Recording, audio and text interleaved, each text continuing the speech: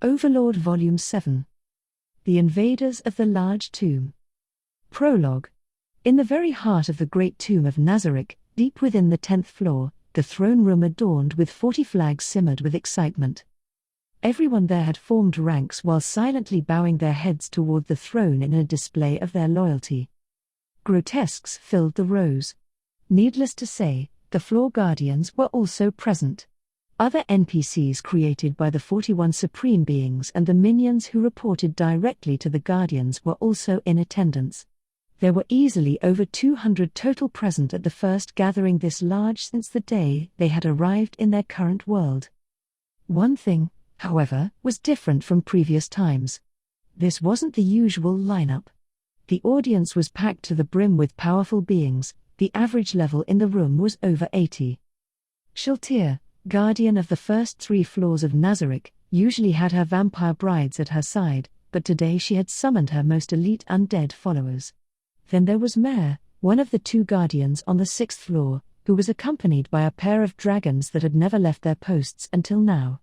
These dragons were almost level 90 and could only be obtained as a super rare drop from loot boxes. Even among the carefully selected minions, one group stood out.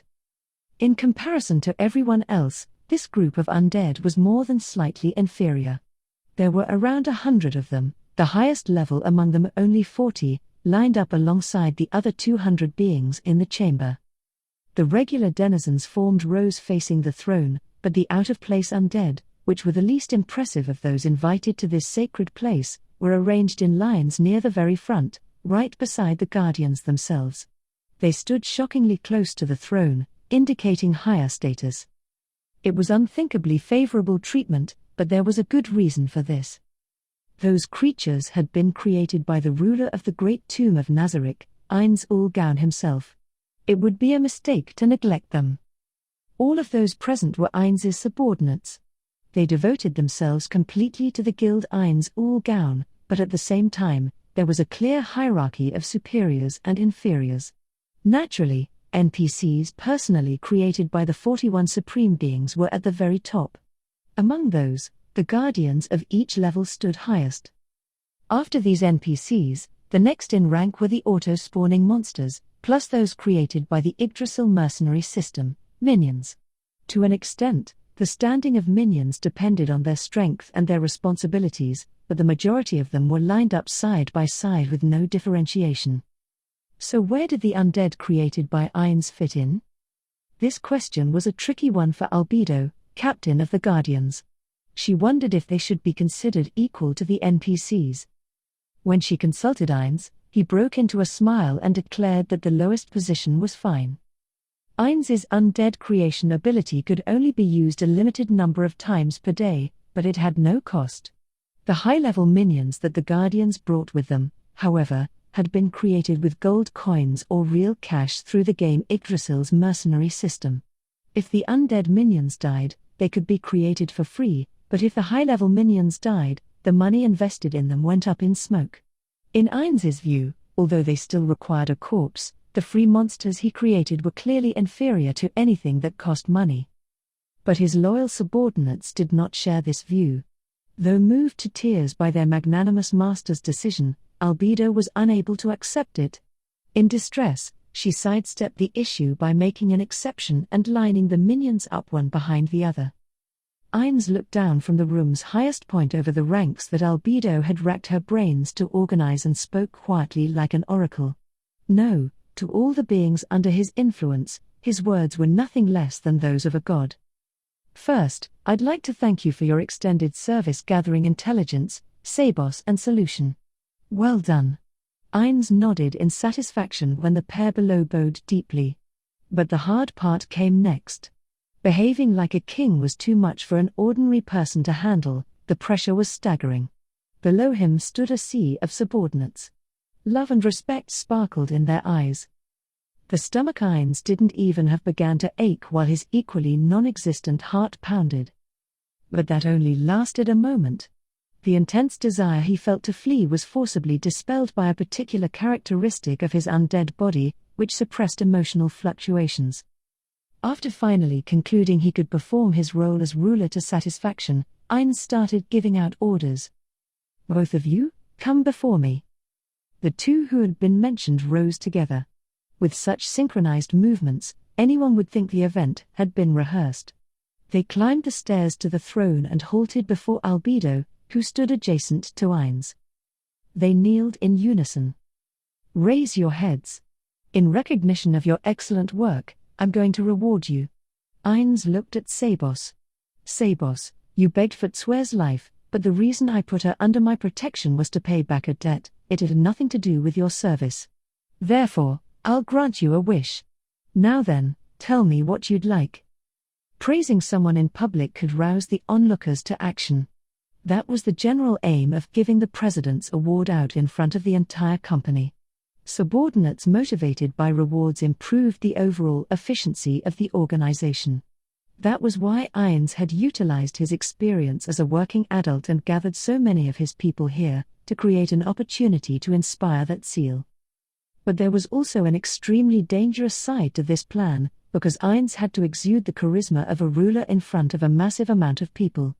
That was no easy feat for an ordinary person.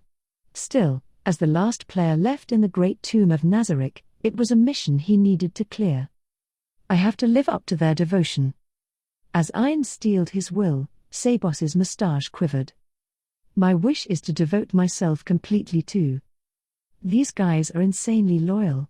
That's why I'm under so much pressure." "Good, but I'm rewarding you for a job well done. That's something a ruler should do. Know that there are times when a follower's lack of selfishness can displease their master." "My lord, I beg your pardon. In that case." Sabos thought for several seconds and then spoke. "By way of your benevolence, I would like clothing and necessities for Tsue, my ward. For clothes, I could take something out of my private collection, but..."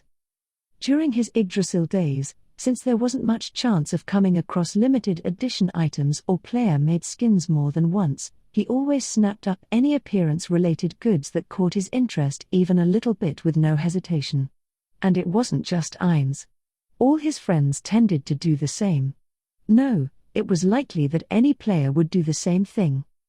Ainz's guildmate, the man who created Shiltir, Pereroncino, called it the phenomenon of obtaining something even if you aren't sure you'll use it or not, just like you do with sexy pics. He continued, "Well, most of the time you forget about it and it lies dormant in a folder somewhere, but..." And that was exactly what happened. Ainz had collected men's and women's gear alike, but most of it was in storage and had never been used. It was all going to waste fertilizing his wardrobe. Finding something to do with it would be much smarter. Ainz considered all the garments he'd amassed. Clothes in Yggdrasil were often a bit gaudy, but he figured there had to be something perfect for Tsue in there somewhere. "No, you don't have to do that. You've already been so kind to Tsue. I think anything more would be too much." "I see. That's fine, then. But clothes, huh?" For Ainz, who had never bought women's clothing before, it was too difficult a job. What if I pick it and she thinks I have bad taste? His ratings among the female populace of Nazarick would probably plummet. "Do you mind if I ask Nabril to do the shopping? It wouldn't do to trouble the ruler of the Great Tomb of Nazarick." It wasn't as if Sabos had read Ainz's thoughts, but his offer came with perfect timing. "Nabril, you don't mind, do?" In response, one of the NPCs standing at attention below bowed deeply. "That's fine, then, Sabos. I'll leave it up to Nabril. Or..." He grinned. His face didn't move, of course, but he meant to be grinning. "You could accompany Tsue as a date." He'd heard about the pair's relationship from the head maid. Apparently, they hadn't gotten physical yet, but Demiurge was also saying that it was only a matter of time. Demiurge. Why was he mentioning it would be a good thing for Sabos and Tsue to have sex? Well, he was probably just celebrating that his colleague got a girlfriend. In that sense, when you think about it, they're getting along pretty well after all.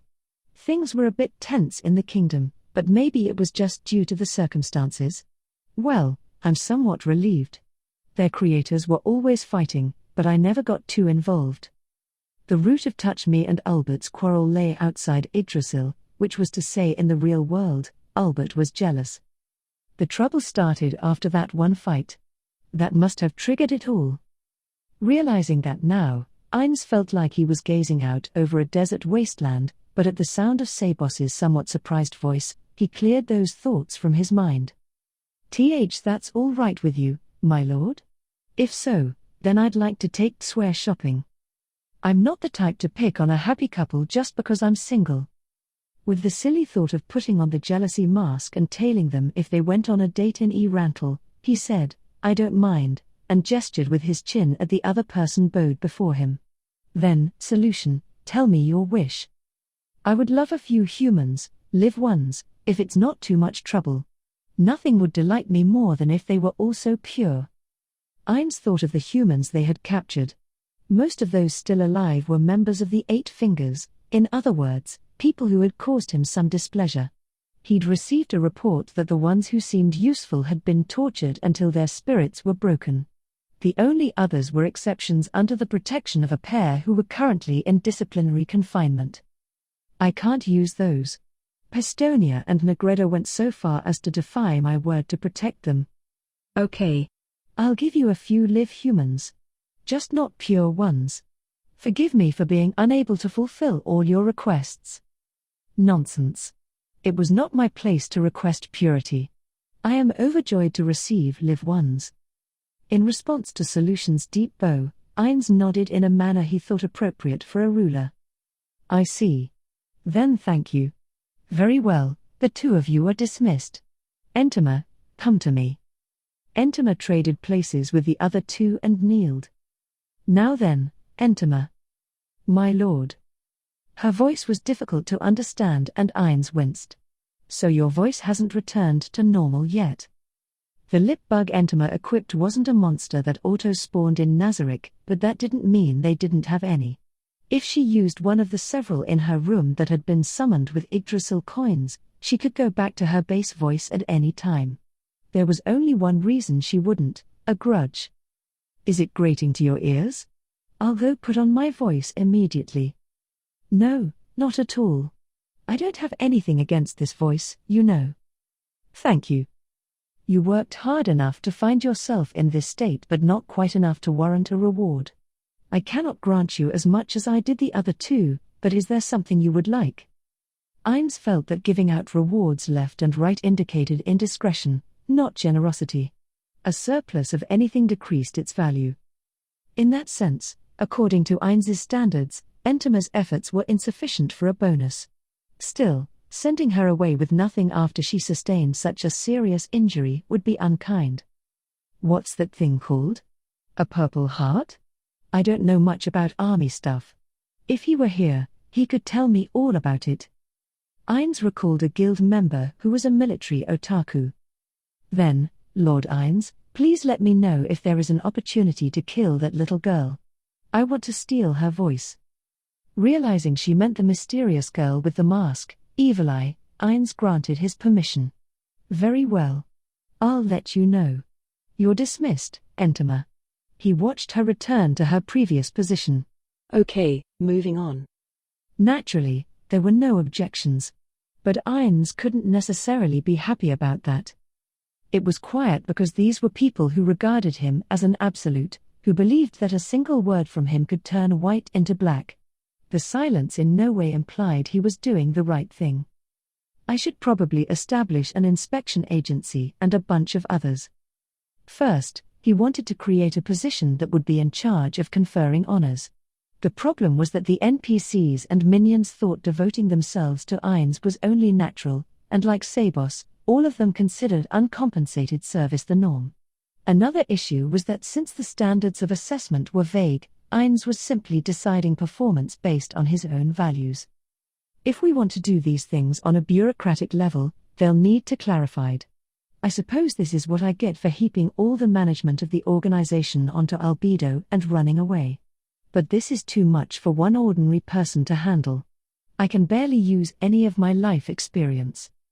Satoru Suzuki, who had always been on the receiving end of work honors, felt like he could truly sympathize with the pain of people who had to hand them out, then frantically suppressed the thought. He could think over things when he was rolling around alone on the pleasant-smelling bed back in his room. We're going to decide on a plan for Nazarick. Demiurge, to me. The wisest being in Nazarick ascended the stairs and stood across from Albedo. Captain of the Guardians, Albedo. Most wise, Demiurge. I believe our original plans are mostly accomplished.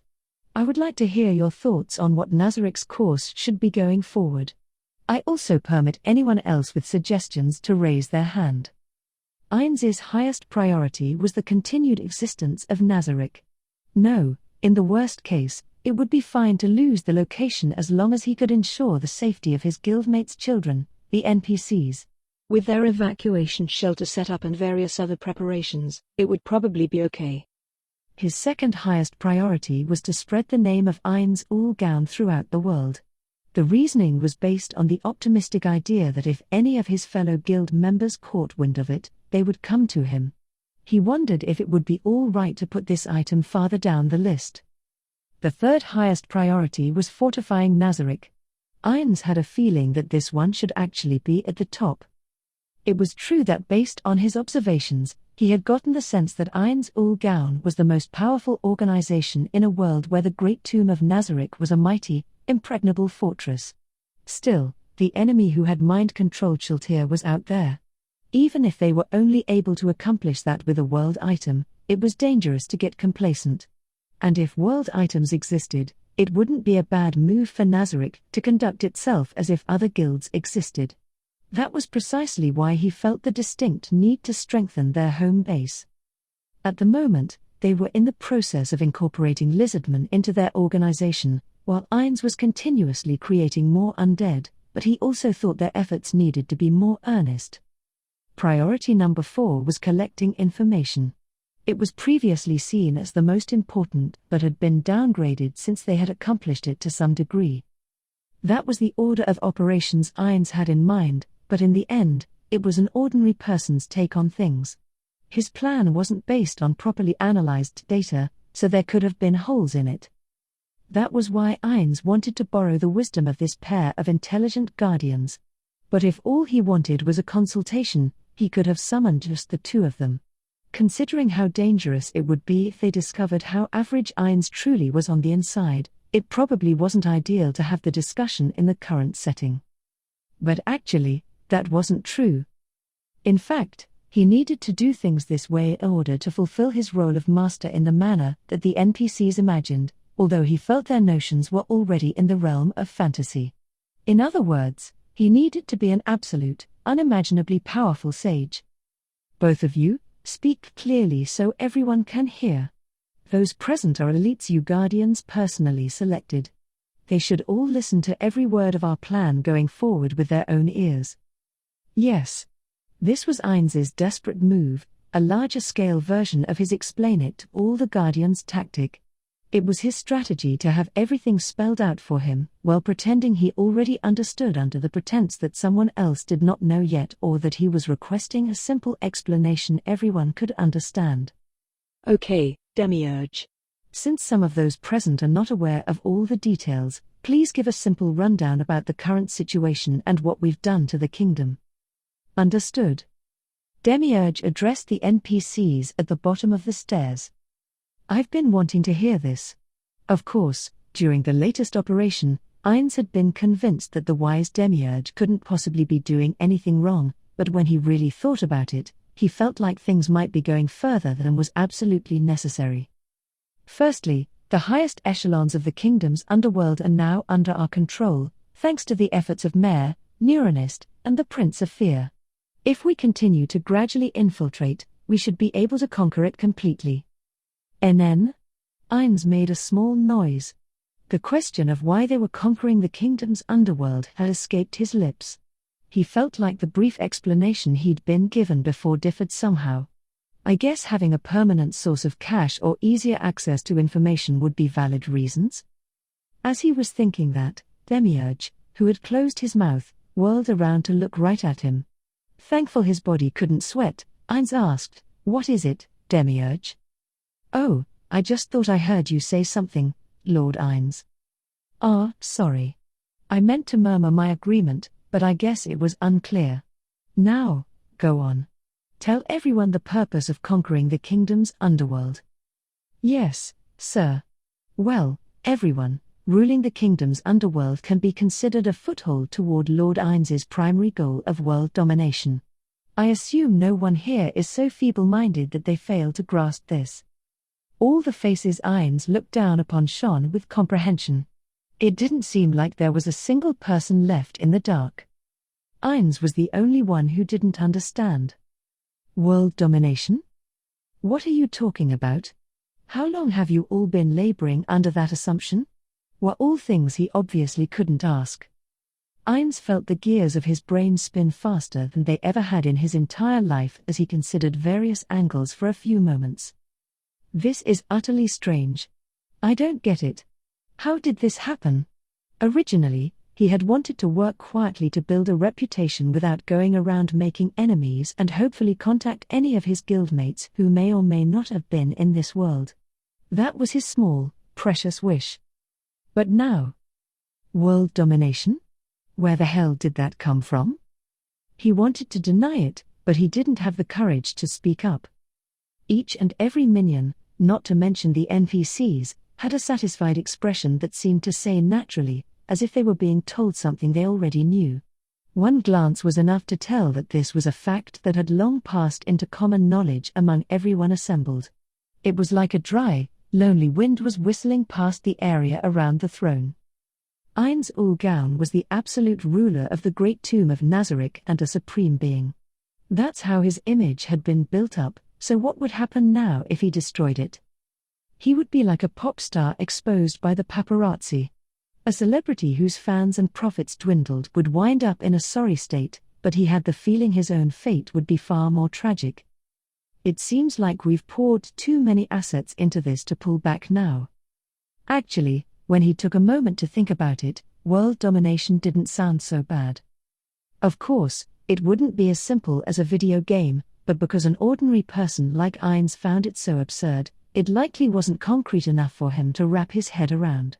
But he did realize it would be the perfect way to reach his goal of gaining a reputation, even if it was a bad one. The only problem would be the opinions of his guildmates if they found out. He would just have to apologize honestly for not being able to control Nazarick. There's that unknown enemy who brainwashed Shultir. Maybe I can use that as an excuse. They would forgive me, right? Having made up his mind, Ains nodded benevolently at Demiurge, who looked like he was hoping for praise. Oh, you remembered? Of course, Lord Ains. I could never forget a single word you said. I see. So that conversation from back then.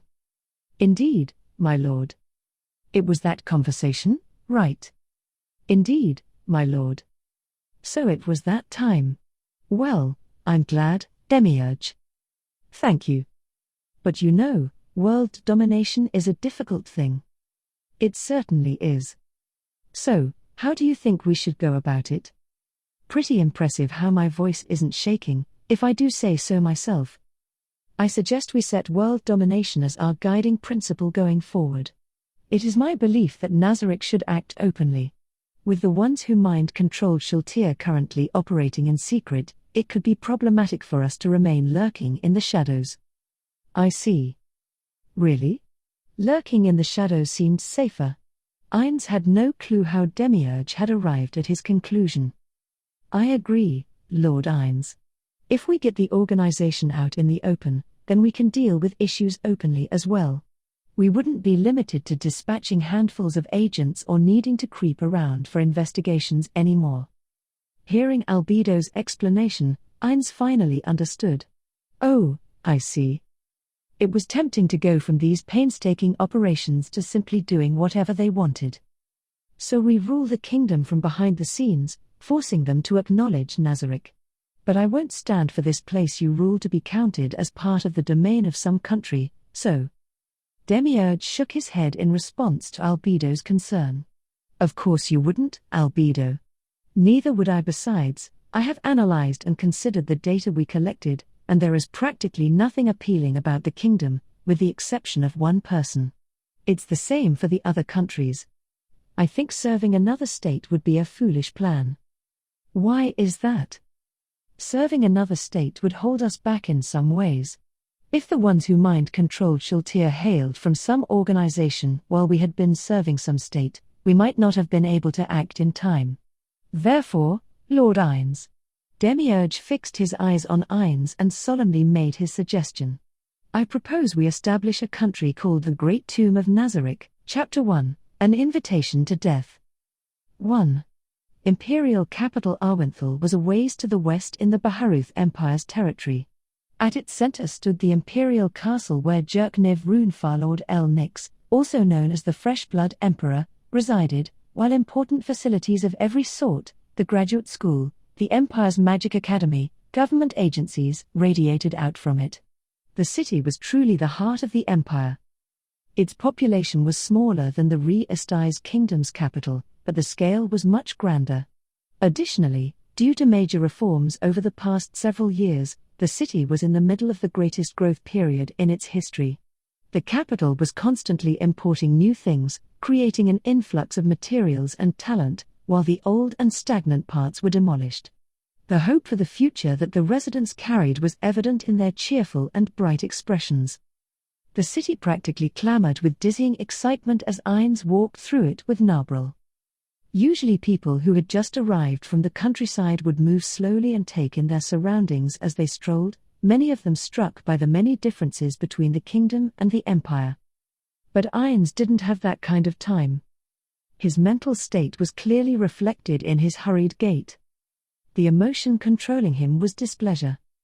Demiurge's plan was the reason for Ines's trip to the imperial capital, and every time it came to mind, the furrows in his brow grew deeper, though his face was only a magical illusion. Patience should have been unnecessary for the absolute ruler of the Great Tomb of Nazarick, Ines Ulgaun. Nor should there have been any need for him to suppress his irritation. For an overlord whose word was absolute, a being who could take something white, call it black, and have it be so, there shouldn't have been a single thing that didn't go his way. So why was he in this situation? Even though he wanted to veto Demiurge's proposal, there was a reason he hadn't been able to.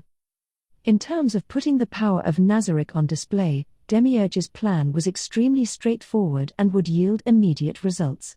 The reason Ines didn't like it despite that was because he felt it would bring dishonor on the creations of his friends. Rejecting a wonderful plan for personal reasons would be deplorable, and he certainly didn't want anyone to think he lacked the broad-mindedness to consider it. Besides, he hadn't been able to come up with a counterproposal. In the end, objecting without a counterproposal is just one form of whining. It was member of adult society Ines, not supreme ruler Ines, who shouted this in his head. Ines repeated what he'd already told himself any number of times. Calm down. You need to chill. If you need to choose between logic and emotions, the correct choice for a boss is obviously logic. Guys who act based on emotions achieve amazing results if they're lucky, but most of the time they come up with nothing worth mentioning. Besides, the Dyer's cast, I guess. Ines didn't have any lungs, but he took a deep breath and exhaled. The citizens giving dubious looks to the warrior who suddenly started breathing heavily in the street didn't bother him. His commanding appearance already attracted attention. Especially since he'd been celebrated as a hero, it was actually rarer for no one to be looking at all. For that reason, beyond special circumstances like when he had to put on an act or moments spent riding Hamusyuk, the gazes of ordinary people didn't faze him one bit. After a few more deep breaths, his creeping discomfort had abated somewhat, and he finally had the energy to pay some attention to Narbril behind him. Sorry. Was I walking too fast? Ines was wearing armor, but there was still a big difference between his manly gait and Narbril's feminine stride, even though she wore a robe. Considering her strength, it probably wasn't an issue, but as a man, he still felt the need to apologize for pushing ahead without considering her. No, not at all. Okay. Did she only answer that way because she's my servant? Or is it really not bothering her? Unsure, Ines shortened his stride and tried to come up with a topic for conversation. Feeling a bit embarrassed about how on edge he'd been up until now, He racked his brains for something to talk about but couldn't come up with anything suitable. Small talk among salesmen generally consisted of benign topics like the weather. Sports wasn't bad, either, but that required knowing the other person's favorite team ahead of time. Ines was trying to think of something like that to bring up as he mentally cursed under his breath. Why should I have to tiptoe around Nabril? She's my subordinate. This is a perfect chance to practice conversing with underlings while role-playing as a ruler. But I wonder what would be good for a ruler, or rather, I wonder what sorts of things absolute beings chat about. Ines recalled the everyday conversations he used to have with his boss at the office and wondered if that would go over well or not. He was the elite ruler of the Great Tomb of Nazarick, not a corporate executive. If anything, his position was more comparable to that of a company president. Nah, it's not quite the same as a president. I wonder what kind of conversations the ruler of the kingdom has with Gazifstranov.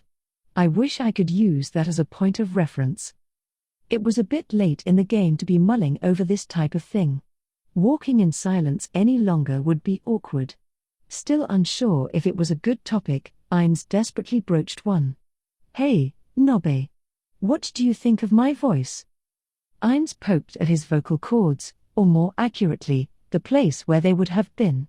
He touched his gauntlets to the spot on his neck where he normally would have felt only metal, but there was something squishy inside, plus an out-of-place dampness inside his throat. To be quite honest, I don't much care for it. Not that it's an odd voice, of course. I merely prefer Law, Mr. Moman's normal one. I understand the circumstances, but I do sometimes wish you would go back to your regular voice. I see. I think it's pretty nice and elegant. Neuronist chose it from among the voices of 50 people, so it's only natural that it would have a certain charm. Ines suddenly groaned after remembering a time he'd heard a recording of his own voice, but his psyche was immediately stabilized. Is that so? I like your normal one better. Thanks, Nobbe. Still, I didn't even think I would be able to equip this thing. Ines poked his neck again, wondering if Nabril meant what she said or whether she was only flattering him. He felt the creature attached to his throat, a lip bug, move. If he were human, it probably would have tickled. Did I just not know? Or did it get changed in a patch? These kinds of gaps in knowledge could prove dangerous. What a pain that I have to verify my information of this world and what I learned in Yggdrasil. The creators of Yggdrasil wanted their players to enjoy the unknown. Hoping to give people motivation to experiment, the developers revealed a vast amount of data alongside a system worth tinkering with. Thus, a true unknown spread out before the players. There was hardly any useful info available about the map, nor details about the various dungeons, how to mine ores, what was edible, what types of magic beasts could be kept, and so on. Everything was left completely unexplained. In the world of Yggdrasil, players had to discover all this information themselves. To put it plainly, they even had to use trial and error to figure out what they could and could not equip. Sure, there were walkthrough sites and information pages, but most were nothing more than collections of widely known facts or contained tips of dubious veracity. Yggdrasil was a game of exploring the unexplored, and any intelligence acquired was a treasure. There was no benefit to making it freely available to strangers. The only intelligence that could be trusted came from the guild that a player belonged to or traded for with a dependable guild. The rest was generally considered to be worthless. There was even a period when completely suspicious posts, to the effect of "I left my guild, so I'm revealing all the info we were hoarding," popped up. Well, there was some true stuff buried among the lies, but there was one guild called the Flaming Third Eye. It was formed by someone who ran a members-only paid Yggdrasil wiki. They committed the atrocious deed of sending spies to infiltrate elite guilds and steal intelligence. Only the admins didn't consider it reprehensible. They tacitly approved it as a valid way to acquire information, but that didn't fly with those who had been robbed. When public fury reached its peak, the elite guilds formed an alliance and attacked the Flaming Third Eye. Players camped the spying guilds' respawn points, their guild base, and the shrine in town, parking them over and over every time their victims came back to life. In the end, the Flaming Third Eye was destroyed, to the point where their members scattered to the four winds. Ainz fondly recalled how they opened up their wiki for free after that. Well, there weren't any spies in Ainz Ul Gown, but if it weren't for that whole mess, we might have had more members. The incident triggered a freeze on welcoming new members into the guild, and they ended up topping out at 41, the smallest membership out of the top guilds.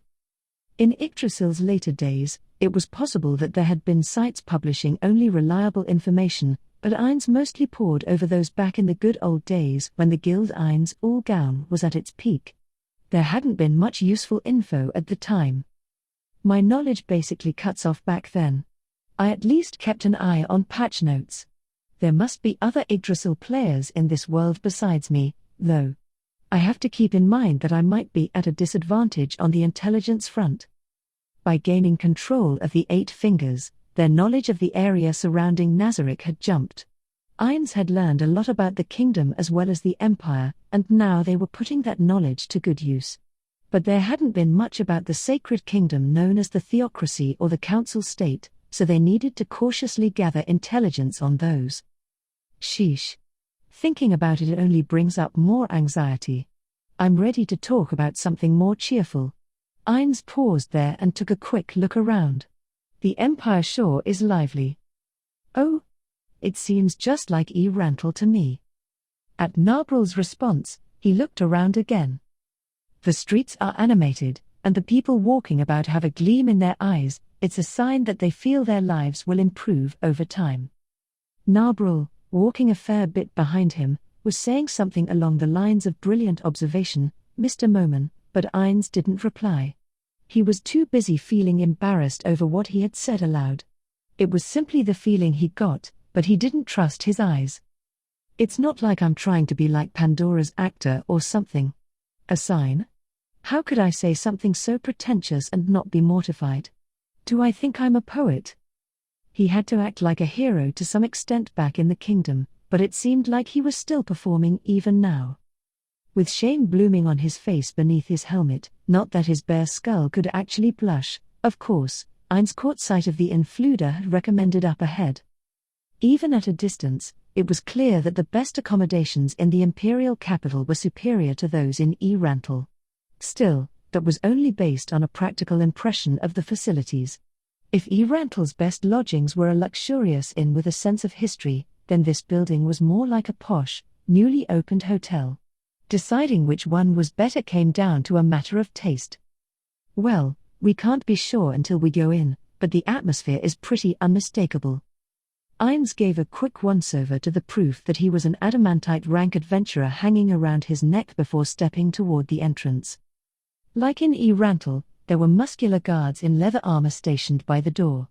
The men glanced suspiciously at Ainz and Narbrul as they came through the arch, but their eyes popped open after resting on a certain point. Are those real? It seems so, what with the impressive gear and all, but... Ainz heard one of the men conferring with the other in a low voice.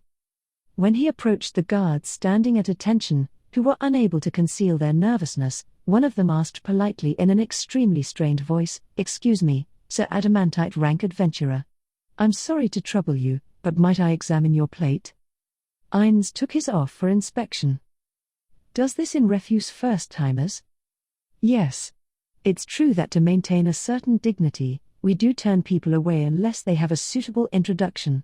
Naturally, Adamantite rank adventurers are an exception." After wiping his hands on his clothes, the guard bowed and gingerly received the plate with his hands. Then he turned it over and read the words on the back. "Sir, Moman of Raven Black."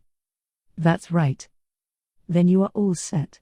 Thank you for presenting your adamantite plate." The guard was still very gingerly handling the plate as he returned it. Plates indicating adventurer ranks were made of the same metal as the rank name, so even this tiny name tag was worth an immeasurable fortune. It was extremely hard, so there was no way it would become scratched if it fell, but the compensation for losing it would be anything but small. There was no lack of stories where just as someone was about to return a gold plate, a crow-like bird called a qualambarat would snatch it out of their hands. They weren't parables for urging people to handle plates with care, it was a recounting of something that had really happened. When Ainz took the plate back, the two guards' shoulders visibly relaxed in relief. "I'll be going in now." "Yes, sir. I'll escort you to the front desk." "Oh, thank you." The kingdom doesn't have a tipping system, so the empire is probably the same, right? Ainz wondered absent-mindedly while one of the two guards led him inside. They passed through the lobby, which had a floor that seemed to be made of marble, then headed for reception. This is adamantite rank adventurer Sir Moman and his companion. After the elegant man behind the counter signaled with his eyes, the guard bowed respectfully to Ainz and returned to his post. "Welcome, Sir Moman. We appreciate you choosing us for your stay in the imperial capital." The receptionist bowed deeply. "No, don't worry about it. Anyway, I'll do one night for starters." "Very well. Then would you sign the register, please?" Ainz wrote the signature he'd practiced dozens of times in the language of the kingdom. "Thank you. And what kind of room would you like?" Personally, Ainz was fine with an inexpensive room. But as expected, that wouldn't do. "I can't eat, so I'd be fine without food, but..." Ainz recalled various meals of this world: thick, green, sweet-smelling fruit water, something like pink scrambled eggs, sliced meat covered in a blue liquid. They all piqued his curiosity, but he couldn't eat any of them. No desire for sex, food, sleep. There are a lot of handy things about this body, but I've lost a lot, too. It's too bad. Of course, if I had kept my flesh, there's a good chance I'd be overindulging. Suddenly imagining himself in bed with Albedo, his face twisted slightly. Something that went further than a manager sexually harassing a female subordinate woman popped into his head. "Albedo seems to love me, but it's complicated. If only I hadn't, oh. Sorry. Anything suitable is fine. By the way, is it all right if I pay in kingdom gold instead of trade currency?" "Not a problem. In the first place, the exchange rate between kingdom and imperial currency is 1-to-1. "I see. Then I'll leave it up to you." "Understood. We'll prepare a suitable room, Sir Moman. Would you mind waiting in the lounge?" Ainz's attention turned toward the 50-seat bar. It was overflowing with class. There was ample room between each comfortable-looking chair, and a bard was softly playing a tune. "All food and drink in the lounge is on the house, so please make yourself at home." It would seem that no matter the world, services rendered were always commensurate with the amount a customer paid, not that there was anything for Ainz to be particularly happy about in this case. "Got it. Okay, Nobby, let's go." Ainz took her over to the bar, and they sat in the nearest open seats. There were several other guests in the lounge. Most seemed to be adventurers. The amount a high-ranking adventurer made for completing a single job was extraordinary. Their standard of living improved as a matter of course, and staying at a place like this became second nature. It was probably like that in every city. After all, E. Rantel had been the same. Ainz made sure the plate indicating his rank was clearly visible. If they become a topic of conversation, their reputation as adventurers would rise, and there was nothing wrong with that. Conscious of the attention gathering on them, Ainz picked up the menu that had been left in front of them. "I can't read this."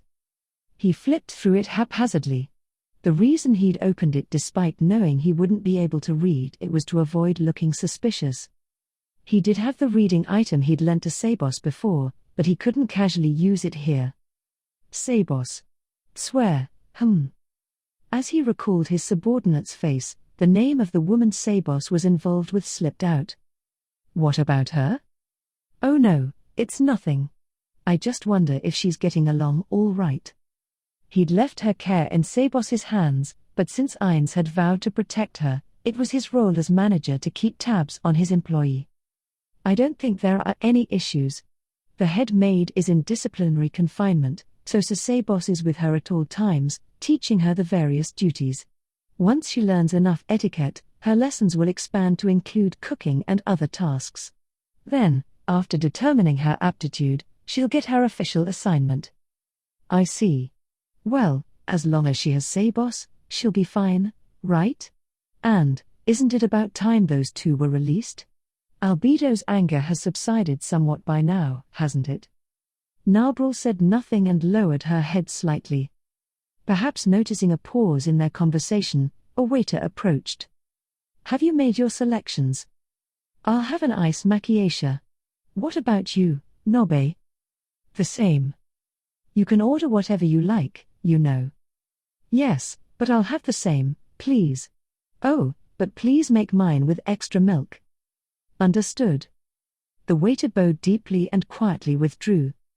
A macchiato was a drink that was the same color as a café latte, which Ines had often seen at inns in Rantel. The smell was also similar to a café latte, but he knew that both coffee and lattes existed in this world. Incidentally, Ines didn't know what a macchiato tasted like. It went without saying, but he couldn't drink.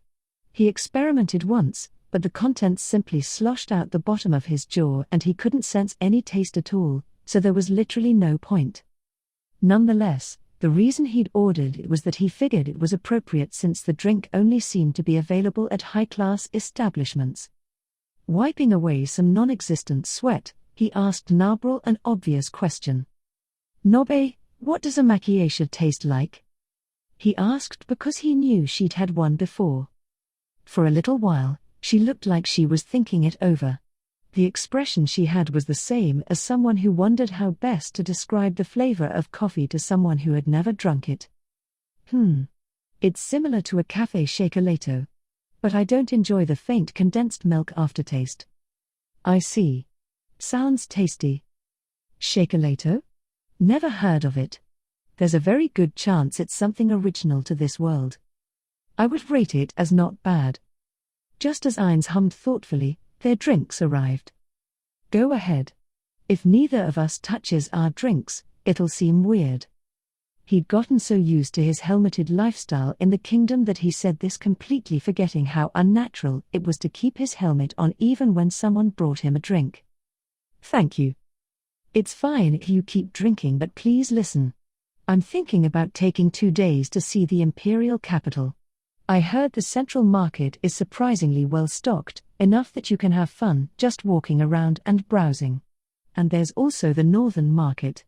I heard it sells mainly magic items and that adventurers often go there. That information was obtained from the Eight Fingers organization that they now dominated.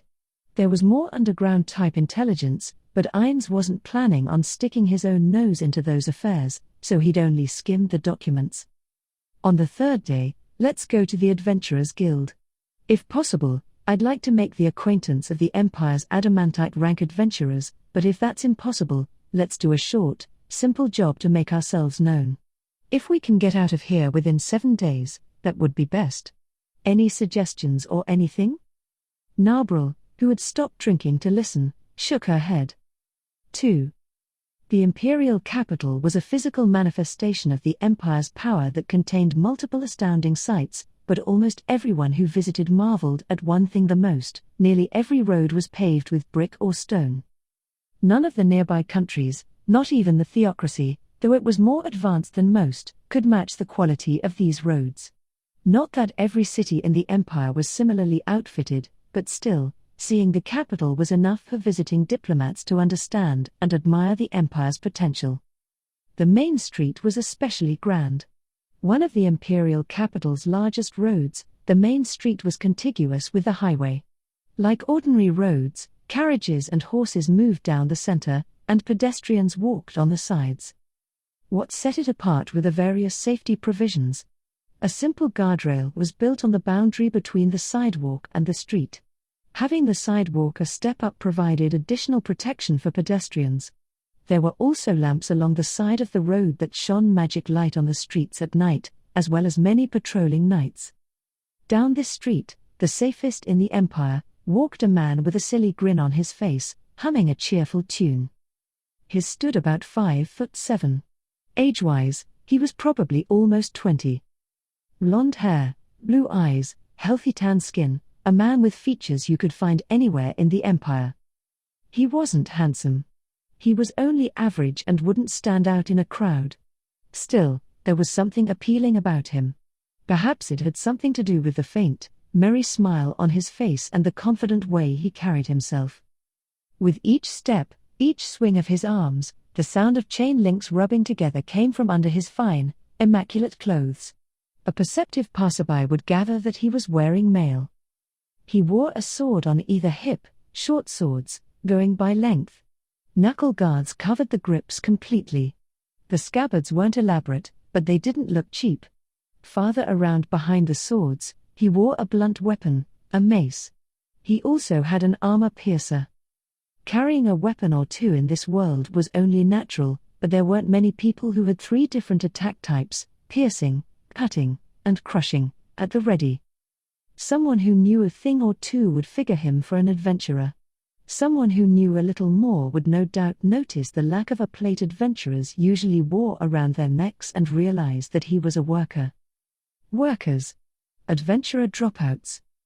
Adventurer jobs were contracted by the guild, investigated, and then assigned to adventurers of suitable rank.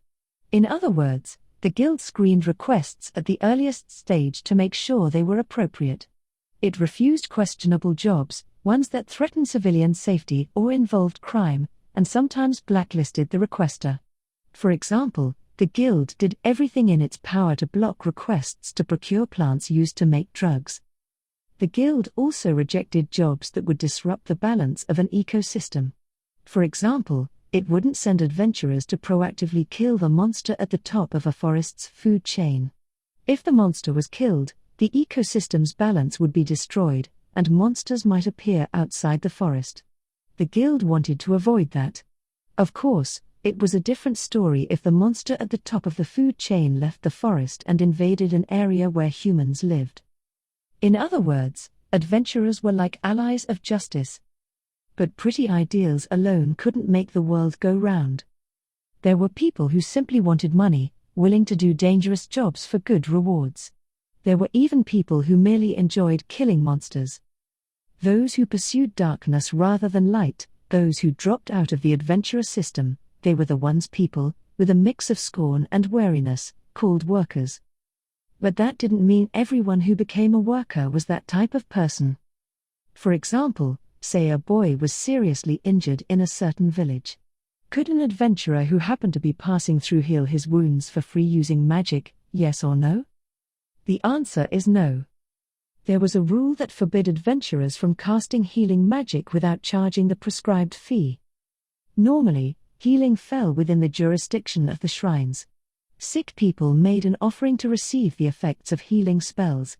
If adventurers disregarded that and healed people for free, the shrines wouldn't be able to stay in business. So the shrines made firm requests to the guild to prevent that scenario. Anyone who disagreed with that sort of rule had no choice but to become a worker.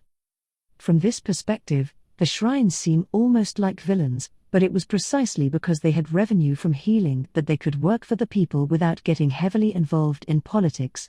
The funds to train priests, exorcise undead, develop new healing spells, and generally make people's lives happier and safer also came from this revenue stream. If adventurers cast healing magic for free, the shrines would end up growing secular, their ideology tarnished. Everything has 2 sides to it, a front and a back. That went for workers as well. Cases of workers who would overhunt for money so they could make cheaper medicine to help people were not non-existent. The grinning man, Hecarim Termite, was a worker by trade. Wonder what I should buy? The list of magic items he wanted was endless. He figured it would be better to prioritize defensive accessories for the moment. Though there was one more thing. It was unrelated but something he wanted. I'll save up money for that separately, and use what's left to buy magic items for adventures. Is that backward? I'll buy the items and any left over will go toward that. Hecarim scratched his head. But then, as the one out front, I should raise my magic resistance. Maybe it's about time to cut into my savings. But assuming we're going to the Katsa Plain to make some cash exterminating undead, I should be on guard against toxins and stuff, so maybe items that boosts resistance to poison, paralysis, and sickness would be better. Magic items were extremely expensive, and the types adventurers were liable to want, ones useful in combat, tended to cost even more. Unique items fetched prices that kept them out of Hecarin's reach. The items he had in mind at the moment weren't so extreme, but they would still cost a normal person's annual pay several times over. It was an expensive shopping trip. He had to decide carefully. His expression, a bit giddy in anticipation of a splurge, tightened up the moment his eyes met those of a knight. A duo composed of 2 knights, wearing heavy and light armor respectively, stood on the corner keeping watch over the area. This district, where the shrines to the 4 gods were located, was known for its strict security. The knights wouldn't question ordinary passers-by, but Hecarin sensed their gazes beginning to focus on the weapons hanging from his hips. He didn't know how it was for adventurers, but as a worker with no support, he definitely didn't want to get in a fight with a knight. His wish was heard, and he managed to traverse the shrine area without being stopped by the knights comparing faces with wanted flyers. Hecarin definitely had things to hide. Relieved, he shifted his gaze down the road and saw, quite a ways in the distance, a peculiar structure. At the same time, he heard a cheer on the wind, along with something like a bloodthirsty battle cry. This unique building could only be found in the imperial capital, the Grand Arena. It was one of the city's most popular sites. Since he saw his fill of blood in his line of work without going to the arena, and he wasn't interested in gambling, the place held little fascination for him. Still, as one might expect for the most popular entertainment for the masses, for the nobles, it was the theater. They were having a full house if the cheers were anything to go by. Must be the final round of the main fight, judging from the hubbub. The worker team Hecarin led had appeared once for work in a program where they were pit against a succession of magical beasts. Surrender wasn't allowed in beast fights, in other words, defeat meant death. Of course, people also died in human-on-human battles. There was rarely an arena day that ended without a death. No, the more people died, the more feverish the atmosphere. And out of all the deadly events, the most popular was the tournament. Hecarin shrugged. He'd lost interest completely. He didn't feel like staring at a bloody, reeking battlefield on his day off. The only reason he couldn't get it out of his head was that arena events made for good conversation starters in all sorts of places. I never want to go to the arena again, but when I get back later, it wouldn't be a bad idea to ask someone about the events. Making a mental note, Hecarin continued walking down the street lined with stores on either side. Before long he came upon the familiar sign of the Singing Apple. It was a pub and is said to have started with a gathering of bards who played instruments made from apple trees. The interior was surprisingly nice. No drafts, and the floors were polished clean. Granted, it cost a fair amount, too, but it wasn't beyond their means. For Hecarin's group, no, workers in general, one could even say it was the best inn. Certainly, compared to the most high class in the imperial capital had to offer, it was inferior on every level. But those fancy places were perfect for adventurers, not workers. First of all, most of the jobs that came workers' ways were dirty, so requesters would hesitate to show up somewhere it would be conspicuous to visit. On the other hand, basing their operations in a rough part of town could invite trouble. The other reason requesters liked the Singing Apple was that multiple worker teams could stay there. Since there was no guild for workers like there was for adventurers, people who wanted to hire a team had to track them down on their own. If they were scattered all over the place, business would have been inconvenient. One advantage workers had was that by staying at the same inn, they developed a sense of closeness, and they ended up avoiding jobs that would involve killing one another. Last but certainly not least, the food at the Singing Apple was delicious. Hecarin walked through the door with his mind on the evening meal. He thought it would be great if they served his favorite, pork stew.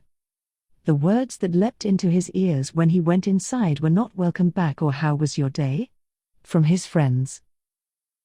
Which is why I said I don't know. Even so. It's not like I'm her guardian or something. We're not family. How should I know where she is? Aren't you friends? Even if you say you don't know, I can't just say, oh, I see, and be on my way. This is for work. A man and woman were glaring at each other in the center of the pub and dining hall on the first floor. Hecarin knew the woman very well. There was nothing special about her face and its currently hostile look. What attracted the most attention was her longer than normal ears. That said, they were only about half as long as an elf's. Yes, she was half-elf. Elves were more slender creatures than humans, and it was clear from a glance that she shared their blood. She was thin overall, and neither her chest nor her backside had any trace of smooth feminine curves. She was flat as a washboard. From her build alone, even up close, she was liable to be mistaken for a man. She wore form-fitting leather armor. She wasn't carrying her usual bow and quiver, but instead, a dagger dangled from her hip. Her name was Imina. She was one of Hecarim's teammates. But the man facing her was someone he didn't know. He was bobbing his head to beg her pardon, but his eyes didn't seem sorry at all. On the contrary, there was something unpleasant in them. Judging from his humble attitude, though, he didn't seem to be a total idiot. With his arms and chest practically bursting with muscles, his appearance alone made his presence seem like a threat. He was probably someone who wouldn't hesitate to use violence, but he couldn't hope to appeal to Imina by force. Why? Because although she looked delicate, enough ability lurked within her that she could kill a cocky hoodlum with no trouble. But it's like I've been telling you. At this shrill, greatly irritated scream, Hecarim interrupted. Imina, what are you doing? Imina turned around, just then noticing him at the sound of his voice, and looked surprised. It seemed that despite her superior range of senses, she had lost herself in the conversation and failed to sense him. The oversight spoke to how agitated she must have been. What do you want? The man asked in a threatening tone, clearly considering Hecarim an intruder. His eyes were hostile, and it seemed like he might start throwing punches at any moment. Of course, to Hecarim, who had faced ferocious monsters and lived, the man's threats were worth about a wry grin. He's our leader. Oh, well then. Hecarim Termite, correct. I've heard so much about you. The man's expression morphed dramatically into an ingratiating smile, making Hecarim hate him just a bit. He didn't know why the man had come, but he had made it all the way here, to their base. The possibility he didn't know Hecarim was practically non-existent. The threat in the man's voice had likely been to gauge what kind of person Hecarim was. If he backed off even a little, the man probably would have continued in that high-handed vein. Some workers and adventurers had no problem slaying monsters but were reluctant to face humans. Of course, most of them would take a mile if given an inch and attack to kill. He threatens me to decide who's top dog the moment we meet. I just can't get myself to like this kind of guy. Hecarim knew that it was just one way of negotiating, an obvious technique. But he didn't like that sort of negotiation. He liked his business straightforward with no hidden purposes. Shh. This is an inn, you know. There are other guests here, too, so could you keep it down? That's what he said, but actually, there were no other guests to be seen, or, for that matter, employees. It wasn't as if they were hiding. To workers, this amount of commotion was like a morsel to go with their drinks. It was only by chance that no one was around. Hecarim gave the man a hard stare. It was too much to stand tall against the piercing eyes of a warrior who would have been mithril rank as an adventurer. The stranger shrank as if he were facing a magical beast. Oh no, no, no. My apologies, but I can't do that. The man lowered his voice slightly and was about to continue. The fact that he could do that under Hecarim's gaze meant he had to be in some line of work, most likely the violent kind, that exercised strength. What in the world is a guy like this doing here? Granted, he himself did underworld work, but he didn't know this man nor had he any idea why he should be getting so much attitude from him. The guy definitely didn't seem to be fulfilling a request. Confused, Hecarim softened his eyes and decided to ask the man and hear it from him. Who are you? There you go. I came to meet an associate of yours, Mr. Termite, Miss Furt. Only one person by the name of Furt came to mind. I can't imagine her having anything to do with this guy. As her friend who had fought through numerous life and death battles with her, that's what Hecarim concluded. So this must be some kind of trouble. Och! What about her? Arch. Oh, right. I was confused for a second because we only ever call her Miss Furt. Arch-Ebe Furt, yes. So? What about her? I'd just like a word with her. It's a private matter, so could you tell me what time she'll be back? How should I know? Hecarim ended the conversation gruffly. He was so forceful, the man blinked a few times. Is this conversation over? I guess I have no choice. I'll just wait a little. Get lost. Hecarim jerked his jaw toward the entrance. The man's eyelids fluttered again. I'll make myself clear. I don't like you, and it doesn't seem like I ever will. I can't stand having guys like that anywhere I can see. This is a pub, and I'm... Yeah. You're right, it is a pub. A place where people get drunk and start fights. Hecarim grinned at the man. Relax. Even if you get caught in a brawl and end up seriously wounded, we have a priest who can use healing magic. All you have to do is pay, and we'll fix you up. Of course, there's a surcharge. Otherwise, the shrines get upset. No way, I want the shrines to send an assassin after us, Imina chimed in, wearing a villainous sneer. But, well, for you we can discount it. You'd be grateful for that, wouldn't you? You heard her. Are you trying to free her? The man's words trailed off, because he saw the worker's expression change dramatically. Hecarim took a big step forward, closing in to the point that each other's faces filled their fields of vision. Huh? Threaten? Who, me? It's not so rare for a fight to break out in a pub, right?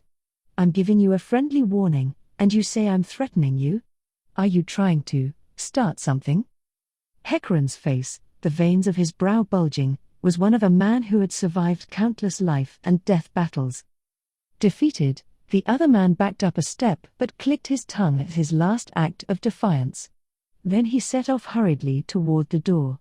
He was frantically trying to keep up appearances, but it was clear at a glance that just beneath that surface, he was spooked. When he reached the door, he turned just his head and snapped at Hecarim and Imina, "Tell the Furt girl that her time is up." Yeah? At Hecarim's near growl, the man practically tripped over his feet exiting the inn. Once the troublesome roughneck was gone, Hecarim's expression went completely back to normal. The change was so abrupt that if he said he had just been pulling faces for effect, it would have been believable. And in reality, Imina gave him a round of applause. So what was that about? Not sure. He only asked the same stuff you heard just now. Oh man. Then we probably should have gotten some more out of him first. Dang it. He put a palm over his face. Can't we just ask Arch when she gets back? But I don't really wanna go poking into her business. Well, I get that, but you're our leader, so suck it up. I'll exercise my authority as leader to have you ask her as a fellow woman. Gimme a break. I don't wanna do it, either. They winced at each other. Among both adventurers and workers, a few things were commonly understood to be inappropriate. First, asking about or investigating one another's pasts. Second, displaying excessive desires too openly. Since many people became workers out of ambition, a little greed couldn't be helped, but when it was blatantly over the top, there was a danger they would stop functioning as team players. For example, how easy would it be to trust someone to fulfill a request with lots of cash on the line or keep an important secret when they talked about how much they wanted money every day? Would it be possible to sleep in the same room with someone who was always saying how badly they desired the other sex? Teammates covered one another's backs in situations where their lives were in danger. They had to maintain a minimum level of trust. Being in some kind of obvious trouble dealt a serious blow to Arch's dependability. This wasn't an issue they could simply compromise on. They were risking their lives together, so they couldn't let even a little uncertainty remain.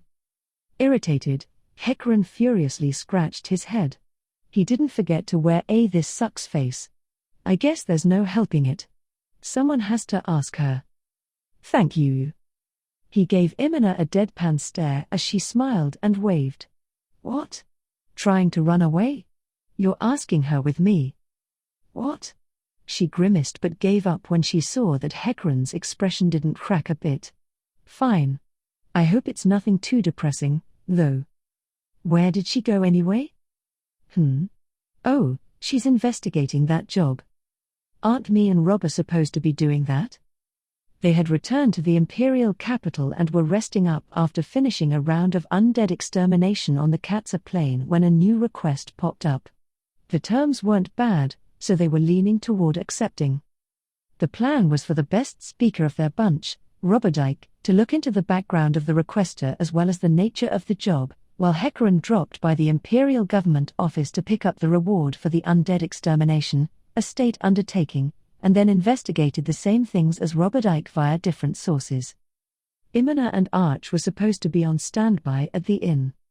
Not just that, though. Stuff like the history of the region and current conditions in the location's vicinity. Hecarim nodded that he understood. Arch may have dropped out of the Imperial Magic Academy, but she still had some connections.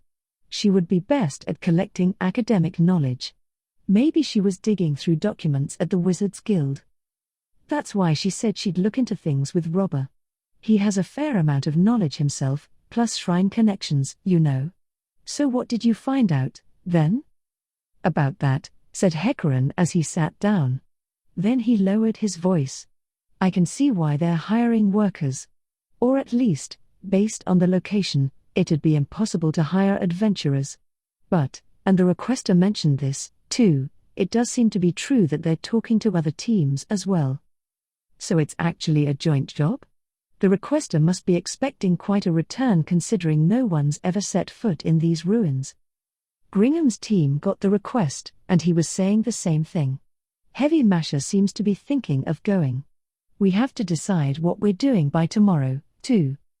Hecarim's team only received the request and had yet to accept. They had until the next day to give their response, but if they were going to go, they had all sorts of preparations to make. And then this trouble comes up right when all this is going on. I wonder if it's related. I can't say for sure other teams aren't scheming because they think they can make a killing with this job, but we should talk to Arch first. If one of the other teams is giving her grief, we should either leave the job on the table or take it ready for a fight. We should fight, though, right? If someone tries to start something with us, we should beat on them till all their teeth are chipped away so they never do it again. That seems excessive. Imina was more cutthroat than she looked, but Hecarim didn't think her proposal was a bad idea. If they were underestimated, he wouldn't go as far as to say their careers were over, but people would definitely think less of them. That was something workers, with one foot in the underworld, had to avoid. When he silently nodded with a hard glint in his eye, a creak echoed through the pub. Two figures entered through the wide-open door. Hey! We're back! A woman's faint voice. And a moment later, so as not to talk over her, the voice of a well-mannered man came as well. The first to enter was a skinny woman for whom the word girl might still be more appropriate. She was probably in her mid to late teens. Her glossy hair was cropped shoulder length, and she had an extremely pretty face. She was less of a bombshell and more of an elegant beauty. There was something almost inorganic about her, doll-like. She carried an iron rod longer than she was tall. There were numerous letters or symbols, something like that, inscribed on it. She wore a loose-fitting robe. Beneath that, she had thick clothes that gave her some degree of protection. It was a look that made it clear she was a caster. The man was clad in full plate armor, although he didn't go so far as to wear a close helmet. Over it, he wore a surcoat decorated with a sigil. A morning star was slung from his hip, and from his neck hung the same sigil featured on his surcoat. The outline of his face was rugged, but his short hair and bit of a well-trimmed beard gave him a clean-cut appearance. He looked to be around 30. These were Hecarim's other teammates, Arch E. Bralfert and Roberdike Goltron. Oh, welcome back, Hecarim replied stiffly. Is this good timing or horrible? Is something the matter, you two? Roberdike spoke in a politer tone than would be expected of the oldest member of the group. This stemmed from his personality but also because they were equals as workers. No, nothing. That's right. Like he said. Arch and Roberdike squinted at Hecaran and Imina, flapping their hands. Ah, well, it's awkward to talk here. How about we go over there? Cutting to the chase with an earnest expression, Hecaran pointed at a round table in the back of the pub. Before that, drinks. Hey, Imina. Where's the innkeeper? Imina's expression seemed to say, you're finally asking? Shopping. So I'm watching the place for him. Seriously? Then what should we do? Just drink. I'm fine without. Yeah, me too. Okay then, well, shall we start our meeting, Foresight? With that, everyone erased all traces of their previous expressions.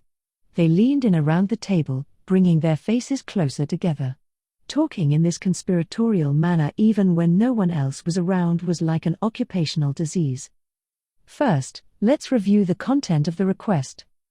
Hecaran continued after confirming all eyes were on him. His tone was completely different from the one he'd used up until this moment. When it was time to get down to it, he got serious, as was only natural for a leader. The requester this time is Count Vaymir. The request is to survey some ruins in Kingdom territory, a large building, possibly a tomb, that extends underground. The reward is 200 in advance, 150 after. It's rare for a contract to have such a large advance, and the amount overall is pretty big, too. There could also be additional compensation depending on the outcome of the survey. However, all magic items discovered go to the Count. He'll allow the ones who found them to sell to him at half off the market rate. Jewels, precious metals, and works of art will be split 50-50 after determining their worth. He's been talking to other teams as well and may hire more than one, this we've confirmed. Hecaran filled Arch and Roberdike in on what he'd heard and then returned to reviewing the content of the request. The survey will be 3 days at the longest. The assignment is to examine the ruins from various angles. The most important thing is that he thinks there are monsters there and wants to know what types and so on. Well, I guess it's a fairly standard ruins investigation. It was quite common for monsters to nest in deserted cities and ruins. For that reason, worker team surveys were usually more like reconnaissance in force missions. Except for one major thing. Supposedly this tomb has yet to be discovered. The moment he said it, the atmosphere changed. A number of countries were destroyed 200 years previously when the evil spirits went on a rampage, not only human countries but subhuman and grotesque nations as well.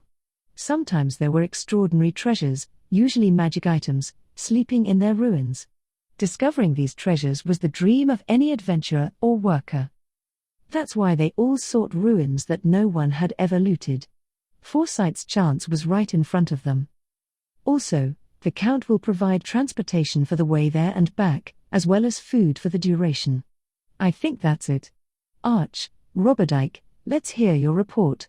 Noting the gleams in his teammates' eyes, he passed the ball to the two who had been out gathering intelligence, starting with Arch. Then I'll go first. Count Vaymir's position at court isn't so great. There was a rumor that the fresh-blood emperor treats him coldly. I also heard that he's not hard up for money. We're supposed to survey these ruins in Kingdom territory, but Arch and I both looked and couldn't find any rumors of ruins in that area or any indication that there was a city there in the past. If there really is a tomb there, it wouldn't be strange for some information to have been left behind, but, honestly, it doesn't even make sense for it to exist. Geographically, all that's over there is a little village. If we ask around the village, we might be able to learn something, but we can't do that. We're supposed to keep this under wraps as much as possible, although he did say we don't need to do anything to anyone who sees us and that he'd rather we didn't. That makes sense. The area is directly under Kingdom jurisdiction. One wrong step and we could make enemies of the Vaysel family and the whole country. It was practically a crime to survey ruins in another country's territory, which was why this request had come to workers, not adventurers. So it's just a typical dirty job? Yeah, but there is that one little problem, said Roberdike. Well, yeah. If workers from the Empire got rowdy in the Kingdom, there would be all kinds of issues. If we're not careful, an incident might be possible to trace back to the Count. In that case, there's one question. You mean where the tip about the ruins came from? Yeah. It's weird no matter how you look at it. Really? It's near the Tove woodlands, right? Couldn't it have just been discovered while clearing the forest? Nah, that doesn't make sense. Look at this. Arch spread out a map and drew a circle around one location. I don't know the details, but supposedly it's around here. She moved her small finger and tapped. And here, there's a village, but it's pretty small. More like a hamlet. I highly doubt the people in that village have the wherewithal to clear the forest. You're right. Clearing the dangerous woodlands would be nearly impossible for a tiny village like that. It could be that the kingdom undertook clearing the forest as a state project, but location-wise I can't imagine there's a reason they'd be so interested. And in the first place, there's no information floating around about a project like that. The four of them racked their brains. Should we really take this job? Because they didn't have the support of an organization like the Adventurers Guild, they needed to scrutinize the details of each job. First, they looked into the background of the requester, then they researched the location.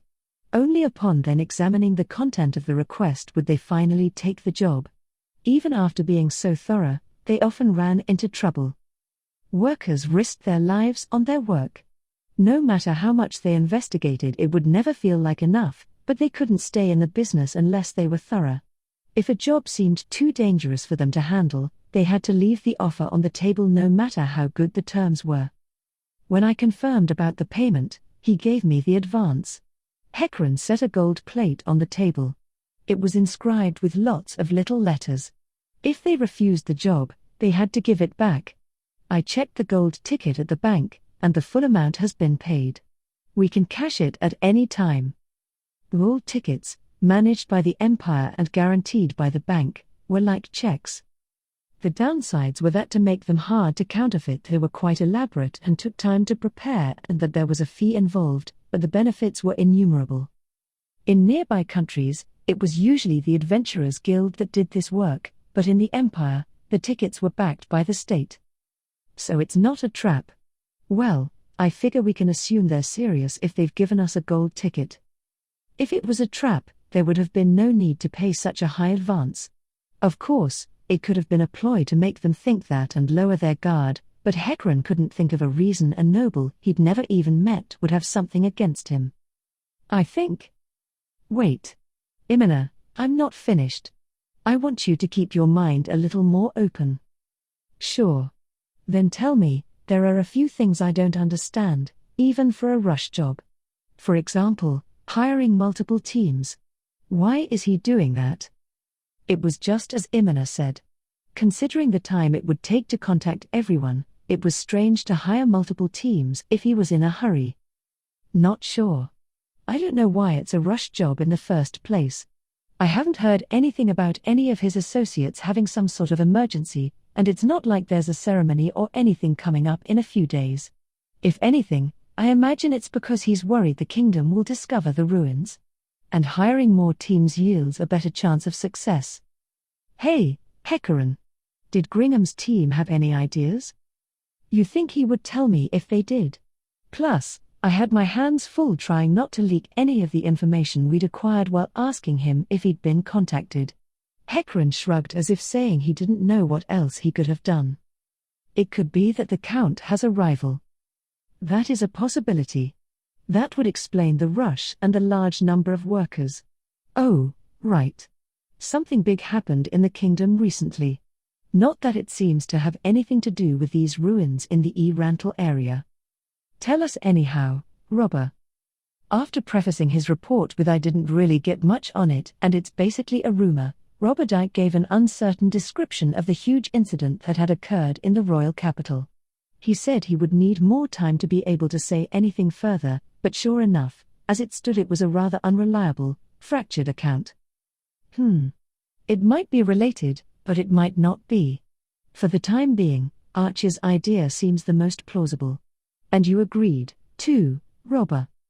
If we make that assumption, then, considering the multiple teams and the fact that it's a job in Kingdom territory, it's possible that we'll be up against Kingdom adventurers there by official request. We wouldn't be able to find that out just by asking around in the Empire. The other thing we have to watch out for is a team requested by someone else, a hidden threat. No way I am getting my head cut off in my sleep right when we think we've accomplished our goal. Are adventurers a threat? They're better than the alternative. At least with adventurers, you can negotiate and it won't get ugly. If it's workers, people will die. What do you think, boss? Nothing had been left unsaid. All they could do now was speculate and make predictions. Before we decide, there's one thing I need to say, well, ask, I guess. Hecarim heaved a sigh, and Imina quietly held her breath. Arch, there was a weird guy here to see you. Arch's almost artificial-looking expression contained barely any emotion, but now her eyebrows twitched. From that reaction, Hecarim gathered that she knew who it was. When he left, he said. What did he say? When he turned to Imina, he was met with a "what are you talking about?" look, but then she realized he really couldn't remember and said in an exhausted voice, he said, "Tell the Furt girl that her time is up." Yeah, that's it. Everyone's eyes turned to Arch. She took a breath and spoke reluctantly. I'm in debt. In debt?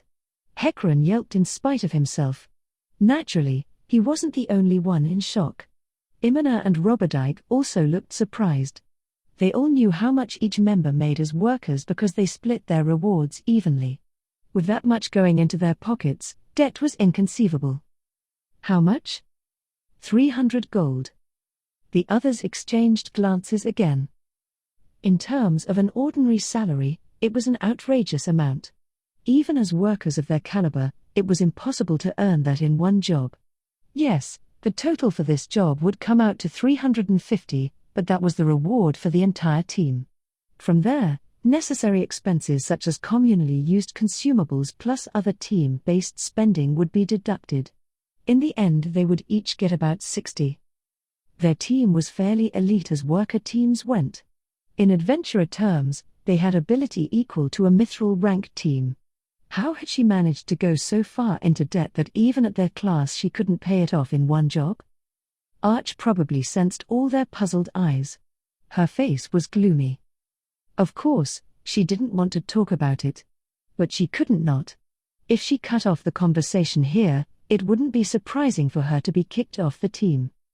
Perhaps realizing that, she finally spoke again. I couldn't tell you because it's humiliating for my family. We were stripped of our noble status by the Fresh Blood Emperor. The Fresh Blood Emperor, Jerkniv Rune Farlord El Nix. As the sobriquet implied, he was an emperor whose hands were stained with blood. He'd assumed the throne directly after mourning his father, the previous emperor, who died in a freak accident. Immediately following the emperor's death, he broke off relations with one of the 5 great noble families, his mother's family, based on the suspicion that they assassinated the emperor. He then consigned each of his siblings one by one to oblivion. As if carried away on the winds of death that raged across the land, his mother also died in an accident around that time. Of course, there was an opposition. But they were no match for the then crown prince, who had the force of the knights at his disposal. With that overwhelming military power behind him, he cleaned up the nobles as if he were reaping ears of wheat until only the ones who, whether sincerely or not, swore loyalty to the emperor remained, and his assumption of absolute centralized rule was complete.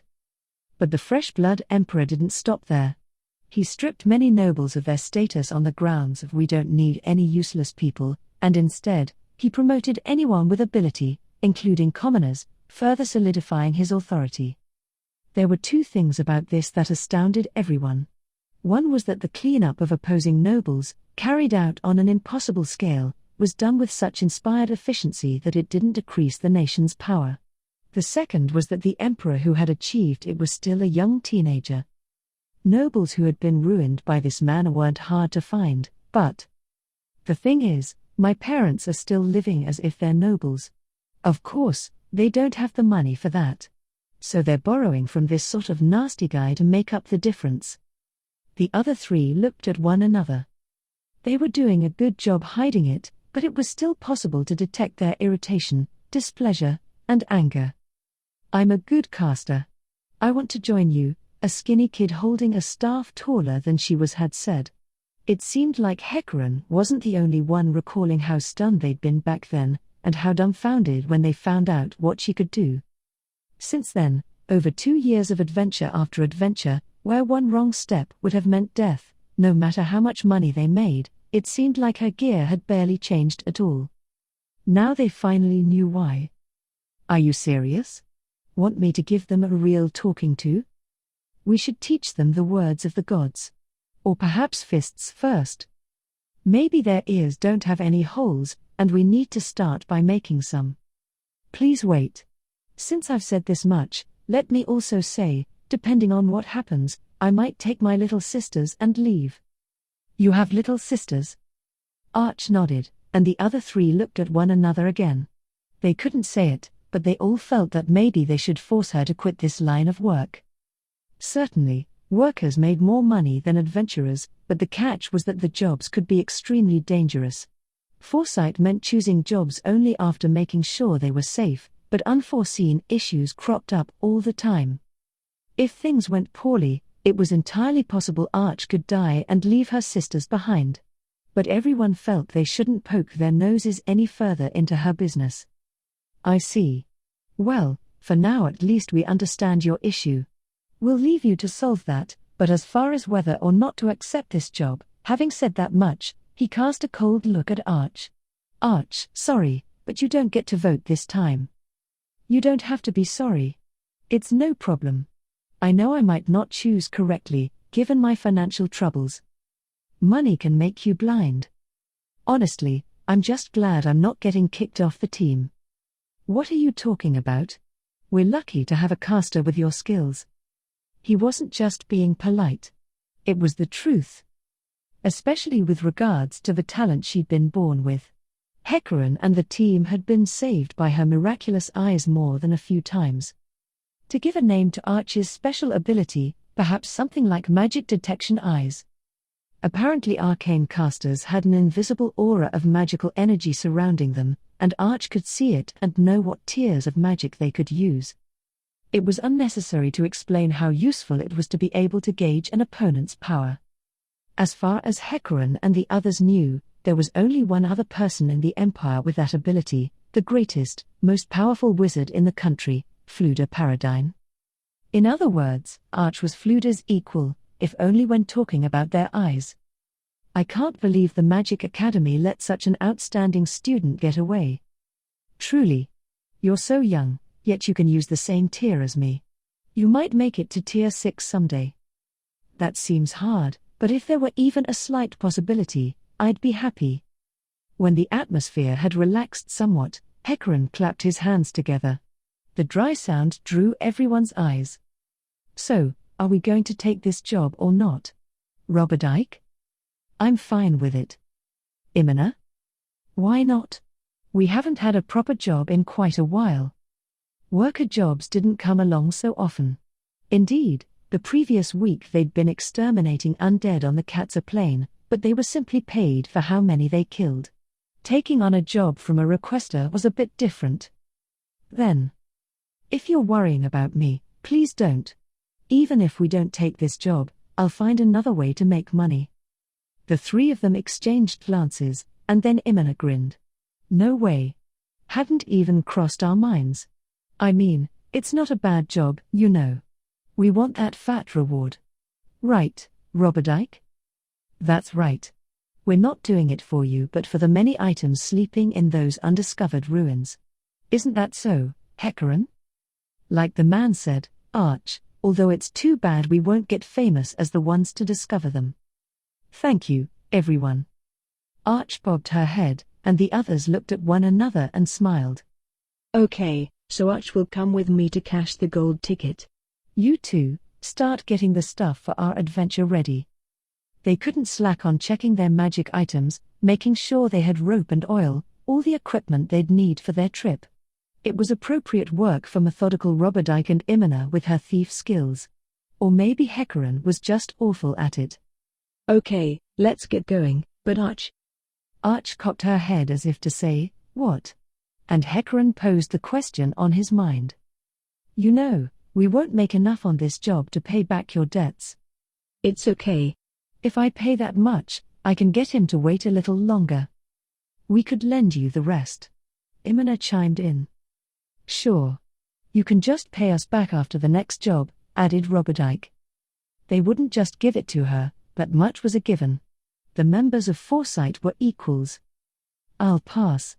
Really, my parents should be the ones paying it back, but I'll put in my time and do my filial duty." "That makes sense." The four of them exchanged glances and then set about their respective tasks. 3. In one district of the imperial capital was a high-class residential district lined with old yet sturdy, formerly gorgeous mansions on spacious plots. As one might expect, the masters of these historic yet by no means outmoded houses were mostly nobles. A noble's residence was a status symbol, and one who didn't decorate their house because they felt it was a waste of money would be ridiculed. Furnishings, jewelry, clothing, house, garden, these elegantly ornamented items were the equivalent of military might on the battlefield of noble society. They accurately conveyed not only a noble's wealth but also the breadth and depth of their social connections. Living in a shabby house was enough to be looked down upon. For that reason, unless they were of a military temperament and had next to no interest in politics, nobles decked out both themselves and their houses. In a way, it was like a demonstration of martial power, one only people with enough clout could make. Looking around the area, a few things were apparent.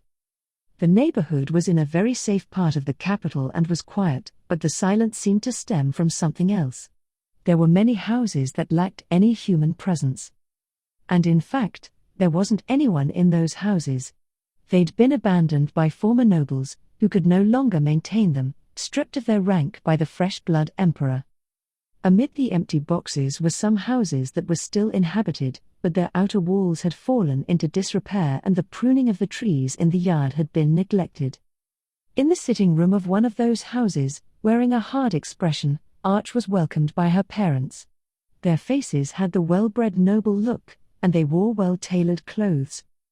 "Oh, welcome home, Arch. Welcome back." Before replying to them, she shifted her gaze to the piece of glasswork on the table. It was an extremely elaborate sculpture shaped like a cup and had the prim air peculiar to luxury items. Her brow twitched because she had never seen it before. "What's that?" "Ah, this is a piece by the artist Jean." "That's not what I'm asking. This wasn't here before. Why is it here now?" "Well, because we bought it this morning."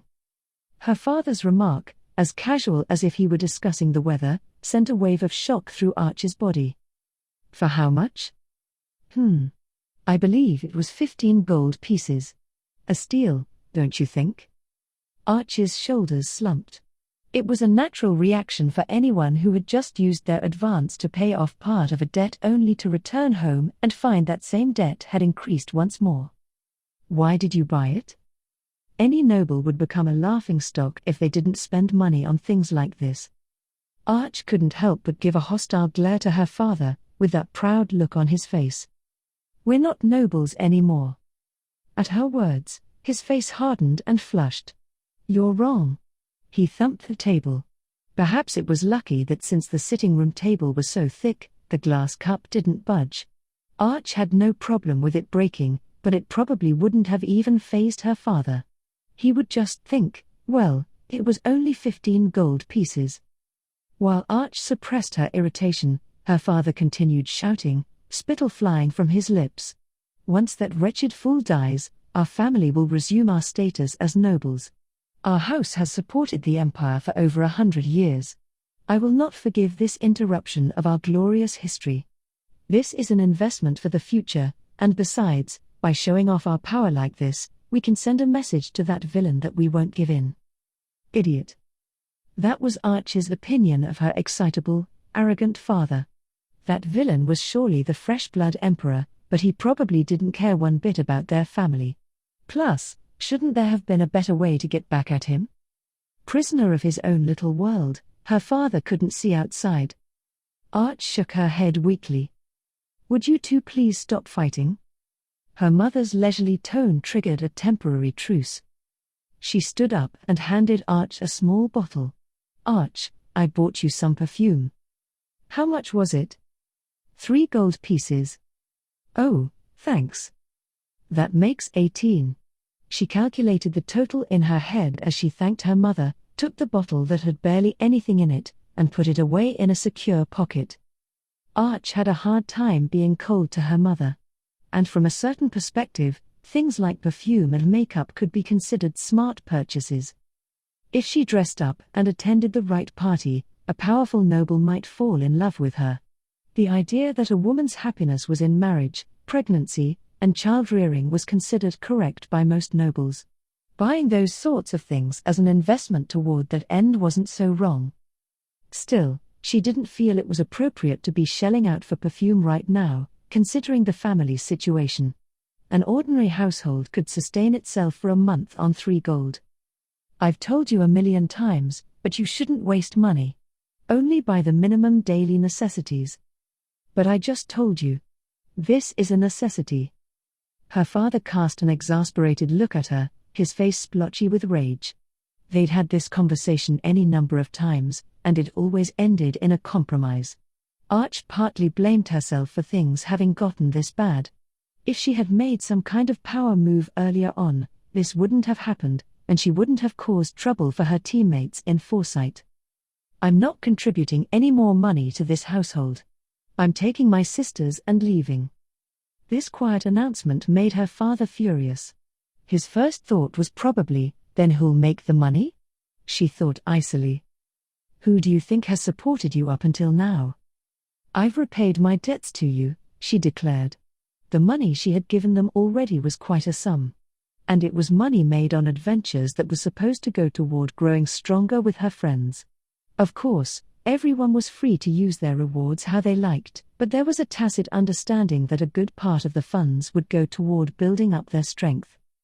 What had her friends thought of her, seeing that she never bought new gear? Not upgrading her equipment meant that one of the team's members was weaker than the others. But no one ever said anything to her about it. She'd taken advantage of their goodwill. Arch scowled fiercely. It was a gaze that conveyed her tenacious will, and her father averted his eyes like a coward. Of course he did. There was no way Arch, who had survived any number of life and death battles, could lose to a foolish noble. With a glance at her father, who had nothing more to say, Arch left the room. She closed the door behind her and sighed. Then a voice addressed her, as if it had been waiting for the chance. Miss Jimmy's, what is it? Jimmy's was the family's long-time butler. His wrinkled face was taut with worry. She knew why immediately, because she'd seen the expression several times since her father was stripped of his noble status. It pains me to bring this sort of thing up with you, miss, but... Arch interrupted him with a raised hand to indicate he needn't say any more. She had the feeling it wasn't a conversation they should have right outside the sitting room, however, and they moved a short distance away. Arch took a small leather pouch from her breast pocket and opened it. There were various gleams inside. Most of them were silver and then copper. Precious few were gold. Will this be enough somehow? When Jimmy's took the pouch and examined its contents, his face softened slightly. This should suffice for my salary and to repay the merchant. Good. Arch sighed with relief that ends would somehow meet, even though the family was hovering near bankruptcy. You couldn't stop him from shopping? No. The seller came with a noble he knows. I did try a few times, but... I see. They both sighed. I wanted to ask you. If I were to let all the staff go, what is the minimum amount of money I would need to prepare? Jimmy's eyes widened slightly, and then he smiled sadly. The fact that he wasn't shaken must have meant he'd been expecting it. I'll make an approximate calculation and inform you later. Thanks. Just then they heard the sound of scampering footsteps coming down the hall. Arch didn't have to look to know who it was. The corners of her mouth relaxed into a weak smile, and she turned around to see a single figure dashing toward her. It plowed straight into her without slowing. The one who leapt at her was a girl scarcely over 3 feet tall. She must have been about 5 years old. Her eyes looked very much like Arch's. She puffed out her pink cheeks in disapproval. "You're so hard." She wasn't calling Arch's chest flat. Clothing for adventures that made generous use of treated leather provided good defense. The pieces covering Arch's chest and abdomen were particularly tough. That's what the little girl had jumped into. She probably felt like she'd been crushed. "Are you okay?" Arch caressed her face and patted her head. "Yep, I'm okay, Arch." The little girl grinned, and Arch smiled at her younger sister. "I'll take my leave." Arch nodded at the butler as he withdrew to give them space, and then she ruffled her sister's hair. "You're running might not." Having said that much, she hesitated. It was absolutely improper for a noble's daughter to run down the hall, but as she had told her father, they weren't nobles anymore. Wasn't it fine to let her run around, then? Arch's hand hadn't stopped moving during that time, and the little girl getting her hair messed up erupted in carefree giggles. Arch looked around and saw that the other one wasn't there. "Where's Kauda?" "In our room." "Oh yeah? There's something I want to talk to you guys about. Let's go find her."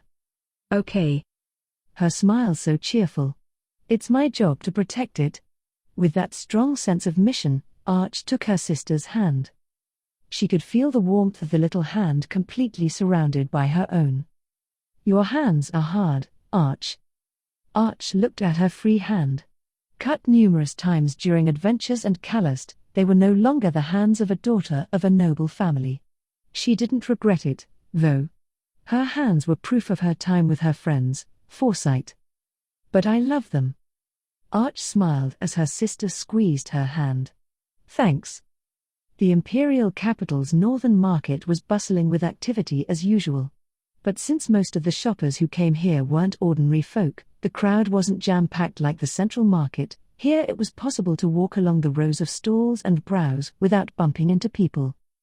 Hecaran and Roberdike arrived and began strolling around, relaxed in the familiar atmosphere. They could be so easygoing, as if the words on guard had been erased from their dictionary. Because there were no pickpockets or other robbers, it was possibly the safest place in the whole safe capital. "So, Hecaran, what are we going to buy?" "First, healing items. Price-wise, I'm aiming for slight cure wounds ones or maybe middle cure wounds ones. But not if they have only half their uses left. Since we're going to a tomb, we might end up using them on undead, too. Besides those, we'll want basic undead countermeasures, items that will work against poison and disease. If possible, I'd like to make sure we have stuff that will work against negative energy and incorporeal undead, too. Items with permanent enchantment are expensive, so any scrolls with the right magic will do fine. Wands were items containing multiple uses of a spell, so the rate per cast ended up cheaper than single-use scrolls. Thus, it was possible to save money by buying wands of commonly used spells, like ones to heal wounds. Is that so? I thought maybe you were here to buy a gift and that you invited me to get my opinion. A gift? Never mind, Hecaran. Let's find those bargains. All right. The shops at this open-air market carried a lot of shabby-looking items. Most of the stalls were a single thin board as a display table with only one thing on it. Almost nothing was new, they were mainly scruffy, worn-out, second-hand items. The keepers of these shops seemed fairly capable themselves, for the most part. With thick biceps or the look of a magic caster, these sellers seemed like they would be better at battle than setting prices or haggling. At first glance, it appeared that security guards were manning the shops, but they really were the shopkeepers, for this one day only. Normally they made their livings as adventurers or workers. In other words, they were in the same line of work as Hecaran and Roberdike. They were selling things they had been using or items they had discovered on their adventurers but which wouldn't be used by someone on their team, stuff they didn't need. Finding a buyer themselves rather than selling to a merchant who specialized in magic items or the Wizards Guild, since there wasn't a broker fee, was better for both sellers and buyers, even considering the small fee paid to the Commerce Guild to set up shop. That's why most workers and adventurers like Hecaran and his friends tended to come here first. Some people even showed up daily during their stay at the capital to hunt for deals. It was also the reason there was virtually no crime in the northern market. Who would willingly attempt to prey on shopkeepers specialized in combat? They would deserve whatever awful things happened to them. After looking around for a little while, Hecaran and Roberdike's faces weren't grim, but they weren't cheerful, either. Nothing, huh? Nothing. The items on sale were ones their owners didn't need, so naturally Hecaran and his team didn't need most of them, either. If they had been lower-rank adventurers or green workers, they might have bought some things, but unfortunately, there was nothing they wanted, even with the needs of their 2 other teammates in mind. That's too bad. Maybe it would have been faster to just buy things normally. Well, we came hoping for deals. Can't help it if there aren't any. This sort of persistent frugality is step 1 of saving money, you know. Saving money, What do you think will happen, Hecaran? I'd be a super elite caster if I knew what you were talking about just from that. Arch, right? See, you know. Well, I was kinda able to guess from the thread of our conversation. So you know what I'm trying to say then, right? You mean that this might be our last adventure? Please don't say it in such a depressing way. Roberdike winced. But I suppose you're not far off. Arch was talking about taking in her little sisters. If that happens, it won't be very easy for her to go adventuring. Yeah, guess not. She'll have to pick up a trade or find some job where she can make money without traveling. I'm sure she'll find a job fast enough. She's a caster who can use tier 3 spells. I don't know how many little sisters she has, but she should be able to make enough to support a family of 3 or 4. Yes, most likely. She wouldn't say she would take them in if she didn't have the means. So then we're the ones with the problem. If our wizard leaves the team, what'll we do to get a new member? Wonder if there are any free tier 3 arcane casters around. Please save the dreams for bedtime. If we were adventurers, we could have the guild find someone for us, but looking on our own, it will mainly come down to luck. The pair looked at each other and sighed in unison. The death of a friend, being unable to keep up, or being more capable than the rest of the team, those were the types of reasons adventurers and workers quit their teams. It certainly wasn't an uncommon occurrence. On the contrary, being with the same team for one's entire career was quite rare, and most people switched 2 or 3 times. That went for Hecaran, Roberdike, and Imina as well. But that was an entirely different issue from whether they would be able to easily find an arcane caster, not to mention one who could use tier 3 spells. We could get someone who can use tier 2 and train them up? Shouldn't that be our last resort? I'd rather not train someone if we can help it. Poaching someone would be tricky. And so many workers are morally bankrupt to begin with, we really need to be careful who we team up with. No combat maniacs or whatnot. In that sense, our team is kind of a miracle. The unusual case of a team that came together simply because we all just wanted money.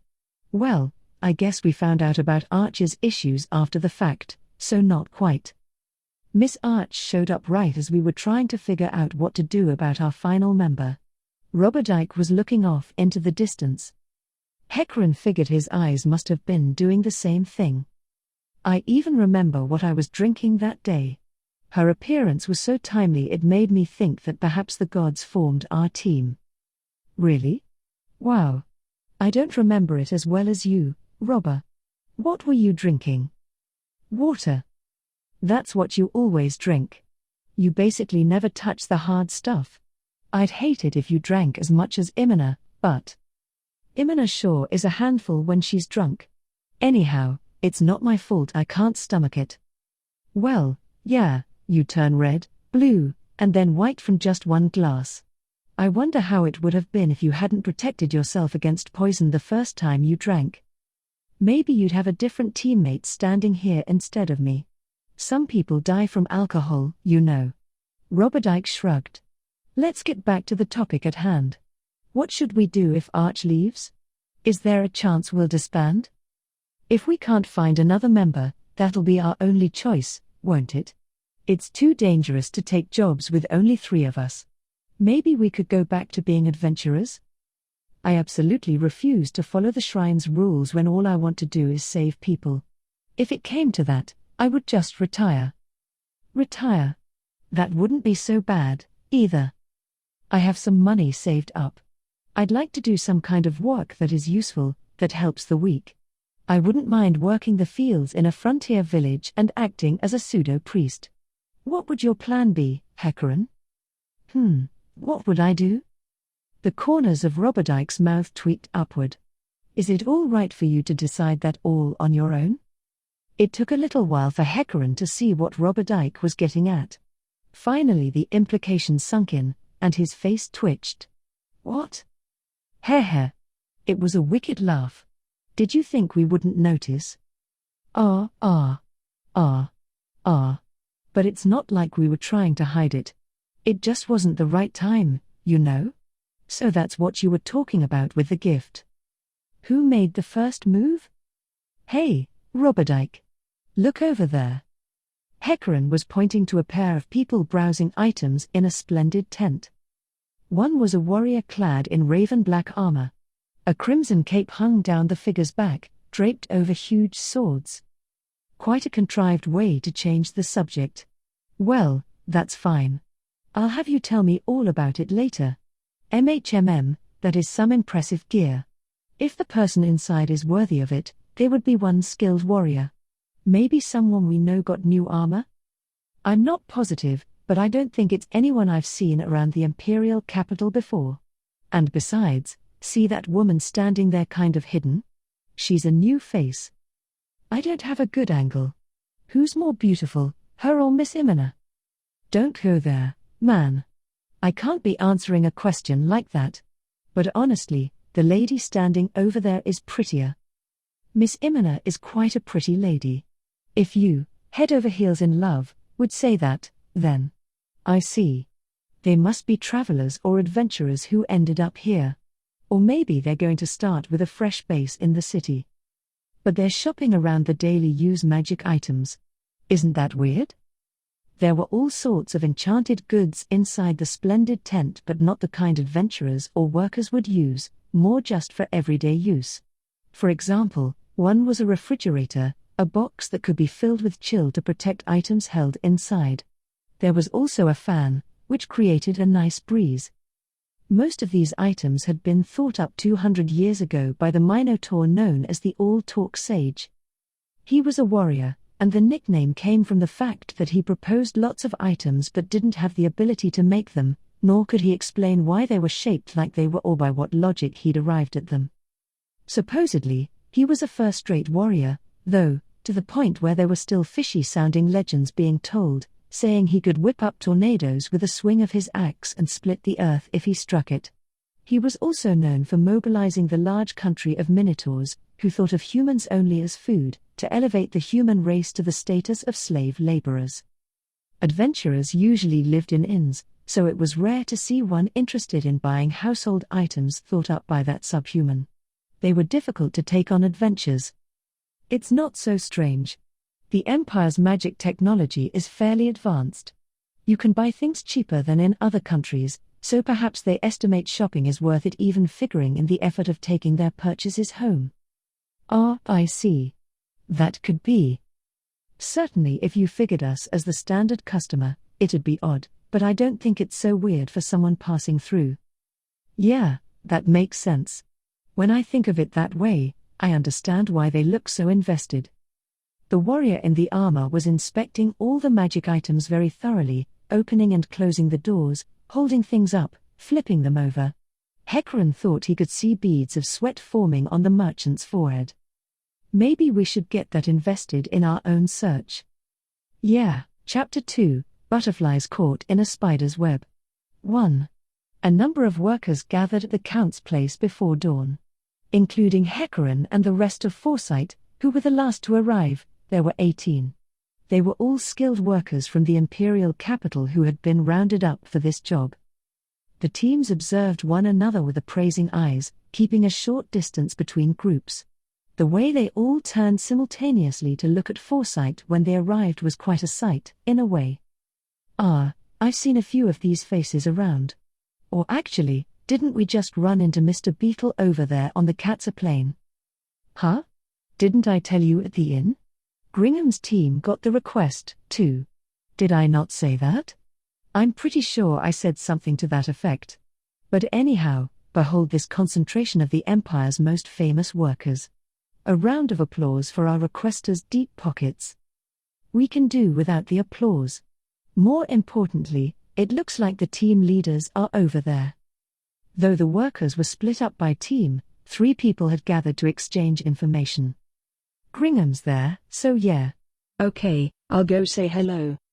What the? Uck. He's here, too? I see.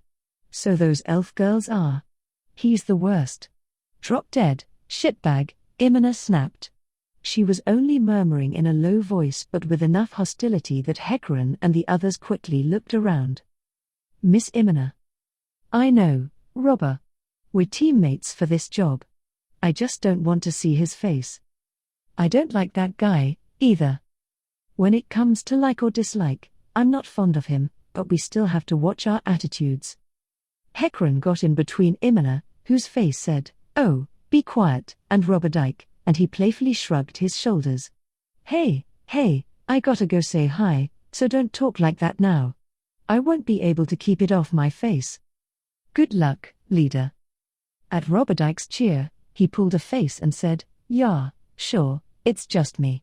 Then he approached the other 3 leaders. The first one to greet him as he neared was a worker in silver full-plate armor.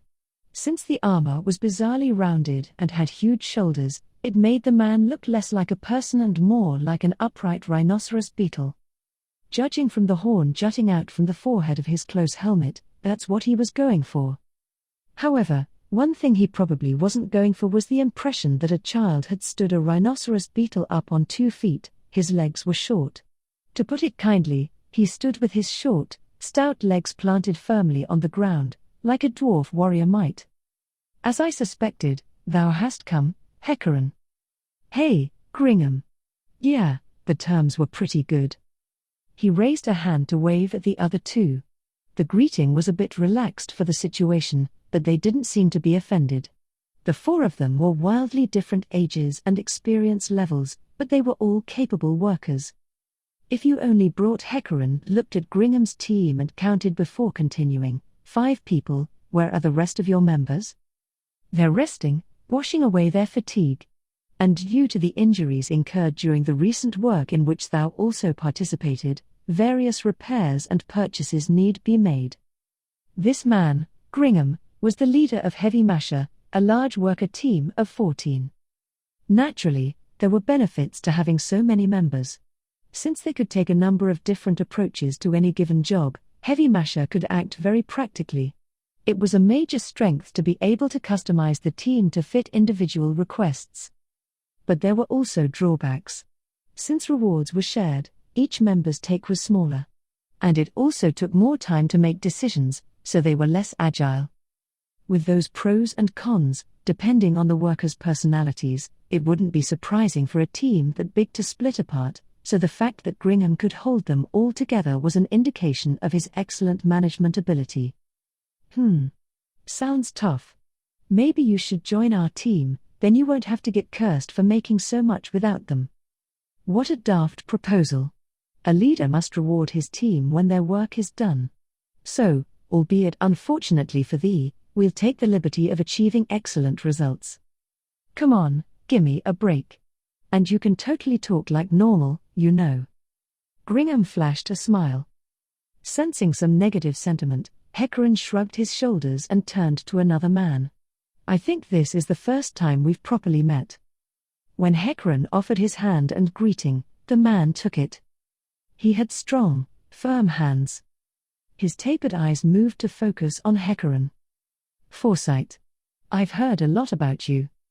His voice was cool, like the clear ringing of a bell. Well, it did go with his looks.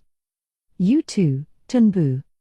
There were probably no workers who hadn't heard of this genius warrior. He was undefeated at the arena. In one sense, his team, Tunbu, was made up of just himself, which is why Imina had made such a face when she saw him. "I'm happy to be teaming up with a genius swordsman said to be equal to the kingdom's strongest, Gazivstranov." "Thank you. But perhaps you meant that soon he will be equal to me, Elia Uzruth." "Oh, well then." Elia smiled faintly, producing an expression that could be read as arrogance. In response, Hecarim blinked several times to conceal the emotion that threatened to appear in his eyes. "I'll be expecting a lot out of your sword in the ruins." "Yes, please do. I just hope there are some monsters in there who will put up a fight." He patted the weapon on his hip. "We don't know what kind of monsters are in there. Could be dragons." "How terrible. If something as powerful as a dragon showed up, we might be in for a tough battle, but I'll show you how to win." Hecarim smiled with his mouth only, saying, I see, and continued to suppress his emotions while observing the reaction of the remaining leader in his peripheral vision. Given the rumor that Elia could win against an Orichalcum rank adventurer in a duel of blades, it wasn't so simple to declare his response simple bragging. Besides, it was good to have confidence in one's skills and crucial for workers to emphasize their abilities. Of course, that was only if one didn't try too hard and fail. Dragons were the most powerful race in the world. They flew through the sky and loosed their breath. Their scales were hard, and their physical ability was unequaled. As they aged, they learned to use magic. They boasted lifespans to which those of humans could never be compared, and the wisdom they accumulated was enough to make even sages prostrate themselves before them. It was precisely because they were so strong that they appeared in stories so often, whether as an evil enemy or an ally to the hero. The 13 heroes' adversary in their last adventure had been a divine dragon. Heroes' ultimate opponents were often dragons. If Elia was arrogant enough to suggest that they take on a dragon just because it came up in conversation, the only possible response was shock. His theatrical delivery might have indicated a joke, but unfortunately his eyes were dead serious. How inflated could his ego possibly get? Considering that they didn't know what kind of monsters were in the ruins, Hecarim was sure judging Elia's mentality a liability to the team was the right move. I should keep my distance from him. Collapsing is his prerogative, but if he leans on us, he'll be a burden, Hecarim noted with a faint smile, and he decided to amend their handling of him. They would use him and dump him. "So those are the members of Foresight, huh? Oh?" Contempt and prejudice appeared in Elia's eyes when he saw Imina. It was rumored that Elia was from the Slain Theocracy, a religious nation where they believed humans were most sacred. Its citizens tended to consider those with non-human blood to be a notch inferior. To a man like that, the idea that the half-elf Imina was participating in this job on the same level as him was probably offensive. This is why people think that rumor is true. But if he was from the Theocracy, he'd have a baptismal name. Oh, right, but some people say he discarded it. Grumbling in his head, he made sure to say something, as well. "Hey, make sure you keep your hands off my teammates." "Of course. We're comrades for this job. I'll be good." "I want to believe you." Elia was like a child with power who had only matured in size, or rather, his mental unbalance was palpable.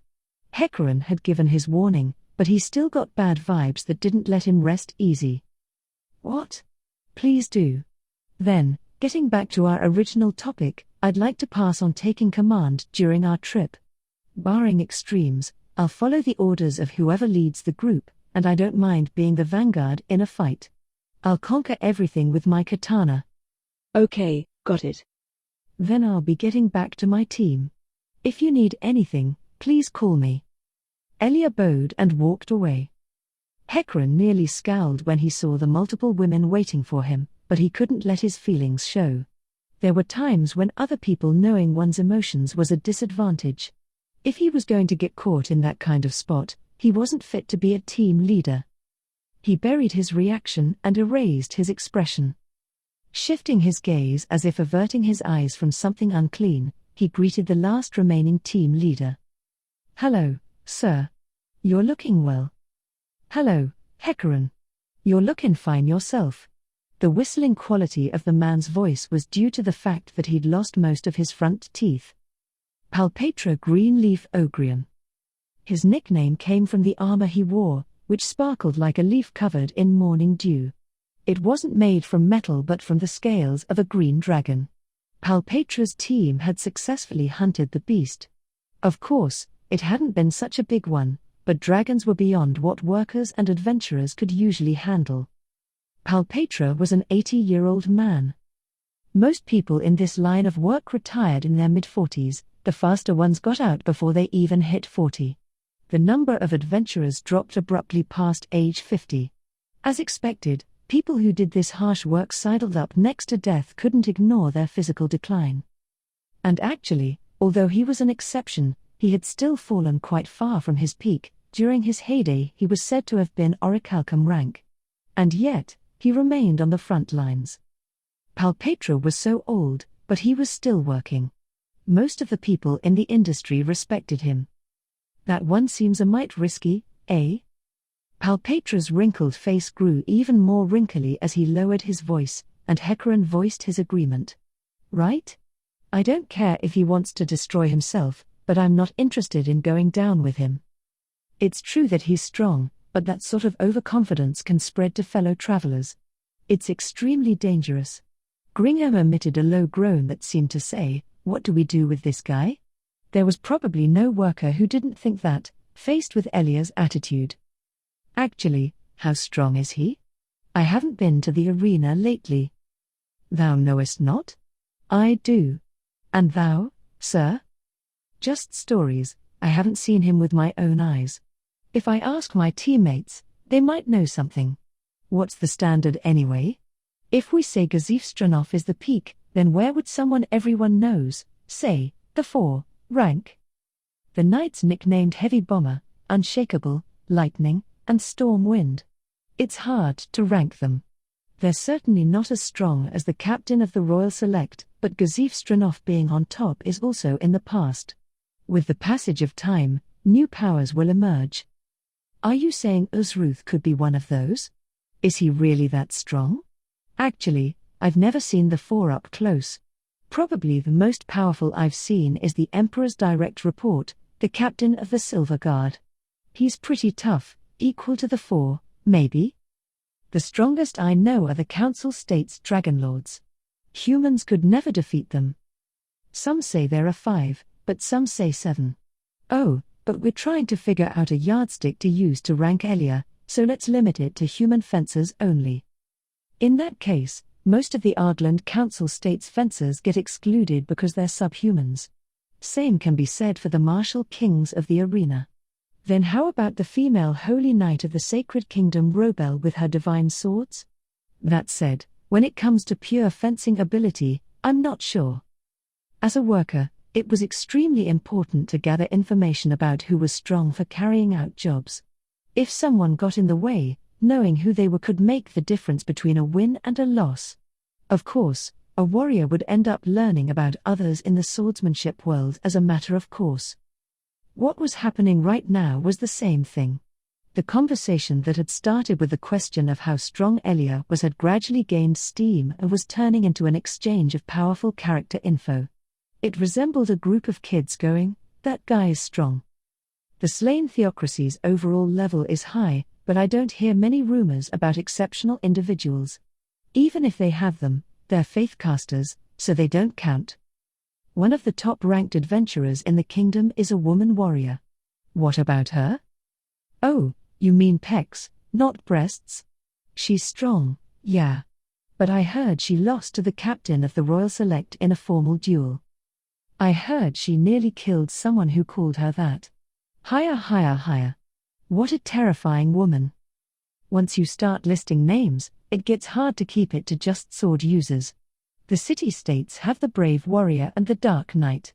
The Dragon Kingdom has Furious Flash Celebrate from the Adamantite rank Adventurer Team Crystal Tear and Deep Red Optics from the Worker Team Blazing Crimson. In the Kingdom, Brain Unglaeus?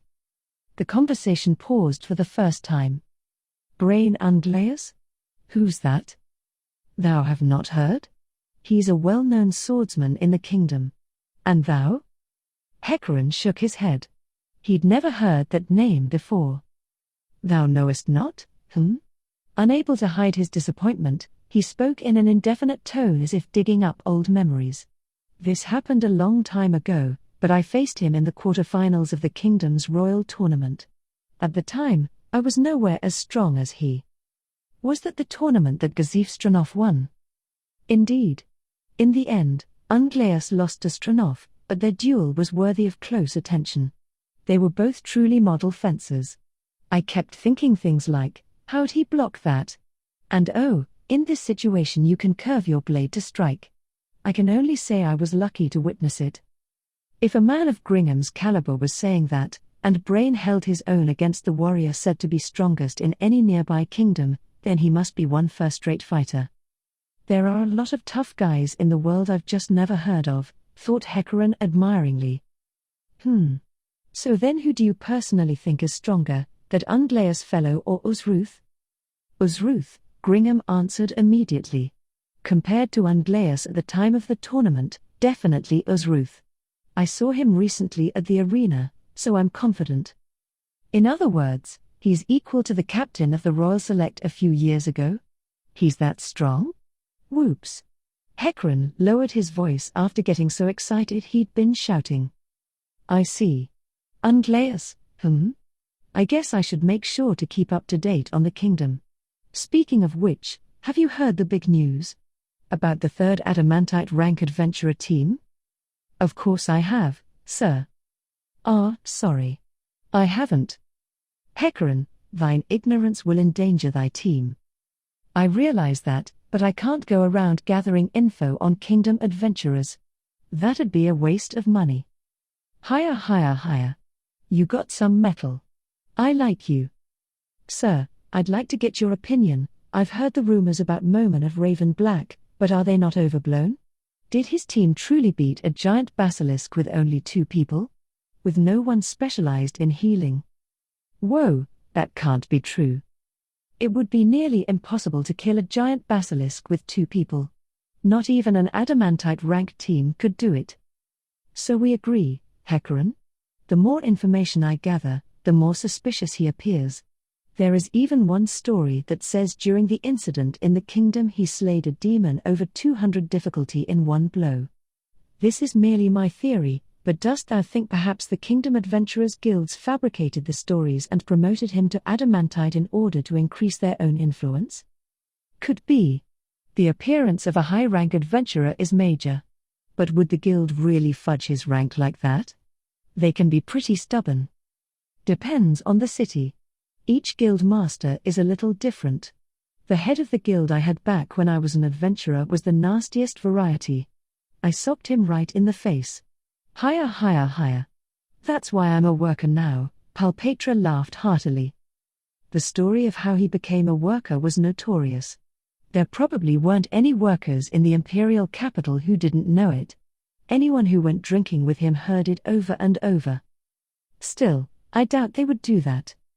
So you're saying those things are true? It's hard to believe. Even giving them the benefit of the doubt, although common sense says a difficulty rating over 200 is already fishy, he wouldn't be able to defeat something so strong in one blow. If anything, maybe the rumor is exaggerated? A high difficulty demon appeared, a few teams took it on, and the team that dealt the final blow was Raven Black? That's more plausible. Anyone stronger than Orichalcum rank is crammed into Adamantite, so I wouldn't be surprised if there was someone that strong. There has to be a wide range of Adamantite abilities. So Hecarim shares my opinion, but thou, sir, deem the stories true. Higher. Well, not all of them. So seeing is believing?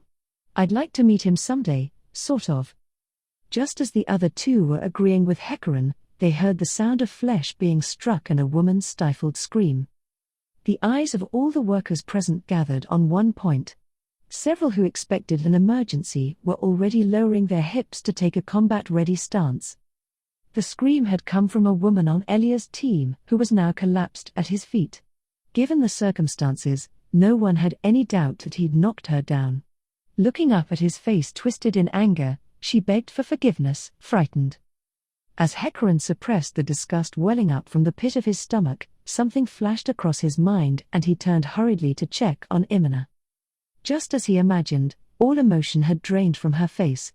The only thing he sensed was a dangerous energy, as though she might attack at any moment.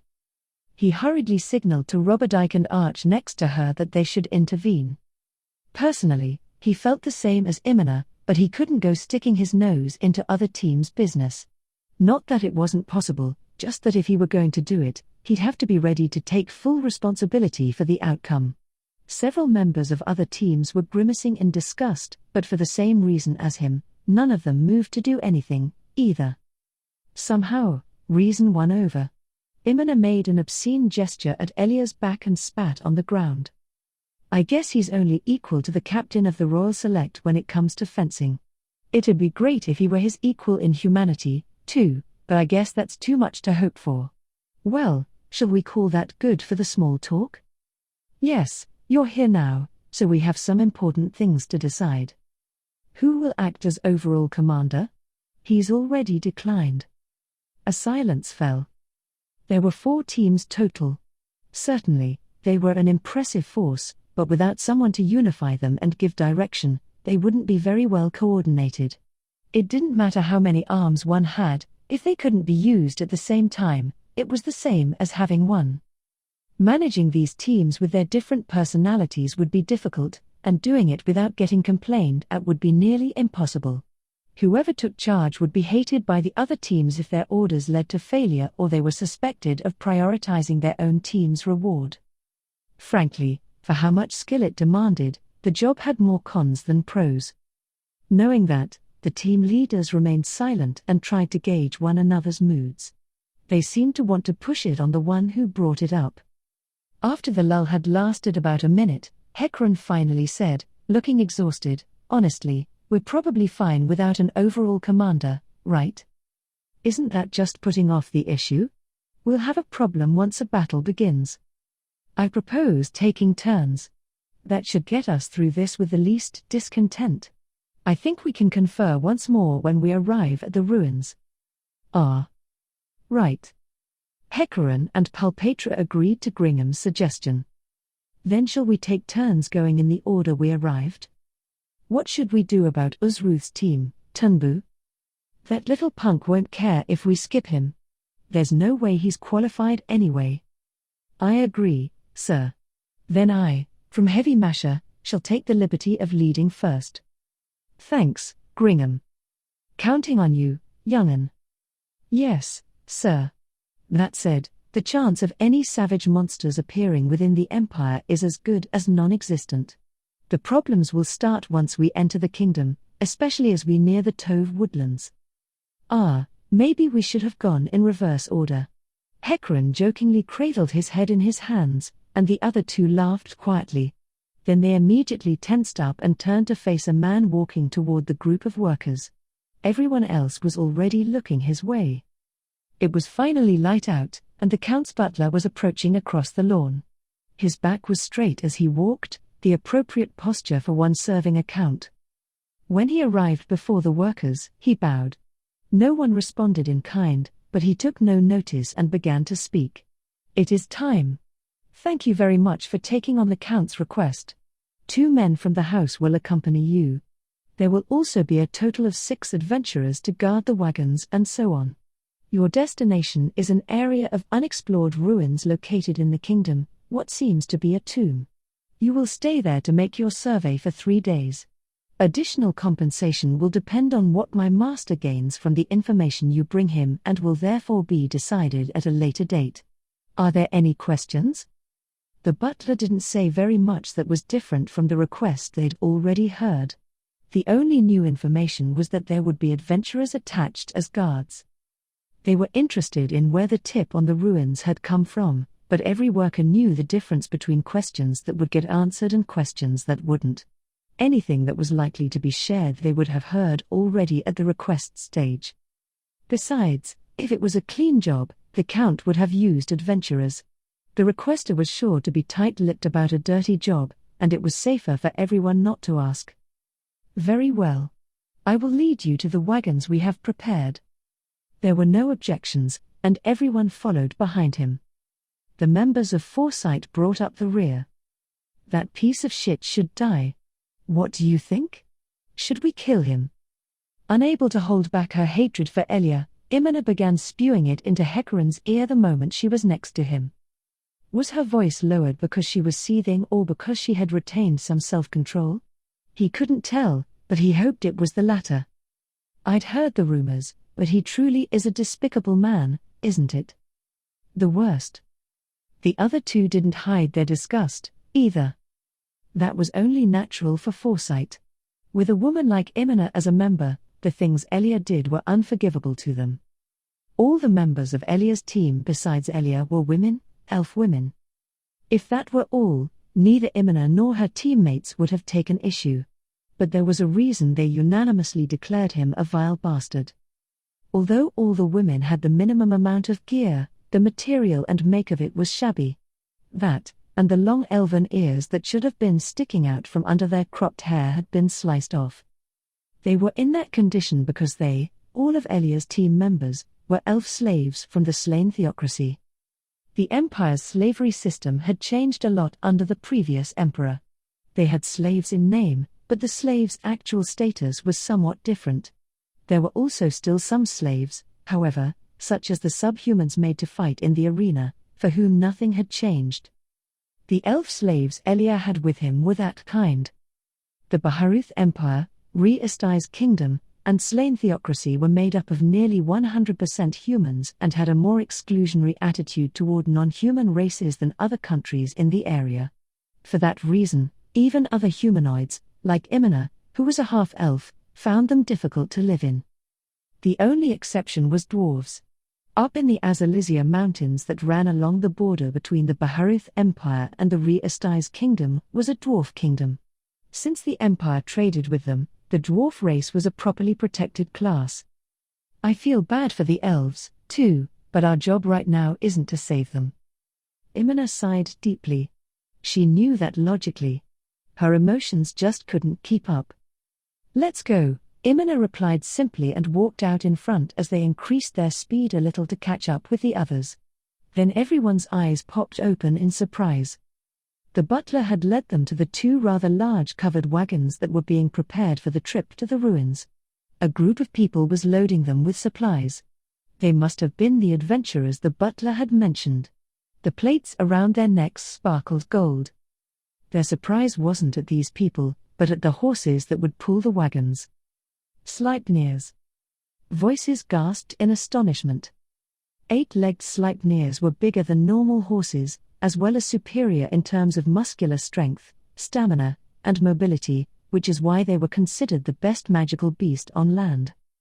Of course, that made them worth a lot, more than 5 warhorses. It was rare for even nobles to possess them. But the Count had 2 hitched to each wagon for a total of 4. Probably he'd considered the possibility that they could be lost over the course of the adventure, so all the workers could do was applaud his resolution. Or does he think there is enough treasure in the ruins that will need Sleipnirs to carry it all back? Some of the others must have been thinking the same thing. There were several audible gulps. Please use these wagons. Food and other supplies are packed inside. We've also employed some adventurers to guard the wagons and your campsite. Please bear in mind that their contract strictly prohibits them from entering the ruins. Hecarim left his friends and jogged over to Gringham, thinking they needed to have a meeting right away. "Excuse me, Gringham. There's something I want to talk to you about." "What is it? Did something happen?" "It's about how to split up the wagons. Do you think my team could be separate from Tunbu?" "Huh? Oh. I understand thine anxiety. About her, right? Then my team will go with Tunbu. Thanks a lot. Make no mention of it. For this job, we're companions. I'm not interested in having any spats before we even begin our survey of the Rue." Do you think we'll be okay with gold rank adventurers? "We'll have problems if we get back and our base is destroyed or monsters slip past them while we're sleeping." The pair turned in the direction of the loud voice whose sudden comment had been launched like a fireball. It was Elia shouting in the butler's direction, but at the sound of his voice, He hadn't even tried to be discreet. The adventurers stopped loading the supplies as if time had frozen. When looking up, there were always farther heights, and no way to tell if one would be able to climb to them or not.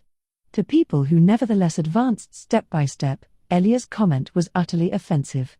They, too, lived in a struggle for power, so having a job end with their abilities in question, especially by the requester, would impact future jobs. They needed to show off their capability in an indisputable way. The man who hurled this abuse, considered unforgivable by the workers and adventurers alike, was a person who couldn't put himself in other people's shoes, which is why he went on without even noticing how sour the atmosphere had gotten. No, I understand that they're fine for carrying luggage. I'm only concerned about whether they can keep danger away or not. For crying out loud. Nothing good will come of this tension. I imagine they'll just take it since this is for work, but still. It was true that all the worker teams present were probably mithril equivalent, in other words, they were stronger than the adventurers. Still, there were things that were all right to say and things that weren't. Somebody make him stop, even if you have to hit him. The workers' eyes were hard as they glanced at one another, and Hecarim ran over to Imina. She'd be in danger if a sword fight broke out. But the one who struck wasn't any of the workers. Sir, Osruth, correct? We assure you there will be no problems. That's assuming we work together, right? If that's the case, then it makes more sense. No, it's because someone even stronger than all of you will also be accompanying you. Moman. Responding to the butler's icy voice, a warrior clad in full plate armor poked his helmeted head out of one of the wagons. Up until then, he must have been carrying supplies set on the cargo bed farther in. Allow me to introduce you. This is Moman, from the two-person adventurer team Raven Black, an adamantite rank. His teammate Nobe is also here. These two will accompany you and guard your camp. Will that be satisfactory? The atmosphere underwent another dramatic change.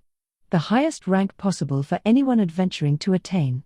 With proof of that ultimate strength before their eyes, the workers were rendered speechless. Mollified by the genuine reactions of the workers to the appearance of the most elite adventurers, the gold ranks returned to loading supplies. The one who seemed like their leader, wearing a smile that seemed almost deliberate, addressed the Raven Black warrior. We'll do the rest, so would you go ahead and get to know the workers? We'd like you, as our leader, to have a meeting with them about our security plan. Got it. If your team is fine with that, then I humbly accept your proposal.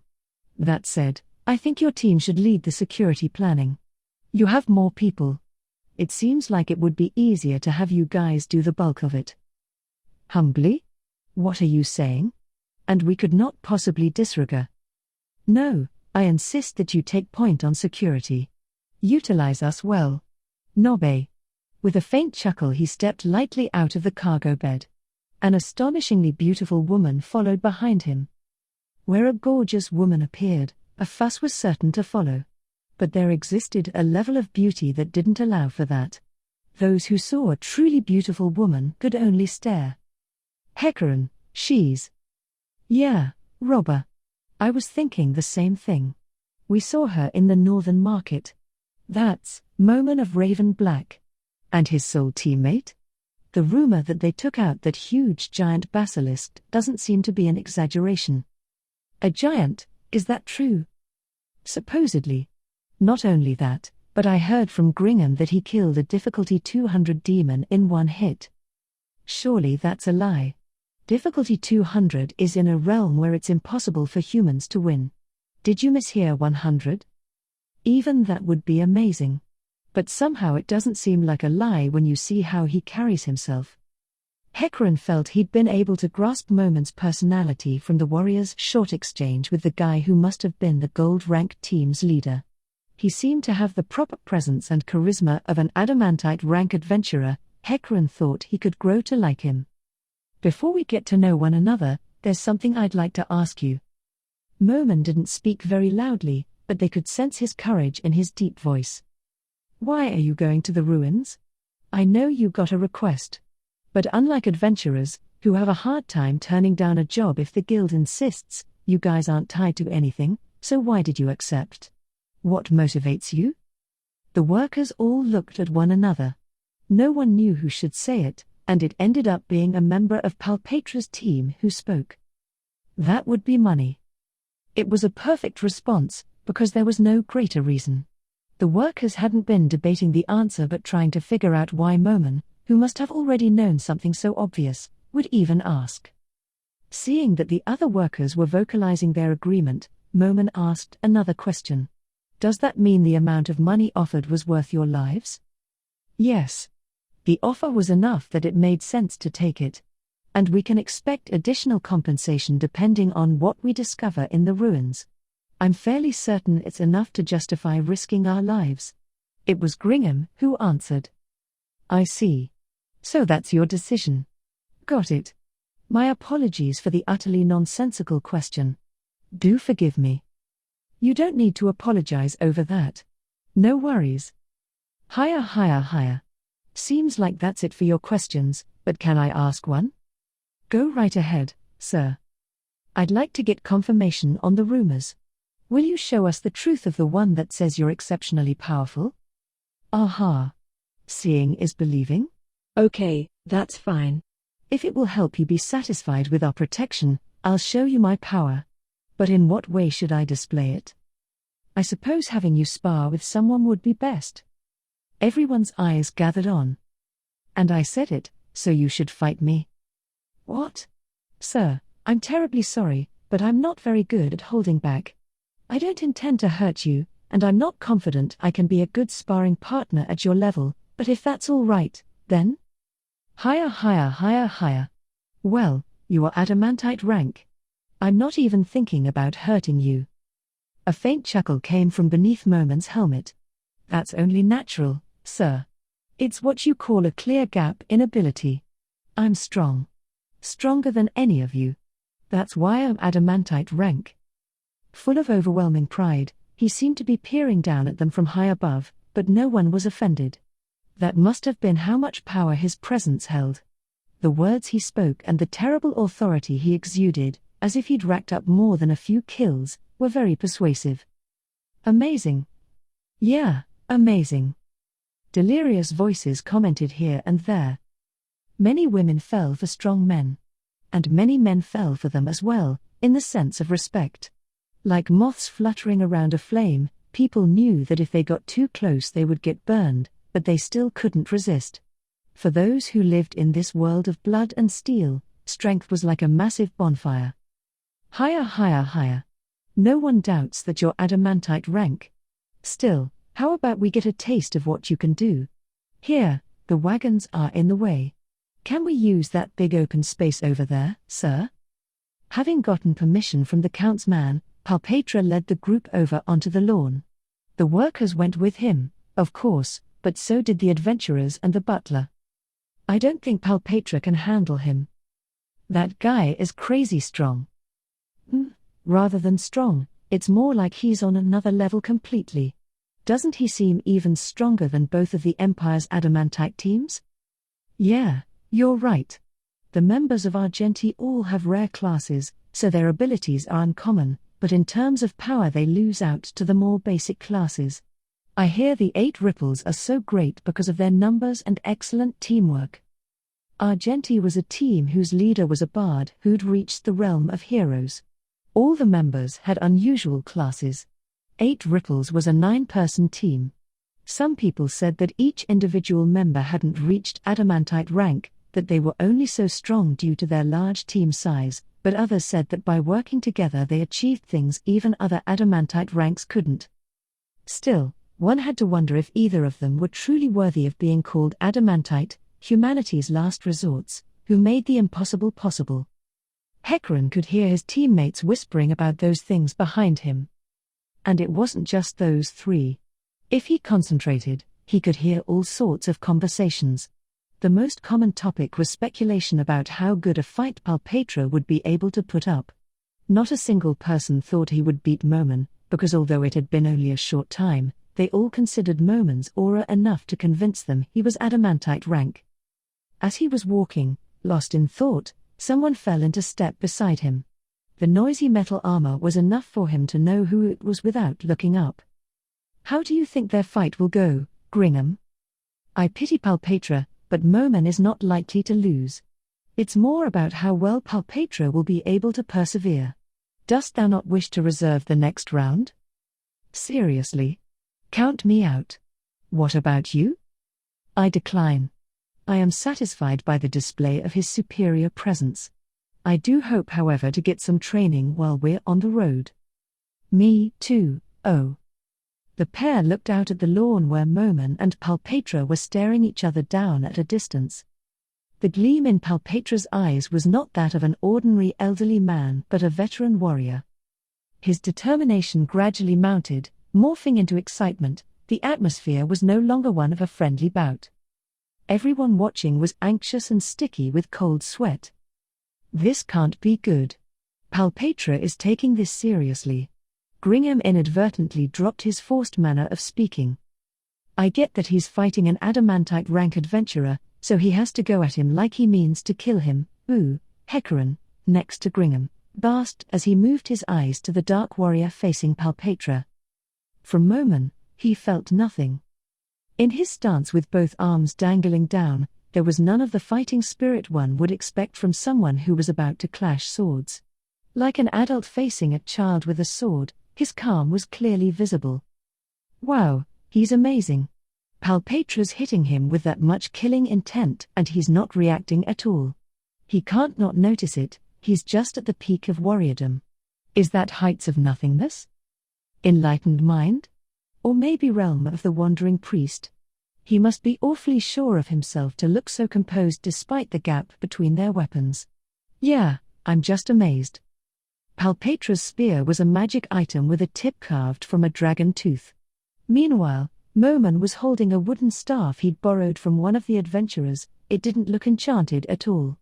A magic weapon could have all sorts of effects, like increasing sharpness, boosting the abilities of the one equipping it, or dealing additional damage. At this stage, from a weapon standpoint, it was possible to say Palpatra had a huge advantage. Nah, that can't be true. The gap between them won't be filled by a weapon. And Moman's armor seems more enchanted than Palpatra's. Plus, the items he has equipped are probably more magical, too. Overall, there's either no gear gap, or Moman is ahead. Don't be too hasty. Haven't you heard the rumor that the total value of the magic items Palpatra uses surpasses what adamantite rank adventurers can afford? He's fulfilled tons of requests over the years. He's probably earned the most rewards in the entire empire. Nah, wait, No, you wait. As the two of them chattered on, the combatants' will to fight hit critical mass and the battle began. Okay, here I come. Come at me, sir, but don't overdo it. This is an important job, Without letting him finish, Palpatra charged with elegant power and speed one would never expect from an 80-year-old man. Meanwhile, Moman didn't even hold up his staff. Dragon Tooth Thrust. Hecaran's eyes widened as Palpatra didn't hesitate to use a martial art for his opening move. He whipped his spear, thrusting to deliver two piercing strikes, like dragon fangs. The attack included a special effect that dealt additional attribute damage. This was a more advanced version of drill thrust, which Palpatra had developed over 40 years ago. Known for its good balance, the martial art had been learned by many fighters. The type of dragon tooth thrust he used was blue dragon tooth thrust, to deal additional lightning damage. What's that old man thinking? Sure, you have access to healing magic, but you still wouldn't normally do something like that in a friendly spar. Even grazing someone clad in metal armor with a lightning-imbued martial art would be extremely effective. The choice showed Palpatra was going all out. Though the attack should have been troublesome for a warrior wearing metal, Moman nimbly dodged it. Despite his raven-black full-plate armor, he moved so lightly it was like he had wings. More surprisingly, he didn't jump out of the way or make any large movement. He evaded it completely while barely moving from where he stood. No way. I can't imagine what his dynamic visual acuity and physical ability must be. Wind acceleration. Palpatra used another martial art. You're overdoing it, you old fart. Did your age hit your brain? Dragon Tooth thrust. He assaulted Momen again with the same art as before. This time the tip of the spear was imbued with snowy chill, white Dragon Tooth thrust. A total of 4 chained moves in less than the space of a breath. The spectators were stunned. Of course they were. Not a single one of the attacks so much as grazed Momen's armor. Palpatra jumped way back. The beads of sweat on his forehead weren't from exerting his body to attack, but from the immense mental pressure of wielding his spear in a battle he couldn't win. Wow. He's even stronger than you, Hecarim. Of course he is, Arch. Don't even compare me to him. That's what an elite adventurer is. He's the very top. That's the power of an adamantite rank. So is it my turn now? Momen held up his staff and pointed its tip at Palpatra's eyes. Meanwhile, the spear Palpatra had been grasping was now leaning against his shoulder. It wasn't a combat stance, but the stance of someone who no longer had any will to fight, of someone who'd given up. Magnificent. Stop, stop. Not only can I not win, I can't even scratch you. Oh? At Palpatra's declaration of surrender, the onlookers sent up an admiring moan. Whoa. Momen was truly overpowering. The gap in strength might as well have been that between an adult and a child. He'd shown them that vividly. Everyone who had watched began chatting, sharing their impressions, wondering what school of footwork he used to dodge, and so on. Leaving them, Hecarim and Gringham approached Palpatra, who was wiping the sweat from his forehead and talking with Momen. You're already finished, sir? His tone and manner had changed abruptly. Weren't you about to get serious there? Higher. What a thing to say to an old man like me. I was being serious. That was me being serious, Sir Momen. Oh, please excuse me. Oh, please don't apologize. I'll feel even worse. And you don't have to stand on ceremony with me. We should assess each other based on strength, not years lived. It feels quite awkward to be treated with so much respect by someone as overwhelmingly strong as yourself. I see. Then I'll relax a bit. By the way, stopping here is pretty dissatisfying for me. If there's a next time, I'll attack first. Anyhow, I have to load the wagons, so I'll be going now. Why not let the others load the wagons? That's not a job for you, is it? No, I disagree. No matter what status you hold, when you're given a job, you should do it well. With that, Momen walked back toward the wagons, and the peerless beauty followed behind him. The two who arrived just as he was leaving ended up watching him go. His broad shoulders. Higher. You look like you want to ask something. What did you think of him, sir? Palpatra's wrinkled face screwed up. It might have been a bitter smile, but it seemed like something else, as well. He's strong. No, I knew he was strong because he's adamantite rank. I just had no idea he was this strong. The second we faced each other, I had the feeling that no matter where I tried to hit him, he would block it. Hecarim had felt the same thing, that Momen would easily stop and counter all his attacks. Even if things went according to plan, that armor would repel all the attacks anyway. That was all he could imagine. Palpatra, who had faced him directly, must have experienced the feeling more intensely. So that's adamantite rank. Yep, that's adamantite. He's a being in a realm only a handful of people will ever reach. He really is magnificent, beautiful. That's a height I'll never make it to. You must be pretty satisfied having seen it, though? Truly. I have a better understanding of how you both move after watching that match. It would have been impossible to observe so calmly if I had been the one facing him. Apologies, sir, but I really wanted to see Sir Momen attack. Impossible. He didn't seem very interested in attacking me. He had no desire to fight. Probably it's as he said, that he's not good at holding back. He probably thought hitting me would kill me just like that. If that were true, some might have found it arrogant. Palpatra, old though he may have been, was a fairly skilled warrior. It could be argued that Momen had underestimated the veteran without even seeing what he could do. but the reason he could do that was because he was an adamantite rank adventurer. Well, can't be helped. The gap in our abilities is just that big. It was frustrating at first, but even if he stuck to defense, once he dodged everything I threw at him, I couldn't really say anything. They'd been shown the meaning of strength. He had chosen a weapon he wasn't used to, with totally different heft and balance, because he was that confident. The gap between the two men was that big. Palpatra walked off, mumbling, "I'm beat, so tired." He was headed, of course, for the covered wagons. As Hecaran watched him go, he heard a quiet voice. "I couldn't make it to that realm even in my younger days. So that's adamantite. So high above me." Palpatra's shoulders looked so small.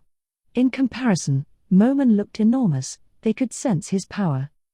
"So that's the most elite rank, adamantite?" "Yeah, just amazing." There was no lack of people who agreed with their admiring comments. 2. A single carriage raced like the wind over the cobblestones of imperial capital Arwenthal. Pulling the resplendent carriage was an 8-legged magical beast known as a Slipner. 2 able-bodied warriors were seated in the box, and on the roof, the cargo bed had been renovated, crouched 4 people, including a caster and a warrior with a crossbow, keeping an eye on their surroundings. Naturally, the reason this rolling defense force, a security detail that was arguably overkill, could go openly down the street was due to the standing of the people inside. One look at the crest of 3 crossed staves carved on the side of the carriage was enough for someone with a little education to know whose carriage it was and who was inside. That was why the knights guarding the street didn't challenge them. Inside the carriage were 3 men.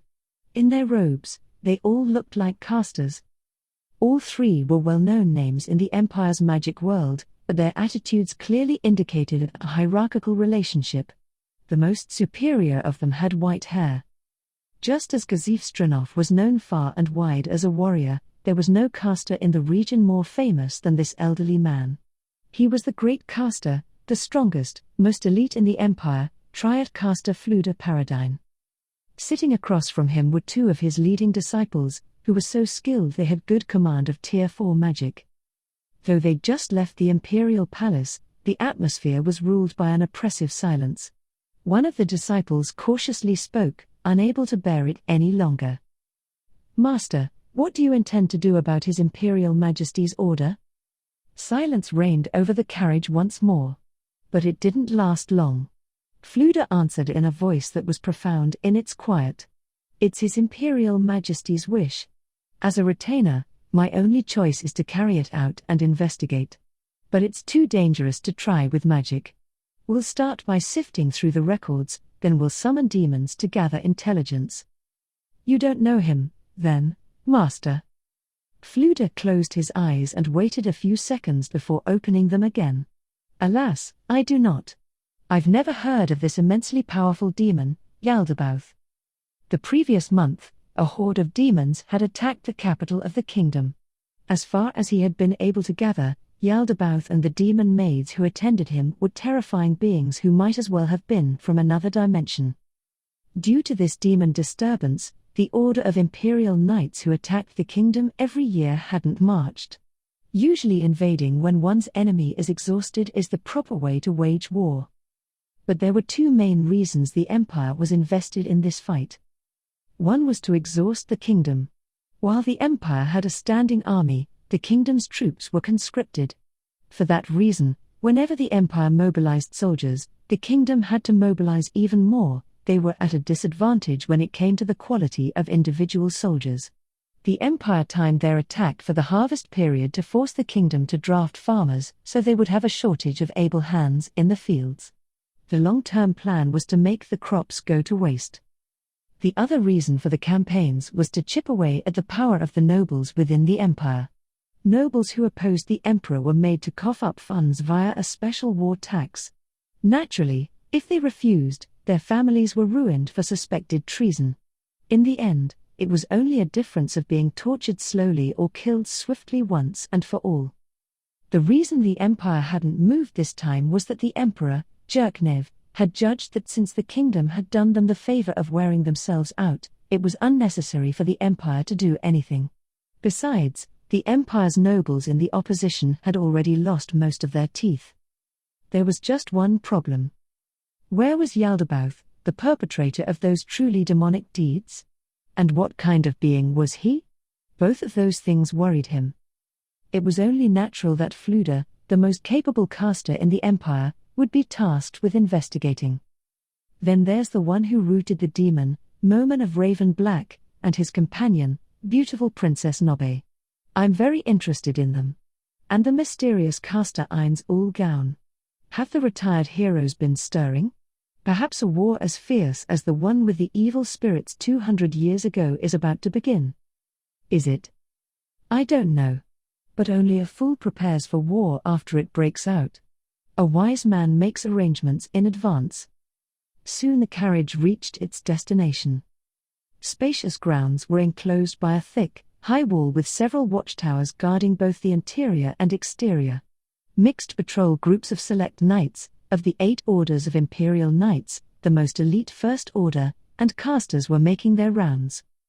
Looking up, the Emperor's personal guards mounted on magical beasts, the Imperial Air Guard, and elite casters on watch using flying spells could be seen.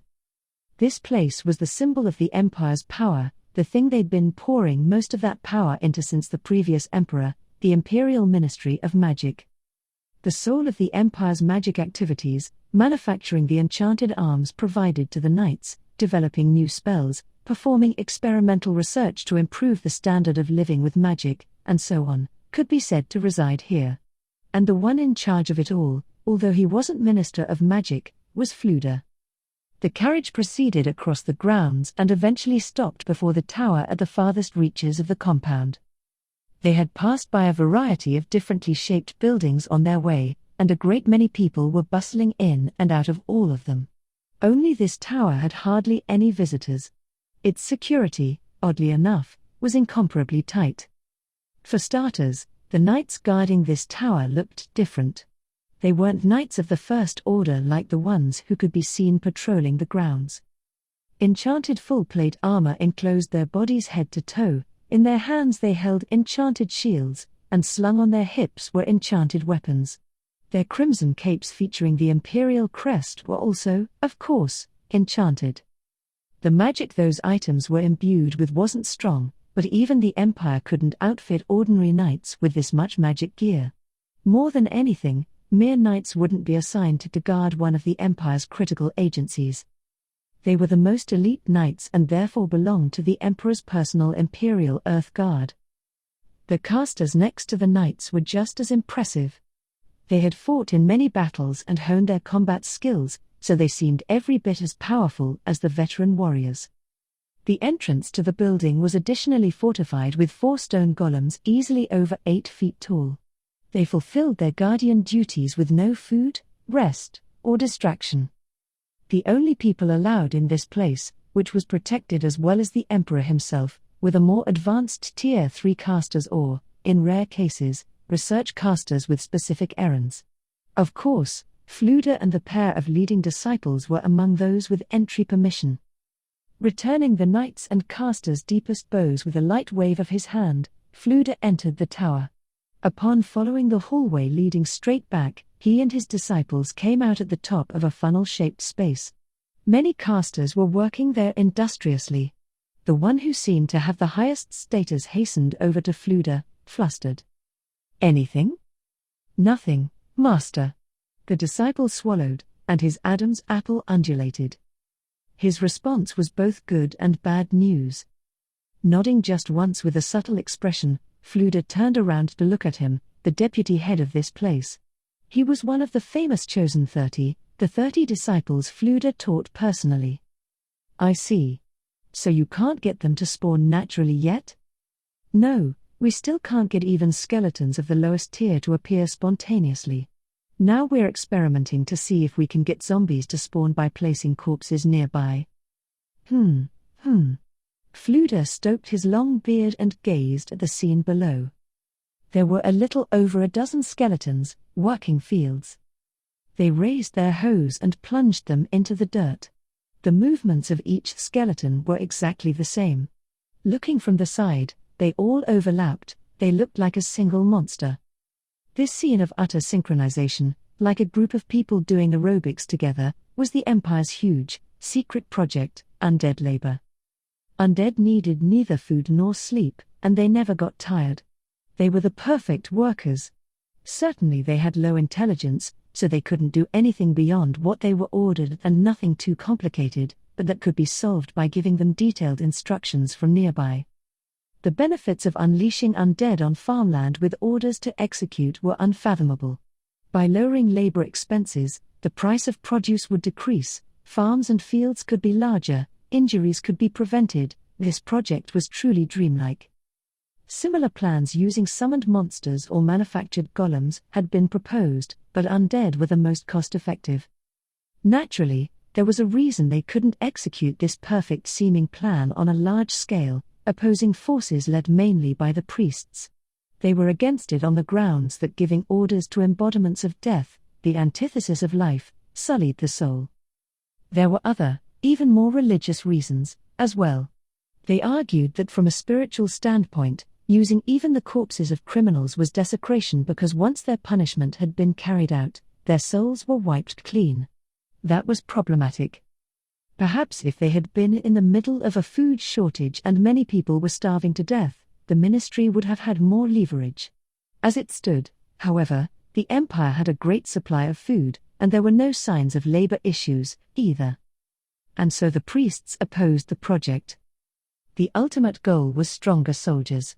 If the Empire relied on undead to meet production capacity, they could use their human resources for other things and possibly discover powerful knights.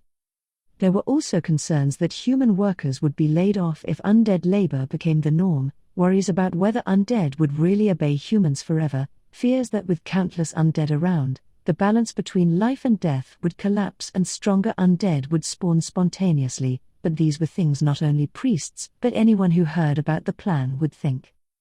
This facility existed to verify each concern and solve the problems. You haven't discovered the fundamental cause. No, my apologies, Master. Why did undead spawn naturally? Their pursuit of the answer had major implications for the future. The Katsa Plain was known as a cursed land, covered by a mist that only cleared during the war between the kingdom and the Empire. The spawn rate there was so high that skeletal dragons, one of the most powerful undead, capable of neutralizing all magic spells, could appear.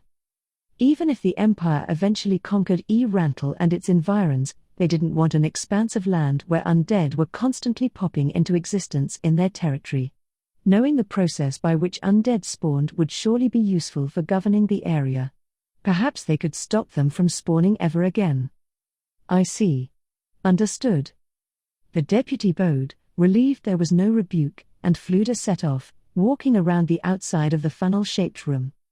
By the time he reached the door on the opposite side, the number of leading disciples behind him had grown. The knight guarding the door pushed it open for them, and the party continued inside. It was another hallway similar to the previous, but this one was completely empty, not a person to be seen. The air smelled dusty, and the light seemed to be in a losing battle with the darkness. Proceeding straight down the eerie corridor, they came upon a spiral staircase extending below. They passed through several doors on their way, but their clacking footsteps didn't echo for very long. They went perhaps 5 floors down, but the air seemed much heavier than that. It wasn't simply because they were underground. This much was clear from the hard expression born of anxiety worn by everyone in the party, including Fluda. Their faces were grim as they reached the deepest floor, a large open space. The atmosphere was so tense they were practically bracing themselves for combat. Everyone's sharp eyes were gathered on the single thick door. This door, so imposing it seemed to be a division between worlds, was fitted with layer upon layer of physical and magic defense so it wouldn't break or open easily. It was a door that would not permit escape. The doors they had passed through on their way here also hinted at the danger lurking in the depths. They'd been built as barriers so that if the threat behind this thick door made a move they could seal it away or at least buy time. Fluda spoke in a hard voice to warn his disciples. Don't let your guard down. His words were brief and to the point, which was what made them terrifying. The casters accompanying him all bowed low. Fluda gave the same warning every time they came here. Still, knowing what was beyond the door, they couldn't crack a smile. Across this threshold was the ultimate undead. There was no doubt that if it was released, an unprecedented disaster would befall the imperial capital. Several of the disciples began casting protective magic, not only pure physical defense spells but also mental protection. After an appropriate amount of preparation time, Fluda eyed each of his disciples' faces to make sure they were ready. With a nod, he spoke the words that unsealed the room's entrance. As the magic took effect, the heavy door slowly groaned open. Darkness made it difficult to see inside the room, but something like a chill radiated out of it, and a couple of the disciples shivered. Even with magic items to protect them from environmental effects, the sheer hatred of the living that emanated from inside was enough to make their blood run cold. An audible gulp resounded throughout the hall. "Let's go." At Fluda's signal, magic light created by the disciples chased the darkness from the room. The banished gloom seemed to gather at the edges of the light and grow even deeper. That's what it felt like. With Fluda in the lead, the party entered the room where the presence of death hung in the air. It wasn't a very large room, so the light shone to the back almost immediately. Against the far wall was a giant pillar that stretched up to the ceiling. Shaped almost like a gravestone, it drew the eyes. But something else drew them even more strongly, the thing immobilized and crucified to it. The undead's whole body was bound in chains far thicker than a human thumb, so it was completely restrained. The ends of the chains were secured to the cobblestone floor. Not only that, but huge iron balls were attached to the undead's hands and feet. Nothing would have been able to move under those conditions. The incredibly thorough restraints showed how wary the casters were of this opponent. It was why even after seeing those fat chains, some of the members of the party had lingering concerns, thoughts like, couldn't it easily break through those chains and escape? It looked like a knight clad head to toe in black armor, but it definitely wasn't human. The first thing one noticed was the being's hulking physique. It was well over 6 feet tall. The next was that black full-plate armor. It had a pattern like blood vessels running over it and sharp spikes jutting out here and there like embodiments of violence. Its helmet had horns like a demon and an open face that left its rotting features visible. In its vacant eye sockets, its hatred for living things and anticipation of slaughter burned red. It wasn't alive but dead. If it weren't, the amount of malice toward living things it was emanating would have been impossible. The Death Knight. One disciple who had come to this place for the first time murmured the legendary undead's name. It was an undead so legendary few had even heard of it. The red glow in the Death Knight's eyes appeared to blink and move to size up the casters. No, they couldn't know how its gaze was shifting just from the flickers of light. But their shivers told them they were being watched. The casters accompanying Fluda were a handful of capable ones who could use at least Tier 3 magic. But even they couldn't stop their teeth from chattering. Even with the mental protection magic, the fear that welled up inside them couldn't be stopped. Still, the magic was probably the only reason they were able to stand there and bear it instead of running away. Steel your hearts. The weak will perish, Fluda warned them and approached the Death Knight. In response, the undead tried to stamp its feet as it seethed with murderous intent. The chains gave an ear-piercing screech, but the monster's body barely moved at all. Fluda thrust a hand toward it. His incantation rang out in the magically illuminated room. It was an original spell of his own creation, an improvement on summoned 6th-tier undead. Obey me. The spell finished casting, and Fluda's voice melted away. But the Death Knight's eyes still contained a hatred for the living. Everyone could see the magic had failed. So I still can't control it? There was audible frustration in his voice. It had been 5 years, and he still couldn't dominate this undead. The monster had been discovered in a region famous for frequently spawning undead, the Katsa Plain. The company of Imperial Knights who encountered it were not familiar with the monster type, but they had their orders, so they initiated combat as usual. It was 10 seconds later that they realized they'd been both hasty and foolish. The Imperial Knights, known for their great strength, were awash with fear and despair. The battle was overwhelmingly one-sided, their opponent was too strong. Many knights had been mowed down before they finally judged that they had no way to deal with the monster and called for a retreat. Of course, they couldn't just leave a monster like that out there. Especially after seeing the fallen knights turned into undead, it was clear that giving their opponent time would lead to serious damage. Following a clamorous debate among top Imperial executives, they decided to play their trump card of their first move. They would mobilize the strongest power in the Empire, Fluda and his disciples. And as is evident from the fact that the Death Knight was restrained in this basement, the battle ended with Fluda and company's victory. But the only reason they could win was that the Death Knight couldn't fly. They carpet-bombed it, shooting fireball over and over until its movement slowed, and eventually Fluda, who was attracted by its overwhelming power, was able to capture it. With it tied up here, he was trying every method that had worked to control normal undead, all sorts of spells and magic items, to conquer it. It's too bad. If I could control his monster, I would be the greatest caster, surpassing even one of the 13 heroes, tamer of the dead Ligrit Belzu Korau. He would far exceed her. Really, Fluda didn't yearn for power so much. His true wish was to peer further into the abyss of magic. This was just one part of that process. His disciples didn't know that.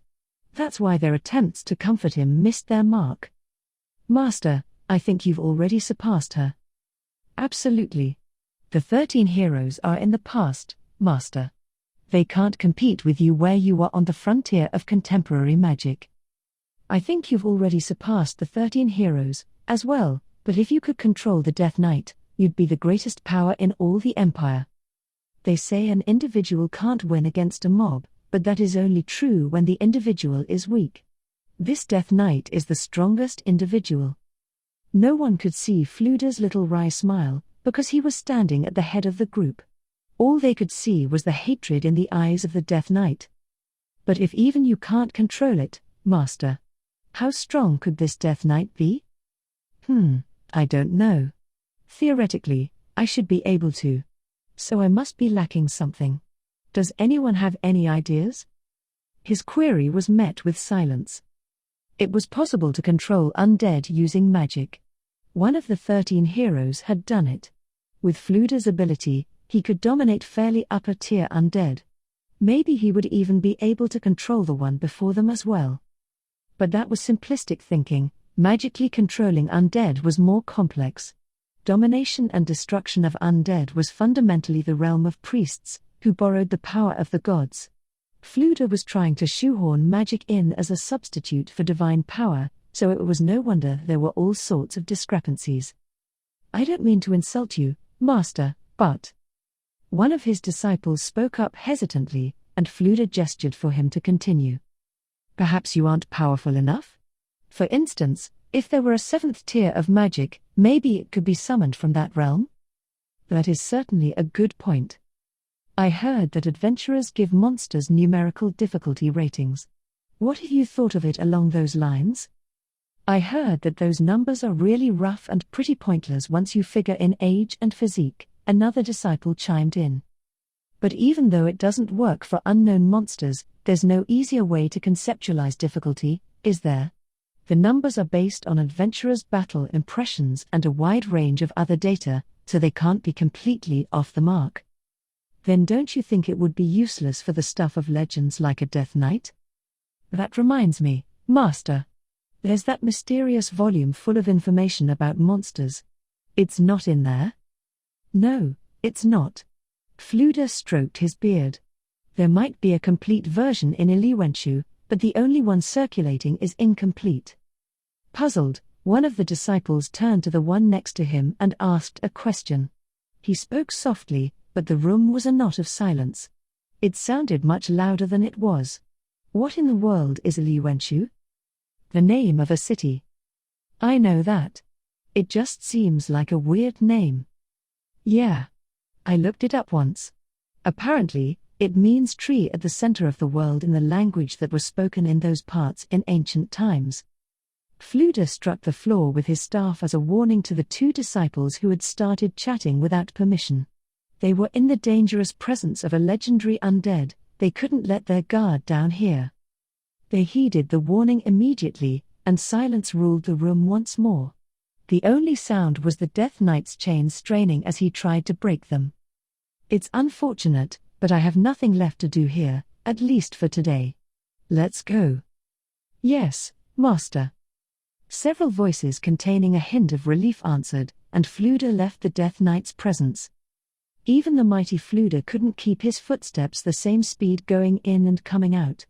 With that gaze pounding his back, his footsteps quickened in spite of himself. Of course, that went for his disciples as well. As Fluda walked through the darkness, he recalled his disciples' earlier conversation. Iliwenchu, the capital of the country the 8 kings of Avarice had built and the only of its cities still standing. It was also the city defended by the 30 city guardians equipped with incomparably powerful magic armor. If the magic items left behind by the 8 kings of Avarice are really still there, thought Fluda, I could probably use them to advance my skills. They were fantastic magic items no one could acquire, the only ones permitted to carry any of them were the 13 heroes. A dark flame flickered in Fluda's heart. The 13 heroes. Heroes of old. Even though he should have been powerful enough to stand among them, they were permitted, yet he was not. In what way was he inferior? Hoping to put out the flames sputtering within him, he summoned comforting thoughts. The position he held, the things he'd built. They weren't inferior to the 13 heroes' accomplishments. On the contrary, his position among the Empire's casters surely put him ahead of them. But once lit, the black fire, envy, wouldn't be extinguished so easily. He wasn't jealous of strength, wit, or ability, he envied the pioneers who got the chance to peer into the abyss of magic. Fluda was an elite caster. Everyone acknowledged that, and probably the only ones who could be considered his equals were the 13 heroes. But he couldn't give orders to the Death Knight, and he could only use up to tier 6 of the supposed data was not terribly reliable, 10 tiers of magic. Those realities rubbed the truth in his face, that he was still far from the abyss. He was getting on in years. As he was a psychic caster, one of the trees of supernatural secrets he mastered was forbidden curses. Because it was forbidden magic, it couldn't be used, but use it Fluda did, and he stopped his aging. Of course, considering the tiers he had mastered, the spell was too difficult for him. He'd forced it to cast by fusing it with a ritual. Because he had tried to make the impossible possible, there were clear distortions in the power. If he had cast it perfectly, he wouldn't age at all, but Fluda still felt the effects of time in a lesser way. For now, things were working out. But the distortions were growing, and eventually the spell would fail. Yes, Fluda would die before peering into the abyss of magic. If he'd had a highly skilled mentor, he might have reached this point much sooner. But no one had come before him, he was forced to blaze his own trail. He took a casual look over his disciples, the ones who were coming down his trail. This fueled the flame of his envy, and it grew.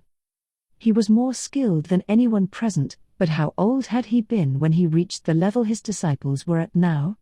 He didn't even need to think about the answer. He had definitely been older. What a difference between having a predecessor and not. Why have I no master? Fluda tried to crush his usual thoughts with others. It's fine. My name will go down in history as a pioneer. All the great casters who come after me will owe their success to me. My disciples are my treasures. And if one of them surpasses me, their power will be mine as well. As Fluda consoled himself, he turned his thoughts to a specific disciple, although she wasn't with him anymore. I wonder what tier she could have reached. Arch-Ebe Ryle-Furt. She was an outstanding girl. She'd mastered Tier 2 at such a young age and had already begun Tier 3. If she had kept going at that pace, she probably would have reached Fluda's level eventually, but for some reason, she had needed to quit. At the time he thought she was so foolish and felt only disappointment. That was a mistake.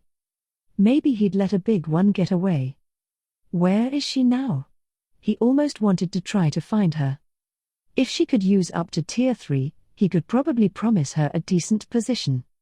But he had things he needed to do. Fluda recited the words to open the heavy door. Like the disciples surrounding him, once he'd stepped outside, he breathed in and out a few times. The atmosphere in the room, filled with the Death Knight's imposing presence, was heavy. Even though they'd been breathing, it didn't quite feel like the air had been reaching their lungs.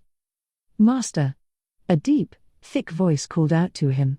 It was one of his leading disciples, who was also a well-known adventurer. Because of his experience, he was made a deputy director of facility security matters. "What happened? Is it an emergency?" "No, not an emergency. Some adamantite adventurers are here requesting an audience with you." Fluda gave the man a dubious look. He hadn't made any appointments. As the top caster in the Empire, Fluda had a lot of work to do.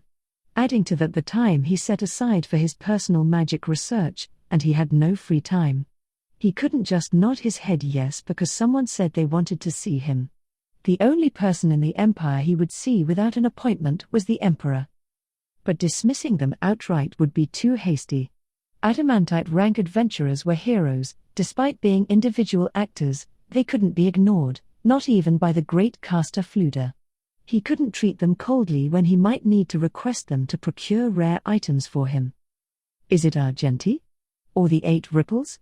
He named the 2 Adamantite rank adventurer teams from the Empire. But the disciples shook his head. "No, it's a 2-person team called Raven Black." They presented their plates as proof. What? Raven Black was the newly famous Kingdom team. Although they were only 2, they'd achieved hero-level results. Most recently, they'd single-handedly repelled Yaldabaoth, who had been rampaging through the royal capital. Why do they want to see me? Several doubts surfaced, but his desire to discuss magic with the high-level caster beautiful Princess Nobe overruled them. He immediately did away with his doubts. Then he remembered, in his capacity as the Emperor's retainer, that his master, Jerknev, wanted to see him. "I guess I can do that after the meeting," thought Fluda as he gave orders to his disciple. "Show them in. I'll be there as soon as I'm ready." 3. Wow, I'm flabbergasted there are actually ruins here. I thought the story seemed fishy when I heard what kind of compensation they were offering, but there are actually unexplored ruins right in the middle of this field. Aren't you surprised? Hecarim's teammates were next to him looking at the ruins, and they all expressed their agreement. The ruins were a tomb, but it was located in a basin, sort of sunken, almost like an upper level had caved in. One of the reasons the tomb was unexplored was probably that as far as the eye could see was grass, there were no remains of old cities to attract adventurer attention. Besides that, the area was dotted with other swells of land, so there was no way anyone would realize that beneath one of them lay ruins. The roof of the central building stuck out slightly, but even that they wouldn't have noticed without climbing up this far. The theory the brains of each team had come up with was that the earth and rock surrounding the ruins had eroded and exposed part of the wall, leading to the discovery. It is a surprise. Or more like, I'm so excited.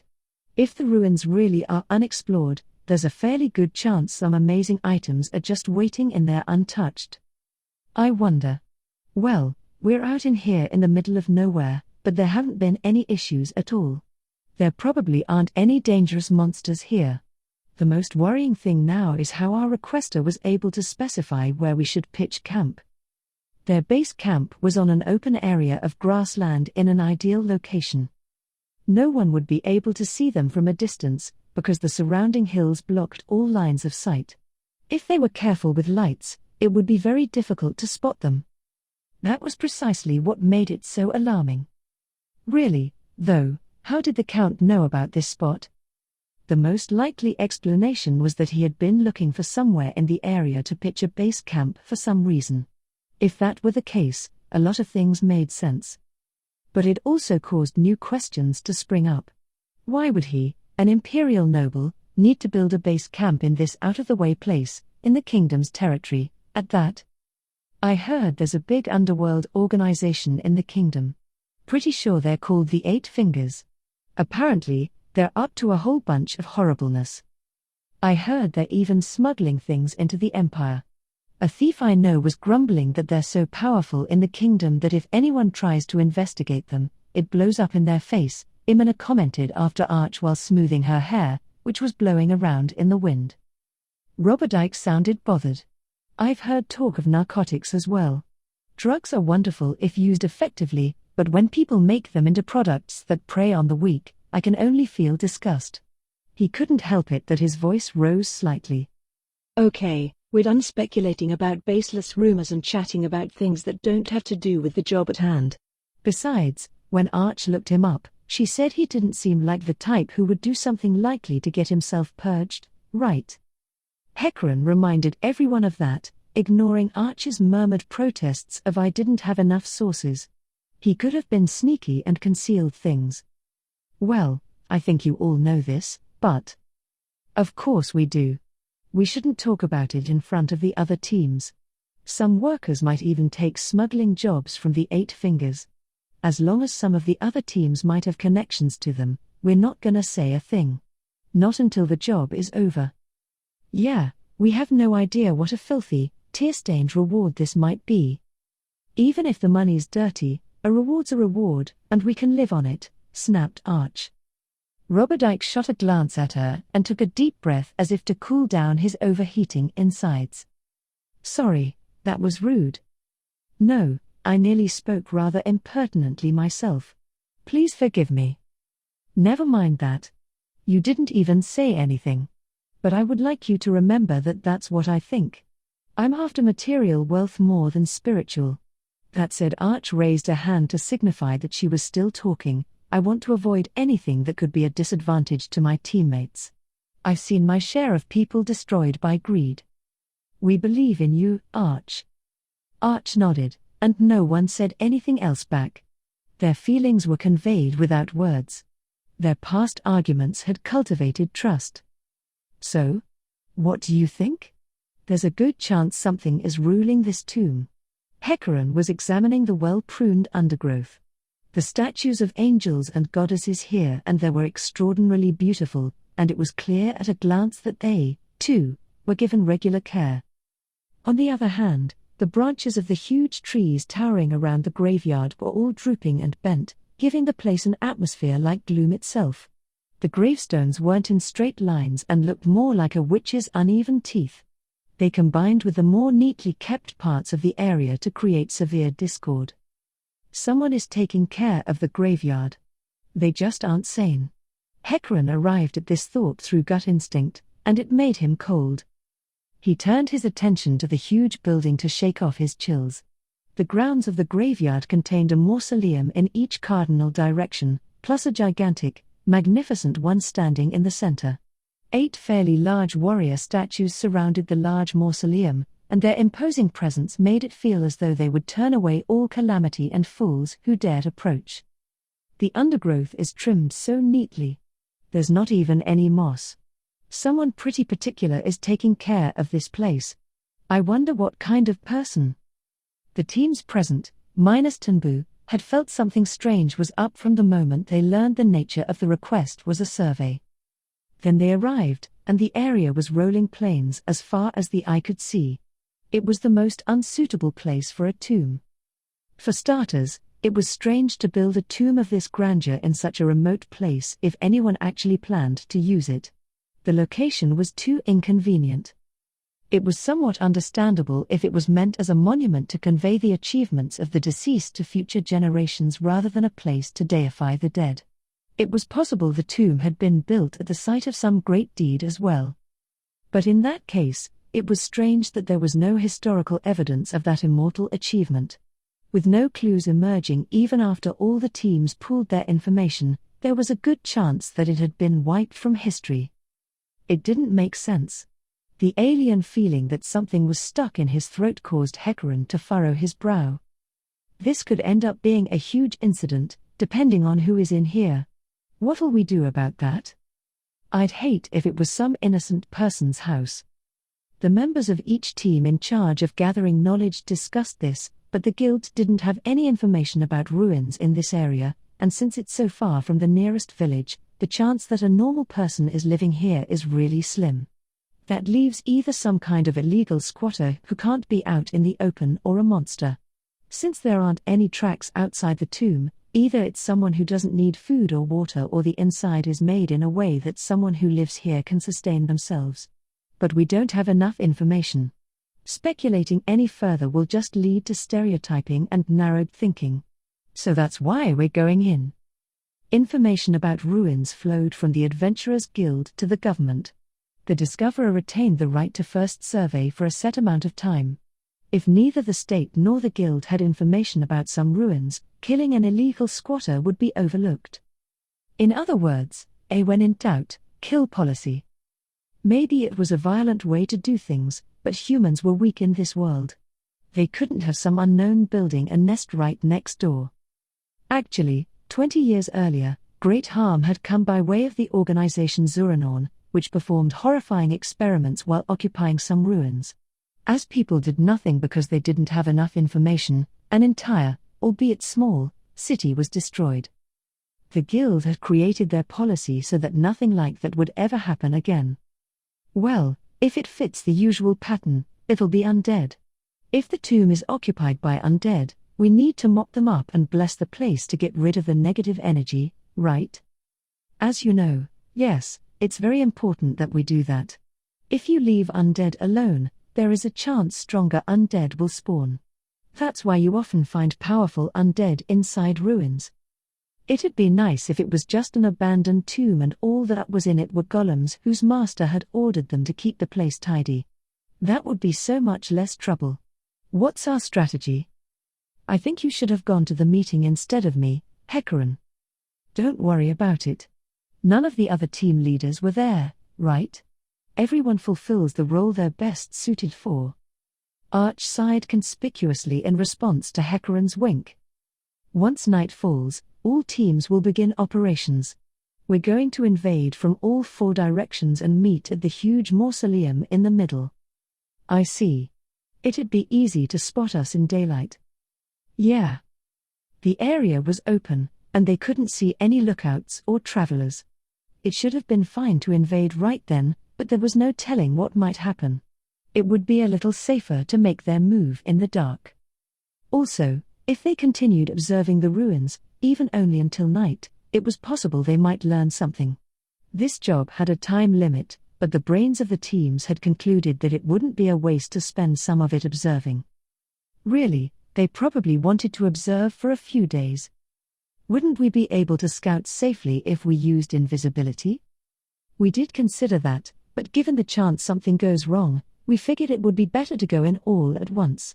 We'll still be able to investigate at least a little bit. Invisibility wasn't a perfect spell, there were plenty of ways to see through it. If someone or something, who knew what was in there, guarding the ruins discovered a worker approaching with magic, the security level would increase as a matter of course. If they had bad luck, it was possible they wouldn't make it into the tomb at all. The plan must be to all move at once to avoid heightened security. Having understood that, Hecarim nodded. It had some holes, but it managed to balance danger and duty to the minimum acceptable level. So we're on a break for now. Yeah. Raven Black and Screaming Whip are on guard, but just in case, and to stay sharp for later, each team will take turns keeping an eye on things. The lineup is the order in which we reach the Count's house, and will switch every 2 hours. I see. So we're last, then? Yeah. We still have a while to go. With those words, she rotated her neck and scrunched her shoulders up and down. You seem tired. Arch nodded at Roberdike. I am. It took so long because that horrible guy proposed we storm the place. It was so hard to convince him we shouldn't. The word cooperation is not in his dictionary. Oh, the fencing genius? You mean piece of shit bastard, Imina sneered, full of killing intent. Hecarim smiled awkwardly in response and made an effort to change the subject. So how about we go back to camp and take it easy until it's our turn? I approve of that idea. I don't think it will rain anytime soon, but we'd be sorry if we didn't take precautions. Miss Imina, that means we need you, so please don't keep that scary face on forever. Aye. Arg, That guy pisses me off so much I just want to stab him to death. We're definitely pitching our tent nowhere near them. I have no problems with that as long as we're inside the planned campground. Really, it was problematic, but he wasn't interested in pitching in their vicinity and then ending up in a fight. The four of them turned their backs to the ruins and set off walking. The more you think about it, the more mysterious it gets. And it makes sense that a count would make this request. When Hecarim turned around, Arch had stopped and was staring at the ruins. You can't read anything about the era or background of these ruins by looking at them. It's like they just appeared here out of nowhere, that's how alien they seem. I feel like those statues somewhat resemble the statues of this region from before the evil spirits rampaged, but that one over there seems to be way more like something from the east. And considering the cross grave markers. Nope, I give up. I have no idea. Listening to Arch expound, Hecarim held back a grin. He could barely contain his excitement. In other words, it means we could find some pretty neat stuff in there. Without a doubt. I'm sure there will be some surprises. But remember, everyone, the chance we encounter terrifying undead is also high. Ah, that's scary. You're so bad at this, Hecarim. That didn't sound like me one bit. Actually, thanks to your forced imitation of my voice, I'm creeped out for real. Ah, sorry. Even so, I am kind of looking forward to this. Yeah. What is this tomb for? Who's buried here? It's the kind of stuff that really piques my intellectual curiosity. Right. It is kinda exciting to experience the unknown. Know what else is exciting? Money. I hope there's a pile of it. Seeing the ear-to-ear smiles on his teammates' faces, Hecarim felt satisfied. They'd all gotten their hands dirty for one reason, money, or another, but not because they wanted to. Really, they preferred the type of jobs that adventurers did. He didn't know if Arch would be able to go adventuring once she took on the task of raising her sisters. If she left, it would take some time to find a new member, and even once they found one, it would take more time for them to get used to working together, during which they would have to take lower-level jobs. Maybe this job was the perfect final adventure for this group with these members. From now on, more jobs like adventurers would take. Or, maybe it wouldn't be bad to go in search of the unknown. Hecarim looked up at the sky. It seemed to go on forever. Once dusk had begun to envelop the world, the workers all came out of their well-camouflaged, low-to-the-ground tents. It was time for them, engaged in clandestine jobs such as they were, to go to work. The adventurers had begun preparing dinner. They set fire to white solid fire starter and lit the charcoal, but the light was concealed using darkness. Darkness could only cancel light, not hide the flames. With the flames blazing in the dark, they boiled water from a bottomless water skin. They poured the boiled water into wooden bowls. The portable food inside lost its shape before their eyes and began giving off the pleasant smell of soup. That plus crusty bread was their communal meal. Anything else was each person's preference. The bowls contained the yellowish soup workers loved for its emphasis on nutrition and shelf life. Some people added shavings of jerky, some tossed in thinly sliced bits of meat, some sprinkled seasonings, while others just filled their stomachs with it as it was.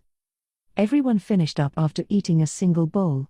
Considering the strenuous work they were about to do, it was definitely not enough food, but eating anything too heavy wouldn't be good for performance.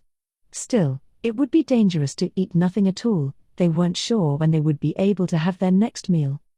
It wasn't as if they had infinite emergency rations of portable food sticks, and carrying too much would slow them down. They needed to make a good compromise. After handing their empty bowls to the adventurers, the workers picked up the bags they'd been packing. The adventurers saw the workers off, and all the teams began operations. The adventurers would guard the camp, not participate in the raid. First the workers went around the hill to encircle the ruins. If they were attacked on the stairs, they were to send a signal into the sky. Many of them were wearing full plate armor, so one would think that between the noise and their sluggish movements, a covert operation would be impossible, but that's because common sense only goes so far. To those who used magic to defeat common sense, it wasn't impossible at all. By first casting silence to eradicate all sound within range, the creaks of their armor and their footfalls as they raced across the ground became inaudible. Next, invisibility. Using this spell made it extremely difficult for someone with regular vision to detect them. To be extra careful, rangers observed from the sky using invisibility, fly, and hawkeye. In order to deal with any incident as it arose, they had arrows enchanted with paralysis at the ready. With this double-tiered formation, the parties reached their destinations. Now it was go time. They climbed the hill and then descended a few yards to the ruins. Each team would search the ground level along their way and meet at the central mausoleum. To the extent possible, they needed to accomplish this while their invisibility spells were still in effect.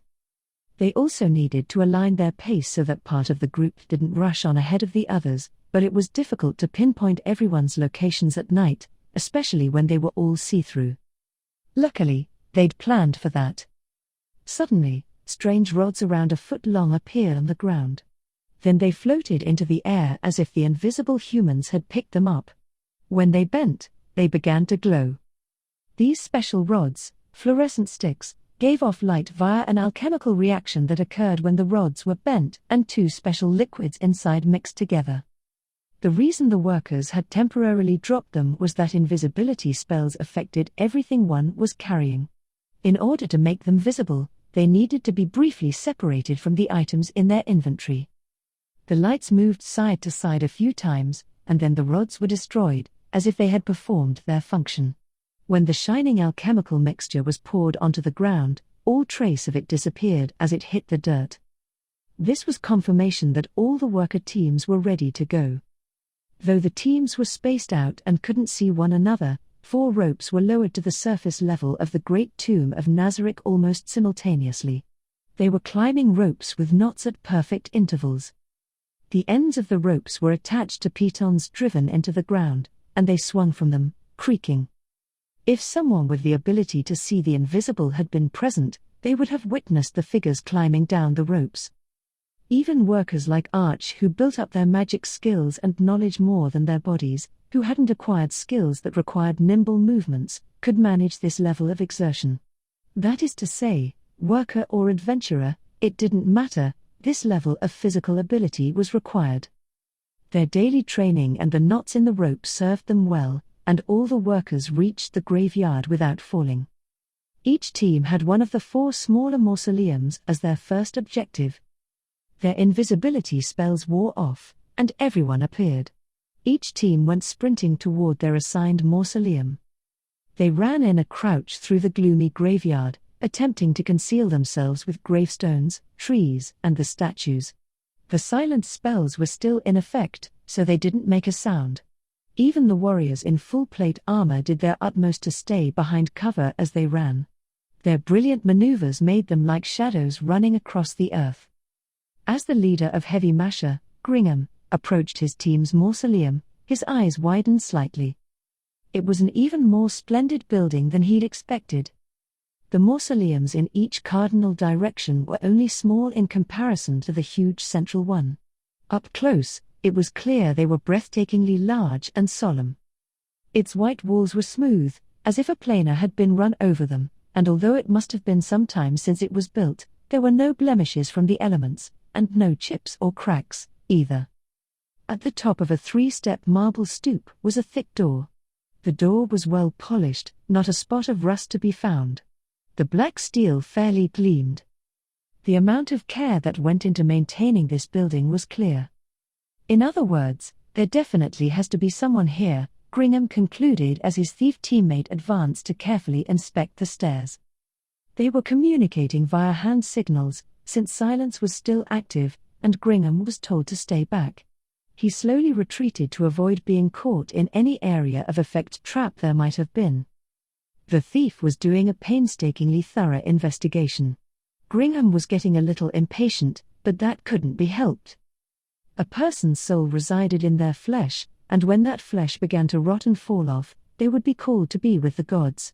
Thus, the dead went straight to the graveyard, and were generally interred in the earth, but the cases of some nobles and other privileged people were slightly different.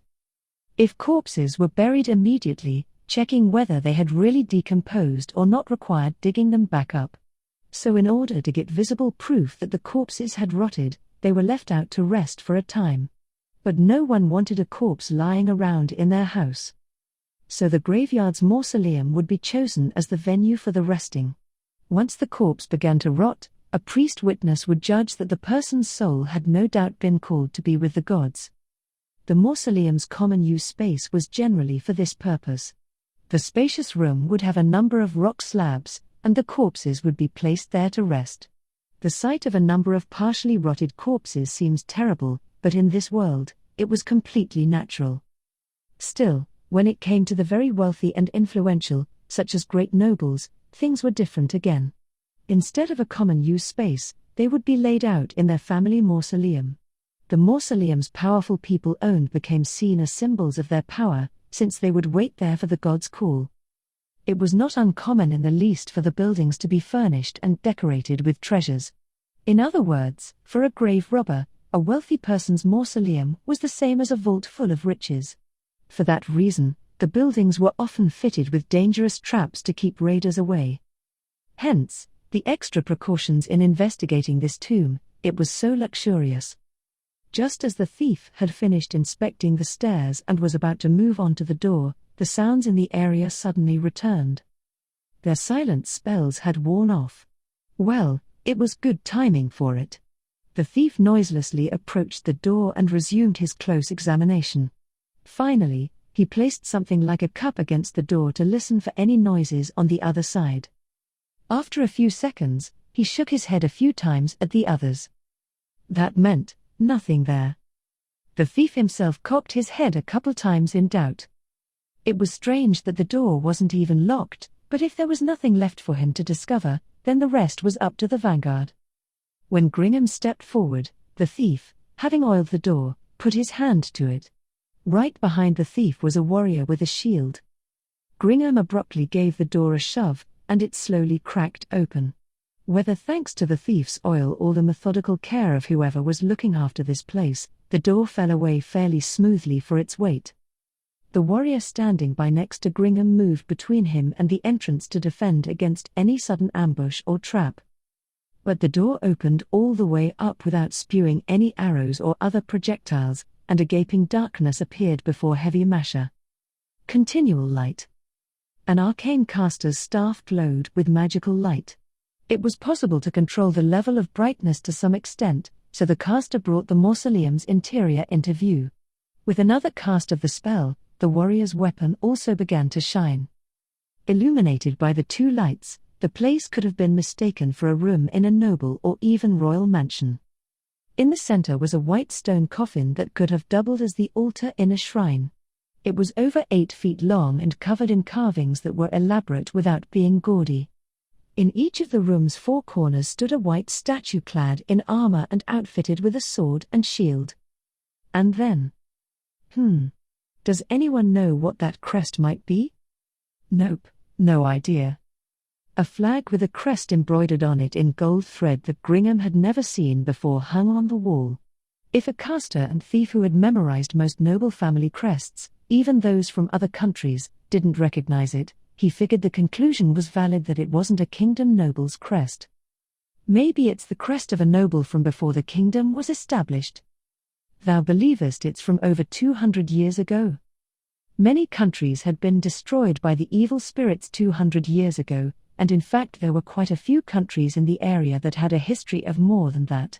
The kingdom, the sacred kingdom, the council state, and the empire had all been established in the past 200 years. If that were the case, what would there have to be made out of to survive so beautifully after all these years with nary a blemish? It's probably protected with preservation magic, don't you think? Or maybe there's a spell that repairs it. But, leader, how about you knock off that weird way of talking? We're the only ones here, you know.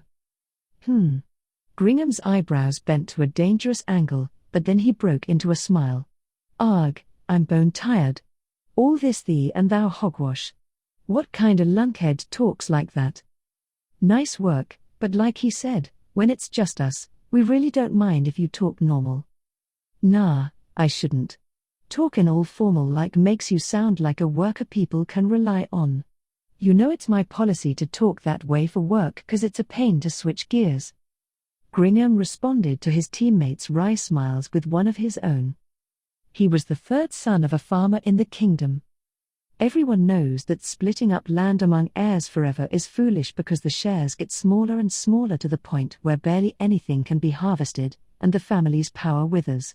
That's why the eldest son inherits the estate. The second son has the option to stay on to assist, but the third son is just in the way. For that reason, it wasn't rare for third sons to head to the city to earn a living. Gringham had been blessed with both physical ability and friends, so he was able to make a success of himself, but because he'd been born a peasant, and the backup of the backup to maintain the household at that, he'd received zero education. He couldn't read or write, and he didn't know anything about manners or etiquette. Certainly what was prioritized in workers wasn't education but perfection in request fulfillment, but for the leader of a team, that alone obviously wouldn't cut it. He'd studied desperately but didn't have as much aptitude in that realm as with physical ability, so he'd ended up in a fairly shabby state. The only reason no one had usurped his position as leader was that his teammates all valued him for everything besides his education level. He'd started in with a strange way of talking in order to not embarrass them. He wanted requesters to think, this guy talks funny because it makes his team stand out. He probably still got teased for it, but that was better than having someone think, well, he's just a not terribly bright farmer who became a team leader, so we can't expect much more than this. Very well, break time is over. In we go, men. No one had any objections to Gringham's declaration, so they began to move.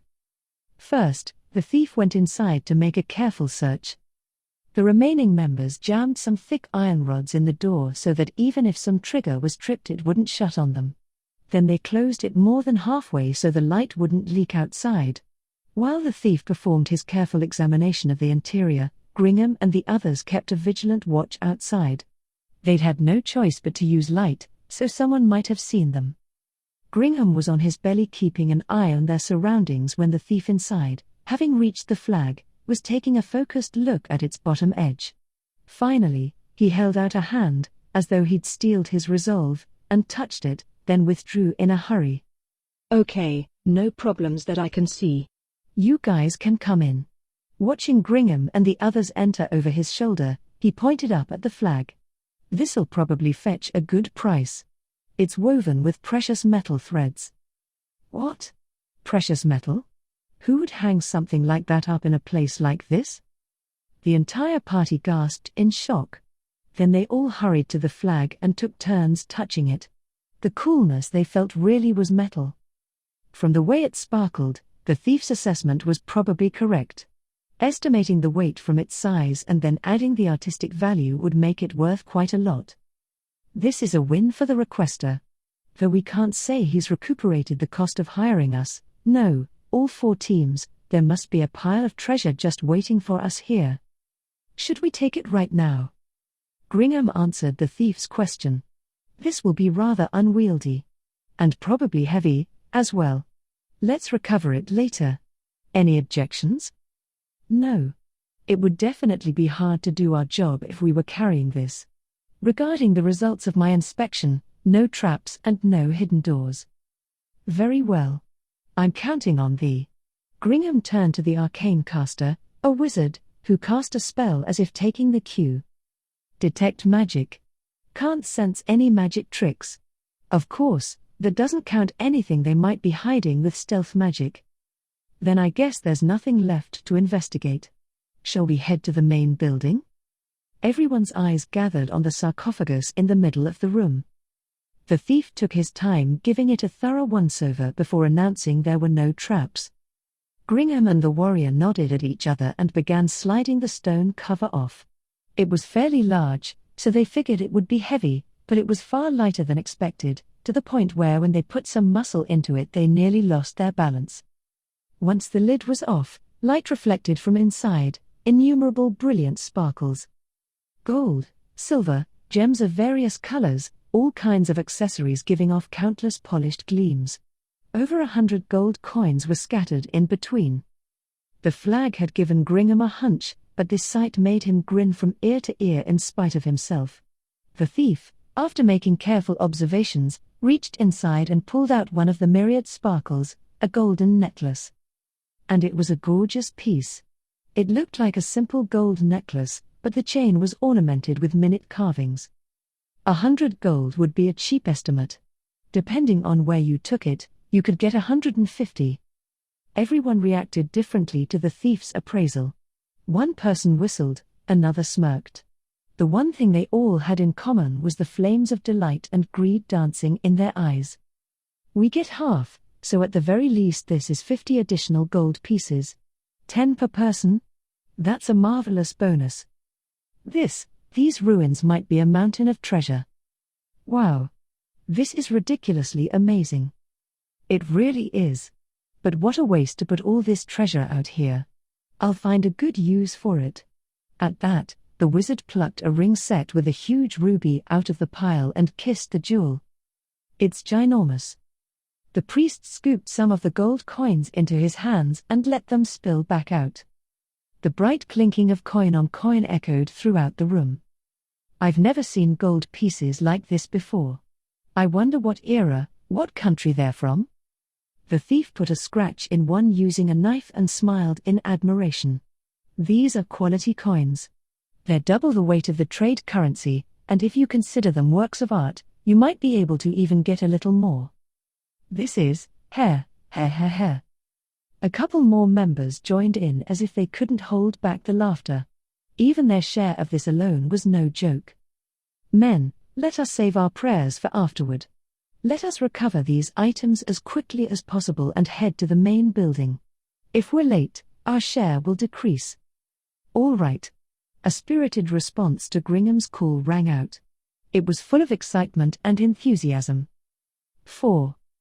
The huge warrior statues, so lifelike they seemed liable to move at any moment, guarded the large mausoleum in the center of the ruins like knights protecting their king. Hecarim, at one of their feet, was watching one of the 4 smaller mausoleums. After a little while, he caught sight of 5 figures rushing out of it like the wind. He confirmed to a neurotic degree that nothing seemed off as they sprinted, trying to stay out of sight, and that there was no one in the area watching them. A few seconds later, seeing there were no issues as they approached, he let out a small sigh of relief. He stepped out from the shadow of the huge statue and gave the sign. Gringham, running at the head of the line, caught it immediately and jogged over to him. Gringham, took you long enough. My apologies. We seem to have kept you waiting. It's not as if we decided on a meeting time, so it's no problem. More importantly, let's get out of here and decide what to do next. Hecarim ducked down and began leading them while keeping an eye on their surroundings. As soon as they had started walking, Gringham asked, I must know. Didst thy team discover any riches? Hearing his voice full of excitement he couldn't quite contain, Hecarim remembered his own team a few minutes before and grinned. Quite a bit. We're thrilled. And the old man said the same thing. Thy team as well, then? Coming here was the right decision. Sure was. We'll have to thank the great man buried here. Indeed. Still, after discovering so much, we must be prepared for the possibility that the main building contains nothing. Oh, I bet there's more. Well, then. How much would you wager? Now you're talking. We'll find more treasure in the tomb and I'll win some off you. Awesome. The only problem is that it seems like we'll both bet in the same direction. The pair didn't say anything, but the corners of their mouths curled up sharply. Without a doubt. I have a question for thee, however. What is that? Gringham was eyeing something that could have been called a stone monument standing at the base of one of the huge statue's feet. That? Hecarim filled him in on the results of the investigation without stopping, explaining how no one from the other 3 teams who had already arrived knew what the writing said. Everyone had sort of been hoping someone on Gringham's team would know. It looks like a stone monument, and it's got some kind of writing carved in it. What dost thou mean by some kind of writing? That's awfully vague. We don't know what language it is. It's not the kingdom's language or the empire's. And apparently, It's not one of the ancient languages from this area, either. It might not even be human. The only thing we can make out is the number 2.0. A number. Common sense says that would be the year this place was built, but it's too low. Arch was saying maybe it's the key to the riddle of these ruins, but, well, maybe we should remember it for later just in case. Yes. Let's.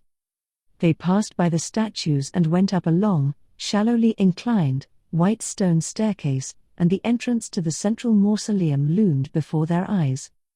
Smells of dead people. Yeah, sure does. I've smelled this many times in the fog on the Katza Plain, Hecaran agreed with Gringham's murmur. What hung in the air mingling with the cold wasn't the putrefying kind of stench that triggered nausea but a smell peculiar to graveyards and undead. The tomb may have been tidy, but there were definitely undead inside. The party was ready, and when they entered, they found themselves in an open hall. To each side were too many slabs of rock to count, and on the opposite side was a staircase leading down. The door at the bottom was wide open. The air coming from inside was terribly frigid. This way. With Hecaran acting as their guide, Gringham and his team began descending the stairs. At the bottom, straight in front of them, was a door to a burial chamber. There didn't appear to be any other doors. And there were all the others: Hecaran's team, Foresight, Elia's team, Tunbu, and Palpetra's team were all gathered in a space smaller than the mausoleum but still plenty spacious at the top of the stairs. Okay, what should we do now? The plan was to split up and gather info on the interior, but does anyone have any other ideas after exploring the smaller mausoleums? After Hecaran spoke, he surveyed the group. It didn't seem like anyone had come up with any new proposals. Was it ambition or just the light making their eyes glitter? He didn't know, but they sparkled for certain. The excitement on their faces said they were ready to dive right into this tomb. Then I have an idea. My team will check around the outside to search for hidden doors.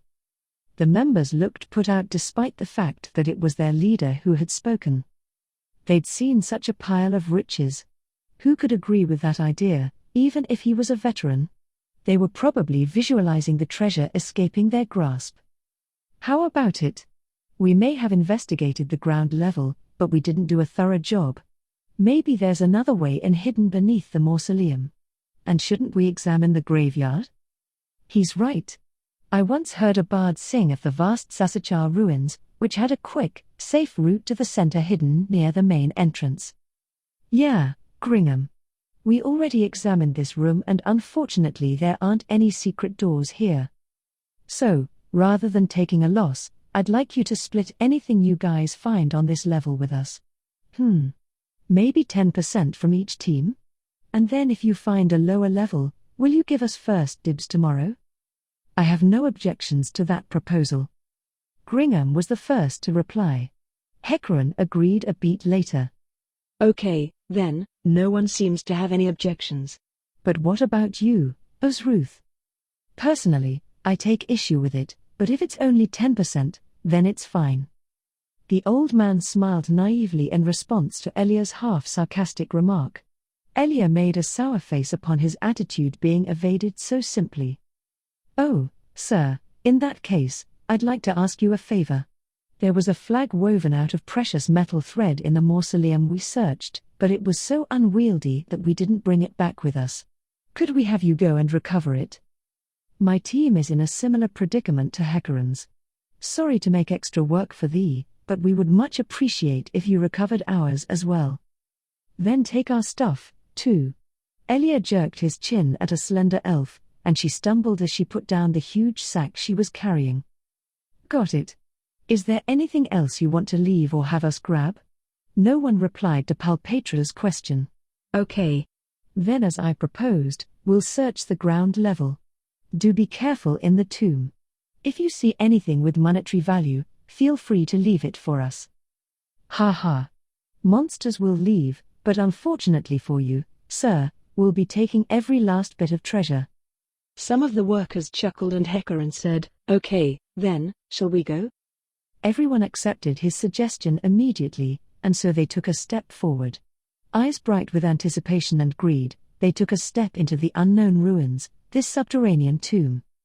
Hecaran opened the door at the end of the room, and a hallway extended farther in. By this time they were expecting it, but this hallway had been kept clean as well. There wasn't a speck of mold or moss on the stone pathway, and in the walls on either side were double levels of hollows containing things the size of human bodies wrapped in shrouds. It didn't have that corpse stench, but there was some kind of smell, the chill in the air, or perhaps an atmospheric hint that someone had died. Every so often pale light shone from the ceiling, but there were definitely gaps, so darkness remained here and there. Hecaran didn't have any trouble walking, but it was dark enough that he worried they might overlook something. He felt like he should have brought a light. "Robber, is that body registering as an undead?" "No." Arch responded, "Oh yeah?" and turned toward a body, took out a dagger, and sliced open the shroud. Seeing that, 2 others left the main party to inspect the body with her. Judging from height and build, there's an extremely good chance this is human, adult male. No clothes, so we still can't tell what era these ruins are from, huh?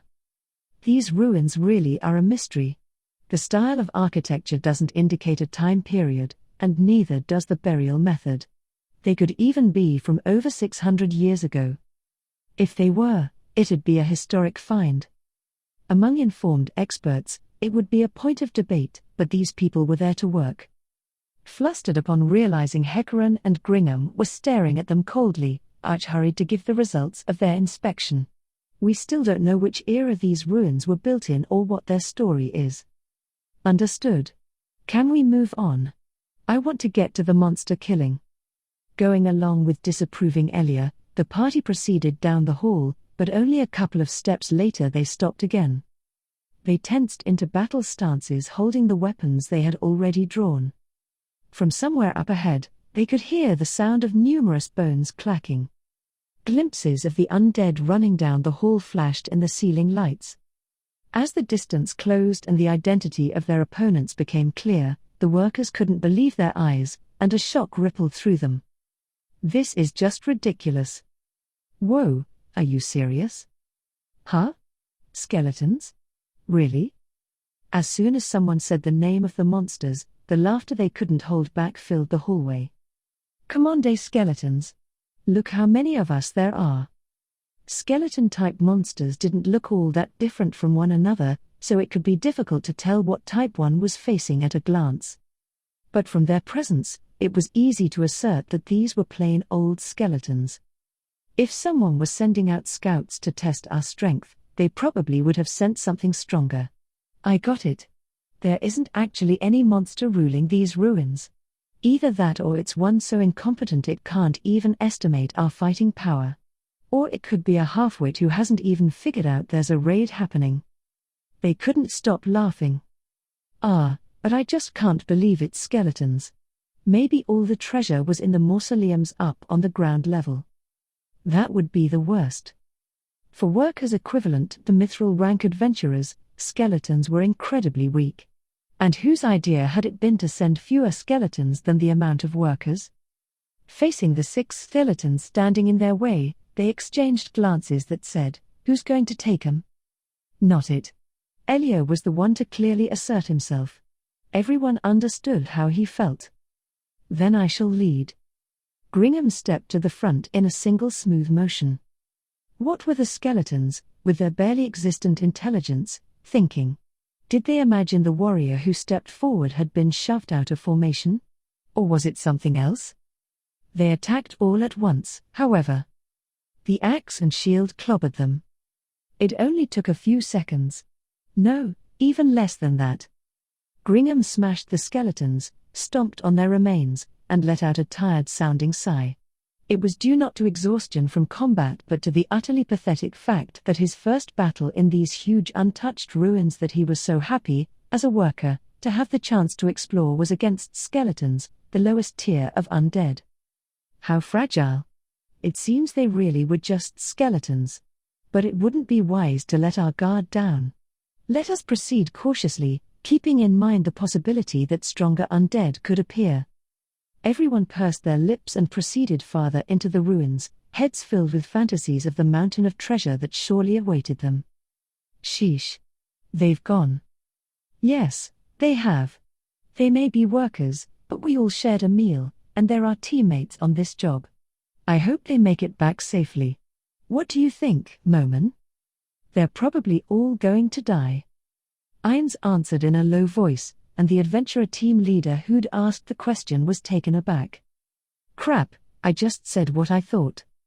No, I mean, they should all be prepared to. These are untouched ruins. Who knows what kind of danger awaits? Wishful thinking will only get them hurt. I see. Thanks for your concern. That seemed pretty forced, but I guess he's taking it at face value. Works for me. The leader must have been nodding because he had blindly taken the adamantite rank adventurer's words in a positive light.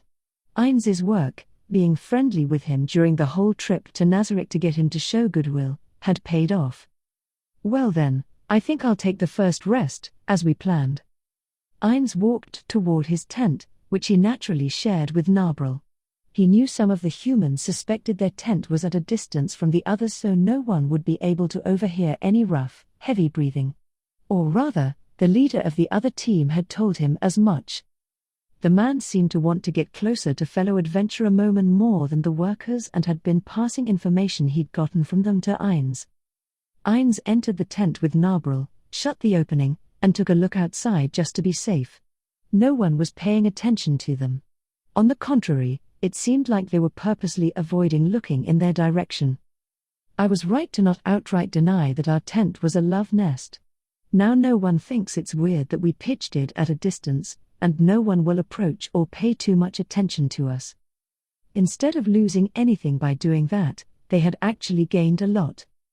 Ainz took off his helmet and revealed his skull face. Okay, Nobby, Nabril. I'm returning to Nazarick. The plan is to send Pandora's actor in my place, but until then, if anything happens, find a way to handle it. Understood, Lord Ainz.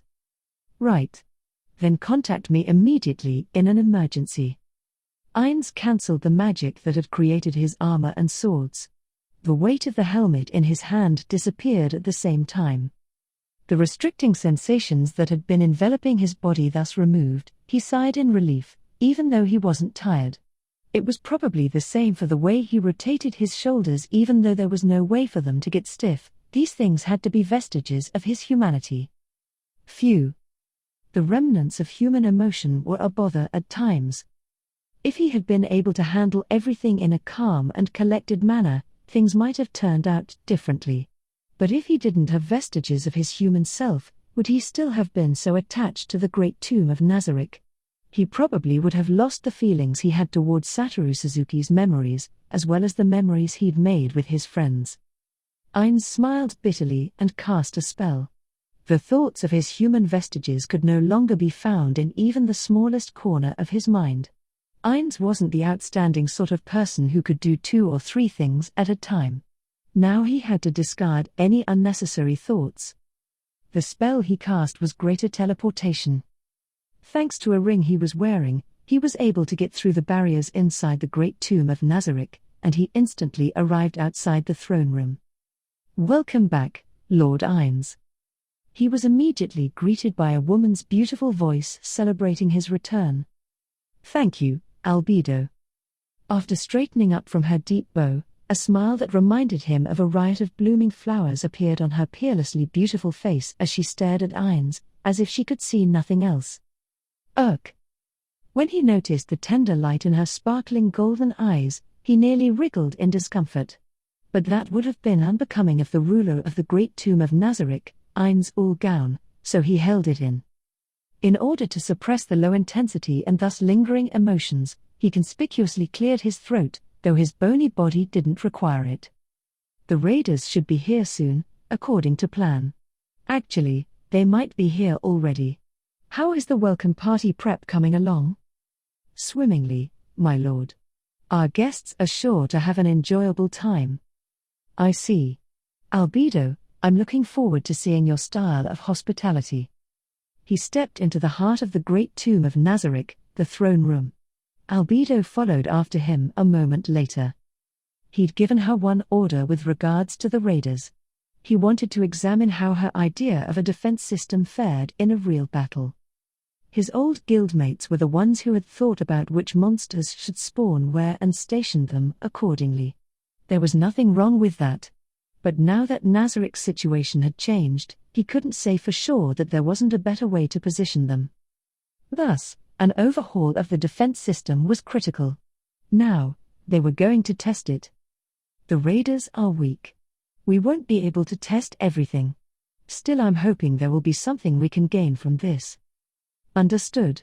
I guarantee we will perform up to your expectations, Lord Ines. Good. As we agreed, I've cut down the amount of cost-incurring traps, like the one where we send undead charging into poison gas. Make do with traps that use auto-spawning minions. No issues with that, right? Albedo smiled in response, and Ines nodded. Okay. Then I'll have some fun in here for a while. By the way, what are the other floor guardians up to? I gave orders to gather the moment you returned. Shall I let them in as they arrive? I'd allow it. The more the merrier. Ines leisurely took a seat in the throne, and a number of monitors just like television screens floated before him. They all showed scenes of what was happening inside Nazarik, things Albedo wanted to show him as she controlled the displays. Most likely, they showed parts of the defense network that Albedo had adjusted, but he didn't really know what was different from before.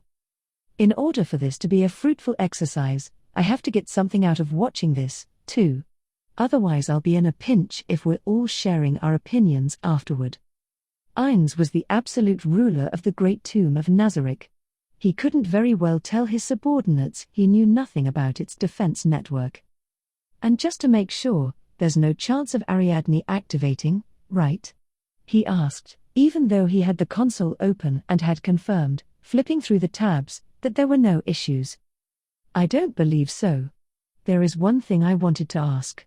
If the raiders built a blockade, would it end up activating? Ines remembered a Yggdrasil Q&A he'd seen a long time before. Or had it been patch notes from the developers? It shouldn't. Yeah, I don't think so. That's how it would have been in Yggdrasil, but there was no guarantee those rules would hold in this world. Actually, he wasn't even sure if there was any Ariadne in this world. What about manipulating the humans to activate it on purpose? There's a chance it wouldn't work, but considering what we'd lose by it activating, I don't think it's an experiment we'd want to perform. The Ariadne system. It was the evaluation mechanism of Yggdrasil's base building system. There was an easy way to build an impregnable fortress, blockade the entrance and make it so no one could invade. The Great Tomb of Nazarik would have been pretty much perfect if they had buried it completely underground. But from a gameplay perspective, that couldn't be allowed. The Ariadne system existed to keep guilds from building bases that couldn't be raided. There had to be a route from the entrance to the heart of the dungeon. Other things Ariadne checked included distance walked inside and number of doors. There was a wide array of specifications. If a dungeon that didn't follow the rules was uploaded to Yggdrasil, the guild would be penalized and its resources would sharply decrease.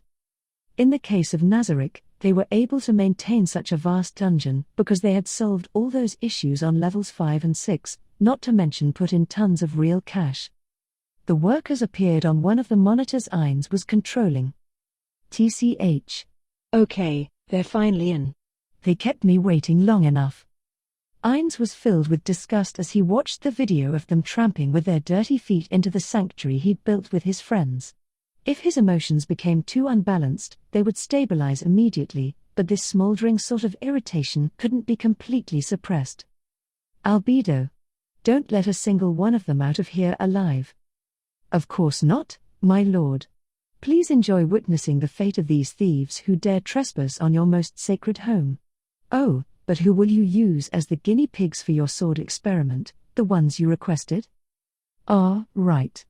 I sparred with the old man for a round. This guy I fenced with a bit on the way here. That team won't be good for practicing. So, by process of elimination, they'll be good. Ines pointed at the monitor, turning it so Albedo could see. Chapter 3, The Great Tomb. 1. The workers led by Greenleaf Palpatra parted with the other excited, expectant teams and looked out from the top of the stairs near the entrance to the central mausoleum. Nothing moved in the graveyard, sleepy like death. There were only silence, darkness, and starlight. When Palpatra took a step down, one of his teammates spoke. "Isn't this kind of a waste, sir? Don't you think one of the other teams could have searched the graveyard?" Of course they could have. There's not a huge gap in ability between the teams, minus that piece of shit one. Heavy Masher and Foresight could probably do anything we can. Palpatra interrupted his teammates so then, and continued, "We got first dibs on tomorrow's search, right? It's not a total loss. Besides, we may finish searching the ground level by tomorrow, so the last team might end up guarding base camp with no gains at all." "I see. It's too risky to be the first ones to raid unknown ruins anyhow. There are canaries. Hope they make it back safely." Palpatra turned around with a cold glint in his eyes. He was watching the workers who had charged in, though they were no longer visible. The slightly disparaging expression didn't match his usual friendly old man vibe, but his teammates knew him well, so they weren't surprised. Palpatra was an extremely prudent person. He layered precautions on precautions and was the type to look before leaping. That was how he had been able to continue adventuring for so long and how he managed to defeat a dragon. He was so cautious, in fact, that he occasionally missed out on profitable opportunities. Still, he had never lost a man. His ability was worthy of the faith his teammates put in him. There was nothing more valuable than life, not to any of them, but they still regretted losing the riches they felt had slipped through their fingers.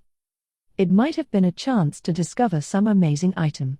It might have been worth betting our lives. You might be right.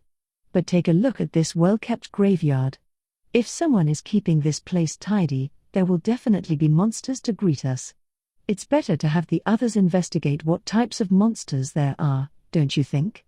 Personally, I don't much care for this type of request. Too many uncertainties." One of his teammates replied to these grumbles with a flippant "but in the end, you took it." "Yes.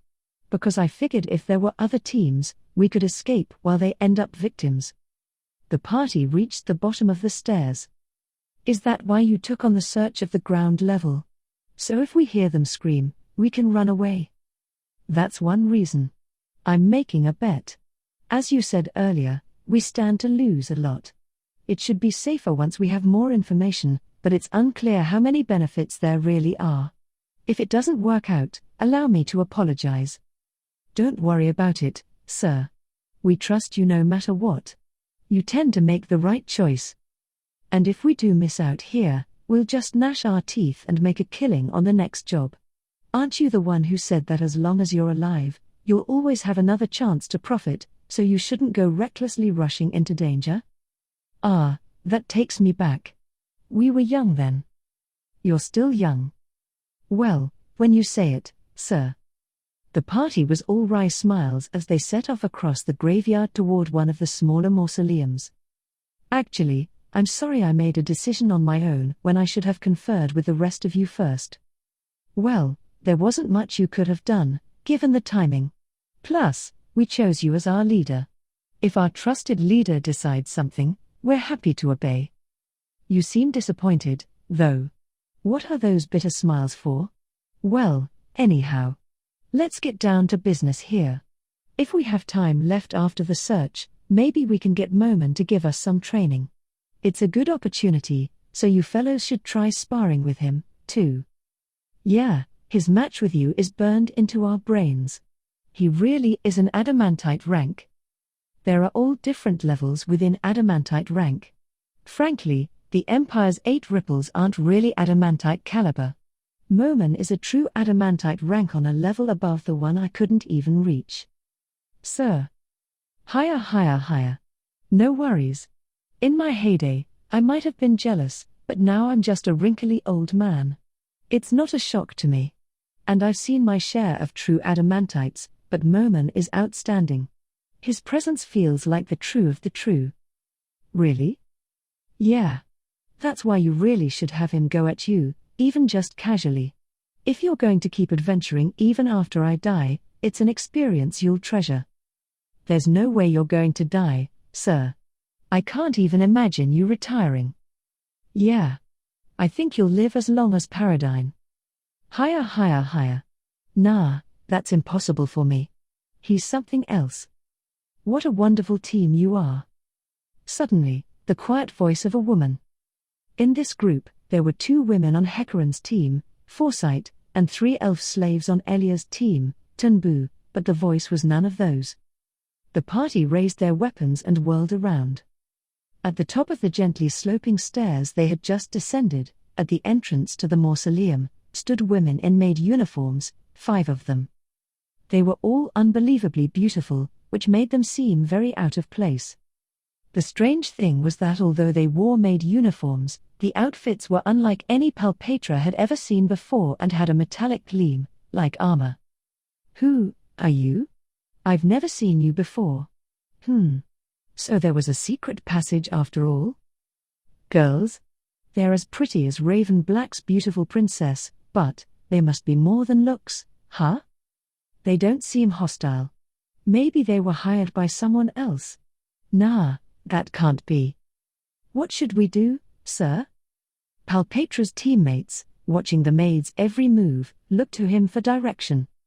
Negotiating would have been best, but there was no way things would resolve amicably. Number-wise, we're even. Maybe it'll be okay? Their opponents were as strong or perhaps slightly stronger than they were. The fact that they hadn't attacked while all the workers were together meant they probably didn't have a trap or the might to take everyone at once. Likewise, since they came straight at Palpatra's team and talked to them now, they were probably confident they could beat them. As Palpatra had gotten older, his body didn't perspire like it used to, but at this moment, the hands clenching his spear were clammy. Still, maids in a graveyard? This guy's taste is suspect. The team went from chatty to pale and trembling in the space of a moment, foreheads slick with sweat. Palpatra was assailed, for just a split second, by the feeling that the temperature had plunged, but the goosebumps covering his entire body were not his imagination. Even by the light of the moon, he could see the cutthroat looks in the eyes of the maids lined up above them. Let's kill them. We should. Normally we wouldn't kill them, but put them through incredible amounts of pain, no. The maids were awash with killing intent. Their emotional agitation was so intense that it seemed to warp space. Okay. The one who seemed to have the highest status clapped her hands lightly. We were ordered not to let anyone out alive, so killing them was already decided, but I'm glad you're all in the mood. A metallic clack rang out loudly on the marble steps. It was made by the greave-like high heels the maids were wearing. Palpatra and his team backed up as if they'd been pushed. Judging from the fact that their opponents carried no weapons, they had to be casters. In that case, it was a bad plan to let them have the higher, more advantageous ground and set this open area with a clear line of fire as the battlefield. For Palpatra and his team, closing the distance would be effective. The maids would have the advantage in the opposite scenario, so why were they coming down the stairs? Would they float into the sky with fly in a pinch? Bewildered by the stately approach of the maids, whose faces were as expressionless as no masks, Palpatra and his team conferred behind their shields about what to do, what strategy to use. Clack! The sound was louder now. The maids had stopped midway down the stairs. First, allow me to introduce myself. I am the deputy leader of the Pleiades, Yuri Alpha. We'll only be with one another a short while, but I hope you'll remember me. Now then, this would be over much more quickly if we could clean you up ourselves, but due to certain circumstances, we are unable to lay a hand on you directly. It's unfortunate, but that's how it is. Adorable voices laughing, like bells ringing, traveled on the wind until they reached the workers. The smiles of these peerless beauties were so charming it wouldn't have been strange for one of them to fall in love at first sight. Palpatra had seen a lot of things in all his years as first an adventurer, then a worker. That included the inhuman beauty of monsters. Even he had never seen such a pretty woman as Yuri, she was so gorgeous he thought he might lose his senses. But under one layer of thin skin beneath her regular features lay a crushing pride that made itself known through the contempt in her way of addressing them, the superiority oozing at the edges of her words. For men who had made it through many adventures and were confident in their skill, the arrogance was obnoxious, enough to make them want to hurt her a little. As elaborated on earlier, however, there was mounting evidence that suggested the overwhelming strength of these women, as contrary as their appearance made that seem, so the men couldn't quite commit themselves to a charge. One of them, struck by the maid party's killing intent, still looked plain scared. Perhaps their best course of action was to retreat and involve the adventurers, especially Momon, in the fight. Now allow me to introduce your opponents. Yuri clapped her hands twice. The sound carried surprisingly far, and the graveyard shook as if in response. Come on out, Nazarick Old Guarders. What? Palpatra yelped. Behind them the ground split open, and multiple skeletons appeared. Pinsard. No. Looking up at the stairs, he saw that while the maids were hostile, any hint of a will to fight had disappeared. Perhaps one could say they'd gone into spectator mode. The workers couldn't let down their guard, but at least for now there was no sign of the women attacking, as they had said. Concluding that their opponents for the time being were the newcomer skeletons to the rear, Palpatra took a good look at them. Skeletons weren't such tough enemies. Palpatra and his team could be attacked by 100 and methodically annihilate them without even getting scared. In that case, the 8 skeletons that had crawled out of the ground weren't opponents at all. There was just one problem. Palpatra and his teammates all swallowed hard and took an unconscious step back. These didn't seem like ordinary skeletons. They had different gear, too.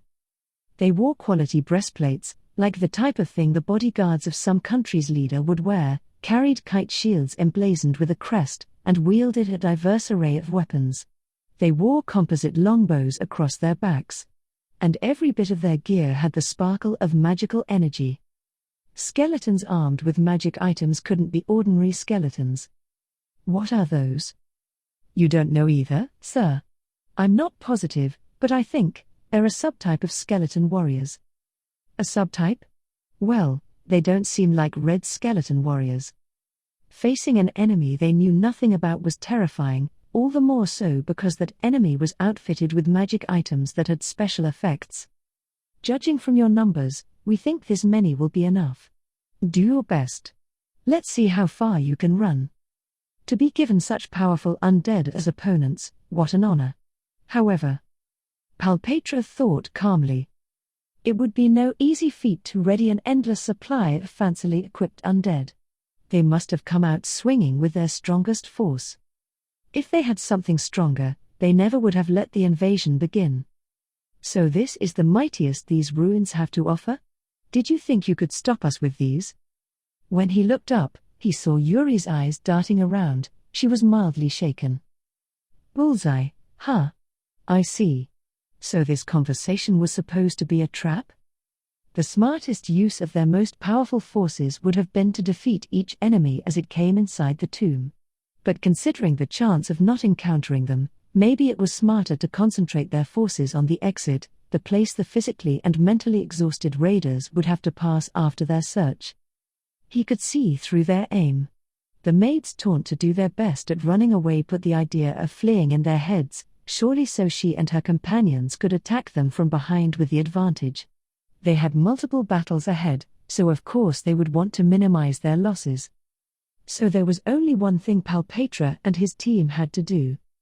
We just have to defeat all the skeletons and break through, right? They had to fight off the Nazarick Old Guarders for the other teams who would return later.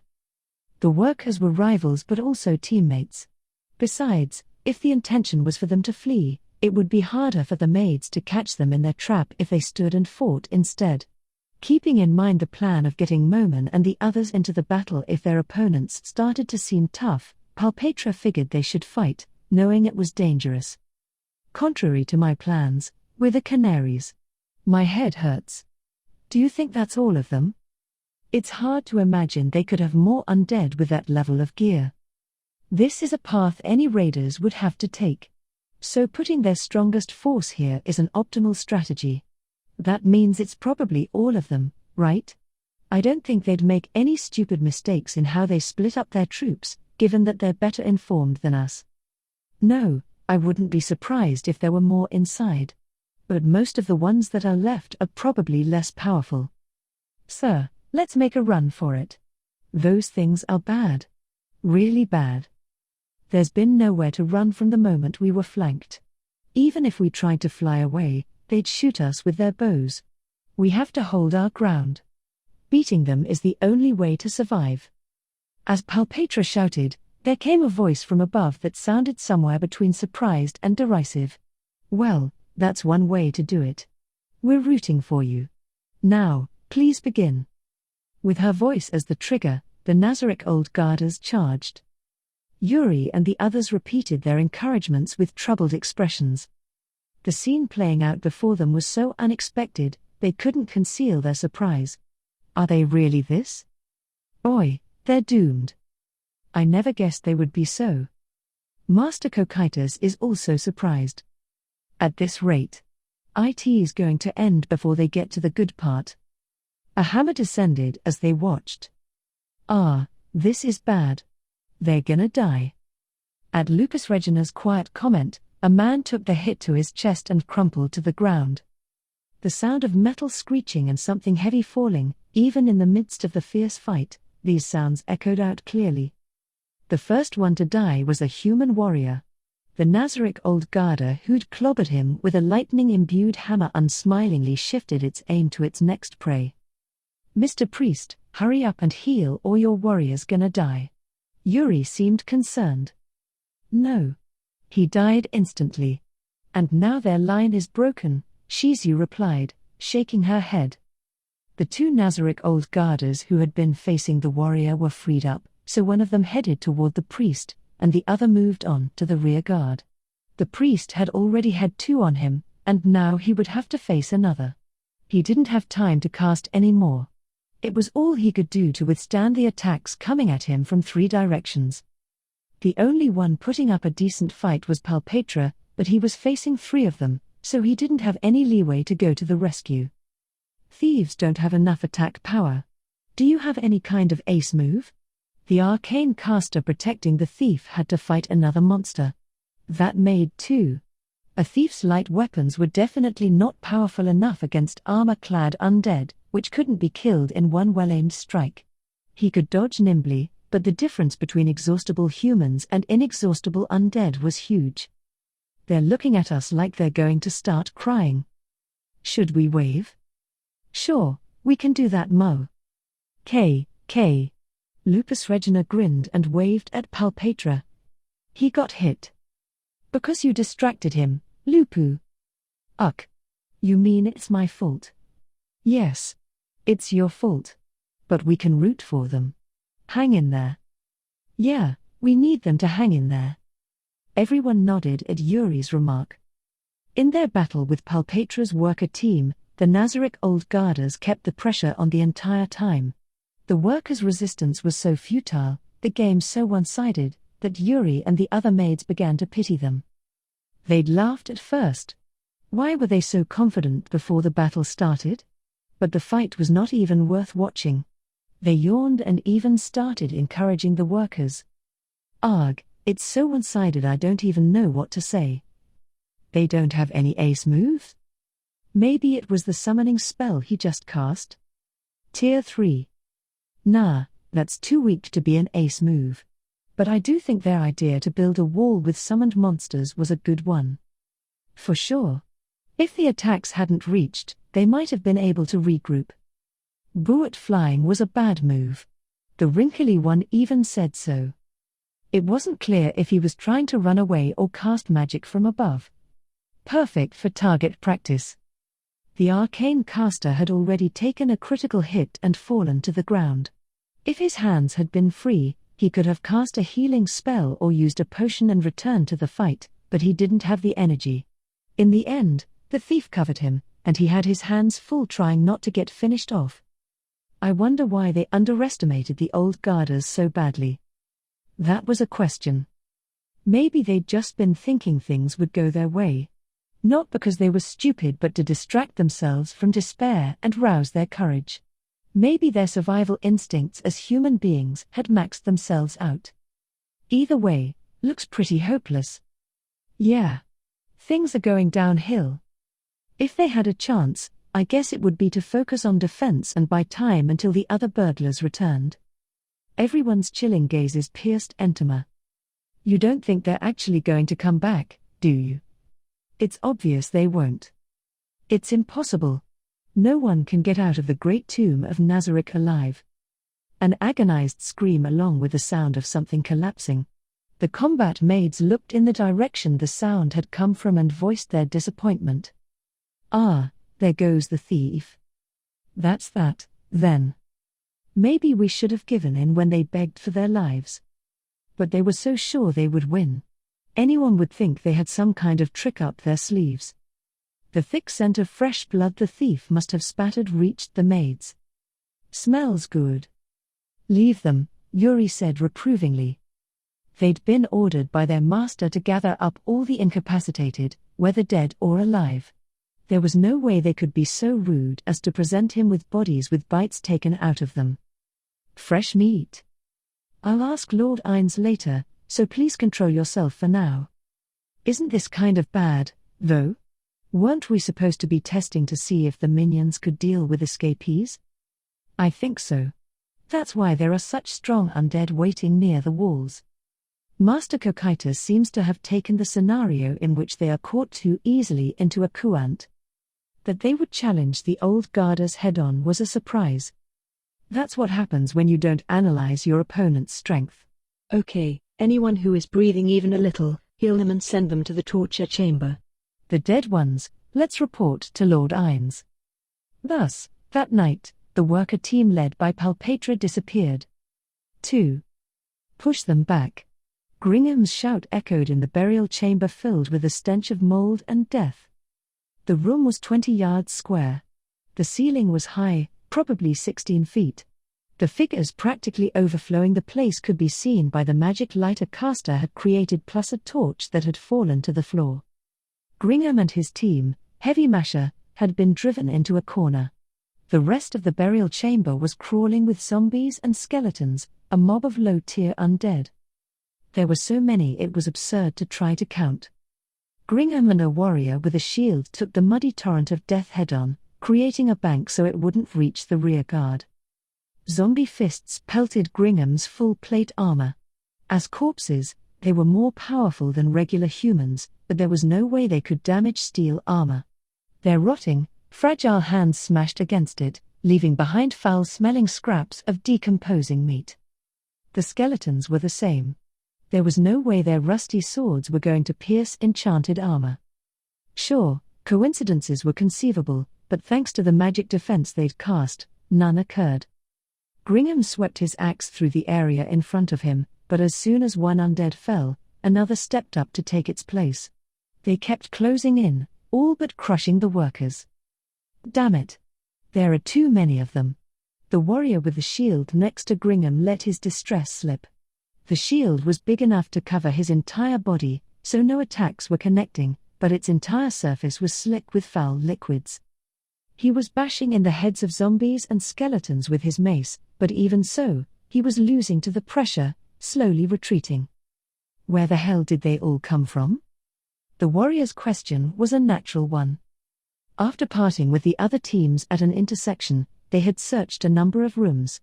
Unfortunately, they hadn't discovered as much treasure as had been in the smaller mausoleums. Still, they'd found a decent sum, and they had continued steadily making their way, bit by bit, through other rooms. Then they had entered this one, and when they began investigating, the door suddenly flew open and so many undead flooded in that no one could guess where they'd come from. Zombies and skeletons weren't such terrifying foes. But with these numbers, they could do a great deal of damage. If the workers got pulled down and buried, even if they didn't die, they wouldn't be able to move. Then the undead would descend on the rear guard.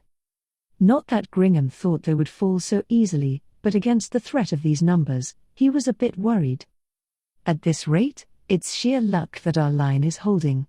Having made that observation, Gringham unleashed a power he'd been saving. "Let us finish them all at once. I'm counting on you." The rear guard, who until now had just been throwing rocks, leapt into action. Really, for Gringham and the other members of Heavy Masher, undead like these weren't so tough. That's why the rear guard had been on standby, saving their energy as much as possible. Once those reinforcements were in action, mopping up these undead would be a cinch. "Our God, God of Earth, cast out the impure ones." Clenching his sigil, the priest's shout became his strength. Something refreshing entered the atmosphere, like a pure breeze had blown through the burial chamber to sweep away its foul air, a stronger than normal wave of holy energy. It was the priest's exorcism ability. At the same time, beginning with the ones nearest the priest, the undead crumbled and turned to ashes. In the case of an overwhelmingly large ability gap, undead could be destroyed instead of merely exorcised. But destroying a large number of undead was quite a bit more difficult and required that much more energy. In the end, 20 were annihilated at once. Fireball. An arcane caster launched a fireball, and it exploded right in the center of the undead mob.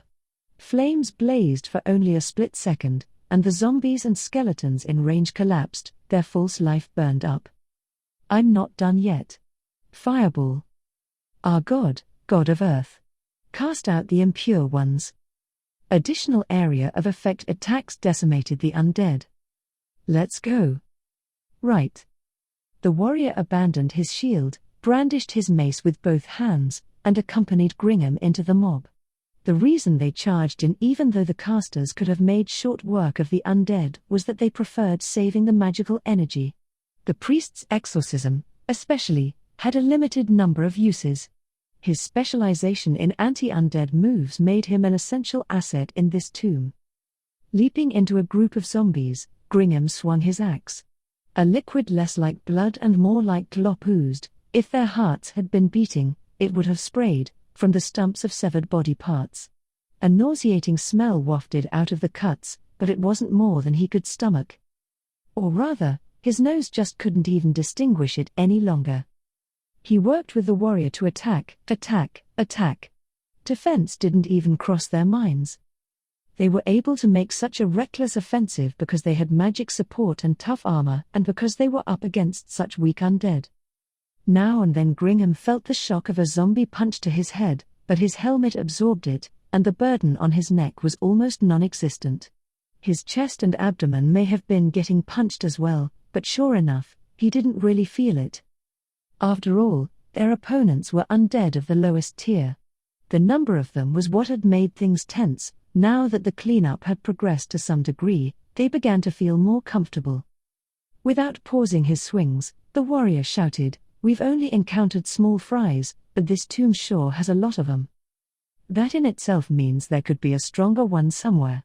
That said, if there is one, I don't get why it doesn't come out." The who one answered was the priest, who had picked up the warrior's shield and was watching the progress of the battle from behind them. These undead might have been summoned somehow, like with ritual magic or an item. Strangely, the undead vanished after a set amount of time, so there weren't so many of them that there was nowhere to stand. The wizard had warned the team because he noticed their disappearance was vaguely similar to the way summoned undead expired. A way to summon a huge number of low-tier undead. No, sir. Do not make me imagine this entire tomb crammed full of zombies. Gringham answered as he sliced off the head of a skeleton like he was cutting a branch off a tree. Then he flicked his eyes around the room. He could count the number of undead on 2 hands. The door was still open, but no new monsters were coming in. A little more fighting and this battle will be over. Just as he thought that, he was assailed by a creeping sensation that started at his feet. His ability to sense danger was ordering him to get out of there, but that was next to impossible under the circumstances. Still. "Watch out. Leave the R." The thief must have sensed the same thing. But it was too late. The hard, sturdy floor abruptly morphed into something that couldn't be relied on. Instead, the workers felt like they were floating. A beat later, they lost their balance and smashed into the floor. Gringham could hear his teammates groaning in pain. He, however, had managed to keep hold of his axe despite the fall and destroyed the skeletons on the floor with it as he got to his feet. Annihilate them. The undead had taken damage in the fall, especially the skeletons, who were weak against impact damage, so they were easier to kill than before. After finishing them off, Gringham finally took a look around the room. They must have dropped to the bottom of a magical pitfall where the floor of the room simply vanished. When he looked up, the ceiling was so far away, eyeballing it, probably almost 40 feet. About 10 feet up was a closed door, and another 10 feet up, a total of 20, was an open door. That was the one they'd come through originally. It probably made sense to assume they had fallen 2 stories. Overall, the construction of the room could perhaps best be described as a tall, 4-sided pillar with a floor that sloped steeply downward like an inverted square pyramid. If they weren't careful, they would slide down to the lowest point in the center of the room. Actually, one of his teammates had tumbled to the center in their original fall and was in danger of being buried under the zombies that tumbled down after them. Gringham couldn't believe they had plunged into such a place virtually unharmed. The strange thing was that 10 feet up, at the height of the closed door, there were 16 passages, 4 on each wall of the room. It seems like a water torture chamber. It had just come gushing out of those passageways. Uck. Or slime, that would be even worse. I totally agree. Let's hurry up and investigate that door. If it's safe, let's escape through it. It would, naturally, be difficult to scale 2 stories of a wall that had no handholds. The only one who could do it was probably the thief. For those in full plate armor, like Gringham, it would be nearly impossible. While the unknown lower door made them anxious, it would be easier to reach. As they were discussing how to go about climbing up, some things poked their heads out of the 16 passageways, all at about the same time. They were corpses so swollen they looked like they were about to burst, plague bombers. Bulging with hoarded up negative energy, plague bombers, which resembled chunks of meat, were exasperating undead that exploded when attacked, dealing damage to the living and healing undead. They jumped, crashing into the floor. Their bodies made a sickening sound, but the problem was what happened next. The rotund monsters falling onto the steep slope rolled down like boulders toward Gringham and his team. Look out. Dodge 'em. You don't need to tell me twice, I'm the brains of this team. They all, including the whimpering wizard, just barely managed to evade the monsters, which continued rolling down to the center of the inverted square pyramid. When the next plague bombers peeked their horrible faces out of the passages, Gringham realized that these had been just the first wave and got an idea of what was in store for them. Run. These things are going to bury us. If they were hit by one of the plague bombers and tumbled to the center, they were sure to be crushed. If that didn't kill them, repeated hits of negative energy from the bursting monsters their teammates were fighting would. What a treacherous trap. Someone give me a boost. Don't be ridiculous. We wouldn't be able to dodge if we did that. Even if they managed to evade the falling monster, their balance would be off, so they wouldn't be able to dodge the next attack. Asking someone to be a foothold under those circumstances was too much. Then I'll use magic. Don't fly. You're not strong enough to carry us all up there. No. Not, arg, watch out, that. Web ladder. That could work. Aim for the closer door. Gringham, cover him. No. Stop. We'll escape through the door 2 stories up, the one we came in through. The lower one is too dangerous. They didn't have time to ask what gave him that idea, but they trusted him.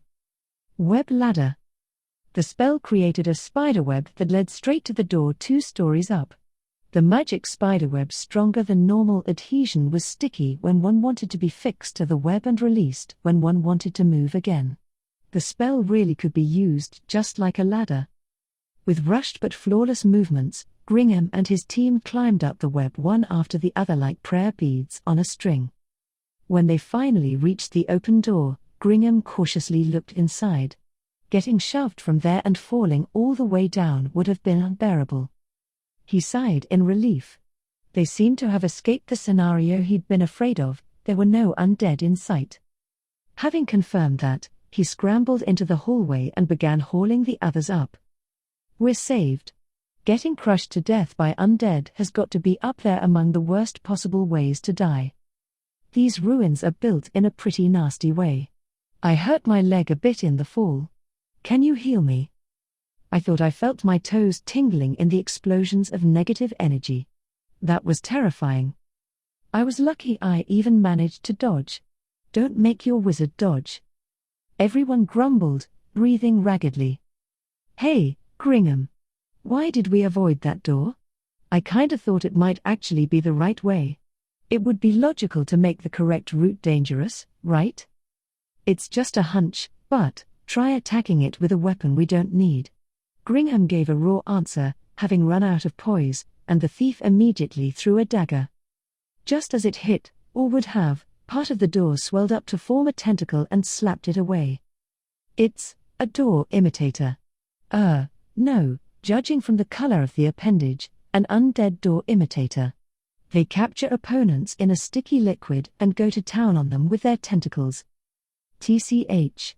A Plan B trap, huh? How tricky. Nice job seeing through it. It was only intuition. No, honestly, all I did was choose the known over the unknown. And that spot was getting bathed in the negative energy bursts. I don't think it affects non-living things like doors so much, but I mainly doubted whether it really made sense to put a hallway there. Okay, should we get go? Gringham abruptly closed his mouth. The thief who had been so chatty up until a minute ago had put a finger to his lips and was focusing his ears. Gringham strained his own ears and noticed the regular sound of something hitting the floor. Everyone looked in the direction the noise was coming from, down the hall. An enemy, I guess? I wish they'd give us time to rest. Yeah, if there's one sound and whatever's making it isn't even trying to move stealthily, it must be an enemy. I'll be glad if this is the end of them. All of them quietly drew their weapons. The warrior took his shield back and stood at the front, protecting one side of his body. The wizard had his glowing staff pointed down the hall, ready to cast at any moment. The priest raised his sigil, and the thief took aim with his bow. The tapping sound grew louder, and finally the thing making it came into view. A gorgeous yet worn robe was wrapped around a figure thinner than a young girl. The noise must have been the gnarled staff the figure held in one hand. The thing had a face, a bit of skin stretched over bone, beginning to rot, that contained a dark wisdom. The negative energy its body gave off hung around it, mist-like. It was an undead caster. It was called an Elder Lich. The wizard, first to identify the monster, cried out. Yes. It was the worst sort of monster, which appeared when negative life occupied the corpse of an evil caster. The moment they heard it was an Elder Lich, Gringham and his teammates changed formation. They staggered positions so no one was obstructed and kept some distance from one another as a precaution against area of effect spells. An Elder Lich was a fairly strong enemy. For Platinum rank adventurers it would still be pretty difficult, while a Mithril rank team would have a decent enough chance of winning. For Gringham's team, if they didn't think about how tired they were, they could defeat it. Luckily, this time he'd brought along members who were quite strong against undead. That was encouraging. It would have been tough to fight if the Lich had kept some distance, but at this range, he felt they could probably gain the advantage. So this is the Master of the Tomb. That's what Gringham had concluded. An Elder Lich was a ruler. They controlled mobs of undead and sometimes had dealings with the living. There were even famous Elder Liches, like the captain of the ghost ship that sometimes sailed through the fog on the Katza Plain or the one ruling an abandoned castle. If this one was an Elder Lich like them, it wouldn't be any surprise if it were the Master of the Tomb.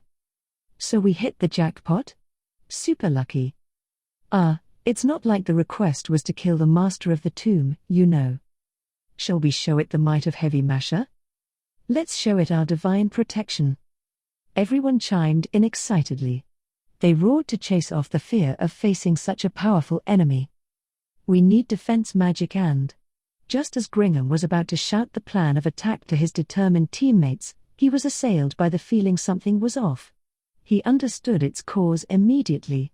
It was the enemy before them, the Elder Lich. What is it? We're not taking it by surprise, are we? Although the party was in full sight, the Elder Lich didn't make a single move. It didn't raise its staff or begin casting a spell. It simply watched them in silence. The workers couldn't contain their confusion. The monster had obliterated their prediction that it would engage them immediately, but now they hesitated to make the first move and attack. Certainly undead were hostile to the living, but it was also true that some of the intelligent ones could negotiate. Usually if a living thing initiated, the terms went in favor of the undead, but if the undead proposed a truce, one could sometimes acquire an item made with technology lost long ago. In any case, when it came to an enemy as powerful as an Elder Lich, there was nothing better than getting through an encounter without fighting. Perhaps it was irritated that its traps hadn't finished them off, but there was also the possibility that it recognized their ability and had chosen the peaceful path of striking a deal. Thinking that way, it was horribly thoughtless to make the first move and attack.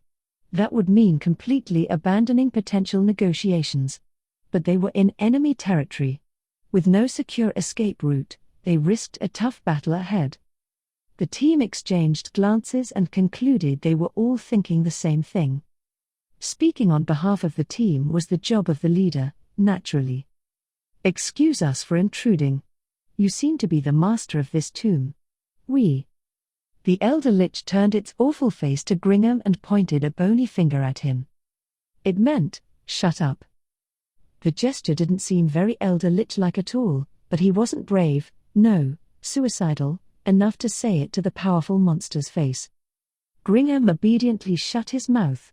Then in the hallway over which silence had fallen once more, he heard that sound again, and strained his ears in spite of himself. It was the familiar sound of something tapping against the floor, but of more than one something. Gringham and his teammates all looked at one another. Upon hearing the sound, the conclusion they had arrived at was inconceivable. Then they all shrieked at once. Who said this Elder Lich was the master of the tomb? Sorry. It was me. Are you fucking kidding me? This can't be happening. Whoa, there's no way we can win this. Even divine protection has its limits. More Elder Liches appeared from behind the first one, 6 of them. That meant a total of 7 immensely powerful undead casters. Certainly since they were all one race, their method of attack would be the same. If only they had a way to neutralize all the monster's attacks, they would be able to defeat all 7 of them. Of course, they didn't have such a way, and neither could they possibly acquire one. Under those impossible circumstances, Gringham and his team completely lost the will to fight. Now then, shall we begin? As the Elder Lich, who had not the slightest intention of negotiating, spoke, the 7 staves were slowly raised. At the same time, Gringham's scream rang out. "Retreat!" As if they'd been just waiting for him to say the word, everyone ran as fast as they could. They raced in the opposite direction of the Elder Liches. Of course, they didn't have the presence of mind to consider what might be at the end of the hallway. They just wanted to survive the excessive power of the mob of Elder Liches a little longer. At the front of the line was the thief. Then came Gringham, the wizard, the priest, and the warrior. The workers ran. They ran with no misgivings. A corner. Normally, they would be on the lookout for monsters or traps, but with footsteps coming after them, they didn't have time to make cautious observations. They left their fates to chance and raced on. Both sides of the hallway had stone doors, but when they imagined the possibility of dead ends, the courage to open one was nowhere to be found. The clanking of the workers in metal armor as they ran echoed off the walls. The noise could have given away their position to other monsters, but they didn't have the presence of mind to cast silence. They ran, and ran, and ran. They pumped their legs in a frenzy, turned random corners, and got lost after sprinting down each hallway. They no longer had any idea where they were. They would have liked to get back to the entrance, but they didn't have the wherewithal. "Are they still behind us?" Gringham shouted as they ran. The warrior bringing up the rear answered, "Yeah. They're running after us." "Damn it. Don't run. Use fly. If they flew over here, the next thing that would fly at us would be spells, you idiot. Let's hole up in one of these little rooms and try to negotiate. The wizard shouted, gasping for air. He was the weakest of the group and seemed about ready to collapse. This is bad, thought Gringham. Physically, he's not going to last much longer. Undead monsters like elder liches didn't get tired. If Gringham and his men kept getting chased, they would slowly be killed off as they ran out of energy. Why the heck are there that many elder liches? Common sense said this situation couldn't be. The master of this tomb must be stronger than an elder lich, huh? That was the only answer that made sense. But did such an undead even exist? Gringham didn't know. Damn it. This fucking tomb. The wheezing warrior at the end of the line screamed. As if on cue, a crest appeared glowing in the floor. It was big enough to capture all of Gringham and his teammates inside. What? Someone's voice, something like a scream, rang out. This floating sensation was different from the fall earlier. Gringham's field of vision was enveloped in pitch black. He could hear things crunching and snapping underfoot and sensed his body slowing sinking. It felt like he'd been thrown into a swamp. He panicked for a split second before realizing it didn't seem terribly deep. He sank to about his hips but no farther. In the darkness ruled by quiet, he asked in the timid voice of a boy who'd lost sight of his parents, "Is anybody there?" "Over here, Gringham." The voice of the thief gave an immediate answer, and from not too far away. He was probably about as far away as he had been while they were running. "Is anyone else around?" There was no reply. He'd expected as much. If there wasn't a light, it meant his wizard and warrior weren't around. He just had to count himself lucky the thief was there. "Seems like it's just us." "Thou art, TCH. Yeah, you're right." He scanned their surroundings without taking a single step. The deep darkness went on forever, and a fear welled up inside him. He couldn't tell where the darkness stopped and his body started. There's no sign of anything moving, but... Should we turn on a light? Guess we have to. It was unfortunate, but despite countless worries, moving would break the silence, maybe it would trigger a trap. Their human eyes couldn't penetrate the darkness. They needed a light no matter what. Okay, just a second. Gringham sensed some rummaging around from the direction of the thief. Then a light appeared. The first thing he saw was the thief holding up the fluorescent stick. Next, innumerable gleams, reflections of the light. It reminded him of the treasure they'd seen in the mausoleum, but something was different. Gringham frantically bit back the scream that welled up deep in his throat. The thief's face also seemed to cramp up. The countless reflections, the sparkles, were bugs, cockroaches, that completely buried the area. The smallest were the size of the tip of his pinky finger, but the largest were over 3 feet long. Layers upon layers of cockroaches. The crunching sensation beneath his feet was trampled cockroaches. Considering the bugs were piled up to his hips, he didn't want to imagine how many of them there must have been. The room was so large the light didn't reach its walls. Considering the range of a fluorescent stick was around 15 yards, they got an idea of how big the room was. When they looked up at the ceiling, there were a great many cockroaches reflecting the light there as well. "Where are we?" the thief gasped in a murmur. Gringham understood how he felt. He must have thought the bugs would start to move if he raised his voice. What the hell happened? As the thief scanned the area, Gringham recalled the scene before they found themselves in this darkness, the magic circle that had appeared on the floor, and asked, probably a pitfall, "No. No, it can't be that. I think we were hit by some magic. A teleportation trap. Or did the Elder Liches cast something?" Teleportation spells were normal. For instance, there was the Tier 3 escape spell, Dimensional Move. But that only teleported the user. To teleport someone else, and more than one person at that. There's some Tier 6 spell that can teleport multiple people, I think, right? Yeah, I think you're right. But could there really be someone who can use it? Gringham didn't even know of that many casters who could use Tier 5. But it still made sense to him. He could see how there would be multiple Elder Liches here if such an absolute power existed. It would probably have no problem dominating them and ordering them around.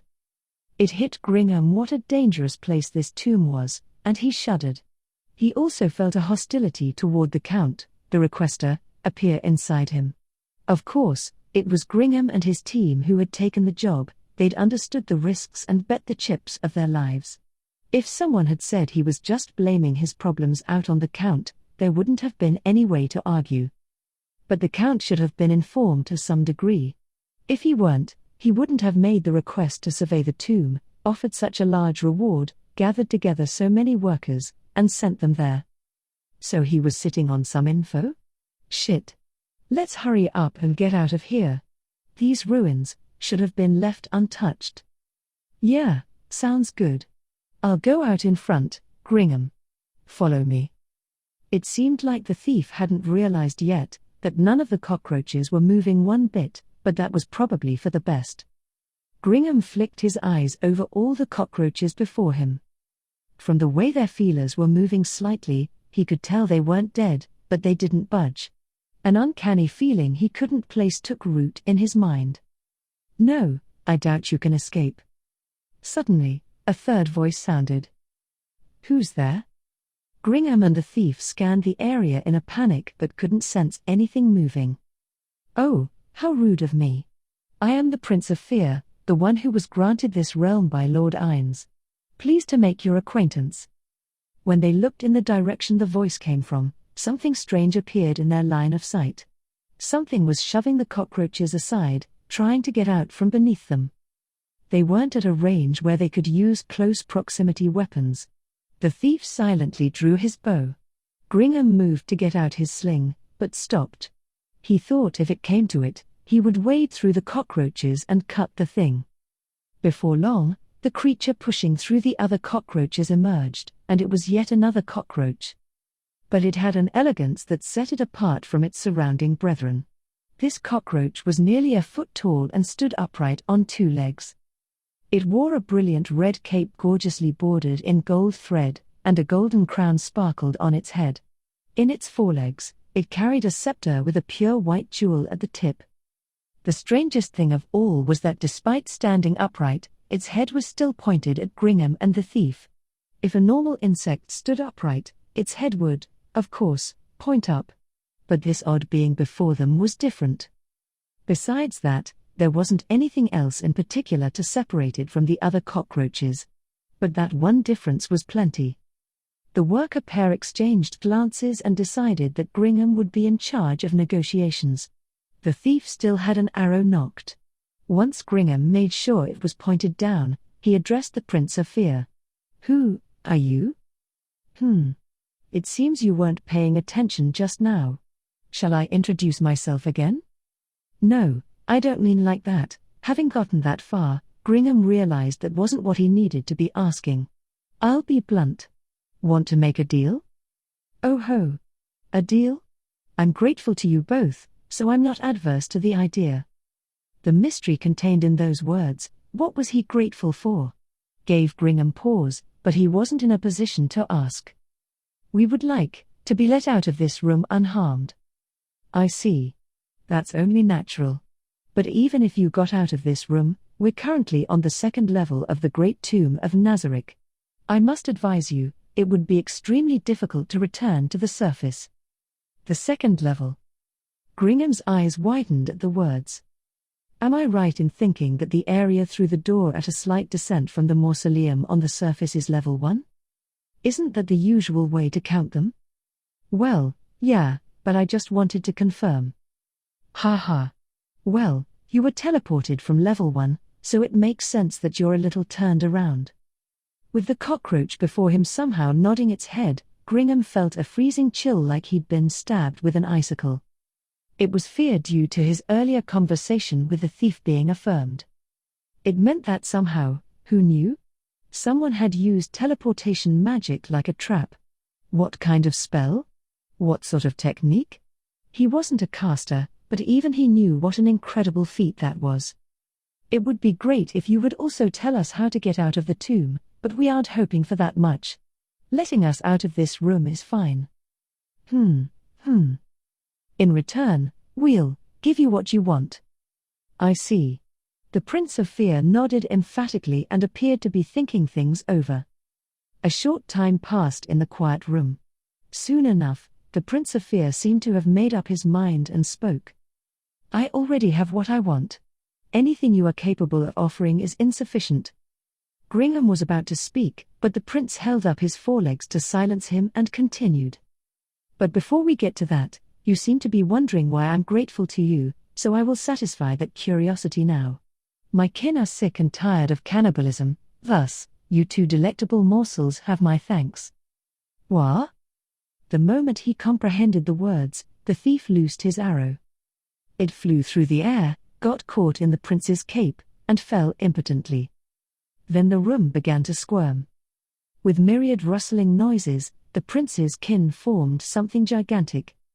And there was a tsunami. A dark torrent. It's a terrible shame that there are only two of you, but please try to fill the stomachs of my kin. The massive, swollen wave engulfed Gringham and the thief. It was exactly like they'd been hit by a tidal wave. As he was swallowed up by the black maelstrom, Gringham frantically batted at the cockroaches coming in through the gaps in his armor. A weapon wouldn't work against a mass of tiny insects, but Gringham didn't have any area of effect attacks. It was faster to just swat them with his hands. For that reason, he'd already thrown away his weapon and had no idea where it had gone. He tried to flail his arms, but it was difficult to move now that he was completely covered in bugs. The scene was like a drowning man's floundering. The only sound he could hear was the scrabbling of countless cockroaches. It was impossible to make out the voice of his teammate, the thief, over the din. But of course he couldn't hear the thief's voice. The thief was in no condition to speak due to the cockroaches crawling into his mouth, down his throat, and even into his stomach. Gringham felt prickling pains here and there. The cockroaches that had invaded through the cracks in his armor were gnawing at him. He tried to scream, but cockroaches plugged up his mouth. He frantically spat them out, but others forced their way through the slight part in his lips. And his mouth crawled with them. Perhaps small ones had entered his ears? The rustling grew awfully loud, and he started to itch. Innumerable cockroaches squirmed on his face, biting into him. Pain in his eyelids, but he couldn't open his eyes. It was easy to guess what would happen if he did. Gringham had already understood what would become of him, that at this rate, he would be eaten alive by cockroaches. I can't stand this. He screamed, and the bugs poured in. They tried to wriggle down his throat. Then he felt something slip down and drop into his stomach. The sensation of a live cockroach running amok in his belly made him sick. He struggled for all he was worth. I don't want to die like this. He wanted to show up his older brothers. That was the driving force that had gotten him here. He'd already saved enough money to live comfortably without adventuring anymore, and with his reputation, he could wed the kind of beautiful girl one would never meet in a village. Whether in power or wealth, he should have already surpassed his brothers. He had won at life. So he didn't want to meet his end like this. I'm getting out of here alive. He screamed, spitting out chewed-up cockroaches. You're really hanging on, aren't you? Well, let's have seconds. A few moments later, even his screams were swallowed up by the black maelstrom. The man's eyes snapped open. His field of vision contained a ceiling. It was made of stone and something giving off white light was embedded in it. He couldn't understand why he was there, and when he tried to look around, he realized he couldn't move his head. No, not only his head. His wrists, ankles, hips, and chest had been tied to something. He was essentially immobilized. The incomprehensible situation frightened him, and he wanted to scream, but there was something fitted to his mouth that prevented him from closing it or speaking.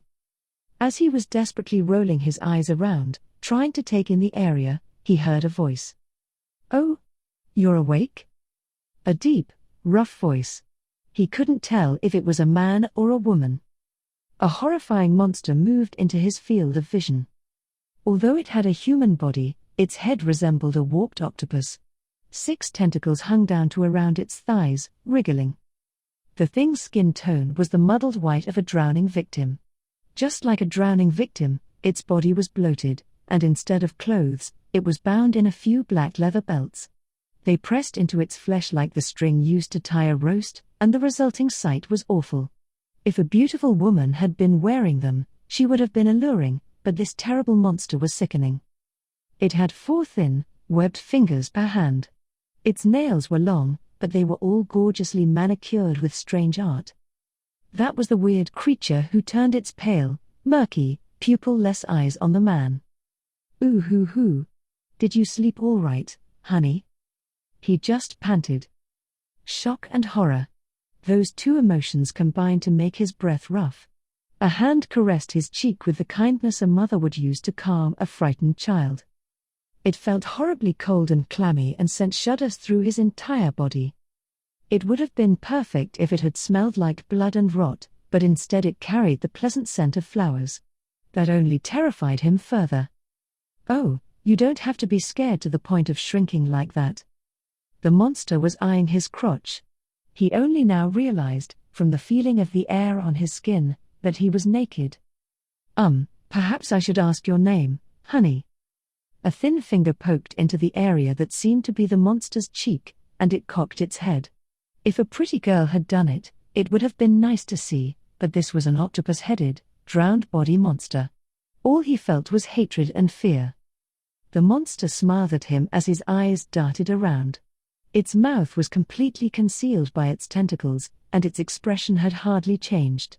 The way he knew it had smiled was that its cold, glass-like eyes had narrowed. "Ooh hoo hoo hoo. So you don't want to say? What a cutie, all bashful." The monster ran a finger over his bare chest as if writing something, but all he felt was the terror that his heart might be ripped out at any moment. "First, I'll tell you my name, Honey Bunny." Syrupy words that seemed punctuated with heart marks, in that deep, coarse voice. "I'm Neuronist, the Great Tomb of Nazarik's Special Officer of Intelligence Gathering. Well, I'm also called the Officer of Torture." The long tentacles undulated, revealing the mouth at their base. A tube slipped out like a tongue from the opening lined with pointy fangs. It was just like a straw. "Pretty soon I'll give you a little kiss and slurp." "What are you going to slurp?" Disturbed, he tried to move, but he was completely restrained. Now then. "So, we caught you." "Yes." The last thing he remembered was Gringham and the thief running ahead of him disappearing. From then up until now was a blank.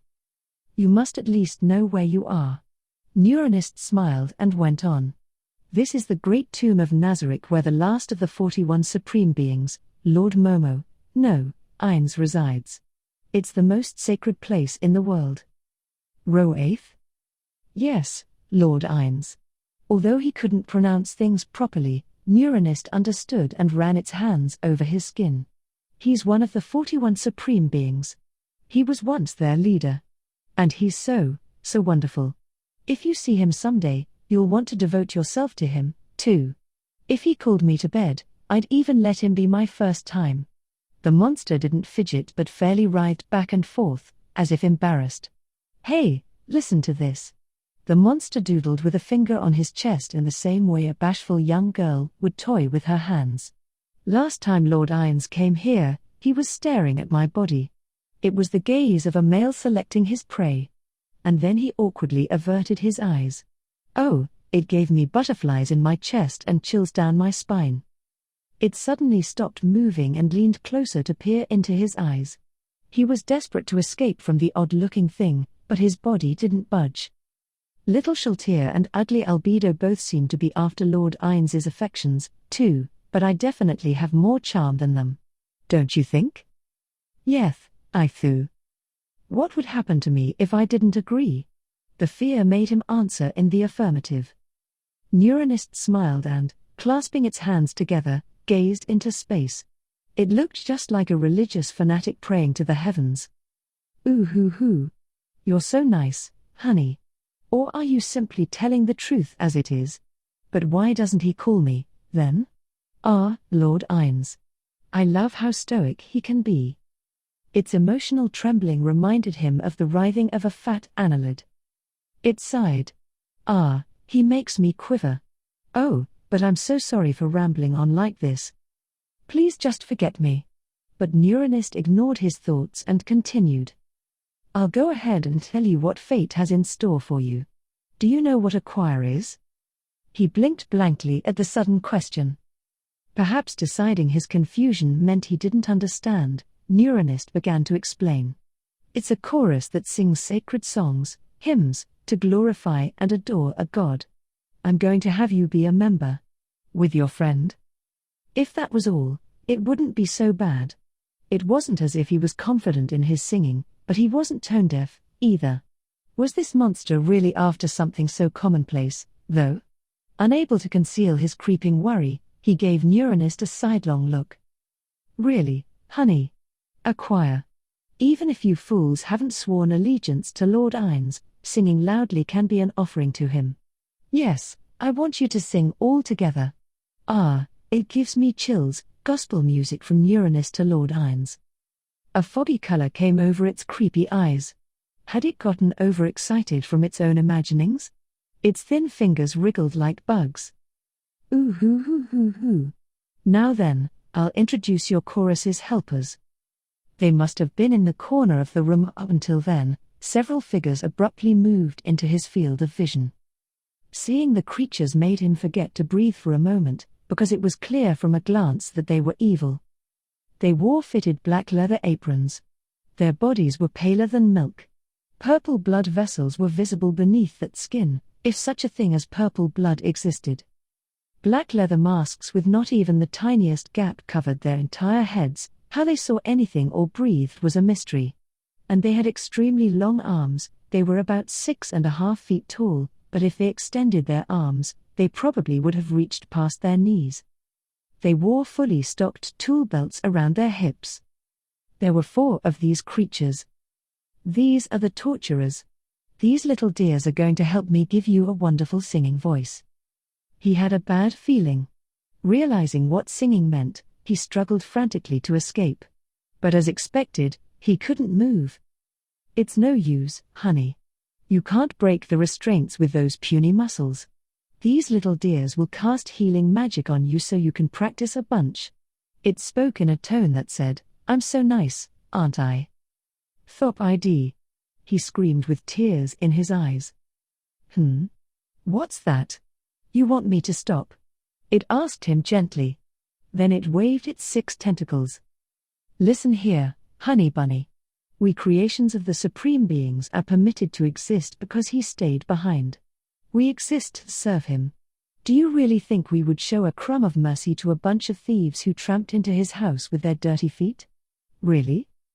I'm Thowi. Yes, that's right. Repentance is vital. Neuronist took a thin rod out from somewhere. It was topped with a thorn less than 1/5 of an inch long. First, I'll use this. He didn't know what it was for, so Neuronist gleefully explained.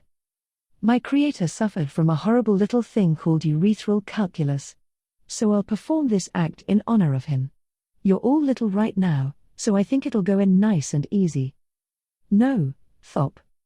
Upon realizing what was about to happen, he began to sob, and Neuronist drew its face in close. We're going to be together for quite some time. Things'll be tough if you start crying now, honey. 3. The teams had all chosen different directions at an intersection, and Elia Uzruth chose the path straight ahead based on his unfounded belief that the strongest enemies would be in the back. Along the way there had been stone doors and too many corners to count, but he just kept walking silently in what he felt was the right way. He was bored stiff by how uneventful it had been. Not only were there no monsters, there weren't even any traps. Is this the wrong way? Elia wondered and clicked his tongue. You dolt. Keep going. He gave orders in a sharp tone to the elf slave he was making walk about 10 yards ahead because it seemed like she was about to stop. She trembled a split second and then trudged forward. She'd barely been allowed any rest since they'd entered the tomb. So far, luckily, nothing had happened, but if there was a trap, there was a good chance she'd die. It was less like he was having her search for traps and more like he was sending her into a mine as his canary. Elia's team was made up of himself and 3 elf slaves with different abilities: ranger, priest, druid. It was a waste to order her out front when he had no replacement for her search skills, but he had his reasons. He was simply sick of her. Many people hearing this would be shocked. Not from an ethical standpoint, but in terms of finances. Slaves from the slain theocracy were not cheap. Especially for elves, the price could jump dramatically depending on their looks and what skills they possessed. Usually they fetched eye-popping prices. Ordinary citizens couldn't hope to get their hands on one. When it came to elves with skills, they were worth about as much as an enchanted weapon with some special effect. Even Elia couldn't shell out that much over and over. But Elia took all of Tunbu's compensation for himself, so if things went well, he could make his money back quicker than one would guess. That was why if he was sick of an elf, he didn't have to worry if she died. Next time I want one with slightly bigger breasts. That was what he was thinking as he watched the elf trudging ahead. It's fun to grab 'em hard and make 'em scream. Since this was a joint job, he hadn't bedded an elf in several days. Not that anyone would complain if he did, but there could be some unpleasantness due to jealousy. Elia had enough common sense as a worker to know what a disadvantage that could become. But the built-up desire was giving him daydreams. Or maybe next time I'll try to get one like that lady. The one he had in mind was a member of Foresight, a half-elf who always looked at him with loathing in her eyes. She was truly a pain. There was another woman, maybe more like a girl, on that team with her. He accepted the openly antipathetic way she looked at him. Women rarely understood a man's sex drive, and at her age, she probably thought boys had cooties. But he couldn't forgive the lower life form looking at a human like the half-elf did. Even just remembering it caused the flames of anger to scorch his handsome features. I'd like to beat the disgusting face of hers until she can't resist anymore. By the time elf slaves reached their owners' hands, they'd had their spirit broken in various ways.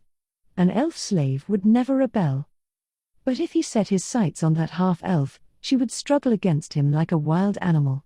It wouldn't be difficult for him to break and conquer her, but he probably wouldn't make it through unscathed, and he wasn't at all confident he could take her alive.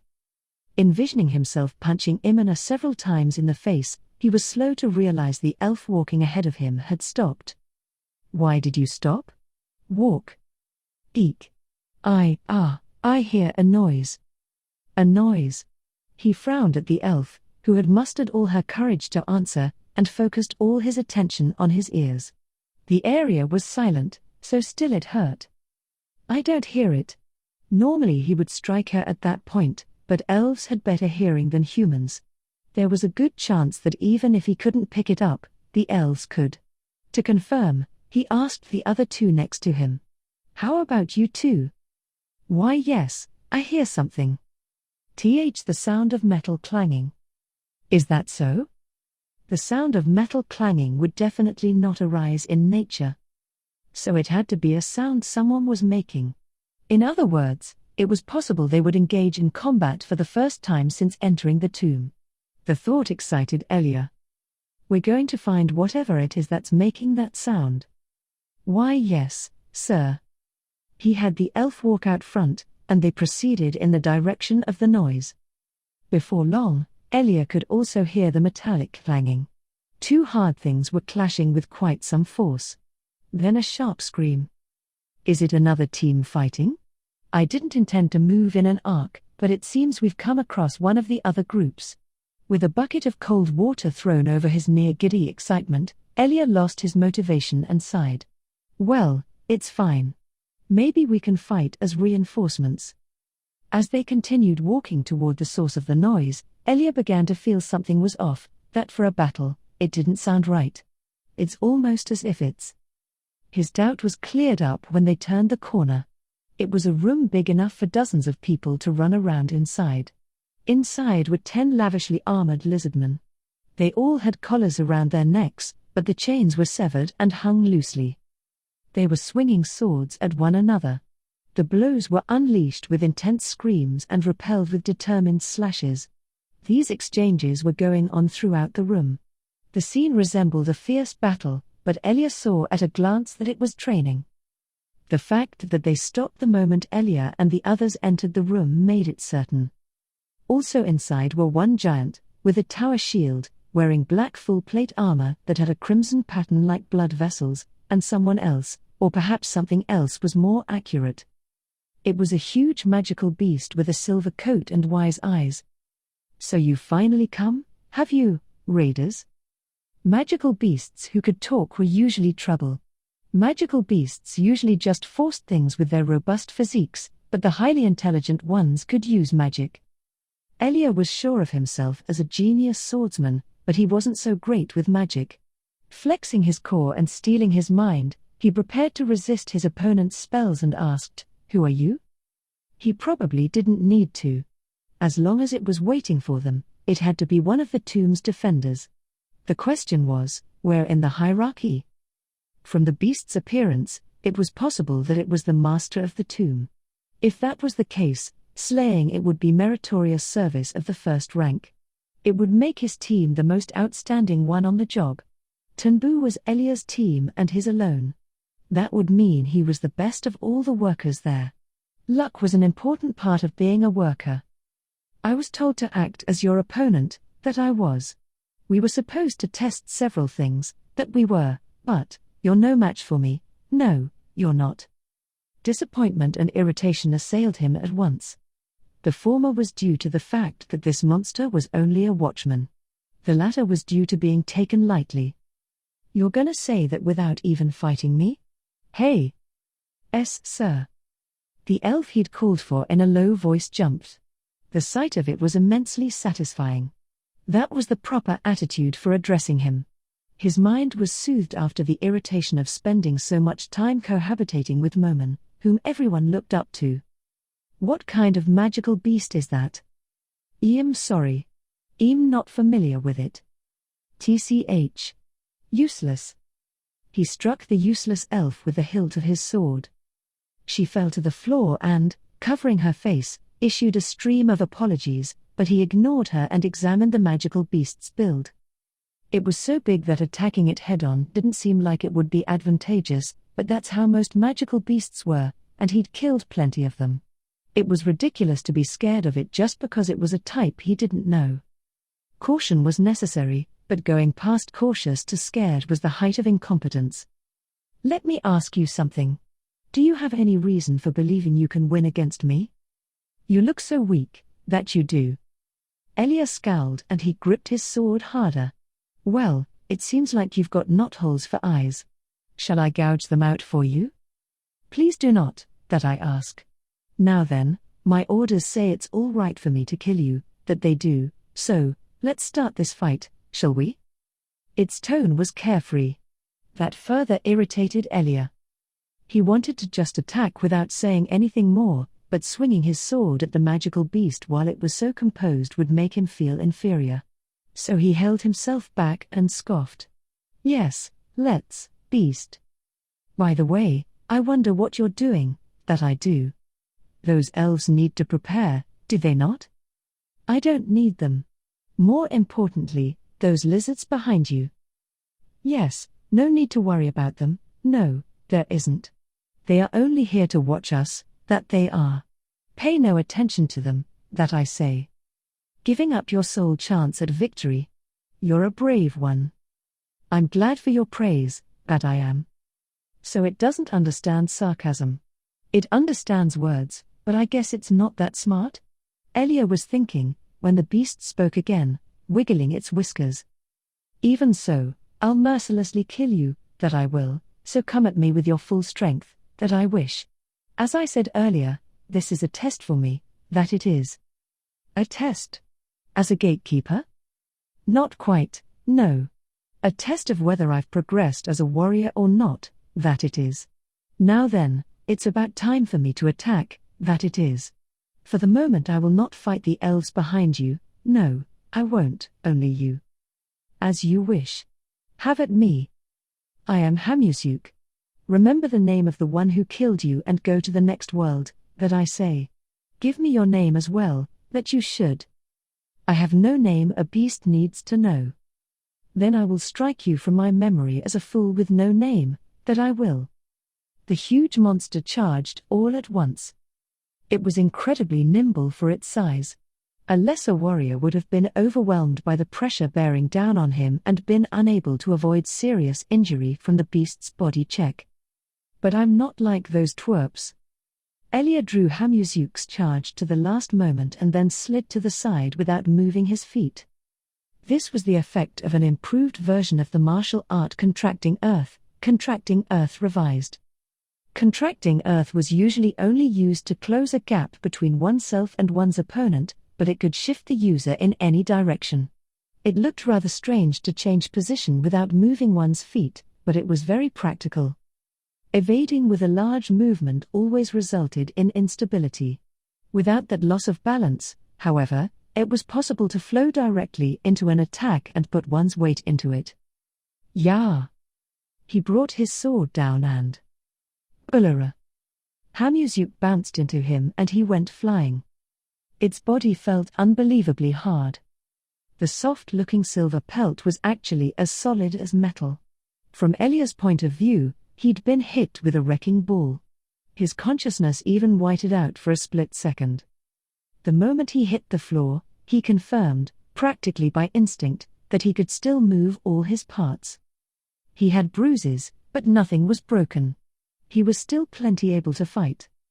His mind was nearly overrun by rage that he was lying on the ground and had shamefully taken his opponent's hit, but the warrior in him scolded himself, now wasn't the time to think those things. As he stood up, he simultaneously took note of Hamuzyuk's position and pointed his sword to meet the beast's charge. Something slimy ran from his nose. He wiped it away with a hand, and as expected, it was blood. "You vile bitch." Hamuzyuk watched, unmoving, in silence as Elia got to his feet. Perhaps observed is the best word. They were not the eyes of a beast wondering, "Can I eat this? Can I defeat it?" but the eyes of a warrior trying to judge how best to fight based on their brief exchange of blows. I'm the test to see if this beast can develop into a warrior? Me? It wasn't pleasant, but he had to acknowledge that her movements were not those of a mere animal. The previous attack had been a leaping body check upon seeing that he had gotten around her flank. She wasn't terribly powerful, but the fact that she had been able to respond to the situation had to be due to training. I see. That I do. If I keep chipping away at you, I can win with ease, that I can.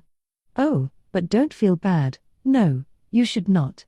I have never met a human who could defeat me, no, I haven't. Try saying that after you get a load of this. Unlike beasts, warriors have martial arts. He had thought he could win with energy to spare, so he hadn't used them, but he no longer had that leeway. Martial arts, ability boost. Greater ability boost. He was proud of these arts, especially greater ability boost. It usually couldn't be acquired by someone of Elia's level. The fact that I could get it proves I'm a prodigy. I really am strong. He swung his sword. His body felt light, his movements were smooth. His sword moved as if tracing a perfect image. He smirked. Now it's my turn. You're supposed to take some distance when unsure of your opponent's strength, that you are, but, as a warrior I must fight, that I must. It can't be helped, no, it cannot. Hamuzyuk closed in walking on 2 feet. A close-quarters fight, that it is. Can you handle it? That I ask. Don't underestimate me, beast. As soon as she was in range, he slashed. At the last moment, Hamuzyuk used her claws to parry the attack Elia unleashed with his boosted body. Or more accurately, she tried to, because the sword slipped into her foreleg. But it had lost a lot of momentum, so it couldn't rip into her tough pelt or cut the meat beneath. Without bringing his katana back, he lunged at Hamuzyuk's eyes. Some monsters could repel shabby swords with the protective film over their eyes, and some warriors could repel an amateur's sword with chi or an aura. But Hamuzyuk didn't seem to have any defensive powers like that. For precisely that reason, Hamuzu couldn't allow him that attack. At the same time she spun out of the thrusting blade's way, her tail went flying at Elia. He blocked it with his sword. The surprisingly intense impact turned to numbness that spread up his arm. KGH. He could see Hamuzu spinning around once more. In other words, that impact was on its way again. Elia jumped out of the way. He already had a pretty good idea of how long her tail was. Once it passed him, he could use Contracting Earth Revise to charge. Just as he thought the tail was about to pass, it abruptly stopped. Ugh! It had been a feint. In the interlude, Hamuzu had taken a different stance and withdrawn her tail at the same time. Having lost the chance to leap at her, Elia grimaced. Her tail moved in a completely different way from her body. It was less like a mouse's tail and more like the snake tail of a chimera. It moved independently. So your tail can move on its own? Overwriting the data in his mind about this magical beast, Hamuzu, Elia leapt at her. Hamuzu, who had been waiting, intercepted. Katana crossed claw. The one whose blood sprayed was Elia. Hamuzu could attack with both paws, while Elia had only one sword, so she had the greater number of strikes. He was at a disadvantage at close quarters. He had boosted his physical abilities, but Hamuzu still outclassed him. In that case, he used Contracting Earth Revise to retreat in one motion. I say. Elia took the time before she came after him to raise his sword overhead and bring it down again. Air slash. His slash ripped through the air and raced toward Hamuzu. She'd hidden her face, and the attack hit her pelt. The farther it had to fly, the less damage it dealt. It would be difficult to land a fatal blow with it, but seems like you can't block that, can you? So there's the gap between humans and beasts. This is trouble, that it is. He used air slash a few times in succession. Her pelt was tough. It would be hard to break through it. That's why he aimed at the part of her that seemed least defended, her face. Hamuzu, pinned, didn't budge from where she stood. She just covered her face and talked through a small gap. Wait, that I ask. Are you begging for your life? You really are just a beast after all. No, don't bother me, that I say. It's this thing in my mouth. Never mind, no, do not. He had no idea what she was talking about. Well, humans can't expect to understand a beast's ramblings. Still, seems like she's about to charge. You're so annoying, that you really are. Here I come, that I do. Come on. Since Hamuzu didn't have a method of attacking from a distance, her options were limited. She would probably try to force her way near him. That's exactly what Elia was hoping for. It would be hard to finish her with air slash, so he didn't have any way to defeat her except with something more direct. When she ran at him, she would run with her beastly face thrust toward him. He would stop her in her tracks by using a martial arts stronger than air slash. Then, if he kept pummeling her face at close range, he was sure to win. Confident in his victory, Elia's face twisted into a brutal smile, but just then Hamuzu's tail made a slithering motion. And then, Yugia. The tail, flexible like a whip, struck his shoulder with impossible speed. The armor over his shoulder shrieked as it dented and crushed his flesh. At the same time, the snapping of his bones reverberated inside his body, and a lightning bolt of pain shot toward his brain. It was so intense viscous drool dribbled from his mouth as he beat a staggering retreat. Behind Hamuzu, her tail was weaving around like a snake. It was bizarrely long. As I thought, my tail is too strong, that it is. I wanted to finish this at close quarters for that reason, that I did. This is bad. Elia bit back a scream. If she charged at him while he was in this state, he would lose. Why you guys? What are you doing standing around like that? Cast something. Healing. Heal me. Hurry up and cast healing on me, slaves. At their master's order, one of the elves rushed to begin casting a spell. The pain in his shoulder drained away until it was gone. You're not done yet. Support magic. Not only did they boost his physical abilities, his sword was temporarily enchanted, his skin was hardened, his senses were sharpened. Hamuzuke looked on as innumerable support spells were cast. As the many spells took effect on Elia, a sneer appeared on his face once more. A vast amount of energy coursed through his body. He'd never lost with this many magic boosts, no matter how immensely powerful his opponent had been. His sword whooshed as he swung it, moving much faster than usual. Like this, he was confident he could fight with Hamuzuke on equal or better footing. There's a basic difference in physical ability between humans and magical beasts, you know.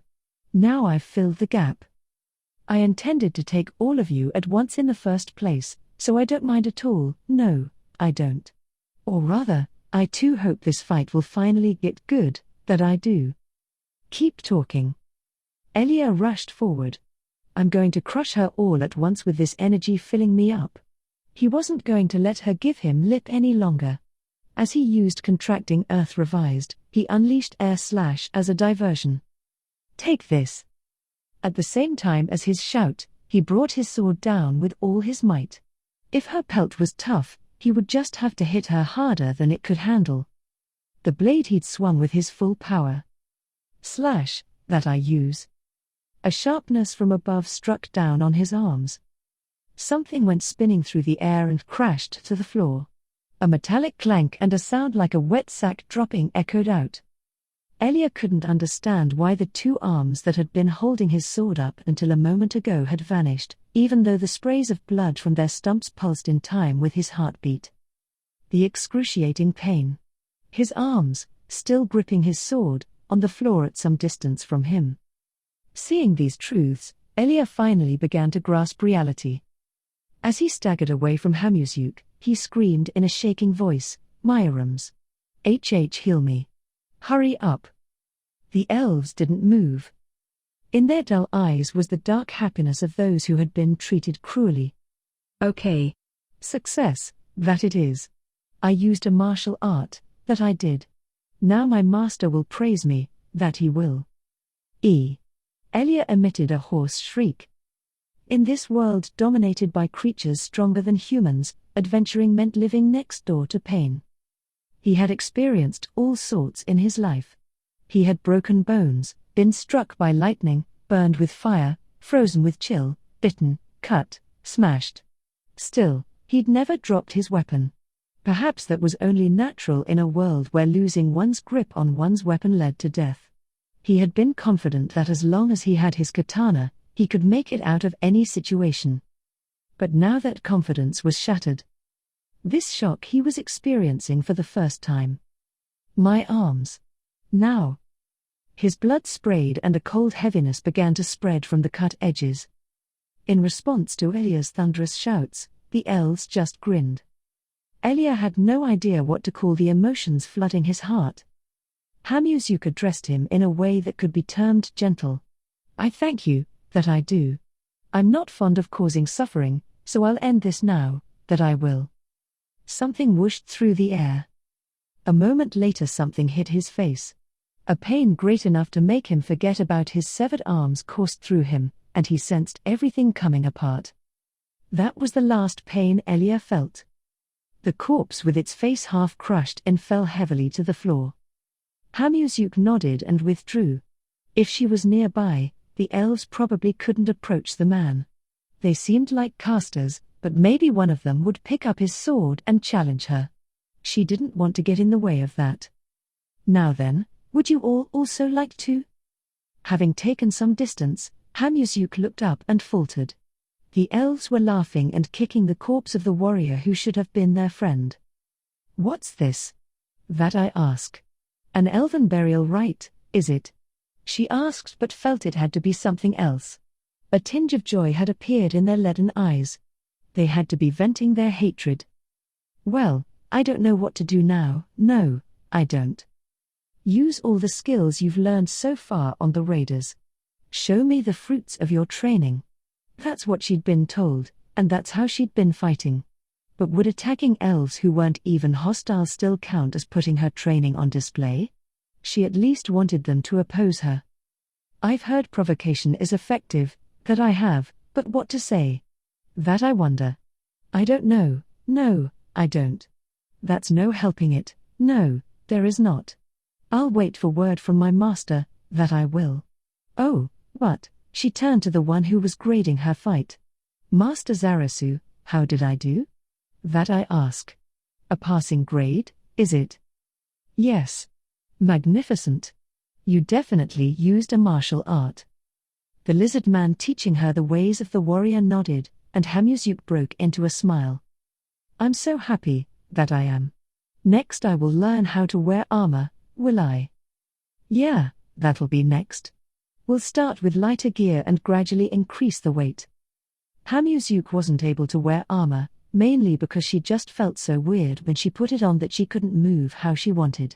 She didn't have any trouble running around and changing position under normal conditions, but in battle when she tried to wield her tail, she lost her balance and missed her target. That's why she was learning by watching her lizard man instructor's example. Now I can show my master how much stronger I've gotten for him, that I can. I wonder when I'll be able to call myself a proper warrior, that I do. Warrior Hamusyuk, that I am. I'd guess in another month or two you'll be able to call yourself a warrior. That's so far away, that it is. Seems pretty quick to me, Hamusyuk. Usually it takes a year before you can finally use a martial art. When you think of it that way, it's so soon. Zhenbel, another lizard man standing next to Zarasu, chimed in. You think so, do you? Yes, that I do. Real battle training and healing wounds, using support magic to battle someone stronger than you. You've been through some hellish training, but you're still learning really fast. Hamusyuk shuddered, as did the lizardman. The thought of all the training they'd done was chilling. I'd be happy if we could train in ways that didn't make me think of the word death, that I would. I think fighting right on the edge of living and dying will make you stronger, but, well, to each his own. Plus, it'd be tragic for a newlywed to die during a workout. Oh, that's right, you got married, that you did. Yeah. She got pregnant, so. Just the aim I'd expect from an exceptional warrior like you. You did it like what, 2 or 3 times? Zarasu stuck his fist into Zhenbel. That's enough. We have to get back to our exercises. What should we do about those elves? We can just leave them, that I think. One by one the elves who had been punching and kicking their dead owner this whole time plunked down on the floor like something had finally snapped inside them. Hamusyuk didn't sense any will to fight, so she decided that unless she received word from her master or they tried to run away, she would just leave them alone. Intermission. At the sudden change in airflow just past the tip of his snout, the Platinum Dragonlord, Zendeluxe Vaishon, awoke from his light slumber. Surprise was the emotion that occupied his awakened mind, or one could just as easily call it shock. A dragon's keen perception far surpassed that of a human's. Even if someone was invisible or disguised with an illusion, a dragon could immediately sense their presence from a surprisingly long distance, even while asleep. And an ordinary dragon's faculties could not even compare with his. He was a dragonlord. For someone to approach this near to him meant their abilities had to be unparalleled. Even he, in all his long life, had only met a handful of people at that level. The first was a dragonlord like him. The second was no longer of this world, Ijarnir, an assassin and one of the 13 heroes. And then, sensing the presence of the one who came to mind next, Zendeluxe, Zay, frowned as he slowly opened his eyes. Dragon eyes could see in the dark as if it were midday. Standing grandly in the direction from which he felt the presence was an old woman with an elegant sword at her hip. A smile reserved for someone who'd pulled off the innocent prank of getting this far without being detected by the dragon's keen senses was spread across her wrinkled face. Long time no see. Zay eyed the old woman without responding. Her hair, gone completely white, indicated what a long time she'd been alive. But something about her face was lively, like a mischievous child's. Old age had made her thin and frail, but inside she was still the same. As Zay was comparing her to the image of her in his mind, Her eyebrows suddenly tilted to a dangerous angle. What? Has my friend forgotten how to say hello? Good grief, do dragons go senile, too? Zay bared his fangs and chuckled kindly. Sorry. I was overcome with emotion at meeting my old friend. I couldn't get the words out. His voice was far gentler than one would imagine, given his size. The old woman's response was sarcastic as he expected. Friend? My friend was inside that empty suit of armor. It looks pretty beat up. When Zay had adventured with the old woman and her friends, he'd been manipulating a hollow suit of armor from afar. When he revealed the truth, she was furious that he'd tricked her. She still held a grudge about it and needled him now and then to this day. He thought it was about time for her to forgive and forget, but at the same time, he enjoyed their familiar banter. Grinning at the same old back and forth, he looked at her fingers. Seems like the ring is missing. What happened to it? I don't think there's anyone capable of stealing it from you, but that item contains power beyond the realm of human capability. I don't want it to fall into the wrong hands. I especially wouldn't want the slain theocracy's black scripture to get it. Are you trying to change the subject? But good eye. I guess that's a dragon's perceptiveness when it comes to treasure, Well, it's fine. I gave it to a youngster. Rest easy. This wasn't the kind of item one could give away lightly. It had been created with wild magic. These days magic was tainted and warped, so it would be nearly impossible to produce a similar item. As one of the few stewards of wild magic left, he wanted to ask where the ring was. But he trusted his friend. I see. Well, if it's what you decided, then it's probably all right. By the way, I heard the rumors. You've been adventuring. Is that why you're here? Certainly not. I just came to visit as a friend. Besides, I retired from adventuring. Don't make this old lady work anymore. I passed my role on to the crybaby. The crybaby? Zay pondered who it could be for a moment, and then it hit him. You mean, her? The old lady grinned when she realized who he meant from the hint of emotion in his voice. Yes, the little Imban girl. Ah. He was astonished. You're probably the only one who can get away with calling her that. You think so? I'm sure you could even more than me. After all, she and I are about the same age. You're older, right? Well, yes, but still, I can't believe she agreed to be an adventurer. How did you get her to do it? She was whining, so I told her if I beat her she had to do whatever I said. Then I socked it to her. She cackled as if amused to her very core. You're about the only human who can defeat her. Zay spoke in a voice that in a human would have indicated a cold sweat and shook his head. He was recalling the face of another old comrade, one with whom he'd fought against the evil spirits. She had performed particularly well in the battle against the bug spirits. Well, my friends helped. Plus, knowing undead means knowing how to defeat them. Even if she can't win with her abilities, she can turn the tables. Still, the crybaby may be strong, but there's always someone stronger. You, for instance, could probably defeat her pretty easily. If you weren't restrained, you'd be the most powerful being in the world. The old woman shifted her eyes to the silver suit of armor. She'd probably expected a light-hearted response, but Zay's was more heavy. Oh, I don't know. The power that sullies the world might be stirring again. There was a hole in the right shoulder of the armor like a spear had pierced it.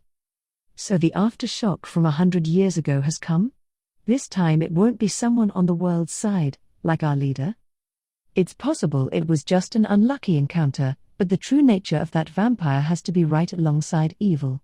Still, I thought it seemed like the time had come, but I can't decide if suddenly running into it was bad luck, or if we are lucky for having confirmed its existence.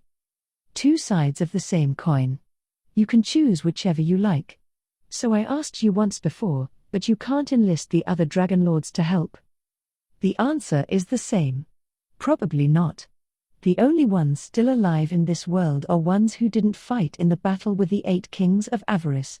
I highly doubt guys like the Heavenly Dragon Lord, just flying around all the time, or the deep darkness Dragonlord, holed up in his huge underground cave doing who knows what, would lend me their strength. Yeah. But there are ones like the brightness Dragonlord who had children with humans. If you tried talking to them, something might work out. Maybe, but I don't know. Personally, I think asking for her cooperation is our best bet, the one he told us about who is sleeping on the deepest level of the city and the sea. Waiting in her dreams, was it? If our leader had been able to leave behind all his knowledge, we would probably have less trouble. He really died too soon. There was nothing we could have done. Even he, I think it was a shock to kill the player he'd come this far with. I can understand refusing revival. You were shocked, too, weren't you, Lygrit? The old woman got a faraway look in her eyes and sadly nodded her head. Well, yeah. Actually, yeah. Lygrit, I'm sorry because I know you've quit being an adventurer and all, but can I ask a favor of you? What might that be? I have an idea, but let's hear it. Zay was looking at a sword. Its shape wasn't conducive to slashing, but its edge was peerlessly sharp. Nothing anywhere close could be made with current magic. That sword, one of the 8 weapons left behind by the 8 kings of avarice, was the reason Zay couldn't leave this place. It's something I've been doing up till now, but I want you to help me. I want you to collect information about that sword, an item on par with a guild weapon, as well as other special Yggdrasil items, like the reinforcing armor the Kingdom Adamantite rank adventurer Teen Drops of Red possesses. Chapter 4, A Handful of Hope. 1. This is what a dam bursting is like. The flood of attacks was enough to make Hecarim think that. Yes, the opponents were low-tier undead. They weren't so terrible to the members of Foresight. But there were no breaks between the wave-like attacks. After finally defeating 2 ghasts in the 10th battle since the series had started, he wiped the sweat off his face. His body wanted a rest, but there was no time for that. He took a sip of water from the leather pouch at his hip and worked to catch his breath as he gave instructions to retreat. As he might have guessed, however, the enemy wasn't about to allow that. A combined party of 3 skeleton warriors with round shields and 2 robed skeleton mages with staves made its entrance. They leapt out into the party's way. Save your magic. I know. Yeah, I got it. Since they had no idea what was coming up ahead, they couldn't use magic willy-nilly. Its outstanding effectiveness had to be saved as a last resort. That's why they'd been conserving as much as possible so far. Still, they'd ended up relying on an ability with a limited number of uses per day and almost used it up. That was just how many various traps and diverse types of undead had gotten in their way. Skeleton archers had been shooting at them from behind a barred door where their swords wouldn't reach. The monsters were tough because with their resistance to stabbing damage, Foresight's arrows couldn't do lethal damage, but Robodike exorcised them. Robodike also destroyed the undead throwing bottles of poison with exorcism. Then there was the joint attack by the floor imitator, which mimicked the floor and used a sticky liquid to trap anyone who stepped on it, and flying undead, also thwarted with Robodike's exorcism. Robodike also exterminated a mob of mixed undead that inflicted all manner of negative statuses, sickness, poison, curse, with exorcism. Now he only had a couple of uses left, but they had managed to conserve their other spells and abilities. The only tough fight they'd had was when flesh golems, which looked just like zombies, were mixed in with a group of zombies. Careful. Multiple sets of footsteps from the rear. Undead detected. 6 of them. Imena's voice, and then Robodike's a moment later, caused everyone to tense up. The reason the 5 skeletons in front of them hadn't begun fighting was probably to wait and annihilate them in one fell swoop with a pincer attack. Hecarim considered what their next move should be. A list of several tactics sprang immediately to mind. Make a preemptive strike on the enemies in front, wiping them out all at once. Ignore the enemies dawdling up ahead and turn to bash the ones to the rear. Stop for a moment and determine which group is stronger, then crush the weaker ones first. Use magic to detain one side and use that time to beat up the other. They were all effective, but they all lacked a decisive something. But at that moment, the oracle of intuition descended to him. Hecarim. What should we do? Go back. I think there was a side path. Go down that. The second he told her, Imina, bringing up the rear, raced away. Arch and Roberdike followed. A moment later, Hecarim did, too. Imina must have followed the order and run because the distance was feasible. Hecarim desperately sprinted in order to keep up with the others, who were moving as fast as they could. Naturally, their opponents weren't about to let them get away, and he could hear the undead footsteps coming after them. Eat this. Hecarim took out a sticky alchemical solution and tossed it behind him. The solution spread slickly across the floor. Its effects were immediate, and the sound of footsteps vanished. Intelligent undead might have thought to go around, but there was no way low-tier undead had those kinds of smarts. And he figured that once monsters like skeletons, with no muscular strength, were stuck, it would be difficult for them to rip themselves free. Undead detected. 4 coming from the right. That's a wall. No, it's an illusion. 4 ghouls descended on them through the wall. The bony, thin undead, lunging with their long, yellow, claw-like fingernails, were terrifying. That said, no one on this team was such a baby as to shake in their boots at this level of horror. Don't underestimate us. Though taken by surprise, Imina drew her dagger immediately and stuck it into a ghoul's neck. A foul liquid that must have been blood glugged out, and one ghoul crumpled to the floor. Roberdike, next to Imina, had bashed in the head of another with a mighty swing of his mace. Hecarim concluded he could leave that up to those two and turned to see what was happening behind them. The undead were definitely giving chase. So maybe it's safest to spread around some more alchemical solution? Just as he was about to throw it, he spotted a horrifying monster. Elder Lich. At the same time, he noticed the thunderbolt at the elite caster's fingertips. Even Hecarim knew what spell that was. Lightning. Its effect was a bolt of electricity that pierced in a straight line. There was only one way to evade it. Shove the ghouls back. Imina and Roberdike probably had no idea why Hecarim was ordering them to do that. But they both obeyed without hesitation. The white lightning flashed past in the hallway behind them just as they piled in past the illusion wall, ghouls and all. As the air popped and quivered with electricity, a magic circle appeared beneath Hecarim and his team's feet. The next moment, they were enveloped in an inescapable pale blue light, and the scene before their eyes abruptly changed. Everyone looked sharp. On your guard, huh? Although the ghouls were gone and their surroundings had changed, their nerves, tensed from repeated battles, hadn't relaxed. Still, under conditions so strange, he couldn't be blamed for emitting a dazed murmur.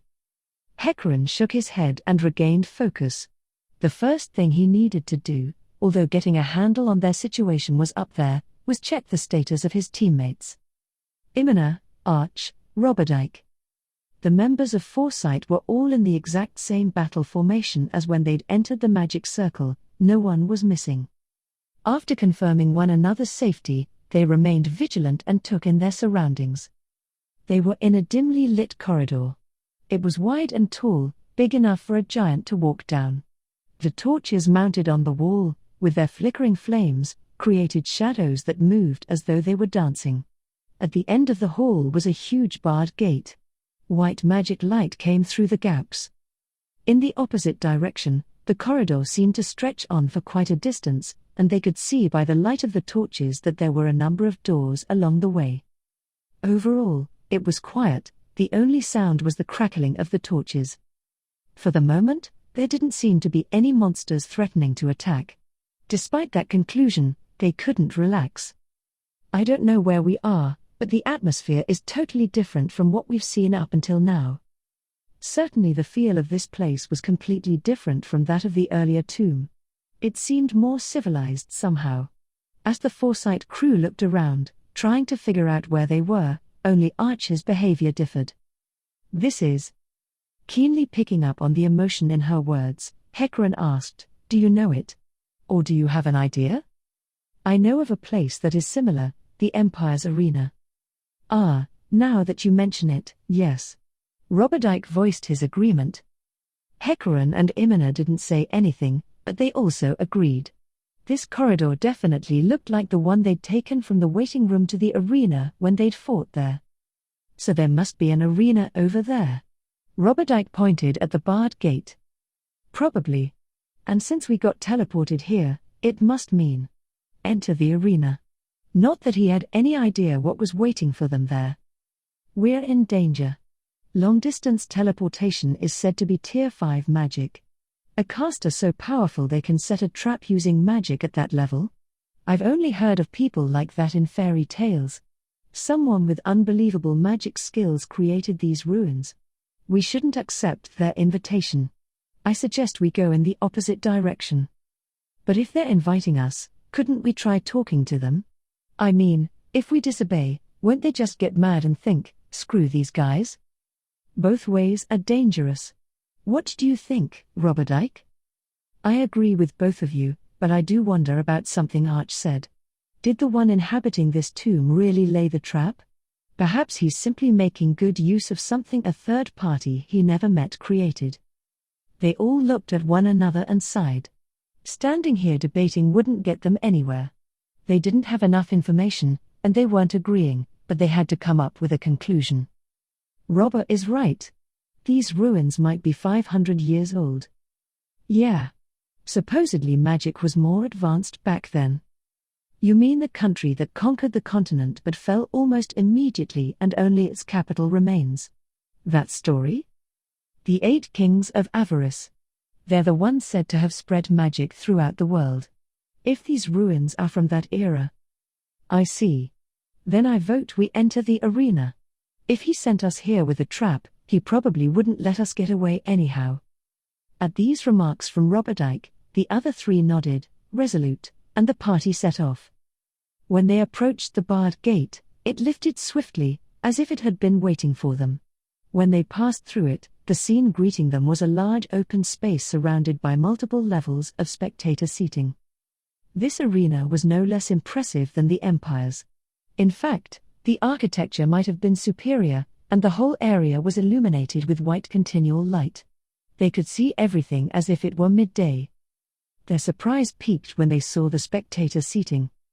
Innumerable lumps of dirt, figures called golems, were sitting there. Golems were inorganic life forms created via magic who faithfully took and carried out orders from their master. Since they didn't need food or sleep, didn't get tired, and didn't age, they were extremely useful as gatekeepers, guards, and laborers. Even weak ones fetched quite a price because of how much time, effort, and money went into making them. Hecaran and his team charged quite a lot for their services, but even they would have trouble affording one. Golems were that expensive, and yet this arena was practically overflowing with them. Hecaran took it as a sign of how wealthy the owner of the place was, as well as how lonely. The group exchanged glances, as they had a number of times since being transported to this place, and advanced into the center of the silent arena. "We're outside." In response to Imina's voice, the others looked up. What they saw was the night sky. The lights in the area were so bright they couldn't make out the stars, but it was still undoubtedly the sky. So we got teleported outside? Then if we use fly we can S. With a shout that interrupted Arch, a figure jumped from a terrace that must have been VIP seating. That was the equivalent of 6 stories up, but the figure flipped in midair and made a featherlight landing. It wasn't due to magic but was simply great physical technique. It was such a perfectly executed movement that even the thief Imina gasped.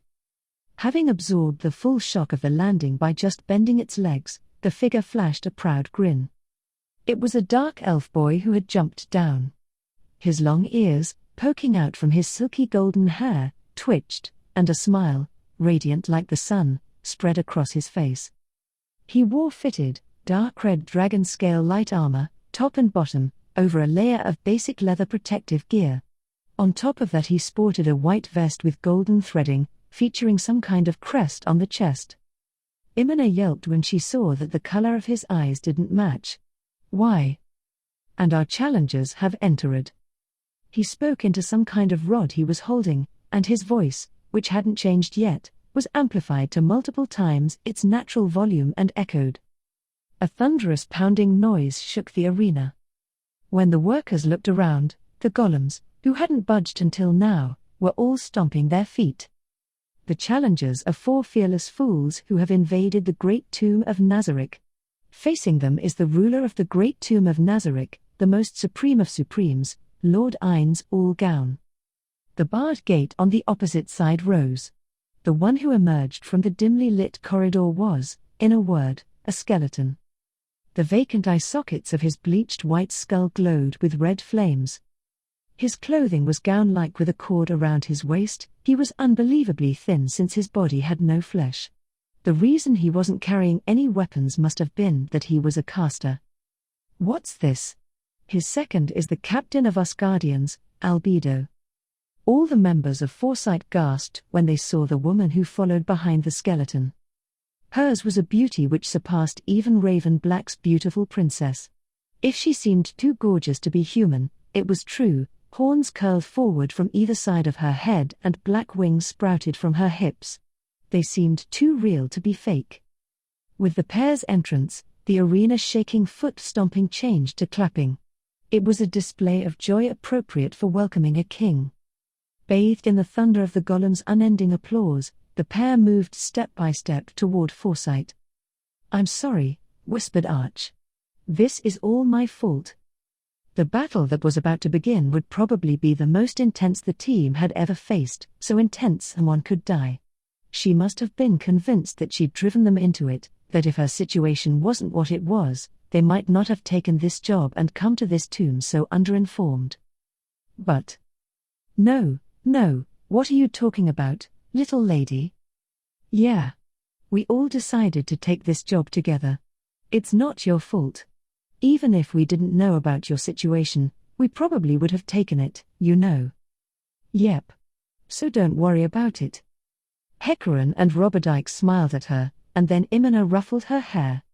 Okay, I imagine it's impossible, but how about we try talking to them first?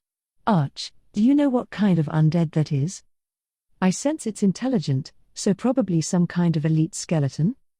The bony figure in the lead waved his hand as if he were shooing something away. Sound vanished. The golems stopped moving at once, and a silence so deep it hurt their ears descended on the arena. Hecaran turned to Ainz, who was steadily approaching them, and bowed with sincere politeness. "First, allow us to apologize, Sir Ainz Ul. Ainz Ul Gaun." "Excuse me, Sir Ainz Ul Gaun." Ainz halted and gestured with his chin as if he was waiting for him to continue.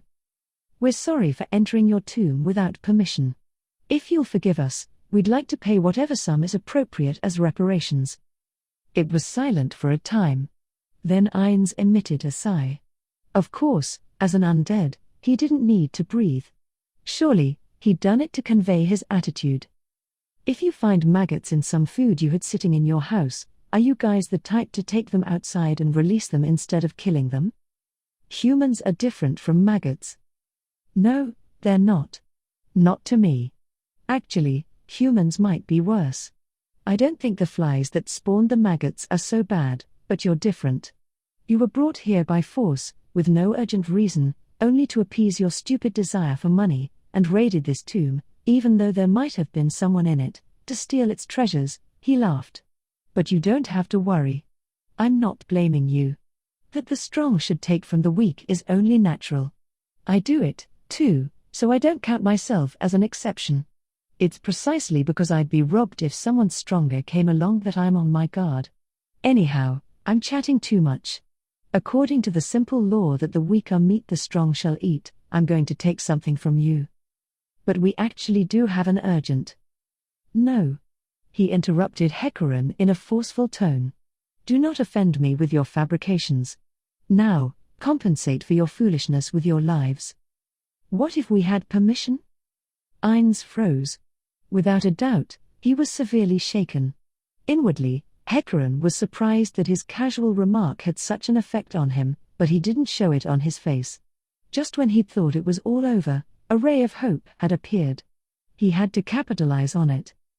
"Nonsense," Ainz said in a tiny voice. "That's the most absurd thing I've ever heard. A total bluff. I think you've caused me enough displeasure." His disturbance spread through the room, and the dark elf boy began to look puzzled. When Hecarim eyed the last of their opponents, goosebumps rose over his entire body. The beautiful woman behind Ainz still wore her kind smile, but she was emitting enough killing intent to draw a slick of sweat out of his forehead. And if it were true? No, it's a bluff. Most definitely not true. You're just sacrifices wriggling in the palm of my hand. Ainz shook his head and pierced Hecarim with his gaze. But just in case, I'll ask, who gave you permission?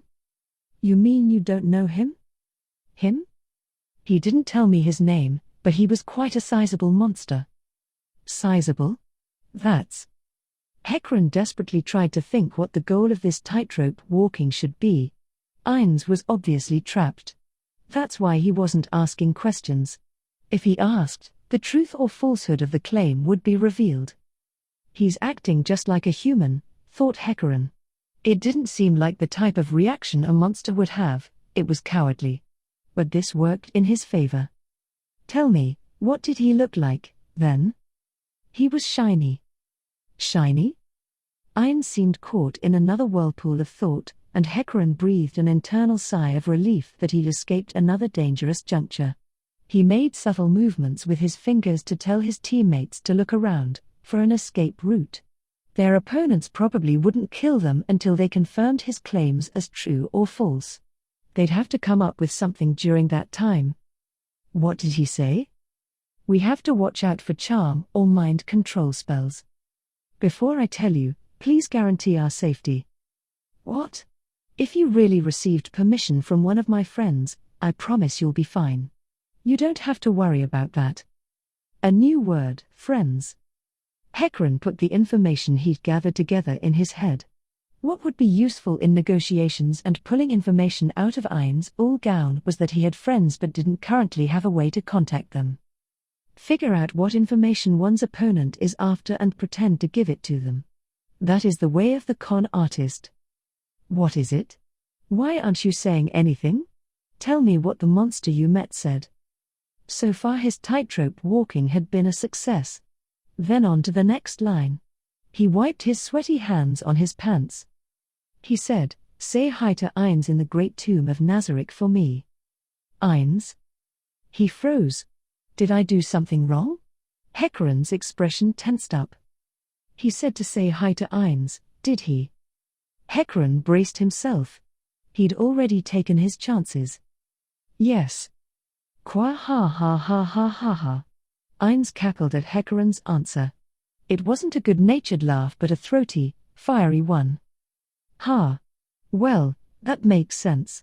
If I take a moment to think about it, your story was all over the place. Ainz didn't make a move, just fixed his eyes on Hecarim and his team. The crimson flames in his orbits gradually changed to a dark sparkle. It was a gaze accompanied by a physical pressure, and the workers backed up a step. The gaze contained fury. You garbage. You came in here. In the place that I and my friends built. With your dirty fucking feet. Unable to rein in his wild anger, he was suddenly speechless. His shoulders heaved as if he were taking deep breaths, and then he raged on. And on top of that, you tried to use my friends, my most precious friends. You little Shiites. You think I can let that stand? He shouted violently. His anger seemed infinite. But all of a sudden, he calmed down. The change happened so quickly, it was as if something had snapped in half. It was enough that Hecarim and his teammates felt strange. Is the kind of stuff I say when I fly off the handle, but you didn't do anything so bad. You were probably just desperate and told a lie to survive. Honestly, the anger that is smoldering within me even now is just self-centered. Albedo, Aura, and any guardians who can hear my voice, plug your ears. The peerless beauty and the dark elf boy both plugged their ears. The boy stuck his fingers in, and the lady cutely covered hers. They meant to show him, we aren't listening to what you're about to say. I never liked this plan. I didn't want to invite dirty thieves to the great tomb of Nazarick. Still, I understood that it was the best way, so I agreed to it. Ainz shook his head in frustration. Well, whatever. I'm done complaining. I was going to show you some mercy and kill you as warriors, but I changed my mind. I'll handle you like the dirty thieves you are." He spoke as if he was talking about something unrelated to any of them and then cast off his robe. Beneath it, naturally, was a body consisting solely of bones. An ominous dark red jewel floated inside his ribs. Besides that, his pants, and his greaves, he didn't have anything equipped. No, he also had a collar on. The chains, not attached to anything, hung loosely. Woo! A strange shout went up overhead. When they looked up, a girlish figure with silver hair was leaning out of the VIP section. Hands in some kind of blue gauntlets immediately yanked her back, though. "What is she doing? I'll scold her later." The annoyed voice brought their attention back to Ainz, who now had a black blade in one hand and a black round shield in the other. "Okay, I'm ready. Let's get this started." He had put a little more distance between his feet. Now he was in a battle stance. "Albedo, Aura, you can unplug your ears now." The two whose names were called replied in unison and removed their hands from their ears. "I'm in a very bad mood. I didn't think they'd be like this. I'm going to fight them right up to the moment before they die. The rest I'm leaving to you." "Okay, let's get started." Ainz may have been equipped with a sword and shield, but the first thing Hecarim thought when he faced him was that he wasn't a warrior or swordsman. In fact, he seemed most like a magical beast who would come at them with superior physical ability. It stemmed from his casual way of standing, his careless stance. Basically, he seemed like an amateur. But he was an immense power, heavy, pressing in on them. His human-sized build seemed to swell and weigh down on them. The most terrifying thing about having made an enemy like that was if they attacked in a relentless chain. "You're not coming at me? Then here I go." Ainz charged at the same time he asked. His speed was shocking, such that the distance between them became zero in an instant. Next, he brought his sword down from high overhead. It was an attack that had destructive power but should have been full of holes. When someone with physical ability on another level unleashed it, however, it turned into a one-hit kill. "It's too dangerous to take this," Hecarim concluded instantaneously, sensing the sword's rapid approach. If he blocked it, he'd have to face that destructive power head-on. And in that case, the gap in their physical abilities would surely result in his being cut. Then he only had one choice. With a nasty grinding noise, the sword Ainz had swung drove into the ground. Parry. Normally a parry would throw one's opponent off balance and create an opportunity to counterattack, but Ainz wasn't fazed. He resumed his earlier posture with footwork that seemed to indicate he'd known ahead of time what would happen. Hecarim realized he'd been wrong about something.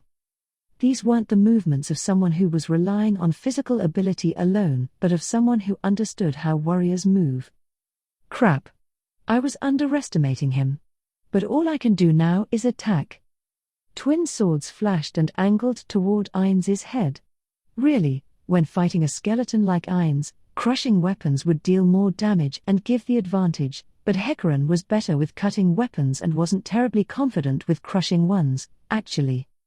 What he needed to do in this battle was continue dealing damage, even a little bit at a time, not use big moves hoping for lots of damage when he wasn't sure if they would land or not. His twin blades whipped at Ainz's head. A normal enemy would get hit. A first-rate enemy would get off with a scratch. But what about a super first-rate enemy? Humph. Ainz interrupted the sword's arcs with his shield. An ordinary person wouldn't have made it in time, but superior physical ability made it possible. Magic arrow. Lesser agility. As the hard sounds of Hecarim's two attacks being repelled by the shield rang out, Archer's spell became an arrow and flew at Ainz. At the same time, Roberdike targeted Hecarim and cast an agility-raising support spell. Child's play. Ainz didn't even look at Arch. Just as a shot of light was about to hit him, it disappeared. Arch gaped in shock. Magic immunity? What kind? Humph. As if in reply, Ainz struck at Hecarim's face with his shield. A shield blow. The name of the well-known fundamental move flashed through Hecarim's head. He saw it as an opportunity and readied an attack. He would aim for Ainz's torso, which he figured would be a blind spot due to the shield. But Ainz easily deflected it with his black blade. He read my move? He just barely evaded the black shield coming at him like a wall by ducking, and a kick from a greave-clad foot was approaching. A normal kick wasn't so scary, but it had become apparent through their exchange that the attacks Ainz's muscular strength unleashed, despite the fact that he was a skeleton with no muscles, were all deadly blows.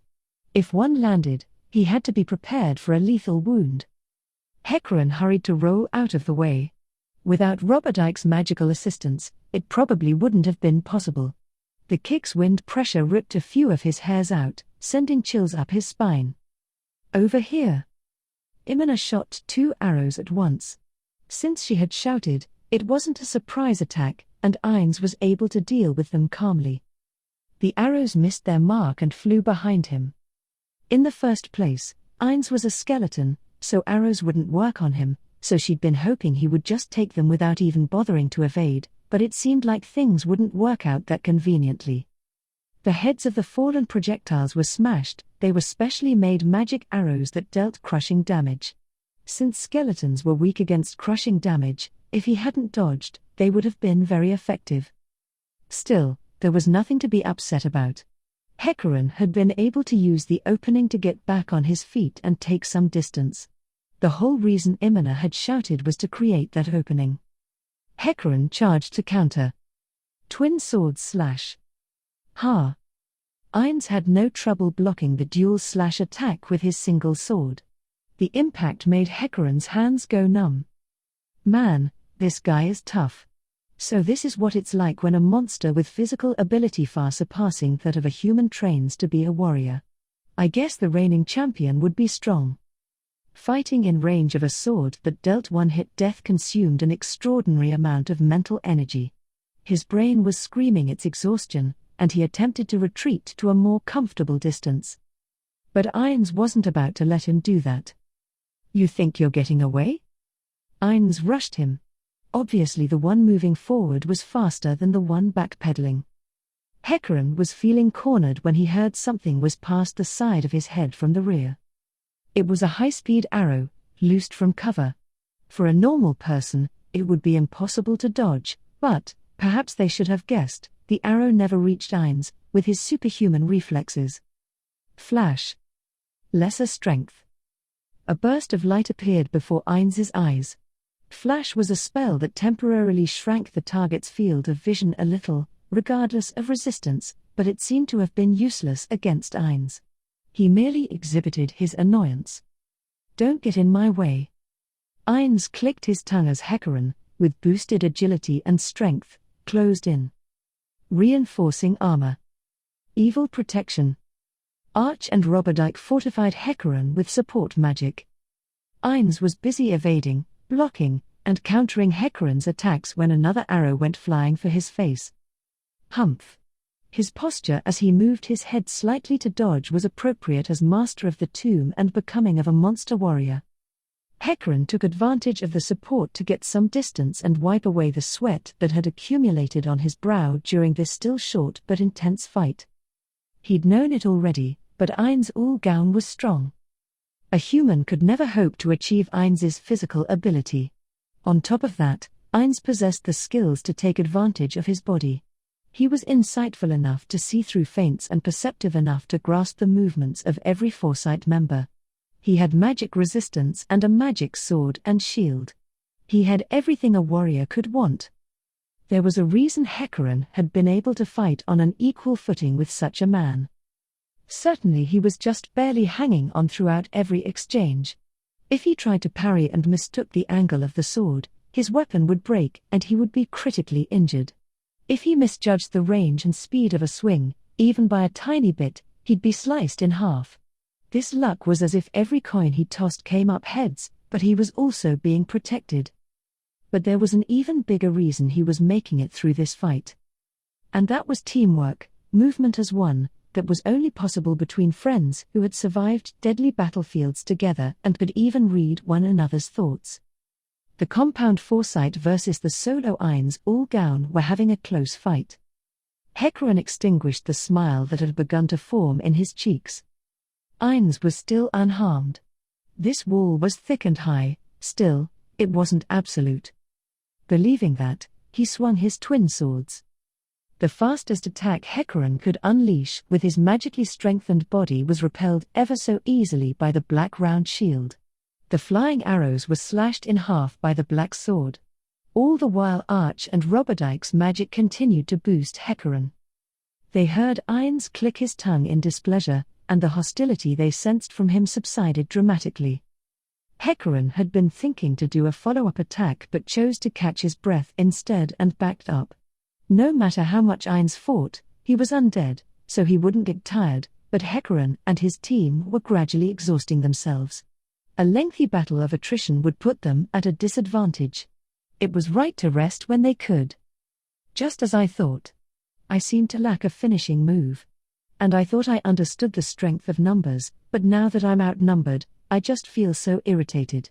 Why can't I take out even just one of these guys? When Ainz shrugged, it didn't bother Hecarim. He knew he'd meant what he said. That was the real power of teamwork. Hecarim smiled as if Ainz had complimented them. Then the peerless beauty, who had been watching in silence so far, opened her mouth to speak. Lord Ainz. Perhaps it's time to end this jest. What?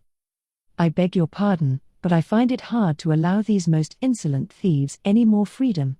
They attempted to cheat you using the supreme beings. Don't you think the time for mercy is over? Hey, Albedo, Lord Ainz is. No, Aura. Albedo's right. Ainz shook his head. Besides, I think this is plenty. I feel like I gained a fair amount of experience in that fight. Indeed, you have fought admirably. Of course, I would expect nothing less from our ruler. Heh. Really? I'm glad. Coming from a far greater warrior like you, praise kind of gives me butterflies, even when it's flattery. It is most certainly not flattery. I believe it with all my heart. I see. Then thank you. Now all I need is Cocytus's critique and opinion on how I should train from here on out. Nodding a few times in satisfaction, Ainz turned back to Foresight. Hecarim had a bad feeling about this shift in atmosphere. The intuition he'd sharpened in many a life and death battle was screaming, danger. Okay, that's enough fooling around with swords. Time for a new game. The sword and shield spilled out of Ainz's hands. The moment they hit the ground, they disappeared. Huh? Throwing away one's sword, that was the act of someone admitting their defeat. But nothing in Ainz's attitude implied surrender, and it shouldn't have been a situation where he would have to acknowledge his loss. This confused Hecarim. He had no idea what Ainz was thinking. What are you? In response, Ainz smiled faintly. No, Hecarim had the feeling he did. The skeleton slowly spread his arms. It was a loving gesture, like the way an angel would accept believers or a mother would embrace her child. You don't know. Then I'll put it into words for you, Ainz sneered. I'll play with you. Come at me, humans. The mood had changed. Normally when someone abandoned their weapon, their equipment, they would become weaker. But Hecarim felt like Ainz had grown much more powerful than before.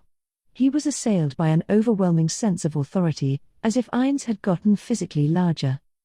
A being who grows more powerful by casting his sword away? There were only two answers he could think of.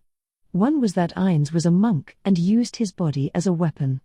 But the way he fought before, the way he dodged, didn't seem to indicate he was used to that style of combat. So there was one other possibility.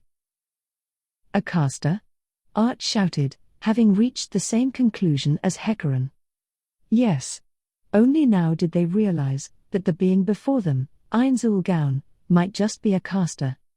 It was only natural that it didn't occur to them sooner. Who could imagine a caster going head-to-head with Hecarim, the strongest member of their team and a seasoned fighter? Casters, especially arcane casters, were more physically vulnerable than warriors. If they had time to train their bodies, it was better spent honing their magic. That was why there were no casters who could brawl on equal terms with a warrior. That was common sense. The one before them was a being who turned common sense on its head, but who could have known that? Hence the pleading tone in Arch's shout, "Please deny it. Tell me it's not true." If he confirmed that he was, it meant that he had more confidence in himself as a caster than as a warrior. What that meant goes without saying. Using just a little magic could massively improve one's combat ability.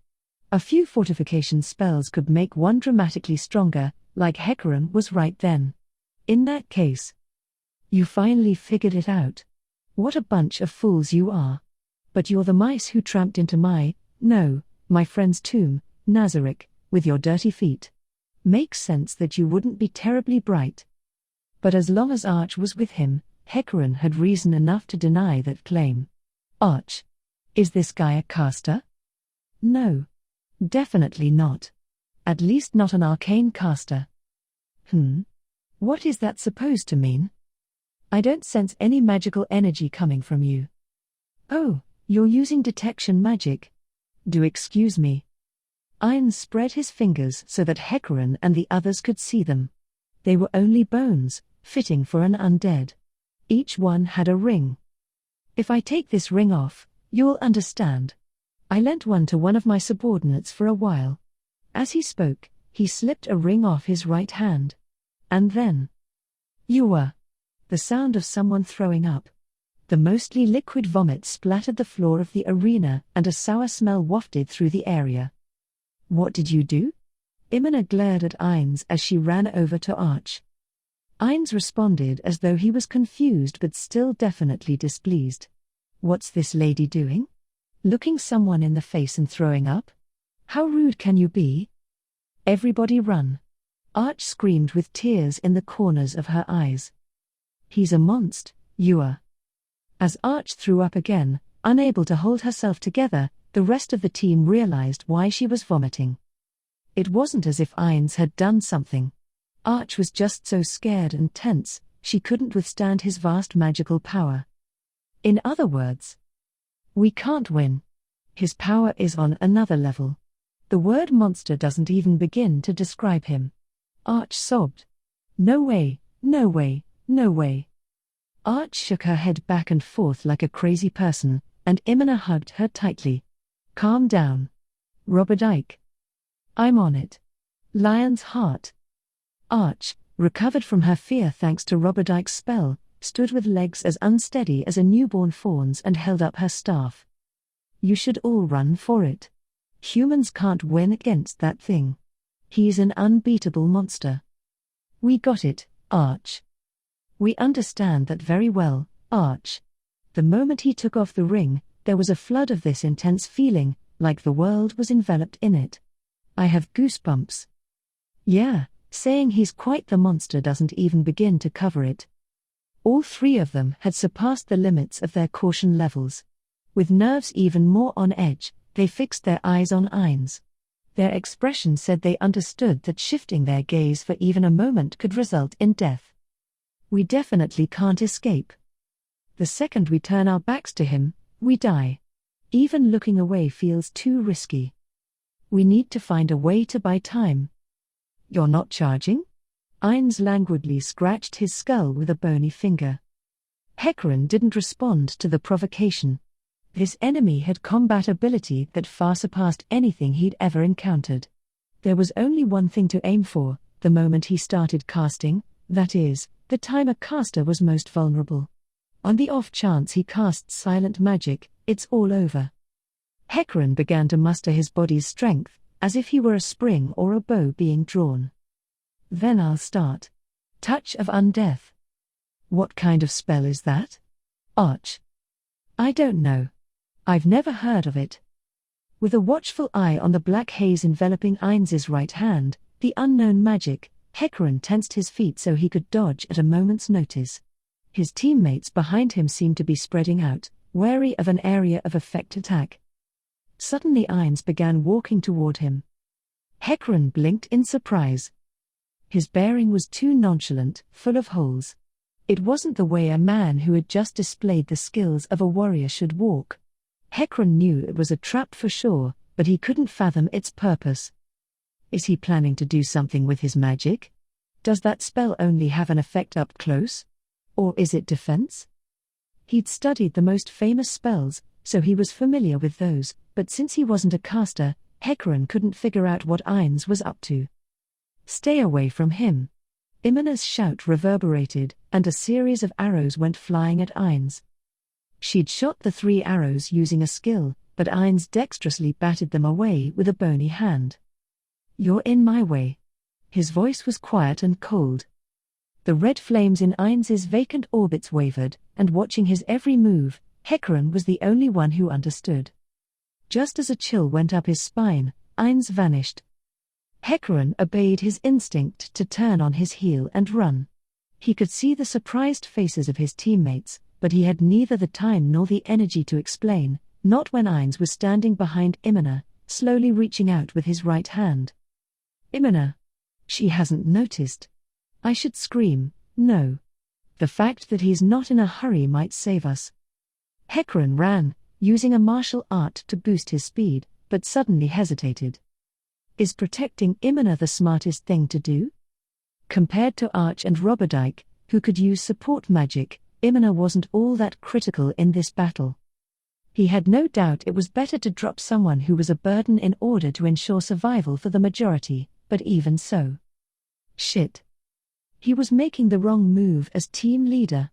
Though he understood he was essentially betraying his teammates, he didn't slow down. He was spurred on by not logic but emotion that told him, save Imina. Suddenly, an image of her in bed flitted across his mind. He smiled bitterly at himself for thinking of her smooth body in a life-and-death situation like this. Still, the energy pumping in his legs increased. It was the power of a man protecting his woman. Move. If Ainz hadn't hesitated upon seeing him charging over, he might not have made it in time, but before Ainz could touch Imina, he bowled her over. A small yelp sounded as she bit back the pain, and it was obvious Ainz was trying to decide whether to prioritize the man who had appeared in front of him or the escaped woman. "Over here, you idiot," Hecarim shouted and then focused on his martial arts. The first one he activated was Limit Break. He had to pay for it, but it briefly increased the number of martial arts he could use at once. Next, something inside him hurt like it was ripping, so he used Dull Pain. Then Physical Boost and Sturdy Arm, Strong Blow followed by Twin Sword Slash. Thus, his most powerful attack was born. The dual blades traced their arcs. The more acclimated to the speed of Hecarim's swings Ainz had become during their earlier exchanges, the more his timing would be off now, and the more difficult it would be for him to evade.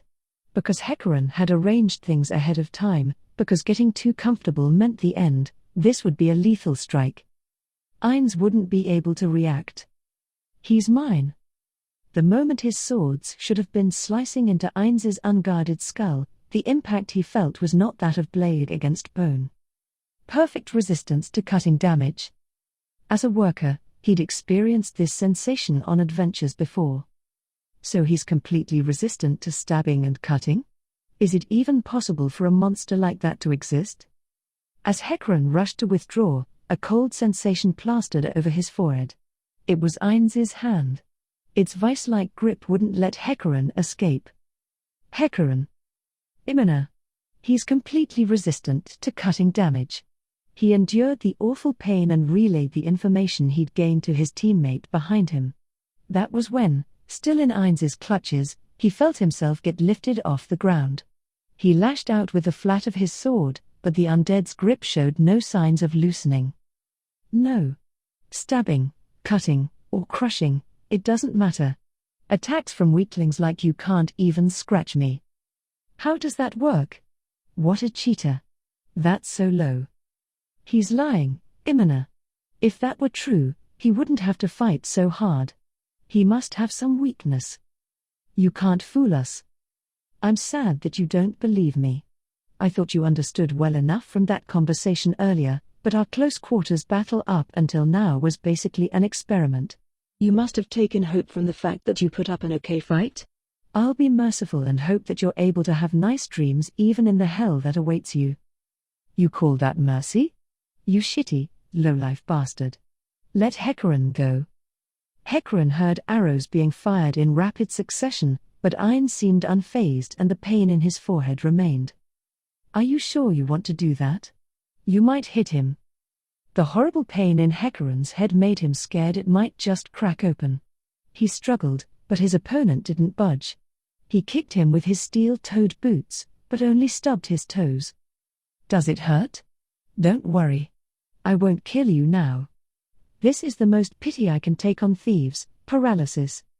His body froze. No, he wasn't frozen but paralyzed. Maybe touch of undeath was a waste if I was only going to paralyze him. Hecarim's ears picked up sounds in vain. He heard a series of bow twangs. The response was a ridiculing voice. How many times do I have to tell you? No, it's fine, you can resist. You'll feel more helpless that way. Run. His mouth wouldn't move, but it trembled. Even if they ran as fast as they could, this wasn't a run-of-the-mill enemy they could escape. But fighting was even more foolish. Especially without their warrior to keep the enemy's attacks at bay, their line would surely crumble. So who's next? You could have all come at me at once, but I suppose that's not much fun. Imina gazed at Hecarim, who was lying on the floor. He wasn't dead, but he might as well have been. She couldn't think of a way to save him from this incomprehensible monster, Ein's all-gown. Still. You stupid. Common sense said to abandon me. You colossal idiot. Irritation welled up inside her. Stupid, stupid, stupid. You big blockhead. Moron. Those aren't very nice things to say to the man who tried to protect you. His words showed he understood nothing about Imina's feelings. But how could a monster understand human emotion? I know that. He's such a great leader that he's practically wasted on us. She took a breath. But you're still stupid, to get carried away by your feelings. What are you talking about? She ignored the questioning voice and thought. That was the deputy leader's job now that their leader was down. Throw away your hesitation, she told herself. She suppressed the feelings of a woman who wanted to go save her man. She had to abandon Hecarim and take the information she'd gained back to the others. She had to tell them what a horrifying monster they'd found in the ruins and possibly put together a subjugation squad. Evil spirits. Is this what the king of the demons who ravaged the continent 200 years ago was like? She suddenly felt like her world had turned into a myth or something. That couldn't be true, but she did have a sense of dreamlike uncertainty. Myths, huh? It's weird to say that. The ones who would fight this sort of monster were heroes. That was when it hit her.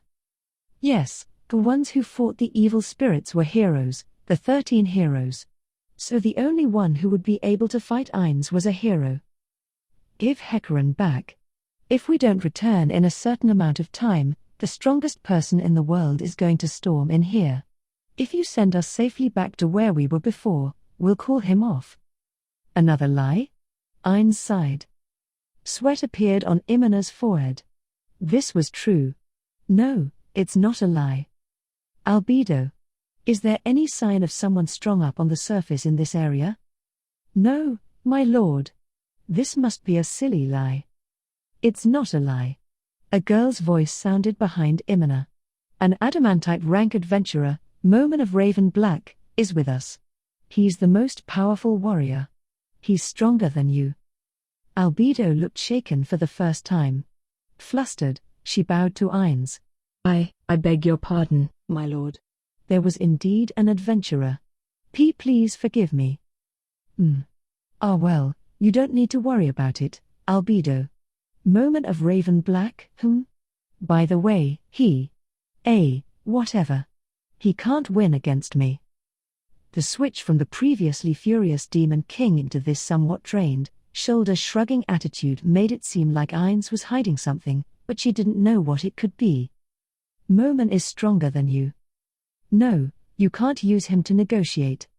Give it up. Ainz waved her protests away with an unmotivated air. Okay, shall we get started? His vibe said the time for idle chatter was over. Arch. Run, Roberdike shouted, and Imina agreed. Yeah. Hurry. Look up. We must be outside. If you fly, you might be able to escape. Even if you're the only one who makes it, please go.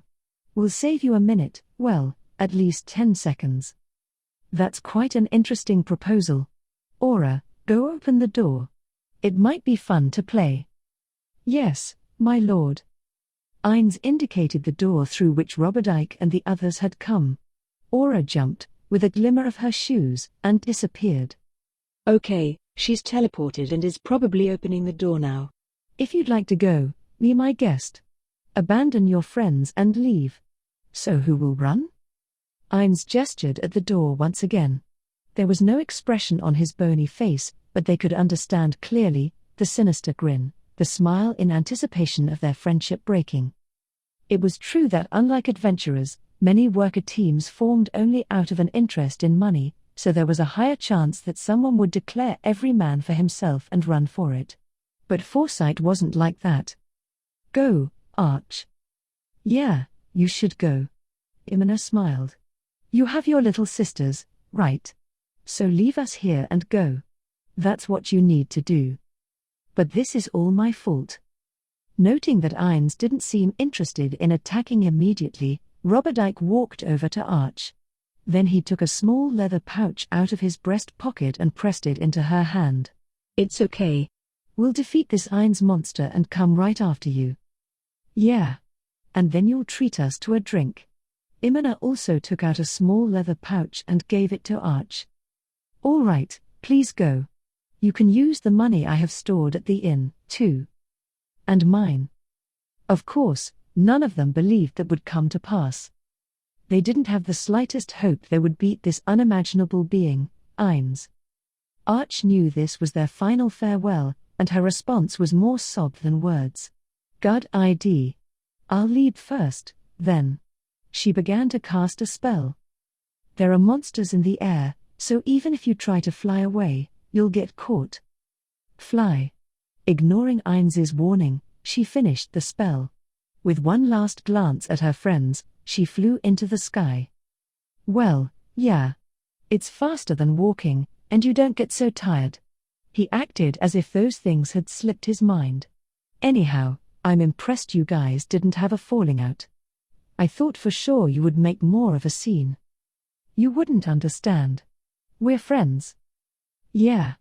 It's not so bad to die as a shield protecting your fry. Then something dawned on her. Weren't your friends like that? NRGH. Your friends were probably wonderful, weren't they? We get along just as well as you guys probably did. You're right, Ainz murmured quietly. The evil atmosphere of a moment ago had vanished as if it were a lie.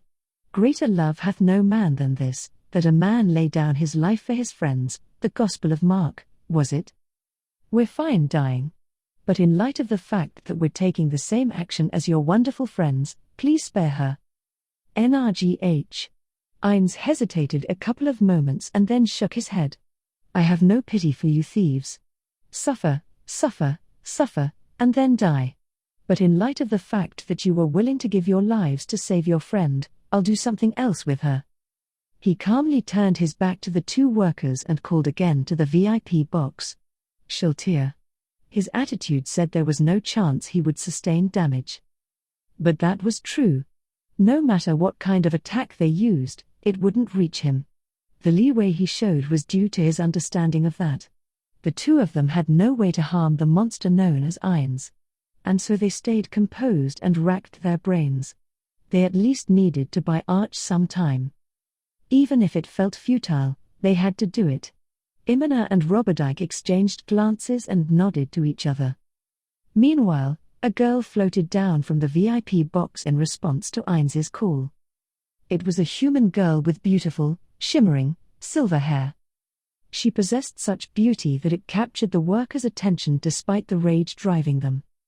Suddenly, the gorgeous girl shifted her gaze to look directly at them. Beautiful crimson eyes. Imina felt almost as if they were squeezing her heart. Roberdike also seemed to be assailed by so much pressure he could barely breathe, much less move. Even after she looked away, they couldn't move. Shiltir. Teach that girl the meaning of fear. Let her punishment for invading the great tomb of Nazarick be the plunge from the naive hope of potential escape into the despair that will occur the moment she faces the truth. Then have mercy and give her a painless death. Understood, Lord Ainz. The girl, Shiltir, smiled at him. But seeing the practically sparkling smile gave Imina chills. She knew instinctively that the girl was just a monster wearing pretty skin. Enjoy the hunt. Indeed, I shall. Shiltir bowed deeply and then set off walking at a leisurely pace. Another Imina was shouting in a corner of her mind that every step that girl took was a step closer to Archer's death, but she and Roberdike still couldn't move. Shiltir walked by without paying them a fraction of her attention, without giving them so much as a glance. The distance was such that if they ran they could have caught up in no time, but it felt so far. What's wrong? Still not going to move? You could have attacked while we were talking. You guys have better manners than I would have expected. He wasn't making fun of them. He was serious. In a way, he seemed disappointed in them, and that gave Imina a bit of her will to fight back. I want to ask something. What about that is merciful? I'll tell you, priest. Here in Nazarick, death is merciful because it means no more pain. A silence descended. Mouths would no longer do the talking, only the weapons held in their hands. Let's go, robber. Indeed. Rah. With an uncharacteristic battle cry, Roberdike smashed his mace into Ainz's head. He'd struck without thinking, using all his strength. He figured Ainz wouldn't dodge, so he'd put every ounce of energy in his body into it. The mighty blow connected with Ainz's face, but as expected, he didn't seem to feel any pain. Roberdike unleashed a follow-up attack, thrusting out an empty hand. Middle Cure Wounds. The target of the healing spell was Ainz, because healing magic naturally hurt undead. But before it could do anything, something like an invisible wall stopped it from taking effect, just as with Archer's attack spell. Ah! With a scream that said she'd pulled out all the stops, Imina drew her bowstring, and let go. Roberdike may have been right next to Ainz, but she wasn't so clumsy that she would accidentally hit him. At this range, she was 100 for 100.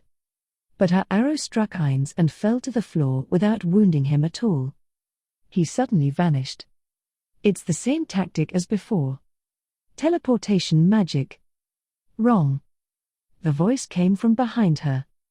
Emi. Faster than Roberdike could scream, Ainz gently set his hand on Imina's shoulder. She sensed no hostility whatsoever. But the effect was absolute. All the strength drained out of her body, and she crumpled. She'd managed to retain a firm grip on her consciousness, but it felt as if her muscles had turned to muck. What in the world did you do to her? Roberdike asked in a quaking voice. He didn't take his eyes off Imina on the floor or Ainz standing next to her. You find it strange? It's nothing really, though. Ainz gave away his trick, with a heartbreaking answer. It was pretty much the same as what I did before. After silently casting Stop Time, I used Touch of Undeath on my way over, the same spell I used on that man on the floor over there, and then I simply touched her from behind. A silence as if space had frozen. Roberdike found the sound of himself swallowing strangely loud. You stopped time? Yes. Gotta have a way to deal with time. You guys will have to make sure you get one once you get to level 70. But your lives are going to end here, so maybe not. Roberdike's teeth were chattering audibly. That's a lie. If he could have screamed that, how happy he would have been. How much easier would it have been to deny everything this monster, no, he was more like a god, said, plug up his ears, and curl into a ball. He'd understood that this opponent was fairly strong. But stopping time wasn't something a creature of this world should be able to do. People weren't supposed to be able to govern or control the flow of time. So what could he hope to do against an opponent who could manipulate that? It seemed more likely that he would be able to cut down every tree in the great woodlands with a sword. Ainz ul Gaun. He was the type of being against which humans could never claim victory, a being in the divine realm. Roberdike clutched his mace in both hands and felt something pat his shoulder. Nah. His body froze. He knew who had tapped his shoulder without needing to look. Ainz, the godlike being who could manipulate time, should have been in front of him, but at some point he'd disappeared. A chill poured in from the hand on his shoulder, and he turned into an ice sculpture. He was so immobilized that's what it felt like. No, you can't. How gentle, a voice without a shred of hostility spoke to him. The mace dropped out of Roberdike's limp hands and fell to the ground. Now, then, murmured Ainz, gazing at Roberdike, who had lost all will to fight. That was futile, wasn't it? Nice try. None of their attacks had any effect. They had no way to deal damage to Ainz. Thoroughly beaten, Roberdike quietly looked up at him and asked with a calm heart, "I'd like to ask you something. What fate awaits me?" You're a faithcaster, so yours will be different from theirs. With those opening remarks, Ainz expounded on his plans. First, those two. Aura, take them to the big pit. Apparently, the king of Hungry Proliferum is running out of nests. The dark elf's ears stiffened, and her eyes widened. Lord Ainz, what about Mare? Could I order Mare to take them there? Sure. That's fine. Got it. I'll make Mare do it. Oh, sorry. Anyhow, so their fate's not going to be terribly carefree. Now, about you, but before that. My subordinate who just went chasing after your friend is a faithcaster, but the god she believes in is completely different from yours. Or rather, I've never heard of your four gods. So tell me something, the subordinate deities all have names, but the four or the six just go by their type, god of fire, god of earth, and so on. Why is that? I don't know. I see. So they aren't transcendental beings possessing mystical powers but just deifications of great people from the past. Nonsense. Well, hear me out. That's just what I think. But you guys say you borrow the power of the gods to cast your spells. Can a dead human help you out like that? I mean, what is a god when you get down to it anyway? Do they really exist? Do you really get your power from gods? What are you trying to say? Have you ever seen a god? The gods are always with us. From that response, I gather that you've never actually seen one. No. When I use magic, I feel a great presence. That is the gods. Who decided that? The gods? Or the ones who used the power? Roberdike recalled various theological arguments, but he couldn't find a clear answer to Ainz's question. It was actually still a point of debate among various priests, but they had concluded that it had to be at least part of what a god was. Roberdike opened his mouth to speak, but Ainz bulldozed over him. Well, supposing that presence is beings from a higher dimension, gods, perhaps they're featureless. At least that's how I imagine them, basically clusters of power. The difference is what color of paint is drizzled over them. But, well, this is a world with laws of magic, so I'd like to take a jab at myself and ask what I'm even thinking. It wouldn't be strange if there were gods here. Sorry. That's not what I wanted to say. I wonder if it wouldn't be possible to acquire the power of your gods. To be frank, I want to perform experiments on humans. He voiced the exceedingly dangerous idea so simply. Experiments on humans? Yeah. For example, what would happen if I changed your memory to make you believe in different gods? He's insane. That was Roberdike's instinctual impression. No, he was talking to an undead. Nothing Ainz could do would be surprising. Roberdike had backed up a step, and Ainz watched him with interest. The gaze was like the one a scholar would use to observe a test animal, and it made Roberdike feel sick. Why would you do that? To prove the existence of the gods. Okay, but seriously, my real aim is to see if I can get stronger by understanding that power. And if gods really do exist, I need to determine if they have the emotional and intellectual capacity to become hostile. I don't believe that I'm some chosen one. I can sense more than one shadowy figure. I have no idea what he's talking about. That's why I need to expand my military. Sure, there might not be any enemies, there might not be anyone stronger than us. But don't you think it'd be irresponsible to neglect those possibilities as the leader of an organization? If you don't aim higher and simply rest on your laurels feeling strong, sooner or later someone will pull them out from under you. Ainz shrugged his shoulders and finished by saying that testing if the gods existed or not was a part of that whole plan. 2. Arch breathed roughly in and out, in and out. She shuddered every time the wind rustled the grass and trees. She scanned the area like a helpless little animal. She was in a forest, and there were many places the light did not reach. It was blocked by the branches of the densely growing trees, so almost none of it made it to the ground. The reason Arch could move through this place humans would normally have a hard time traversing, even though she had no light, was that she was seeing things as if it were midday thanks to night vision. But even though she could see clearly, there was no end to things she had to pay attention to: underbrush that could easily hide a person, huge trees someone could definitely lurk behind, swaying branches. Arch, a caster, wouldn't be able to muscle a monster off her if one pounced and knocked her down. Normally, her friends would jump in to save her, but now she had no one to rescue her, no one to take the brunt of a monster's attacks, and no one to heal her.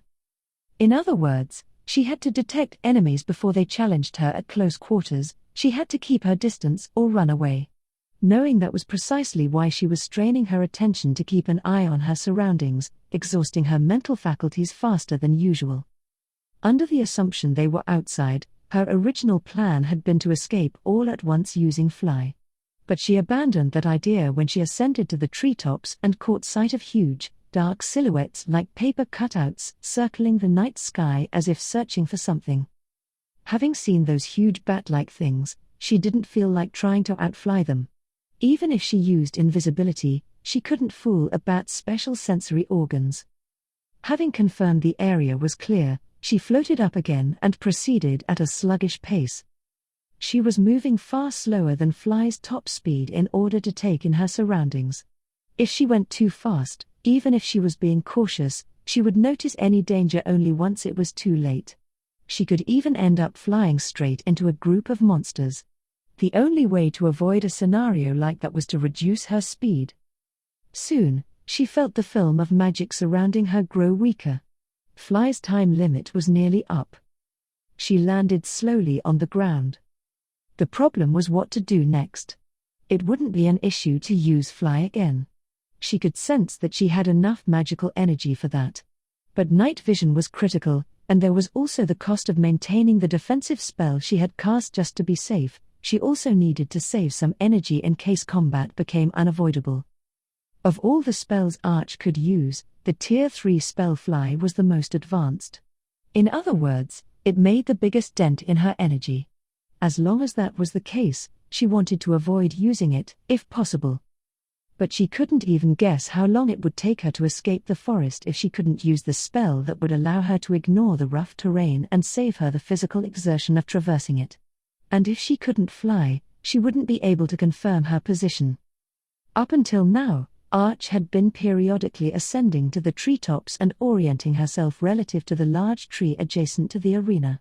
If she moved without using fly, it would be easy to lose her sense of direction. She couldn't see any large trees that could be used as signposts from within the dense forest, and the situation wasn't such that she could climb the nearest one every time she wanted to check her position. I should take a break somewhere, she said to herself. If she took a break and recovered some magical energy, she would be able to use fly many more times, and it would be safer to move in daylight anyhow. Many forest-dwelling monsters were nocturnal. It would be far safer to spend the night in hiding than to force herself through the dark forest. But she didn't know where she could take shelter. If Imina had been there, she would have told her. If Hecaran and Roberdike had been there, she could have rested easy even in a dangerous area. Now, though, she didn't have any teammates to rely on. Imina. Roberdike. She leaned against a tree and thought of her friends. You liars. So much time had passed, and yet she hadn't gotten any word from them. So they couldn't escape. No, she had already known that they wouldn't be able to beat the incomparably powerful being, Ainz. Then perhaps the reason she held out a faint hope was that she was a fool. She sat heavily, rested her back on the tree, and closed her eyes. She was aware of the danger, but she just wanted to close her eyes. She squeezed them shut and thought of her 3 friends. The bark of the tree felt pleasantly cool against her head. Once she had rested a moment, it hit her how tired she really was. Her elevated tension weighed her down with mental exhaustion. She sighed.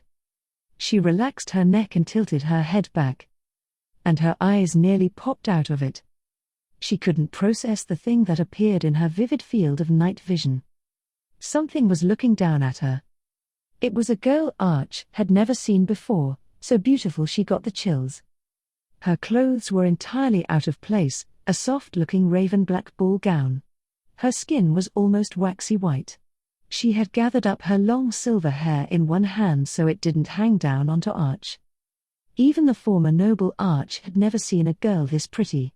If she appeared at a ball, all the men would be clamoring for her attention. With that beauty, she could probably get whatever she wanted. The red eyes were so bewitching, she felt like her soul might get sucked out. Arch immediately came back to herself. Someone dressed like that shouldn't be in a place like this. Besides, she had her feet planted on the tree and was standing perpendicular to its trunk. The possibility that came to mind was that she was giving chase on behalf of Ainz. But she couldn't say for sure that she wasn't a long-time inhabitant of the forest. "Are we done playing tag?" Her faint hope was crushed. "You're after me?" Arch leapt to her feet and pointed her staff at the girl while securing some distance. Meanwhile, the girl seemed to almost have lost interest in Arch and walked down the tree onto the ground. "Better run. If I defeat you right here, I'll be able to get away safely," she said, though she was grimacing on the inside. She knew she wouldn't be able to beat any pursuer sent by that monster stronger than the bounds of common sense allowed. But she put on a brave front to gauge her opponent's reaction. "Go right ahead. I have time for a dalliance." Her attitude said she was fully aware of the gap between their abilities. In other words, fighting Arch was only a game for her. "Fly." Arch cast the spell and began her escape. She didn't have time to fly sluggishly near the ground. She ascended all at once. Protecting her face with her hands, she sped through the branches and popped out above the trees. Arch took in her surroundings beneath the night sky. She was on guard against the presence of a monster like those huge bats she had seen before, but she didn't see any nearby. Then all she had to do was flee. "Yeah. You can do it. You can do it." Just as she was about to get away, a pretty voice cheered her on. Her heart nearly jumped out of her chest. Her eyes roamed, trying to find where the voice had come from. Then in front of her, higher than she was, at some point the girl had appeared. Lightning. A pale blue shock ripped across the sky from the tip of Arch's staff and struck her. It was the highest tier attack spell Arch could use, but even when it zapped through the girl, her smile didn't waver. She's a being equal to Ainz, Arch realized. That meant she didn't stand a chance. As she attempted to flee, the girl's voice shouted gleefully, "My kin!" Huge wings sprouted from her back. They were like bat wings, only gigantic. An extraordinarily large bat separated from her and took flight. Of course, the crimson-eyed bat couldn't be a mere beast. The girl sneered at her as the bat climbed into the sky with audible flaps of its wings. It was a sinister smile that didn't seem her age at all and made Arch's blood run cold. "Now then, do your best to flee." Arch flew away. She thought only of fleeing and flew. She swooped into the forest to lose the thing chasing her and flew, though the branches hurt her. The reason she had left her teammates behind was to flee. She had to at least get away. She would do anything to get away. And how long had she been flying when?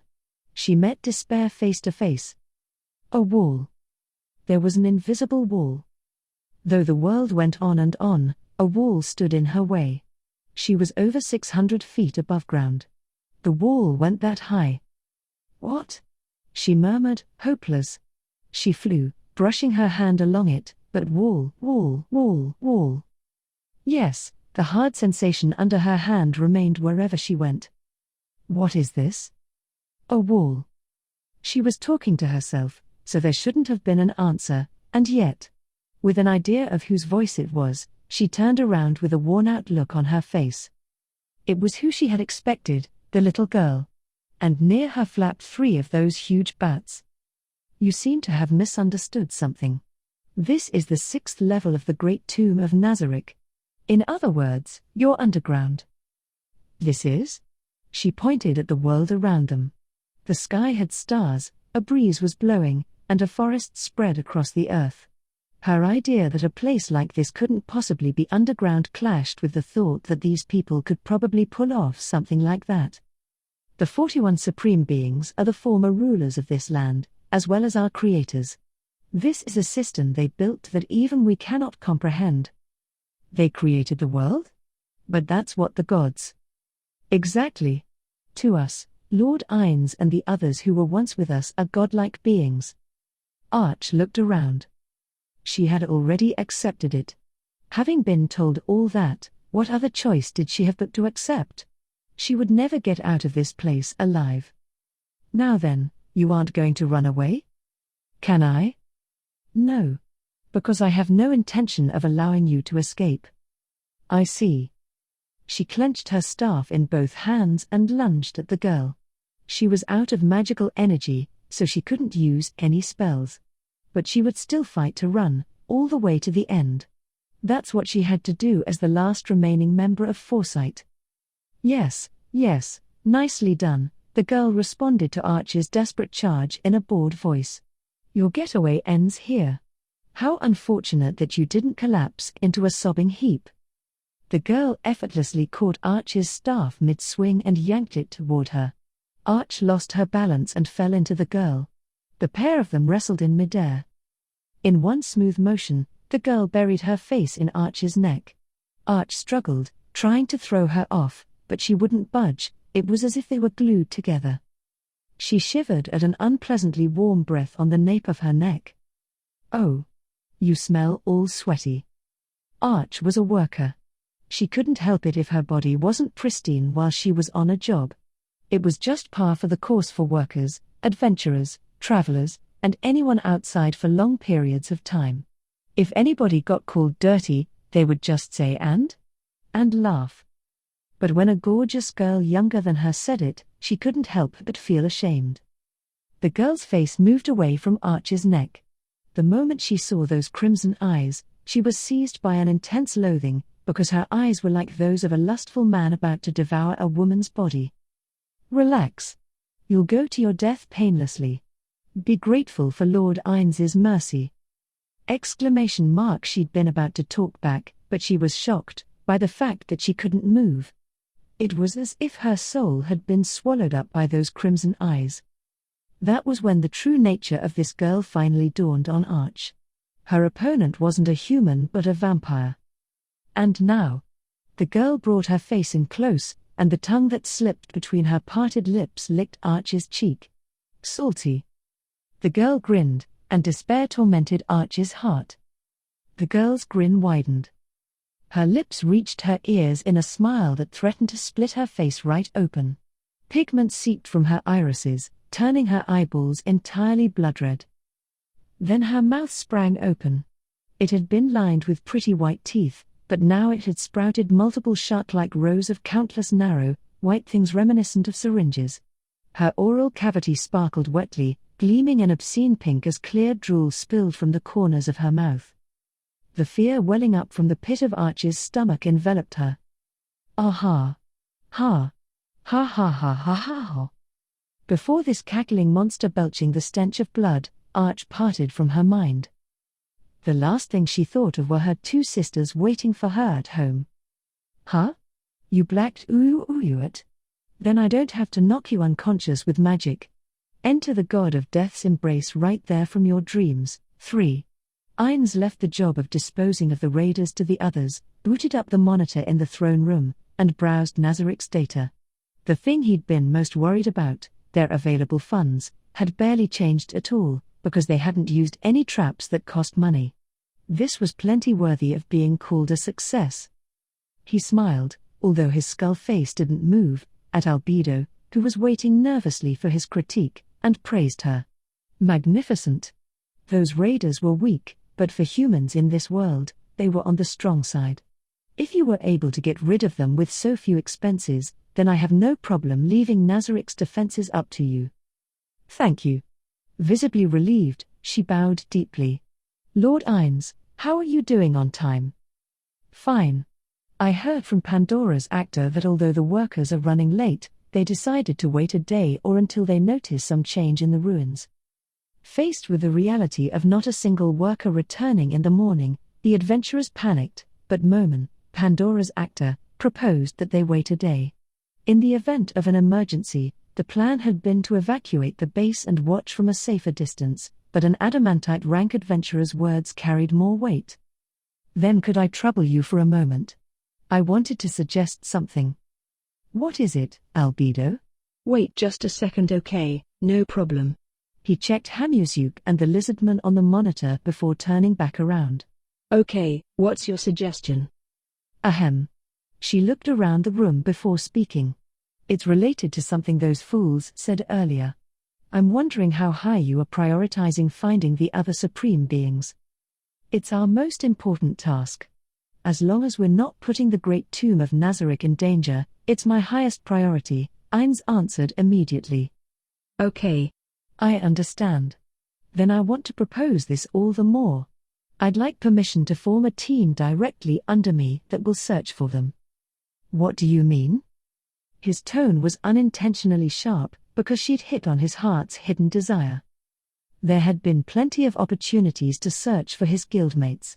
But each time he didn't have anyone to help, or they didn't have enough intelligence, so he had been continuously putting off making a plan. What if we searched every corner of this world and didn't find them? When he thought of that possibility, it was hard to get started. Rather than putting in a lot of effort only to confirm he was alone, he would become a monster bent on improving his reputation, that allowed him to hold on to some hope.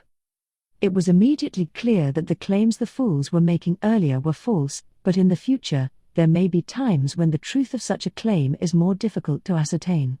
I would like to form a team that both confirms the reliability of our information and searches for the supreme beings. I thought it might be good if I did a detailed investigation and then reported to you. Ines put a hand to his chin and groaned. I see. Recalling his earlier conversation with the workers, he felt not anger but emptiness. There was nothing more painful than being kept hovering on the border between hope and despair. It seemed that whatever his personal feelings were, it was time, as head of the organization, to take a decisive step forward, even if it were a small one. It wouldn't have to be you, would it?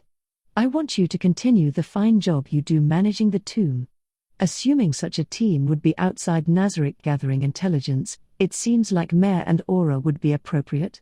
Supposedly, there are dark elves out there, so they would even fit in. It's as you say, my lord. However, there is one thing that worries me, and that is the possibility of reckless actions. For example, just how we might suppose Shaltir would behave recklessly if she caught wind of Lord Peroncino. It is unclear how Mare and Aura would react if they heard something about Lady Bubbling. Teapot. I see. Ines winced as he recalled Shaltir. Yeah, you may be right. So I humbly arrived at the conclusion that we should create a team under me. You wouldn't get reckless if you found out something about Tabula. You can rest at ease.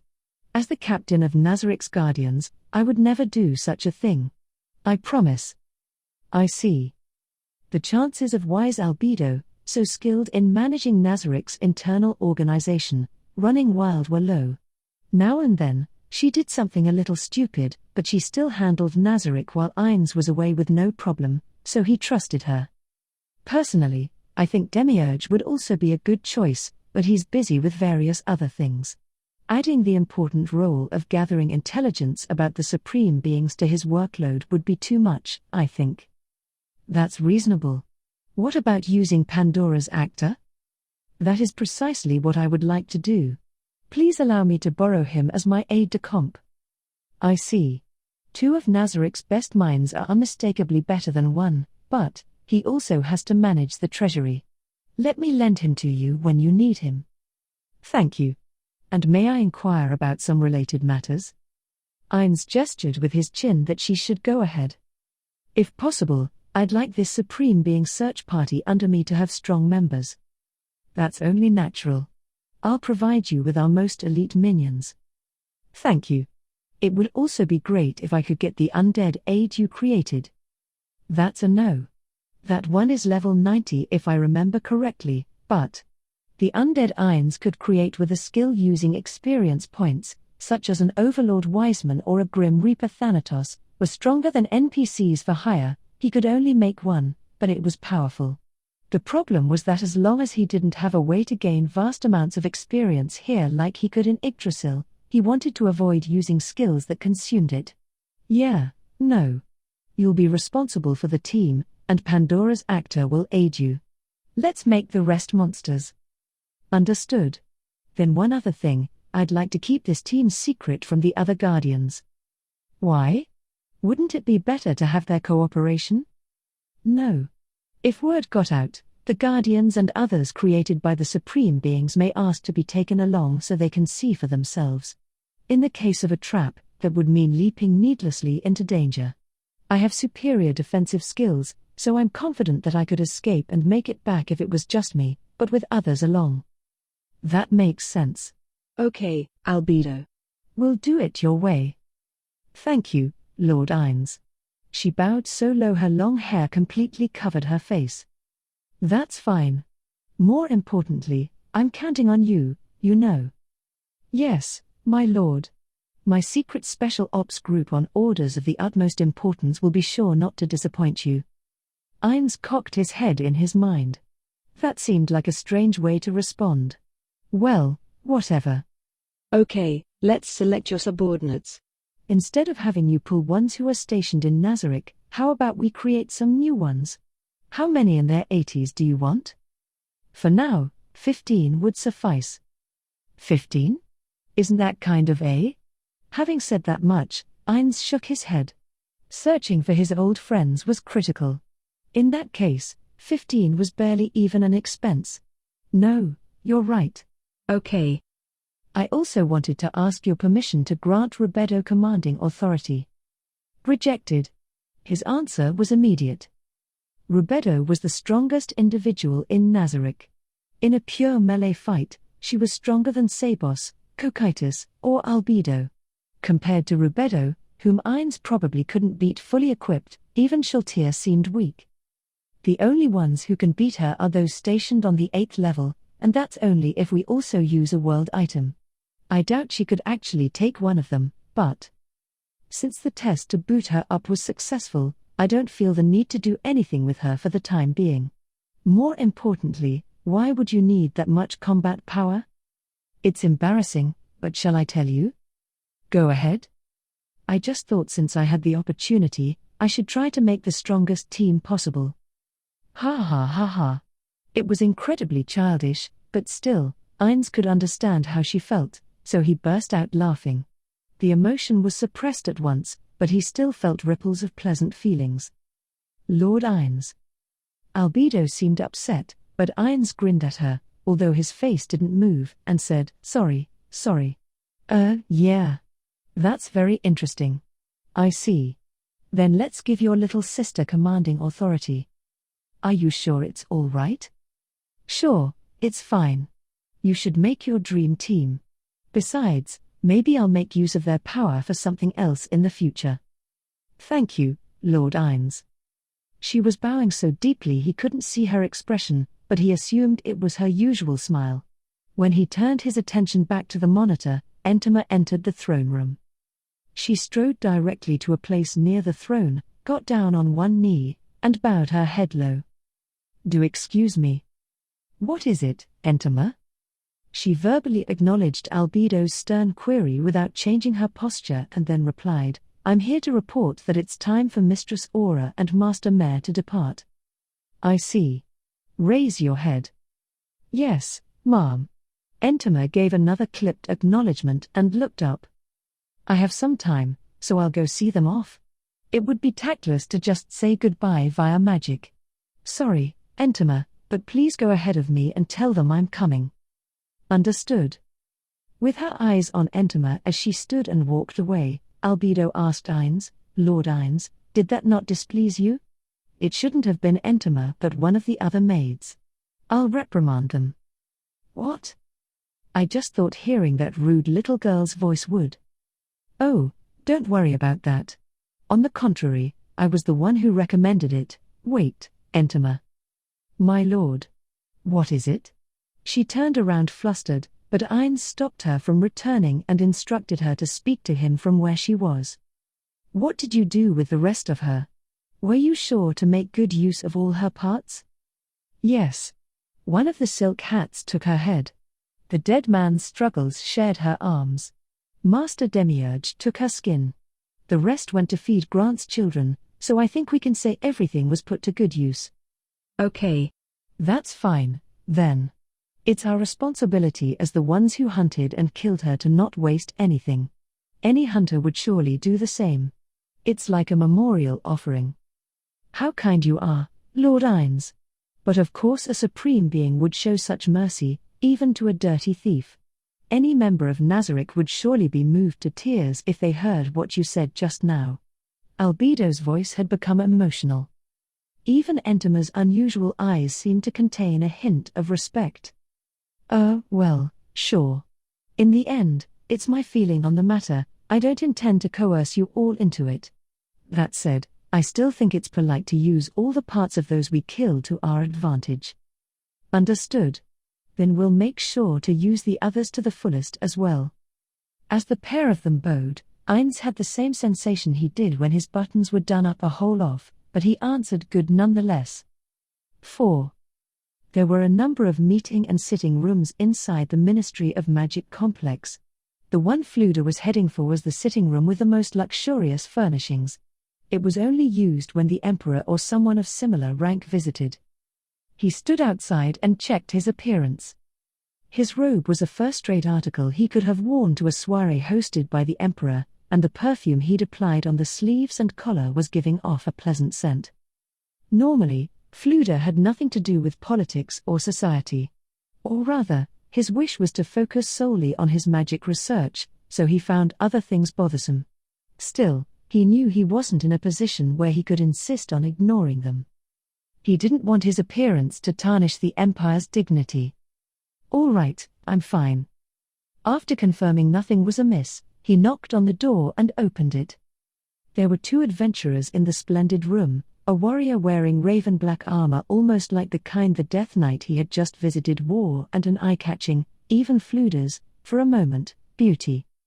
Moment from Raven Black. Beautiful Princess Nobe. Apologies for keeping you waiting. Fluda quietly closed the door and suddenly realized something felt strange. That's odd. Still at the door, he squinted at the peerless beauty. I can't see it. Fluda, with his eyes, should have been able to see something else overlapping her figure. He was so shocked that he couldn't, he murmured in spite of himself. Fluda had been born with a talent. He could see auras around casters that showed what tiers of magic they could use. But even though Ravenback's beautiful Princess Nobe was a caster, he couldn't detect an aura. Detection defense. That was all he could think. In that case, a question arose: why would she be using detection defense? Normal adventurers normally didn't go so far. It was a nuisance to allot some of their power for that, and they weren't often in a position where they had to be wary in such a manner. On top of that, meeting someone with detection defense active could be considered rude. Of course, the side using a detection ability has no manners, either, but why would she conceal her power? Fluda's talent was known far and wide, so perhaps it was a measure against it, but that didn't answer the question. A suspicious voice called out to Fluda. Is something the matter? Oh, how rude of me. Fluda took a seat facing Momen. Still, he couldn't help glancing at Nobe out of the corner of his eye. Ah, I see. Well, shall we begin? Begin what? Before Fluda could ask, Momen continued, Nobe, maybe it's about time you took off your ring. Understood. She took off her ring. That moment. It was like being hit with a bomb blast. What? He thought he might scream. Nobe was giving off an overpowering amount of energy. It wasn't as if he could feel actual air pressure. This was a torrent of power only people with the same talent as Fluda could see. He curled up and shivered like someone being blown on by a northerly wind. This can't be. It's just not possible. This kind of power, greater than his own, shouldn't have existed. And yet, he couldn't force the rest of his denial out. The scene before his eyes was reality. His ability had never betrayed him before. That meant it was true that this woman's power far surpassed his own. Tier 7? No. Could this immense rush of energy be proof of Tier 8? If that were the case, she had reached the mythological realm. Fluda could no longer speak. The 5th tier of magic was the heroic realm. And the 6th tier, which Fluda had reached, was untrodden territory. Someone who, nevertheless, could effortlessly enter the next tier had suddenly appeared before him. No wonder he was speechless. And she was such a pretty young lady. Maybe her appearance doesn't reflect her age? As he trembled with astonishment, Fluda noticed out of the corner of his eye that Moman was removing his black gauntlets. Then he took off one of his rings. Exclamation mark. For an instant, the world whited out in a flash, and Fluda had the feeling he had lost consciousness. What had just happened was incomprehensible. Even Fluda, who had been alive over 200 years, who could use the highest tier of magic humans had ever reached, could not understand it. What in the world? Something hot flowed onto Fluda's cheeks, but he had neither the presence of mind nor the energy to wipe it away. The shock was that upsetting. Who could have predicted it? Who could have guessed that the man hailed as the Dark Warrior was actually an arcane caster at a level Fluda could only dream of?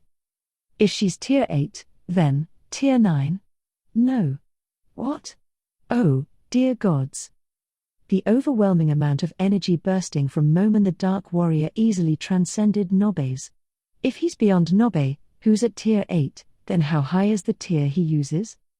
The question from a corner of his brain was answered by his soul. The 10th tier. It was the absolute realm, presumed to exist, but which no one had ever confirmed. A being from that supreme realm had arrived before him. Fluda had stood and now kneeled before Moman, tears still streaming down his face.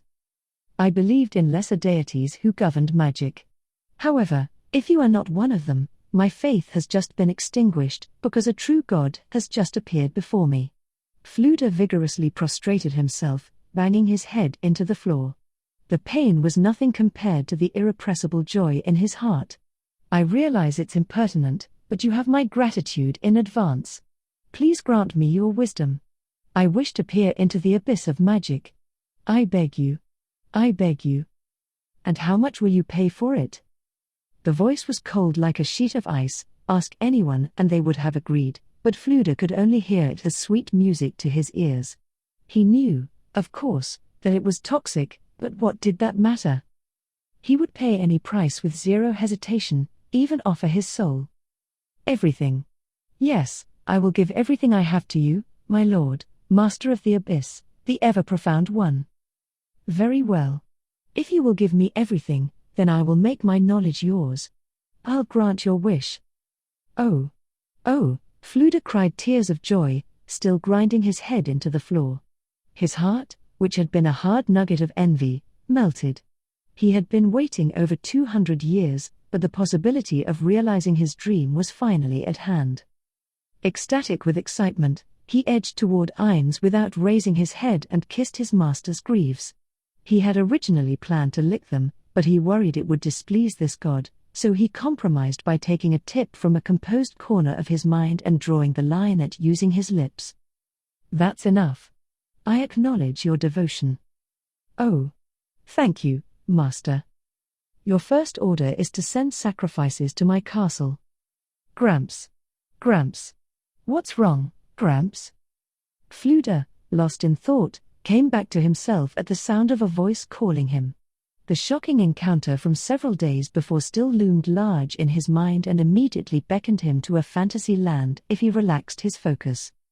Fluda blinked several times and remembered where he was, then bobbed his head to the one addressing him.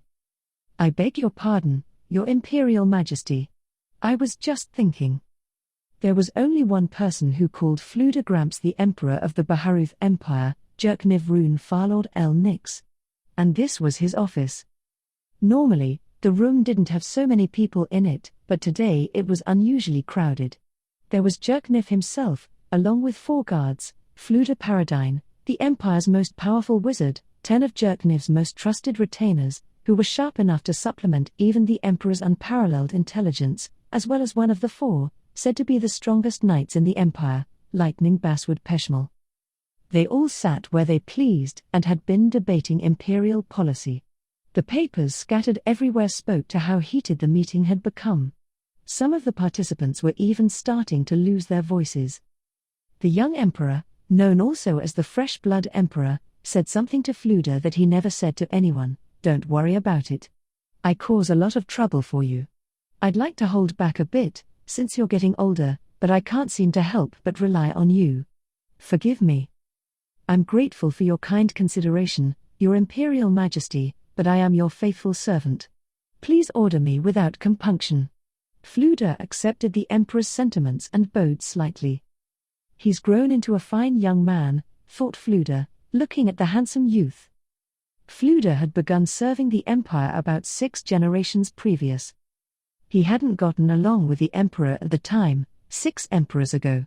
Still, his elite magic ability found him in one of the highest positions at court almost immediately after he was invited.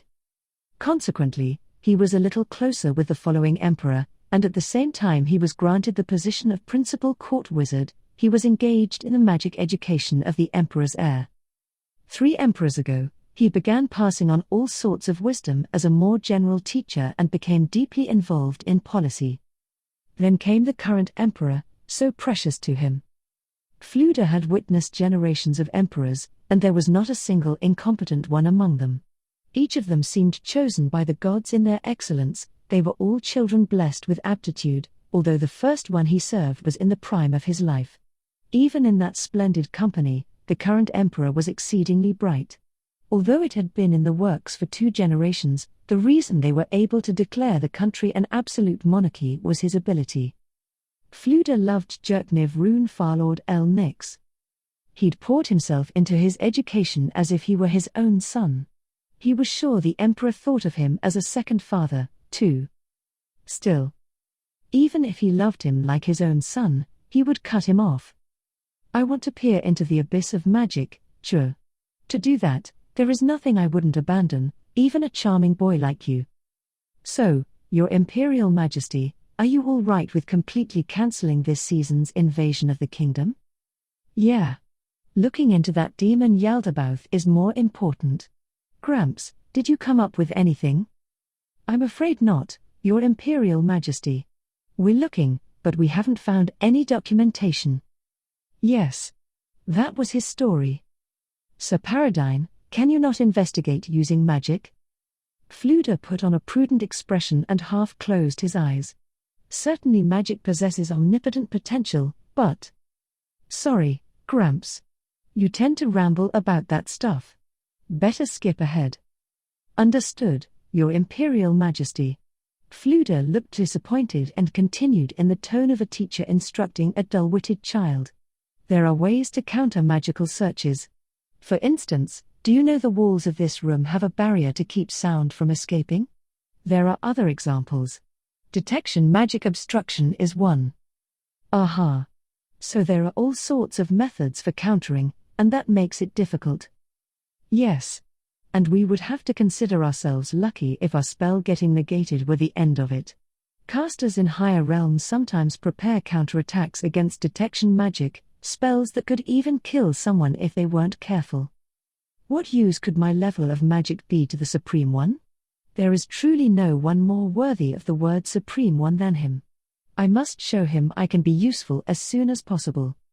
Several people made sour faces when he mentioned that one could be instantly killed in a counterattack, but Fluda wasn't interested in their opinions. In that case, one of the retainers picked up a sheet of paper. Does the fact that you managed to locate what appears to be the base of the caster Ain's All-Gown mean that you're superior to him? Don't be naive.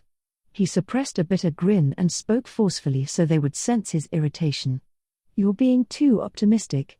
When we noticed that he had saved the village of Kani, that he had saved only the village of Kani, we were monitoring the entire vicinity when we discovered the ruins. Since we had never heard of them before, we continued monitoring and just happened to see the caster Ain's All-Gown enter them. You'll land yourself in trouble if you forget that it was nothing more than serendipity. He meant it in part. Only a fool would take the supreme one lightly.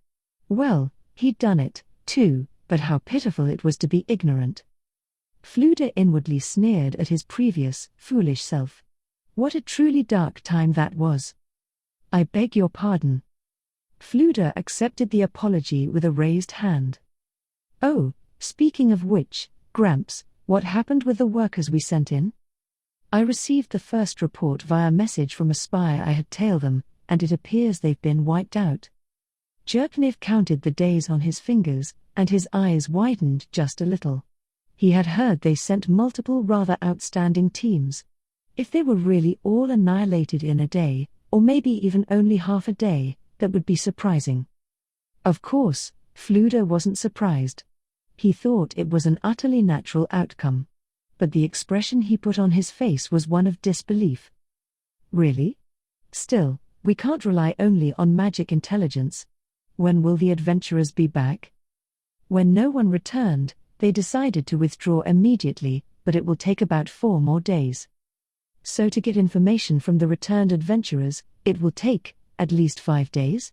I guess we can't make any moves during that time, then? Message was not a very reliable source of intelligence. The farther away someone was, the harder it was to hear them. But there were other reasons that many nations didn't trust the spell enough to use it for important matters. The most famous incident was probably the tragedy of the country called Gattenberg. Gattenberg was a human nation of mainly casters that 300 years ago made it possible to rapidly share information by connecting its cities with message. They trusted message too much, and just 3 pieces of false intelligence plunged the country into civil war. The cities fought one another, and when monsters and subhumans attacked on top of that, the country fell to ruin. The bards sang many other tragic tales, such as the one about the man who killed his wife after hearing she was unfaithful, but it turned out to be a lie. For all those reasons, there were few people who trusted message.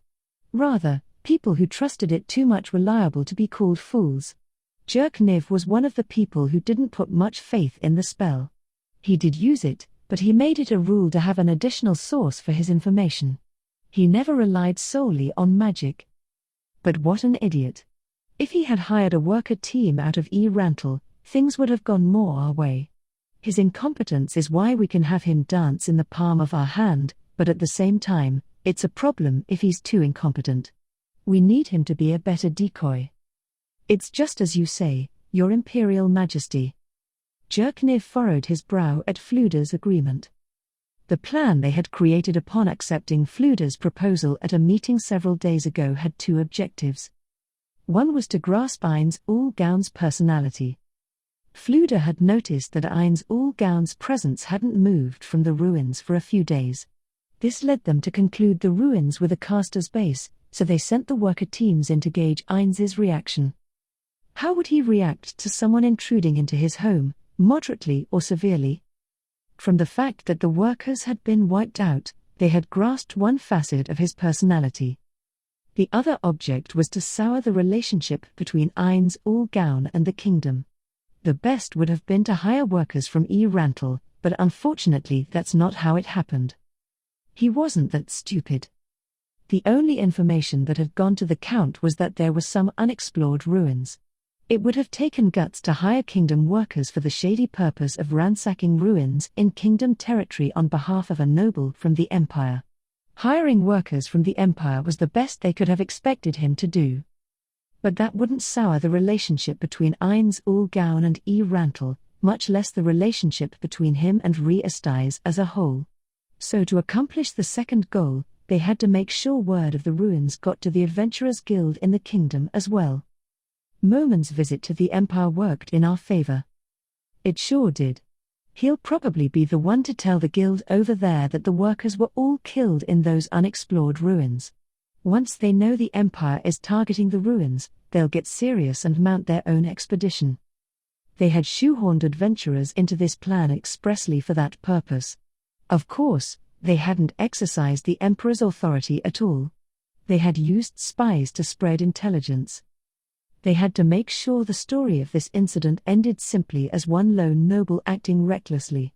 That way, even if the Empire's involvement came out, Ainz Ulgaun's anger would be directed at the Count they had manipulated, and Jerkniv would be able to work things to his favor.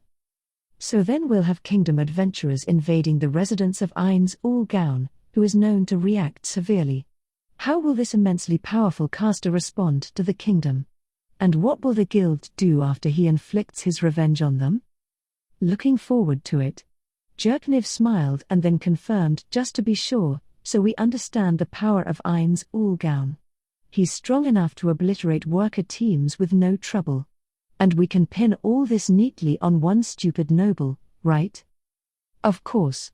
We were very discreet, so only the people in this room know what really happened. Okay, that's fine, then. I just wanted to, huh? A vibration like the rumbling of the earth interrupted him. The furniture shook and the windows rattled, but it didn't feel like an earthquake. It was more like something huge had crashed into the ground, with one big jolt. What was that? What a racket. What's going on?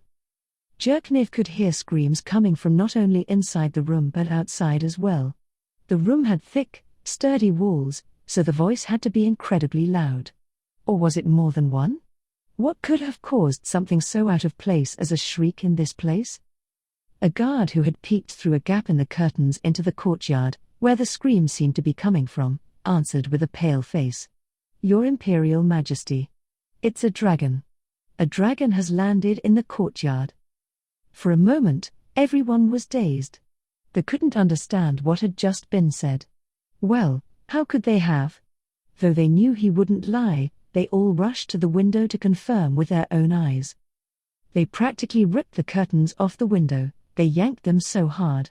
When they looked through the semi-transparent glass and saw the dragon sitting imposingly in the middle of the courtyard, all their jaws dropped. Why is there a dragon here? Where did it come from? Foreign Affairs Minister. Was anyone outrageous enough to ride a dragon into our courtyard supposed to visit today? No, I've heard nothing of the sort. Have you ever met the dragons from the council state? Is it one of those? It doesn't look anything like descriptions I've heard, and I heard them from a diplomat, so they should be reliable. Still, the biggest problem is how it was allowed to penetrate this far. The Emperor is here. What is the Imperial Air Guard doing? With their tough bodies wrapped in hard scales, lifespans far longer than humans, and magical ability on top of various skills, dragons were the most powerful beings in the world. Of course, their strength ran the gamut. There was no lack of dragons who had been slain by adventurers, but looking back through history, neither was it rare for cities or even whole countries to be destroyed by angry dragons. The destruction of a city in a country to the south 20-odd years ago was still fresh in everyone's memory. One of those fearsome beings landing in the courtyard of the Imperial Palace was an unthinkable emergency. Even Jerkniv himself was swallowing hard and waiting to see what would happen when he saw two small figures get off the dragon.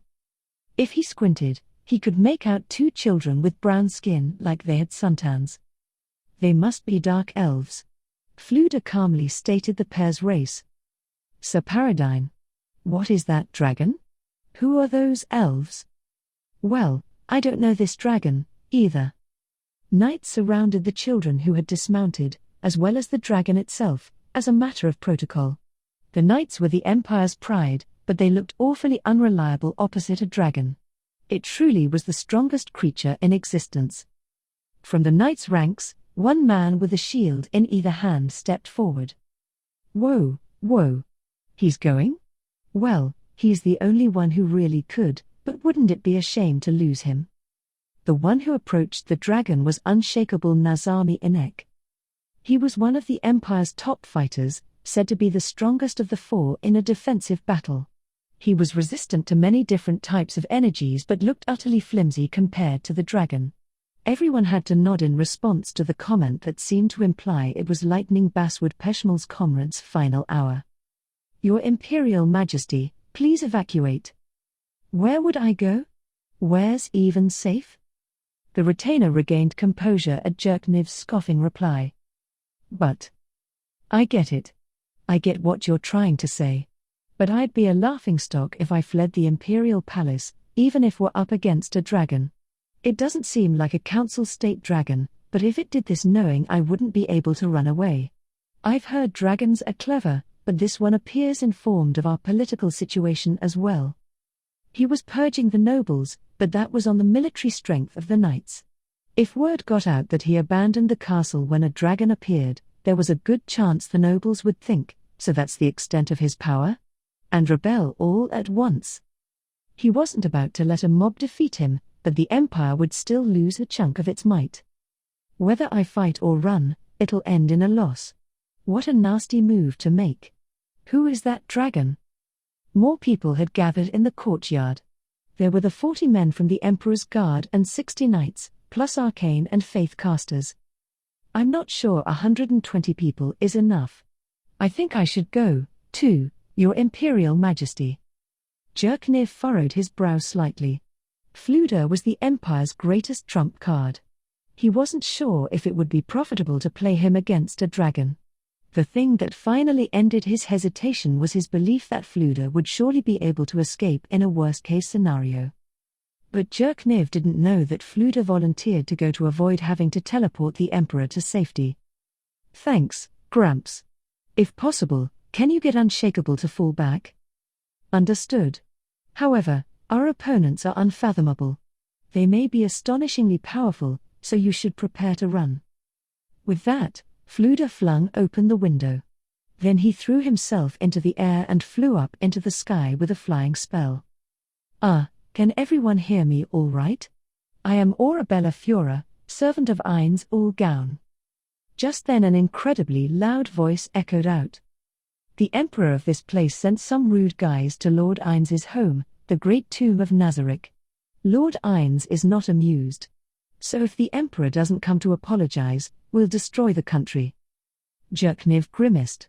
Who reached that conclusion and how? How had they followed such a fine trail of evidence? Looking around the room, he was met with shocked faces. Realizing what he had in mind, they all shook their heads. "For starters, we'll kill all the humans here. Meh."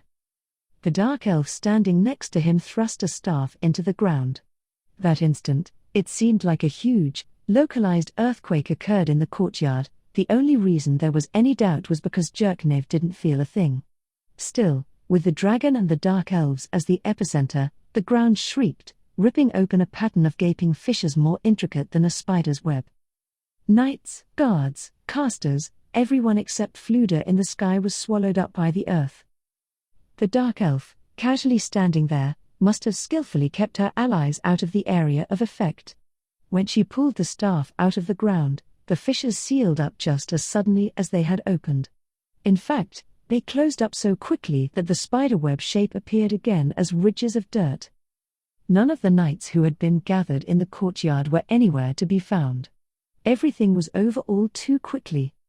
"Okay, then. We killed them all. Next, we'll kill everyone in the castle." Wait, we don't know which one is the Emperor, so I guess we won't do that. But if he doesn't come out soon, we'll destroy the city. Emperor, please hurry up and get out here." "Why, Your Imperial Majesty?" a retainer asked, pale-faced and shuddering. "Do you think by coming on a dragon they mean to say we stepped on the dragon's tail?" Jerkniv willed himself to stop trembling. It wouldn't do for the Emperor, the only absolute being, the man who held all power in his hand, to show fear in front of his retainers. Ain's All Gown. Who is he? "No, this isn't the time," he shouted out the window. "I am the Emperor, Jerkniv Rune Farlord El Nix. I want to talk. Messengers, would you mind coming over here? He faced his retainers. Prepare our warmest welcome. On the double. He turned from his retainers as they practically fell over one another, rushing out of the room, back to the dark elves, who were watching him. I underestimated him. If these are his subordinates, maybe he's too much for me to handle? But I can't back down now. If you want to negotiate, then our next battle will be fought with words, eins ul gaun. I'll thwart whatever it is you're planning. Epilogue. Here are the 100 gold trade coins as promised and the bond. Upon looking at the contents of the leather pouch and nodding in satisfaction, Archie's father signed the parchment offered to him with zero hesitation. Then he stamped it with the family crest. His practiced motions were evidence that he had performed similar transactions many times. Is that all right? The man looked at the parchment and nodded. If Hecaran and Imina had been there, they would have scowled. He was the one who had come to the inn where Foresight was staying. After looking it over a few times, he was satisfied there were no errors, and once the ink had dried, he rolled it up and tossed it into a tube for safekeeping. Yes, everything's in order. The man gestured at the leather pouch in front of Archie's father and asked, "You don't want to check it?" "It's no trouble if it's a gold off." "If you say so." The man answered the generous reply with a nod. He had made sure the amount was correct, of course. Still, it was pretty bad for a family in these circumstances to not bother about a gold piece. Well, they were probably doomed by simple virtue of having such an irresponsible person heading their household. The man didn't have a problem as long as he was a good customer. "I trust we can agree to the same interest and payment period terms as always?" The master of the house replied with a benevolent, as expected, nod. He seemed to have no inkling that he was in the inferior position in this relationship. The man nodded in acknowledgement. "By the way, is your daughter well?" The man remembered there were 3 of them and added, "Miss Arch." Arch. She's out on a job." "I see. And while your daughter is out working, what are you doing?" He thought but skillfully concealed the contempt deep in his eyes. He began to pity the girl for having a father like this. He wasn't heartless. But the most important thing was that they pay him back with interest. And that they borrow from him again and again. He wasn't keen on sticking his nose into other people's domestic affairs. Yes, it's a bit impertinent of her to go off earning money, but what can you do? The man frowned slightly at the father's grumble. If something happened, it would be a problem if it affected repayment. And he was making quite a lot on this household in interest. If possible, he wanted to keep this relationship going for a long time. For that reason, he poked his nose somewhere he normally wouldn't. "Did something happen?" "No, nothing serious. She's just a foolish girl who's forgotten how much she owes her parents, trying to defy us all the time." "Well, if that's all. I really need to give her a good talking to, about what it means to be a noble." The man didn't say what he was thinking. But he did want to say one thing, "Must be tough." "It truly is. That silly girl?" The man hadn't specified for whom, so Archie's father grumbled, assuming it referred to his own suffering. 100 gold trade coins was a lot of money. And if things followed the usual pattern, he would spend it all almost immediately. The man figured he would probably be summoned again in that event, but he concluded it would be better to not lend any more until the current balance was repaid. At that point, he looked around the room. Even to his eyes, the numerous furnishings filling the place were splendid. They would be enough to get back at least what he was owed. And even if he couldn't make it back with the furniture and whatnot. He lowered his eyes to conceal the emotion that came into them. "I think it's strange a daughter of the Furt family should have to do such dirty work. Her friends seem like commoners, surely the despicable type." "I wonder," the man said thoughtfully, recalling the pair of them he had met at the pub. Archie's father must have read something in the tone of his voice, because he hurriedly added an excuse. "I don't mean anything about commoners in general. Just her friends are the adventuring type." Could be. Right? Maybe it was their influence that caused her to start rebelling. I really need to give her a talking to. A girl should listen to her father, that's only reasonable. She's got a lot of living to do before she can talk back to me. With a glance at the offended father, the man stood up. Well, I have other clients to see, so I must be going now. I'll be expecting the repayment. When is Arch getting back again? Pretty soon. There were 2 little girls in the room. They looked just like 2 peas in a pod and were sitting side by side using the bed as a chair. The blush of pink in their white cheeks was angelic. Their features, which resembled their sisters, hinted at how beautiful they would be when they grew up. They wore matching, spotless white dresses with an abundance of frills. The white legs stretching out from beneath them dangled over the side of the bed. Really? Really? Are you sure? Yup. We're moving when she gets back, right? Yup. They giggled. They hadn't given much thought to what moving actually meant, but they knew one thing, that when it happened, their big sister, whom they loved so much, would never go away somewhere ever again. That made them happy. Arch was away a lot. They didn't know what she did while she was gone, but they knew it was very important in some way, so they made a point of not complaining. Still, they wished they could play with her. Yes, they loved Arch, their warm, kind big sister, who knew so many things. She's not back yet, huh? Not yet. It'll be great, won't it, Kaudalika? Sure will, Eureka. I'll have her read to me. I'll have her sleep with me. No fair, Kaudalika. You're not fair, either, Eureka. They looked at each other with the same giddy smile. Then they laughed, their giggles sounding like jingling bells. Well, then you can read with us, Kaudalika, with me and Arch. Okay, then you can sleep with us, Eureka, with me and Arch. They smiled, dreaming of the wonderful time just ahead.